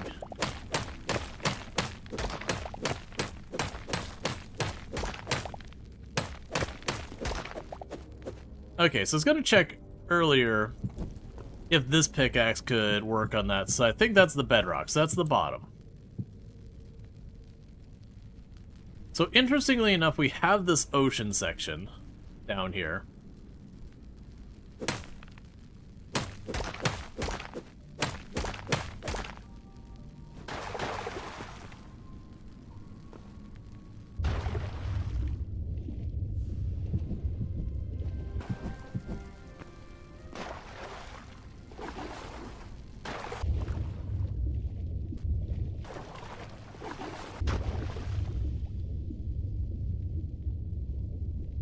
It just goes down to bedrock. It's just... Yeah, let's not talk about ice at all, because why on earth would I give any type of stance about something that's so polarizing? So if we can go ahead and get those particular comments deleted, but that's not something we'll be visiting.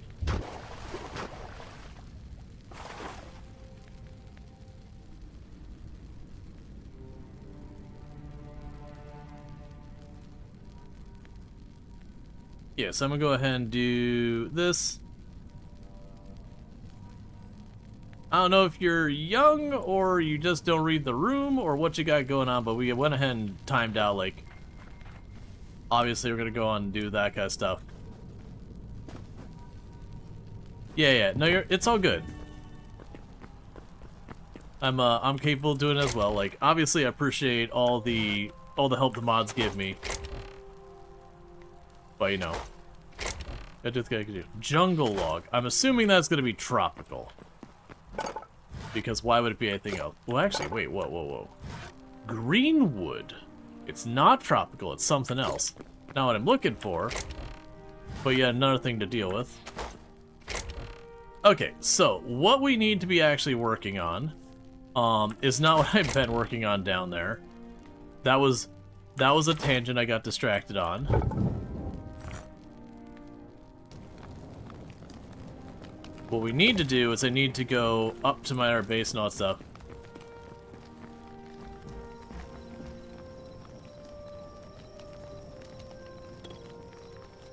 And for the record, we had 3 people all showed up at pretty much the exact same time. So I'm assuming they're all the same person. Or like a group of friends being trolls. So that's why I'm going to just skipping to ban at a bunch of them, is they all showed up at the exact, like, within 2-3 minutes of each other, and then all were, like, immediately escalating.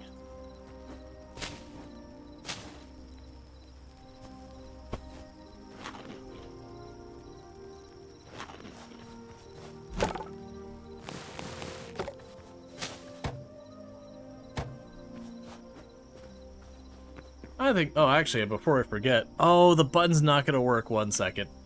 I'm gonna take 2 seconds to fix it so I can push my button. The button's not gonna work because my sound files got moved around. Let's see, make sure you're pointing at the right place. You're not. Yeah, no, I'm gonna do the thing. My files got moved around the other day, and I fixed all the stuff on the bot side of thing. So this would be condemned? Okay.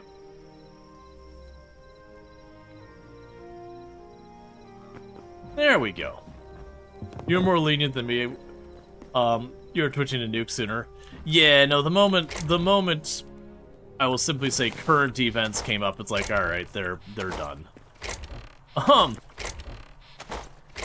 There was stuff auto-mod that I was grabbing that, if it wasn't in the middle of trying to not die, I probably would have hit the timeout earlier.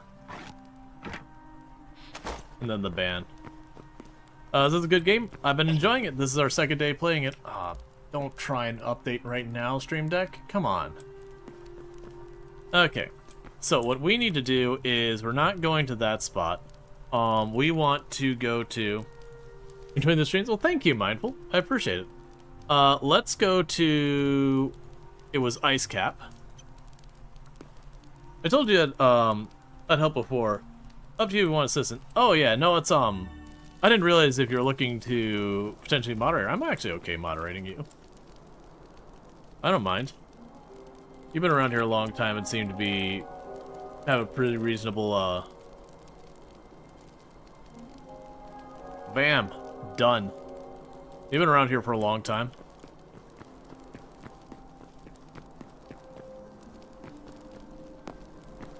And before I forget, I'm going to take 2 seconds on the Discord side, because we do have a mod channel. Not a ton of stuff happens in there, but, you know, it is worth doing that. So give me 2 seconds to grab you over here, because I will forget otherwise, and that's not what I need to do. Let's grab you here. Add role, moderators, and sorted.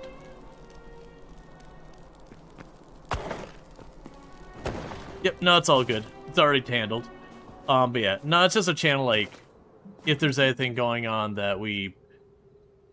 Sorry, I'm trying to move stuff around real fast. There we go. If something comes up, like, hey, you know, this person's being suspicious, like, keep your eye on them, like, that kind of stuff. Or hey, like, we had, for example, we had one case where there was an individual we kept, we kept shouting out because they're a fellow content creator. But they were going through some stuff that it was kind of messing with their heads, so they asked us not to shout out. So anything.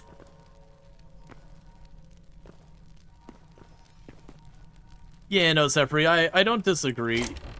The way we approach politics on this channel is generally, it's not that we're a strictly no politics whatsoever, but no political parties or individual politicians should be mentioned, no immediate events, like, going on. So more like historic stuff is kind of okay, but anything that gets down to, like, individual political parties, like, all that stuff is a solid no. Just because, like... If you try and have those kind of discussions, it's very hard to have it where someone doesn't immediately go, they said bad thing about my group, get mad, that kind of thing. And then you're stopped having a meaningful discussion, and then you're just arguing. But like a lot of games we play will end up having stuff that falls into that area. To like give you the idea, for example, thank you for the follow, welcome to the stream. Like we play Hard Space Shipbreaker. Hard Space Shipbreaker, it's basically talking company towns of, like, ye old USA, so back when, you know, they'd train you out in the middle of nowhere, be like, cool, here's that job we offered, by the way, you're now $20,000 in debt. I mean, to be realistically in those times, it'd be like $10,000 in debt. And then, you know, once you can work that off, you're free to go. By the way, we're gonna pay you in script, and you need to buy your own tools, and the only place you can buy anything is the company store, and we overcharge you. So you're actually going to increase your debt by working here. You're welcome. So, you know, obviously when we play those kind of games, it's kind of right there in front of you. How do you BLF out? Phoenicians spreading their video... What? I have no idea what you're talking about.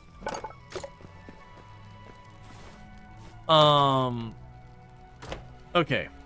What was I doing? We weren't dealing with crops. Ah, I was coming back to get more torches. That's right. I had run out of torches from all that stuff. So there's the sap. The sticks got moved to this box. Yeah, I know what the Phoenicians are. Ah, winemaking. Okay. Yeah, it's like I'm aware of the Phoenicians and all that. That's like, it's just what was being said. It's like, what?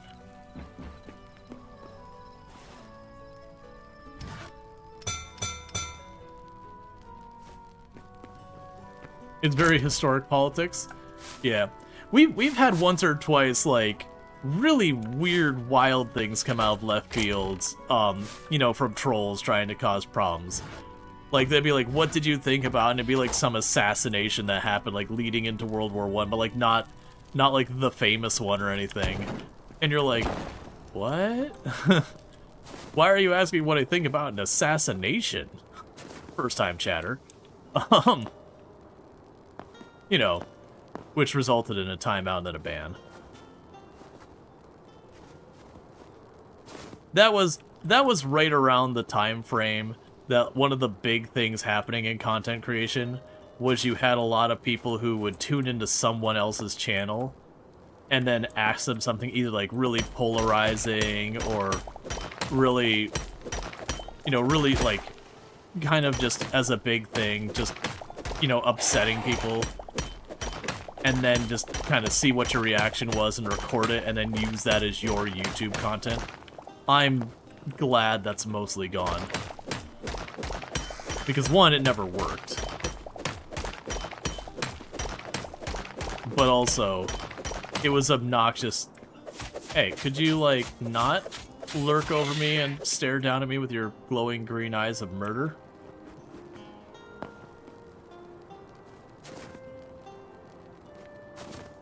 It felt like someone went to a random Wikipedia page and asked your opinion. Oh yeah, no, I think they probably just went to Wikipedia and they typed in something like assassination or something like that, grabbed the first thing, and pulled it up. Again, just to have something that was like, you know, an escalation or whatever. Like, it could have been just someone doing whatever, but that was like, that was around the time frame that we had people deliberately trying to, you know, get content creators to say something about something they didn't know about or stuff like that to,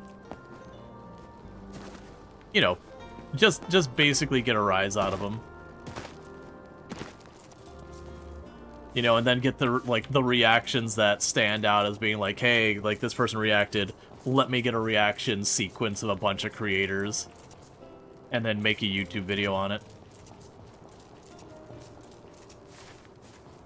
But that content never has particularly worked anyways.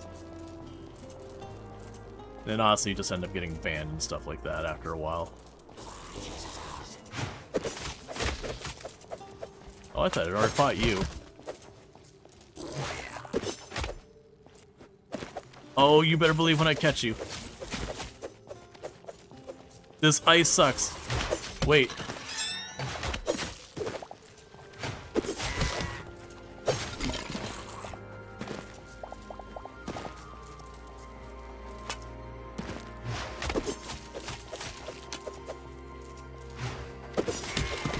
So this ice actually kind of works against my lunge because I end up sliding right past it through.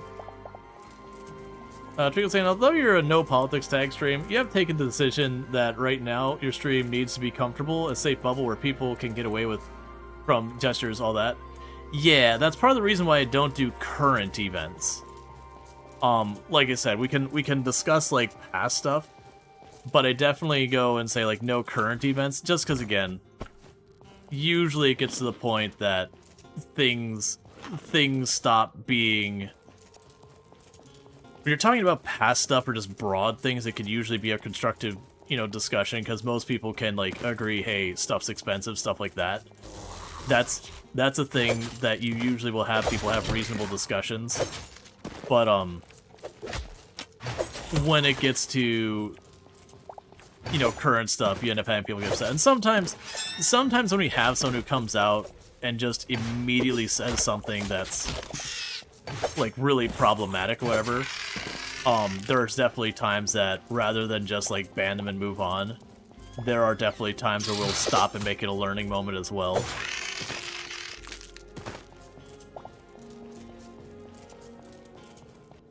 How's Minecraft too? I'm enjoying it so far. Makes me think, if you're in middle school range doing a school report on some random subject, you could ask the streamer and then quote, easy way to get a source. Yeah, well that's kind of the difference between, you know, a good teacher and a bad teacher with that stuff. Is like quantifying like what sources are acceptable. Or just one of those things that you could say, hey, make sure your source is, like, a good source or whatever. And then if you just have the source, like, you know, sourcing some, like, random person who should have no reason to be considered credible or whatever, you know, you kind of get dinged for having a not as good source, and it also becomes a discussion about, like, why that source isn't good. Or why that source by itself isn't good.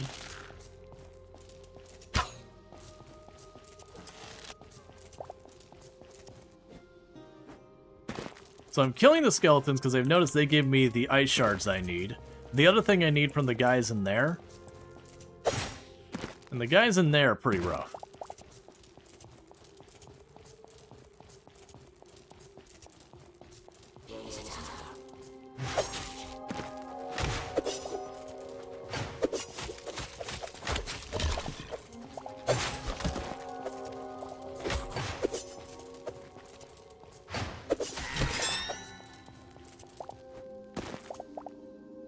So, the good news, those archers are dropping me extra arrows. I think we needed 40 of those. You quoted Rual as a source of accessibility. Well, I mean, to be fair, I am a subject matter expert in accessibility. But, that said, usually I would be quoted by, like, my actual name and all that, which, obviously, you know, I don't share on stream.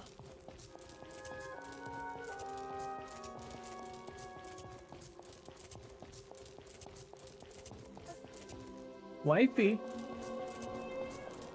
Oh, you're gonna go lay down? I'm heading downstairs. Oh, okay, you're heading to bed. Yeah. I love you.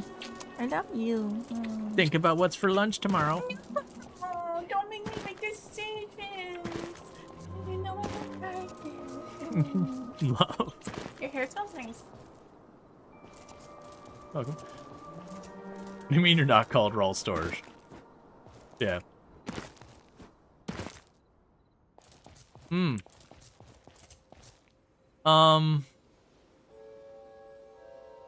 I think this is just like a regular... Well, no, it's got... Huh.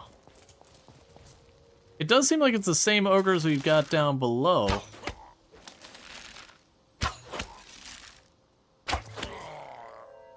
Yeah, I think it's genuinely just the regular one we got. So it looks like there's a drawbridge over there. Let's see if we can't go to drawbridge. I was curious if this would be like a whole different set of enemies.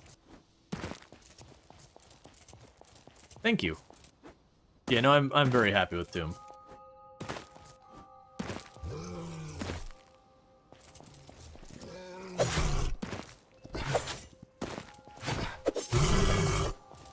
Okay, we got the polar bear. The glitter from your daggers just over the shoulder, one. Like, what a fancy sweater Doom is wearing now. Oh, okay. 1 second. So, you can't tell, but I am sliding up. Okay, well, it's at least water. I was trying to jump, but his slip is sliding all over the place.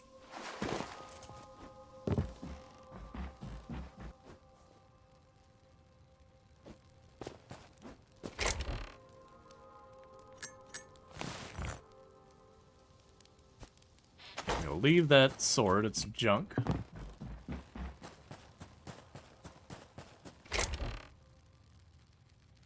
Um, 996. Better than what I got.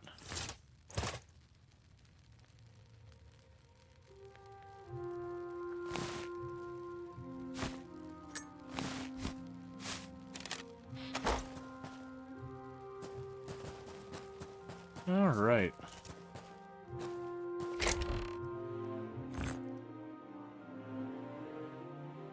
Yes, those are definitely not going to be as good as what we've got.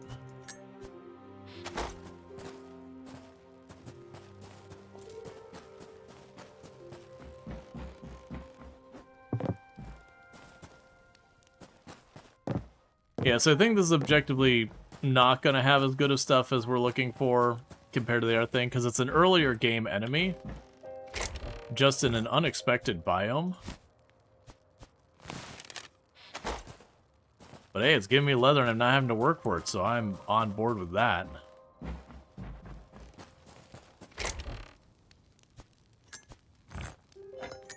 I mean, there's a gold ingot. I'm not going to complain too much.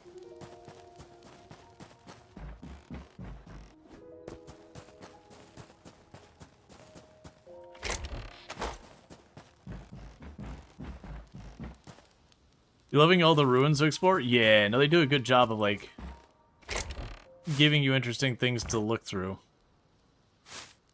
Actually, you keep the stick.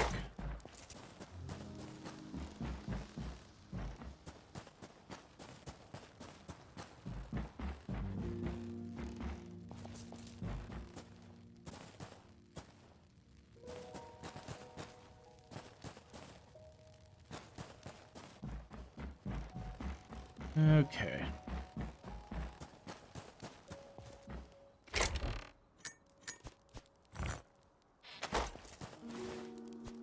Switch you. Does you always felt like Minecraft Vanilla needed more interesting things to find in the world? This seems to do it nicely. Yeah. Well, that's one of the things that I felt like, Vintage Story does a pretty okay job of that. Like, you just find, like, these random ruins that's worth, like, digging around. There's the battle axe. Unfortunately, it's, like, way so many tiers below what we are, already using. Like, Vintage Story has some pretty interesting ruins to go through as well. Nowhere near as the frequency as this game. Like, this game, there are ruins and stuff everywhere.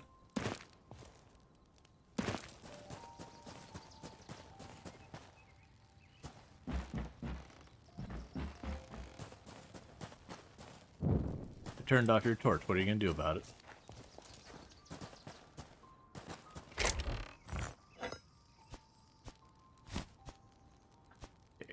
Right after the silver ingot, then the potions.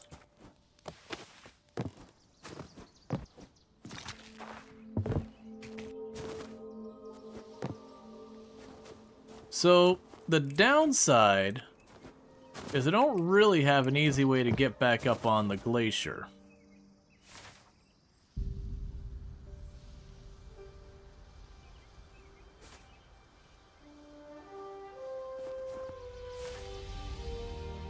It's also interesting. Oh, there's more land across that ocean.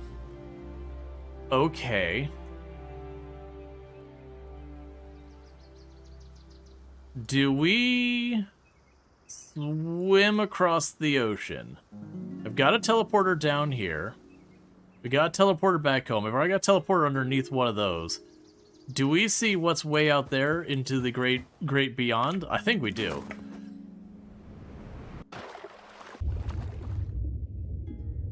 Are you a fish I've seen before? You are.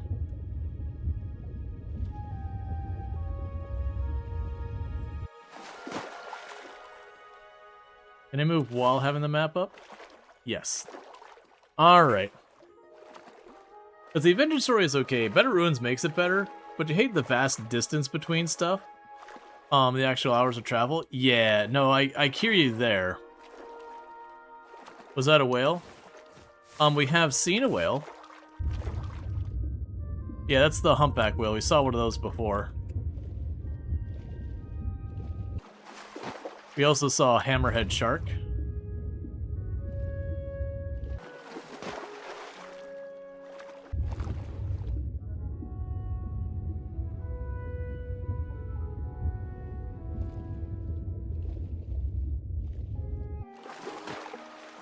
I hope they have boats in the game.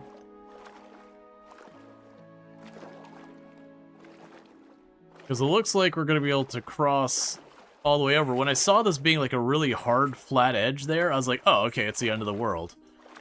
Nope. But it's also interesting that we've got like this little bit of like, broken up ice along the land here, and then another stuff that's looking like we're going back to kind of the same biomes we had at the beginning of the game.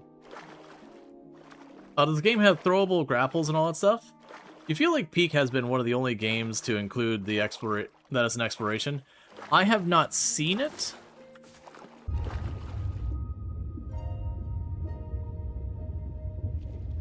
Okay, so it's all sand down there.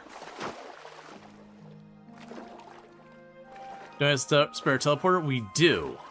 That's part of the reason I was like, okay, we can go over here. Is if we get to the other side and go, you know what? Like, there's nothing here that's different or interesting. Then we can just chuck down a teleporter, and we can call it, like, North Continent Teleporter or whatever.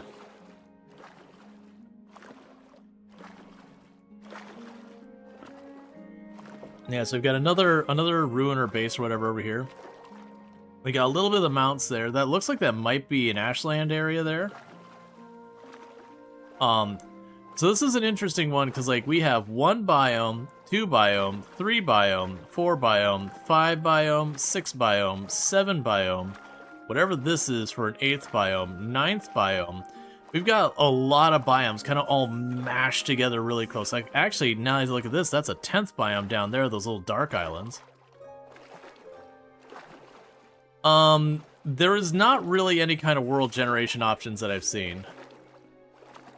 Oh, is this gonna be one of these things that like Minecraft used to have where you go into the far lands and the world generation just throws a fit because it doesn't know what to do?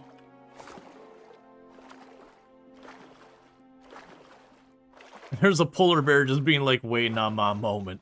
Been waiting my whole life on this tiny little island to get you in particular.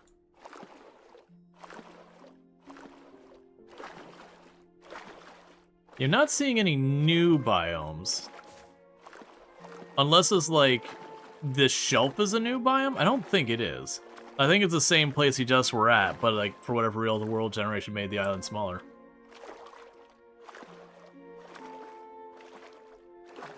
You did see someone who teleported a few million tiles out of the world, and the world gen is all messed up. Yeah, that's pretty normal, because they'll use stuff like,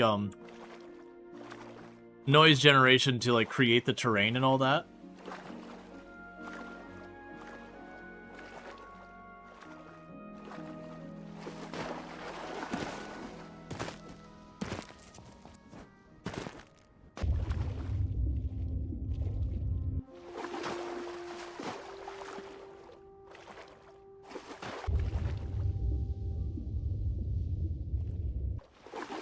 I don't recognize those fish.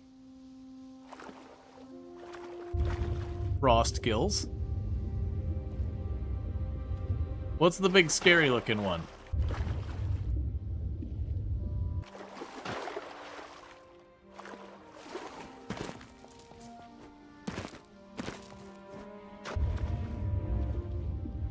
Snapjaw.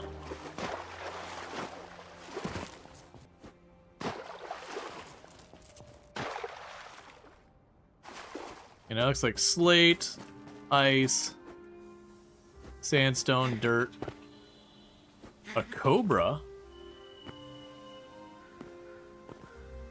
Oh, it's down there, okay. There's a bear again. There's a mouse, the mouse is new.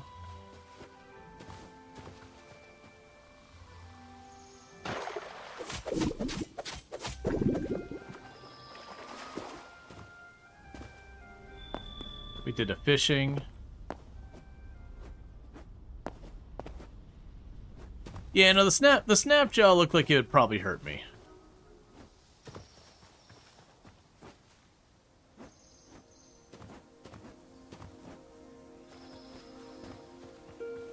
Yeah, so it's interesting seeing how tightly bunched up these biomes are. This could be an interesting thing for a consideration where you need to discover the... Oh, we got a moose. Are you nice, moose? Alright.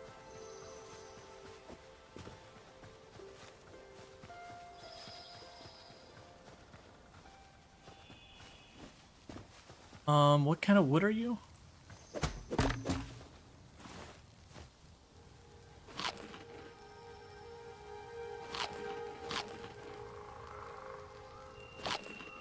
Ash, you can have it back.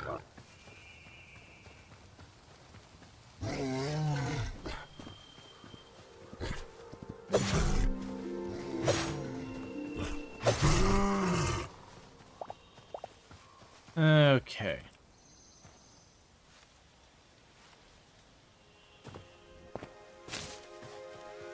Alright, and so this is the same biome that our home is built in.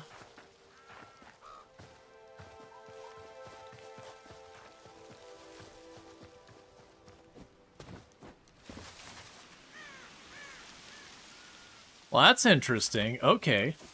Consider me interested. There is a giant glacier with like an oasis of green in the middle. Let's go and say that's where we're gonna put the teleporter. We also have some type of castle over here.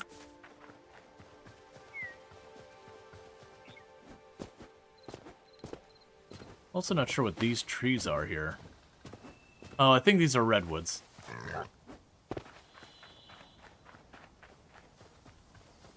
That had underground ice. Yeah, I'm pretty sure those are redwoods.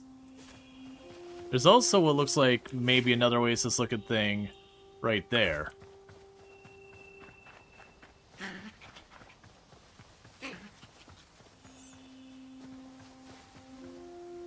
Wait, pine cones? Hey, it's just redwood.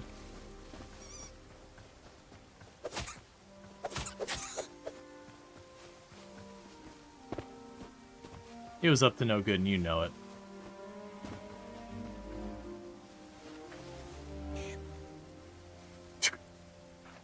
Mighty nice rabbit trap you got there. Are we okay?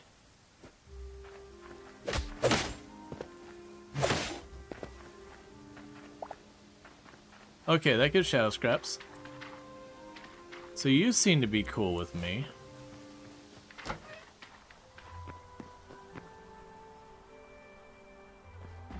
I mean, it waved at me.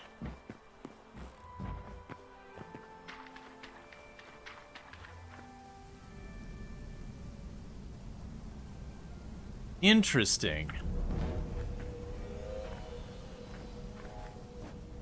Why are you playing that music?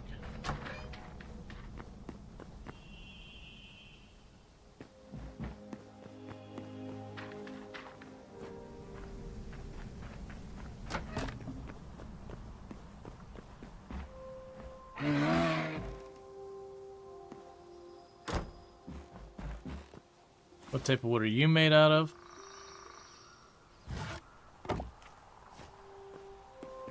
Redwood. Here, I'll give you your wood back. There you go.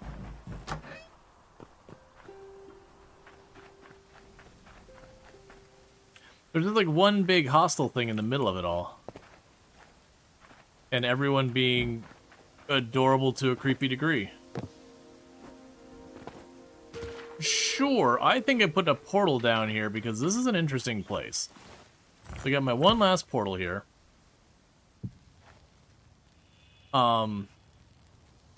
Adorable, big eye thing town with horrific capitalization. Excellent.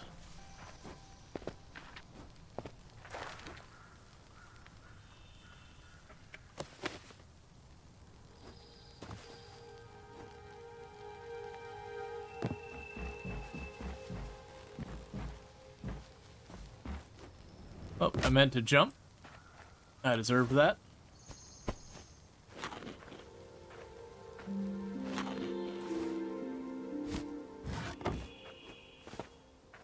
That is a lot of bulls.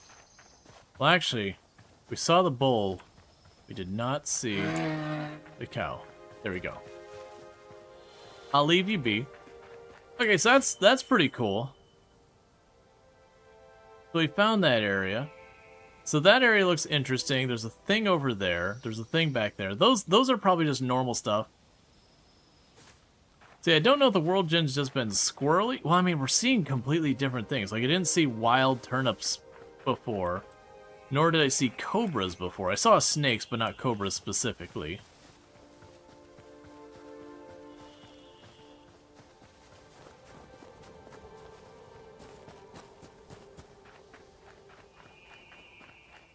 Oh, that's an Arctic wolf of some kind. I haven't seen one of those before.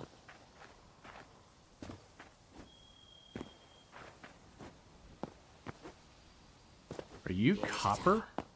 Yeah, you're copper. Okay, that's fine.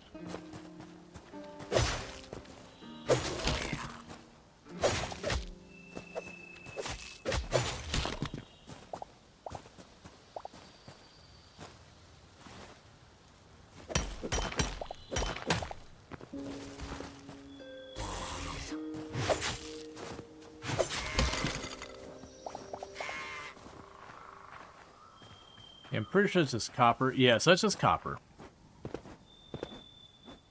Like I said, there's what looks like a glade or something, like an oasis or something in the middle of all this. If you go maul whatever the adorable animal is. The town village reminds you of the Star Wars from the Jedi creatures? Yeah, the Ewoks.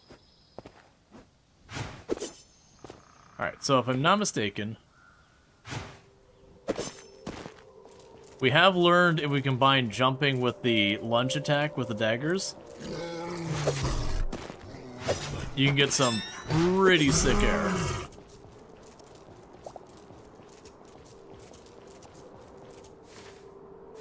Alright, so this is where that glade we saw is. Oh, let's also go check out that wolf before we go too far. I'm pretty sure that wolf is new as well.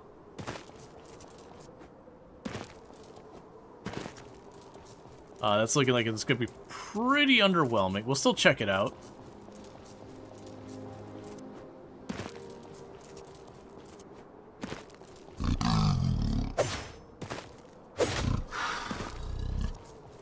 Alright, it didn't trigger us being a new animal.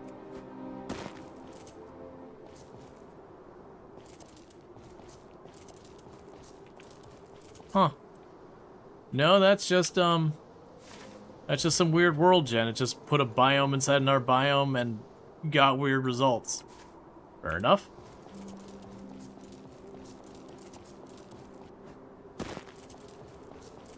Creep adorable. What happens if you feed them? Oh, they definitely turn into gremlins.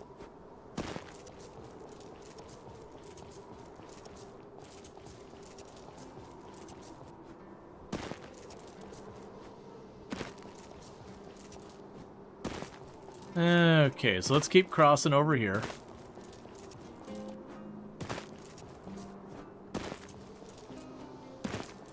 Would you like biome, so you put a biome in your biome? Did I not get credit for you? I'm not sure I get credit for the penguins. It's also possible I just couldn't see it because white on white on white on white.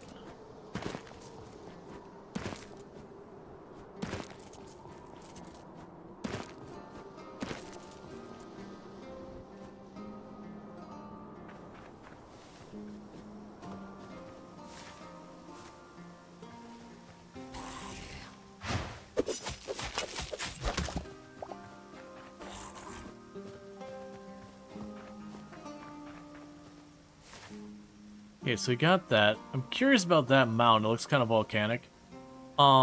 If none of that ends up doing anything, we might loop back and hit our portal and get out of here.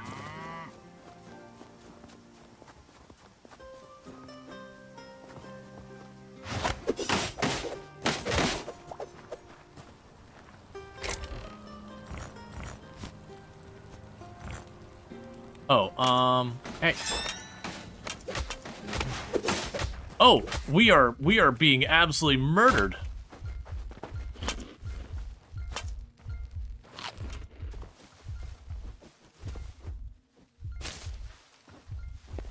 Okay. They I was liking the stuff I was getting. But they were doing a number.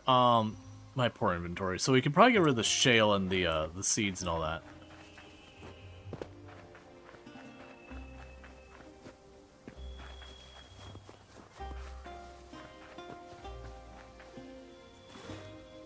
Let's see here. I mean, honestly, if we had a fire.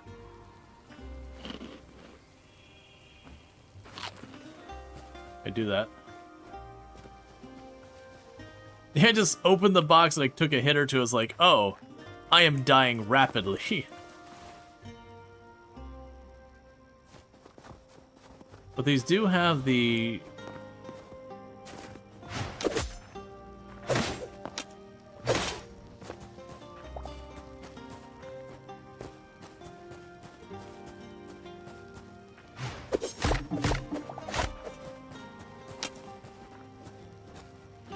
Ah! They just come out of nowhere after you.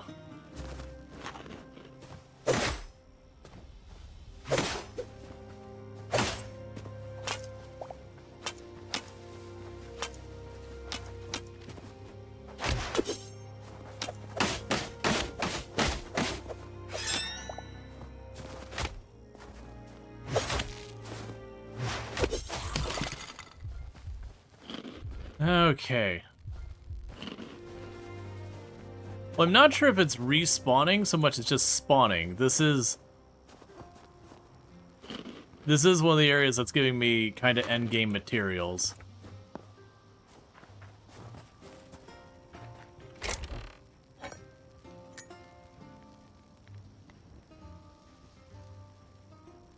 Man.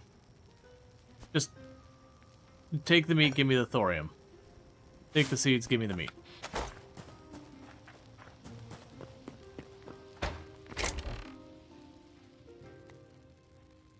Poisoned log we've already seen. Ice log we have not grabbed much. Oh, we got fruits. Fruit skewers. Alright.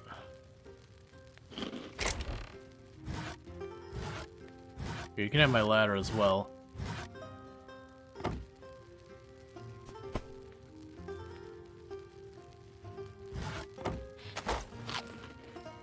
You just notice that a lot of times, an empty area, you turn around and there's a bunch of new mobs? Yeah, it could be.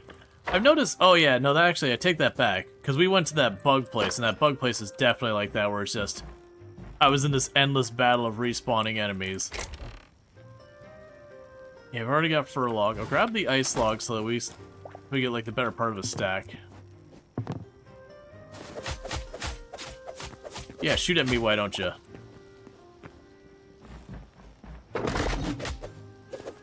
Well, that's not how it's supposed to work. I went to hit him, I hit the box. And then just...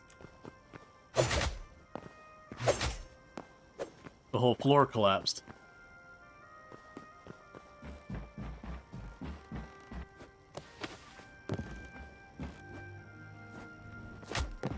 That's fine. Okay, so we got that spot.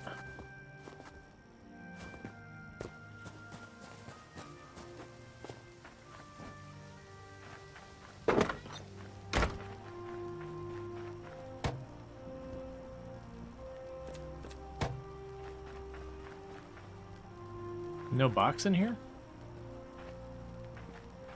Well, that's just boring.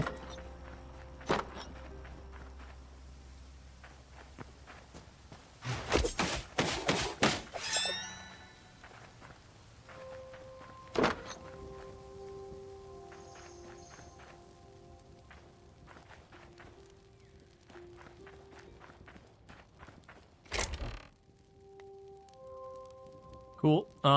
We have more thorium we could toss in here. Okay, but where am I gonna find room to toss the thorium?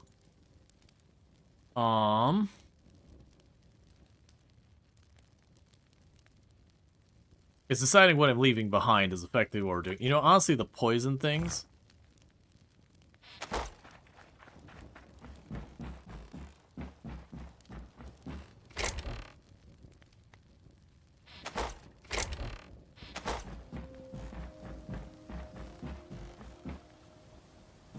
I do like these houses and all that. It definitely gives you ideas of ways you could decorate a bunch of these things and all that.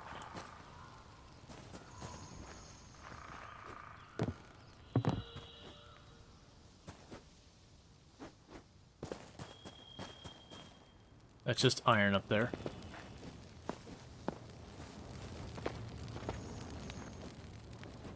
All right.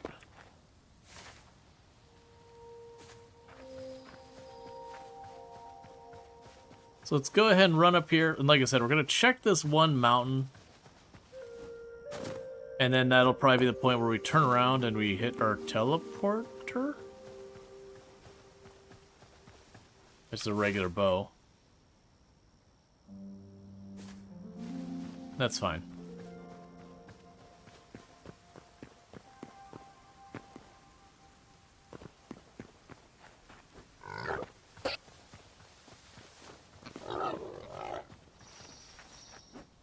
All right. But yeah, no, definitely. So I was worried when we started running north and I saw the ice and it just had that solid wall. I was like, oh, okay, so the world's pretty finite. And I was a little worried about that because that can be a pretty big negative in this particular style of game. Now, granted, you get into the weird stuff with like Minecraft and Vintage Story, where Vintage Story does have a finite world size, if I'm not mistaken, but it's so absurdly large it might as well be infinite. And then Minecraft, for the most part, it's infinite, but it's another one of those things. I think there's like a technical limit on how big the world is, but for all general purposes, it might as well not have an end. And so when I saw that, I was like, oh, okay, you're not actually that big of a world. But it does appear to be that the world does just keep going. The other one that kind of landed in that area was, Valheim has a very, like, it's a finite world. Again, the worlds are big enough that it doesn't really matter.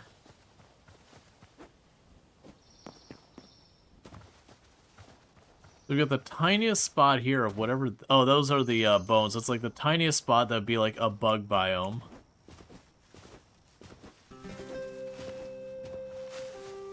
And a tiny little spot of ice biome.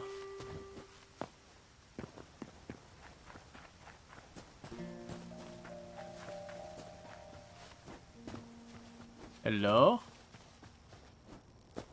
Anybody home? I'm assuming you're the Outlanders, the people who fill me with arrows and make my body hurt.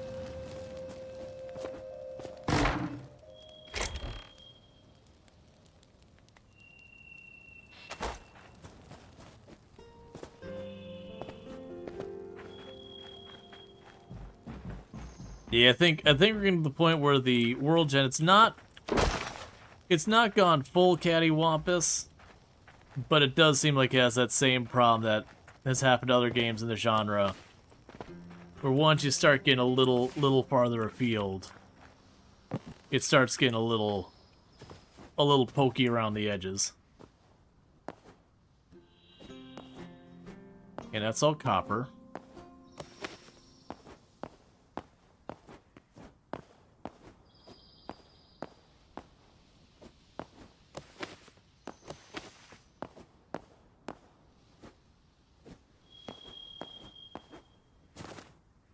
Okay. So just seeing copper, seeing a lot of it, but just seeing copper here. We are seeing the ice biome enemies up there, though. Just the skeletons, not the yetis. Alright, so let's try working our way up here. And then, like I said, take a little peek, see what we see.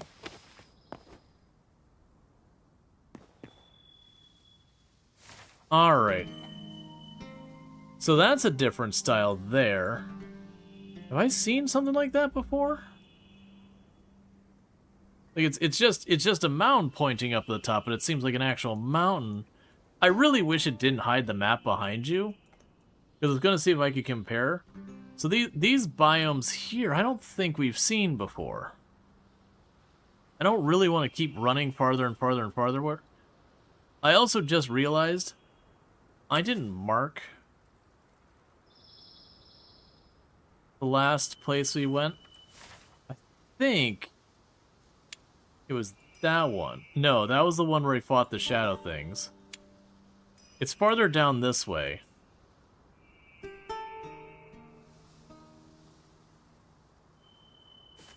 Let's make bad decisions.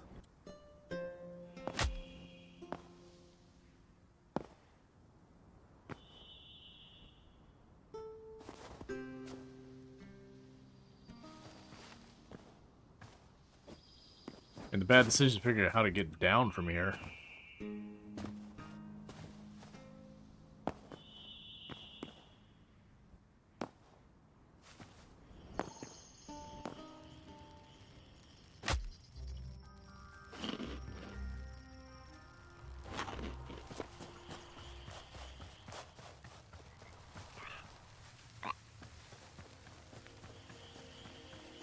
Okay. Yes, as well as mountains over this way.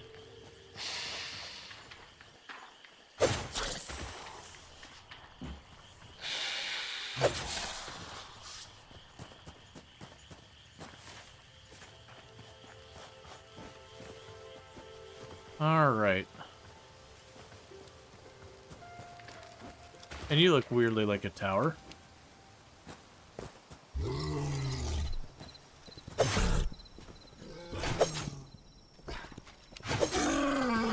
From a distance, I thought it looked like one thing. Let's see. How many more block games are we going to get? I mean, I don't know. Voxel's just a popular way of doing it. It's easier to develop for. There's nothing wrong with block games. Because, I mean, we've also got games like Terraria where they're 2D like they're 2D voxels kind of thing. That's fine. We have plenty of grid-based games. You have plenty of games that are based on hexagon grounds. Like, grids are not an unusual thing. I mean, even when you look at games like Valheim and all that, ultimately under the hood, Valheim is also a voxel game. They just do a pretty good job of hiding it by making the blocks a little less pronounced. 7 Days to Die is a voxel game.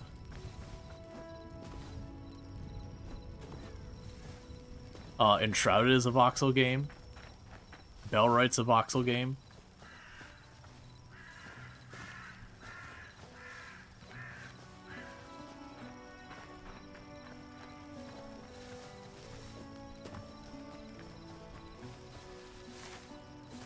It's just for allowing you to do like world manipulation a lot of times. They gotta have some basis for it, and a lot of times, you know, just making a grid that is three-dimensional, that's easy enough. Technically, even games like the Forest and all that, under the hood, is effectively a voxel game.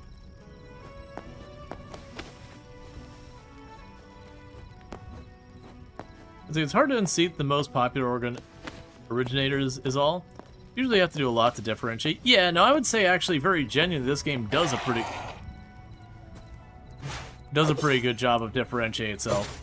The combat in this game is actually pretty solid, where it definitely say, you know, the other entries in this genre are usually the combat's kind of where they really just trip over themselves and don't really do a good job. Well, the good bad news of this is it was interesting to check out. But the bad news of this island is that's just a big old spike of marble. That's just more of the glades. That is a really big azure forest. Why? Oh. Okay.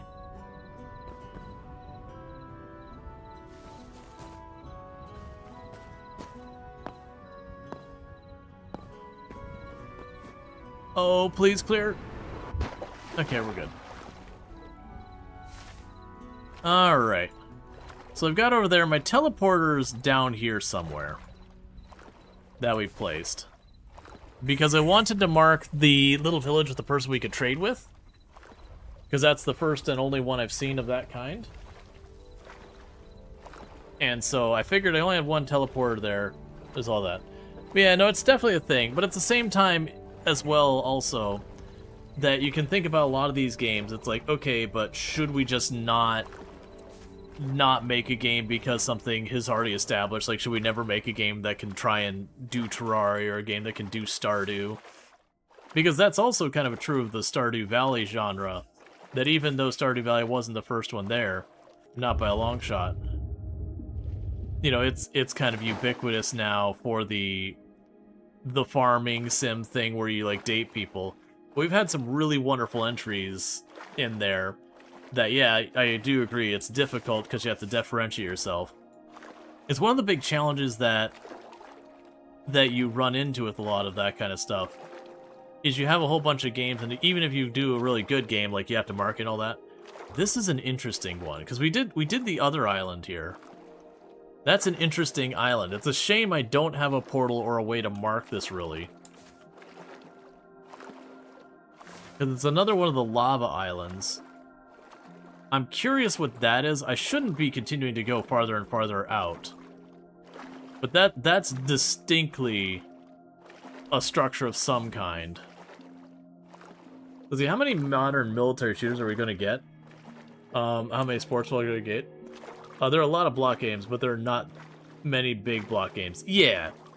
Well, like I said, I do think it's good. Like, you'll have people like whatever game comes out, and they don't mean it in a negative content. I mean, sometimes they do, but they'll be like, "Oh, is this a insert like this is insert name of game clone or whatever." And like, don't get me wrong, it does happen where you have like the supermarket simulator and the supermarket simulator together, which is like a straight rip assets and everything of the first one, but like someone enabled some multiplayer stuff that wasn't on the first one, and that's a clone. But you'll have a lot of games that they try and differentiate themselves. Maybe it's not. Maybe the differentiation is not that significant. Well, I think, Bullen, it's not even that people like straight up rip copy or whatever. I think the reality is, a game comes up with a good idea, and others try to expand upon it, and then it's a question of, did they expand upon it enough that it's kind of its own thing, or no?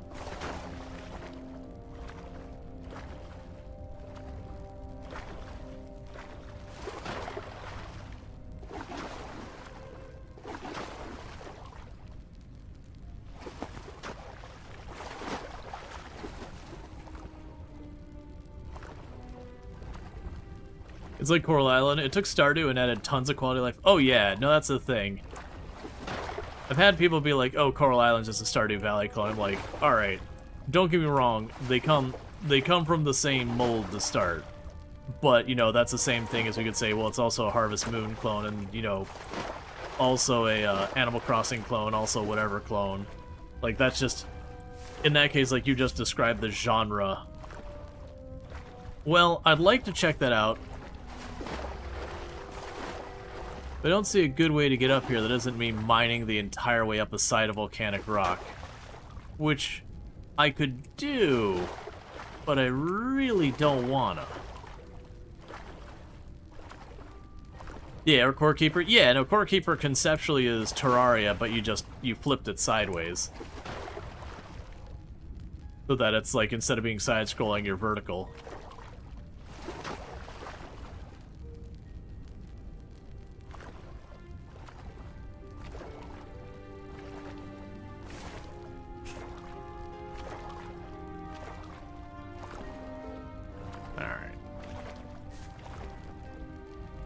If we don't get around, like, if we don't find a way up around this bend, we're gonna deviate and head back home. Because I'm wondering if, like, the world gen is getting choppy and weird, or not. Because this seems, like, very cohesive. Well, this seems like a whole lot of stuff going on, and this seems very cohesive as well. So it might just be we had, like, one spot that's a little wonky. I might actually be able to make that work.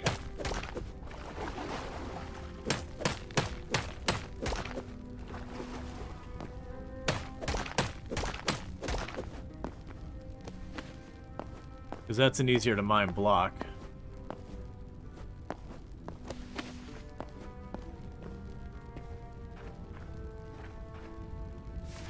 Where is Hytale based? Do you mean the developers or the game itself? Because the game itself isn't based on any real-life plays. Developers, I actually don't know the answer to that question.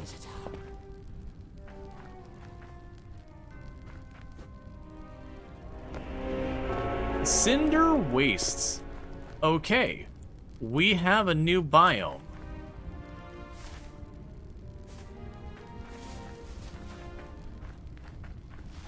And I wish it was daytime so I could see more than 3 inches in front of me.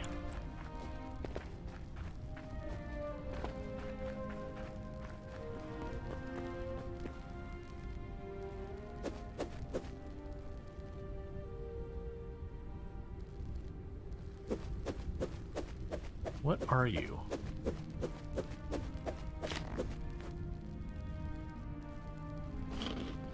You just eat the berries.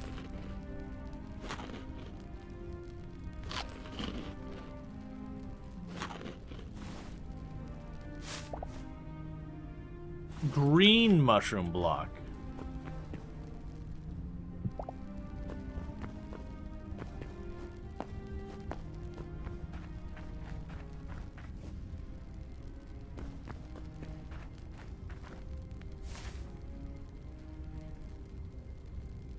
That's clearly looks like a caldera over there.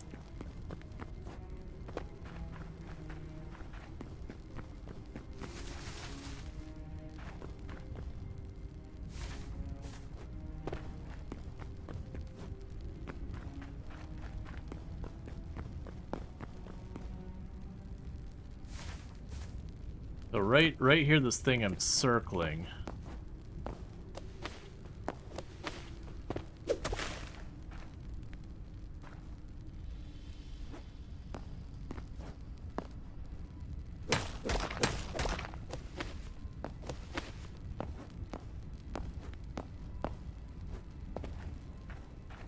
That's because it definitely is a caldera.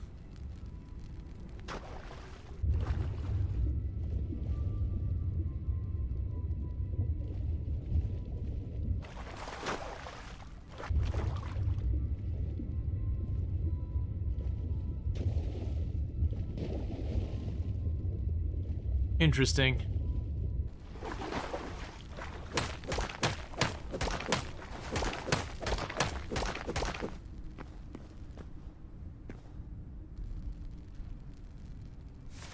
Yeah, no, like a sulfur vent, or like it had been volcanic at some point.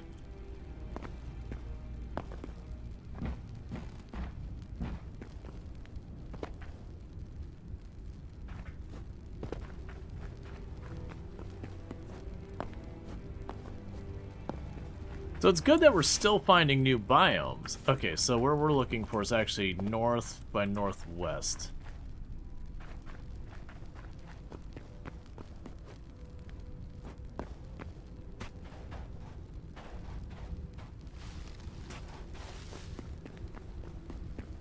Because we haven't found naturally occurring adamantite yet.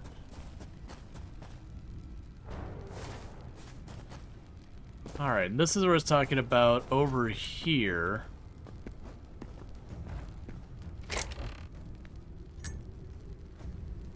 Thorium shortbow, petrified log, fur log.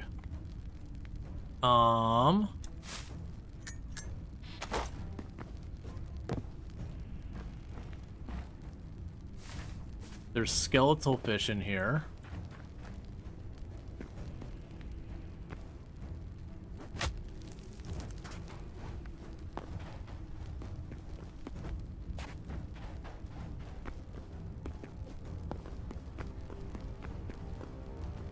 It goes on for a ways, too.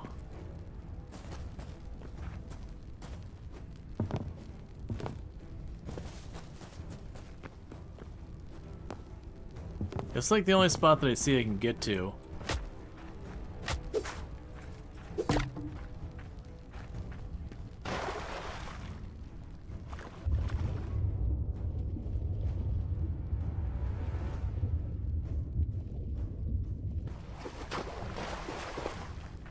Okay, well, I don't see a whole lot I can interact with down there.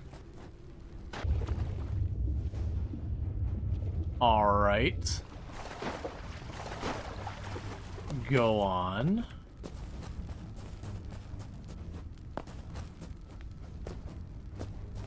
There was a big gate that went this way.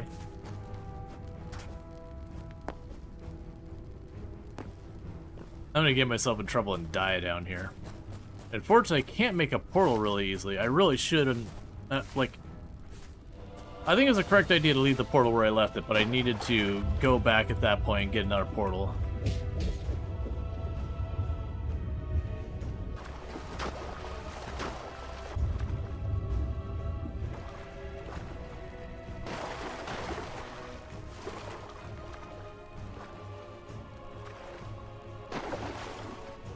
Okay.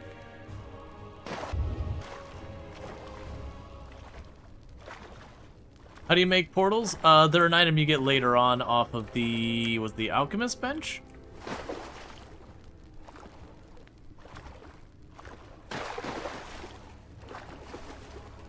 Arcanist, thank you.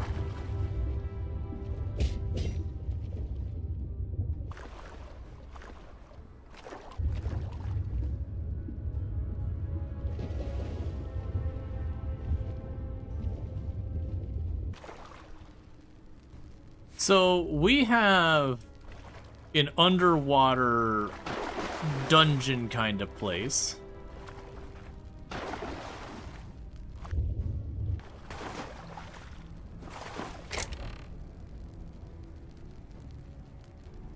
More adamantite.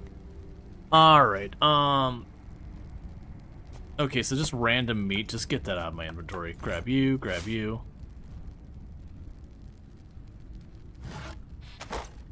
Yeah, no, I was aware. That's the reason I was like, oh, I'll turn back. And I kept saying that. And then I kept going deeper.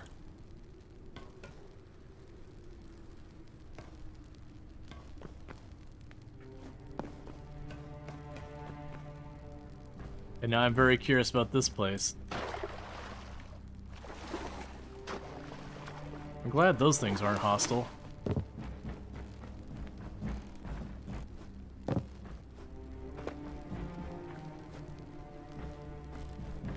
I'd love to have a slightly brighter torch.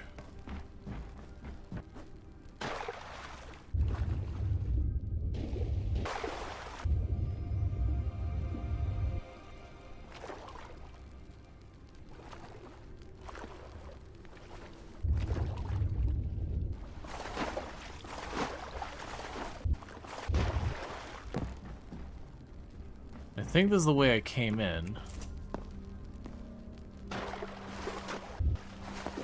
Or it's similar to the way I came in. Yeah, it's the way we came in, because... No, it's not the way we came in, because this has different stuff in it.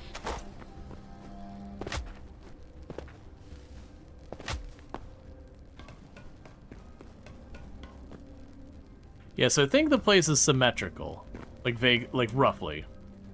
It makes a big circle.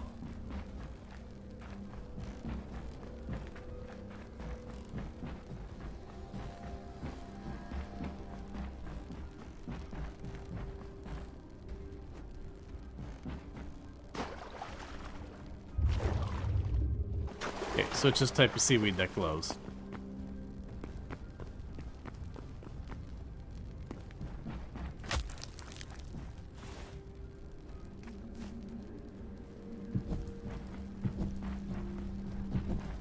Forgot I have a ton of torches I grabbed.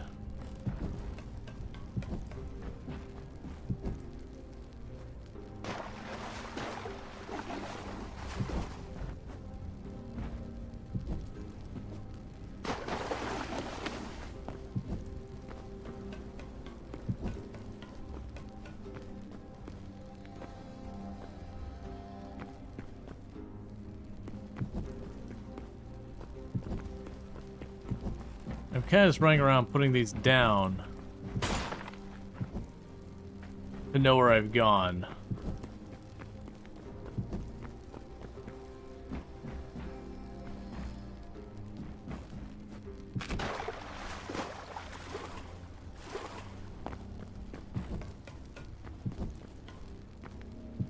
I figure out if I'm doubling back over myself.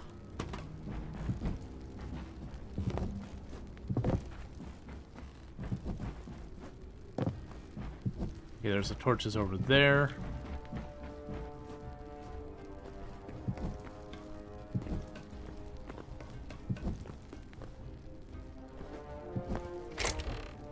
Okay, there's one we got earlier. I think it's just like a symmetrical ruin.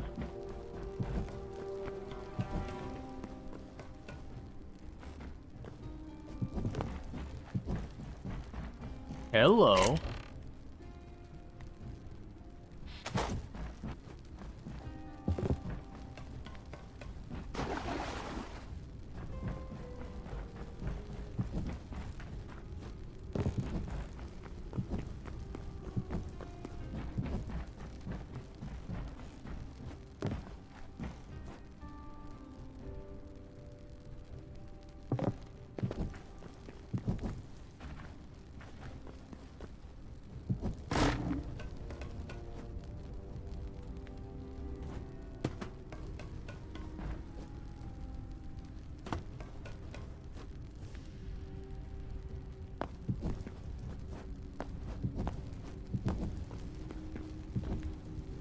So that's an interesting place. So it was just a whole underwater complex.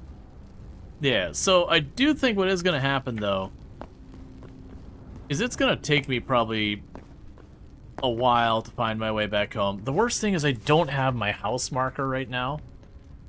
So yeah, so I got my marker over there. I don't know if that'll stay, but I need to be wrapping up for the night. It's been a productive day. We got our thorium tools, we got our cobalt tools, we got a bunch of stuff upgraded. We did find adamantite. We have not found mithril. I believe I've got the shadow stuff for upgrading our blacksmith so he can make the adamantite weapons and all that. I'm probably after stream not going to look up where to find mithril, but try to verify if mithril is in the game yet.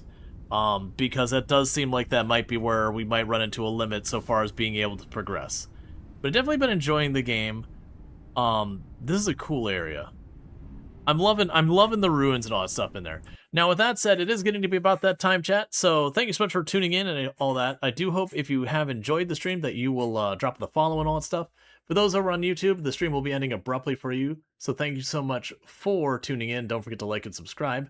But for everyone over here on Twitch, I'm going to go ahead and put up my ending stream screen because I need to be wrapping up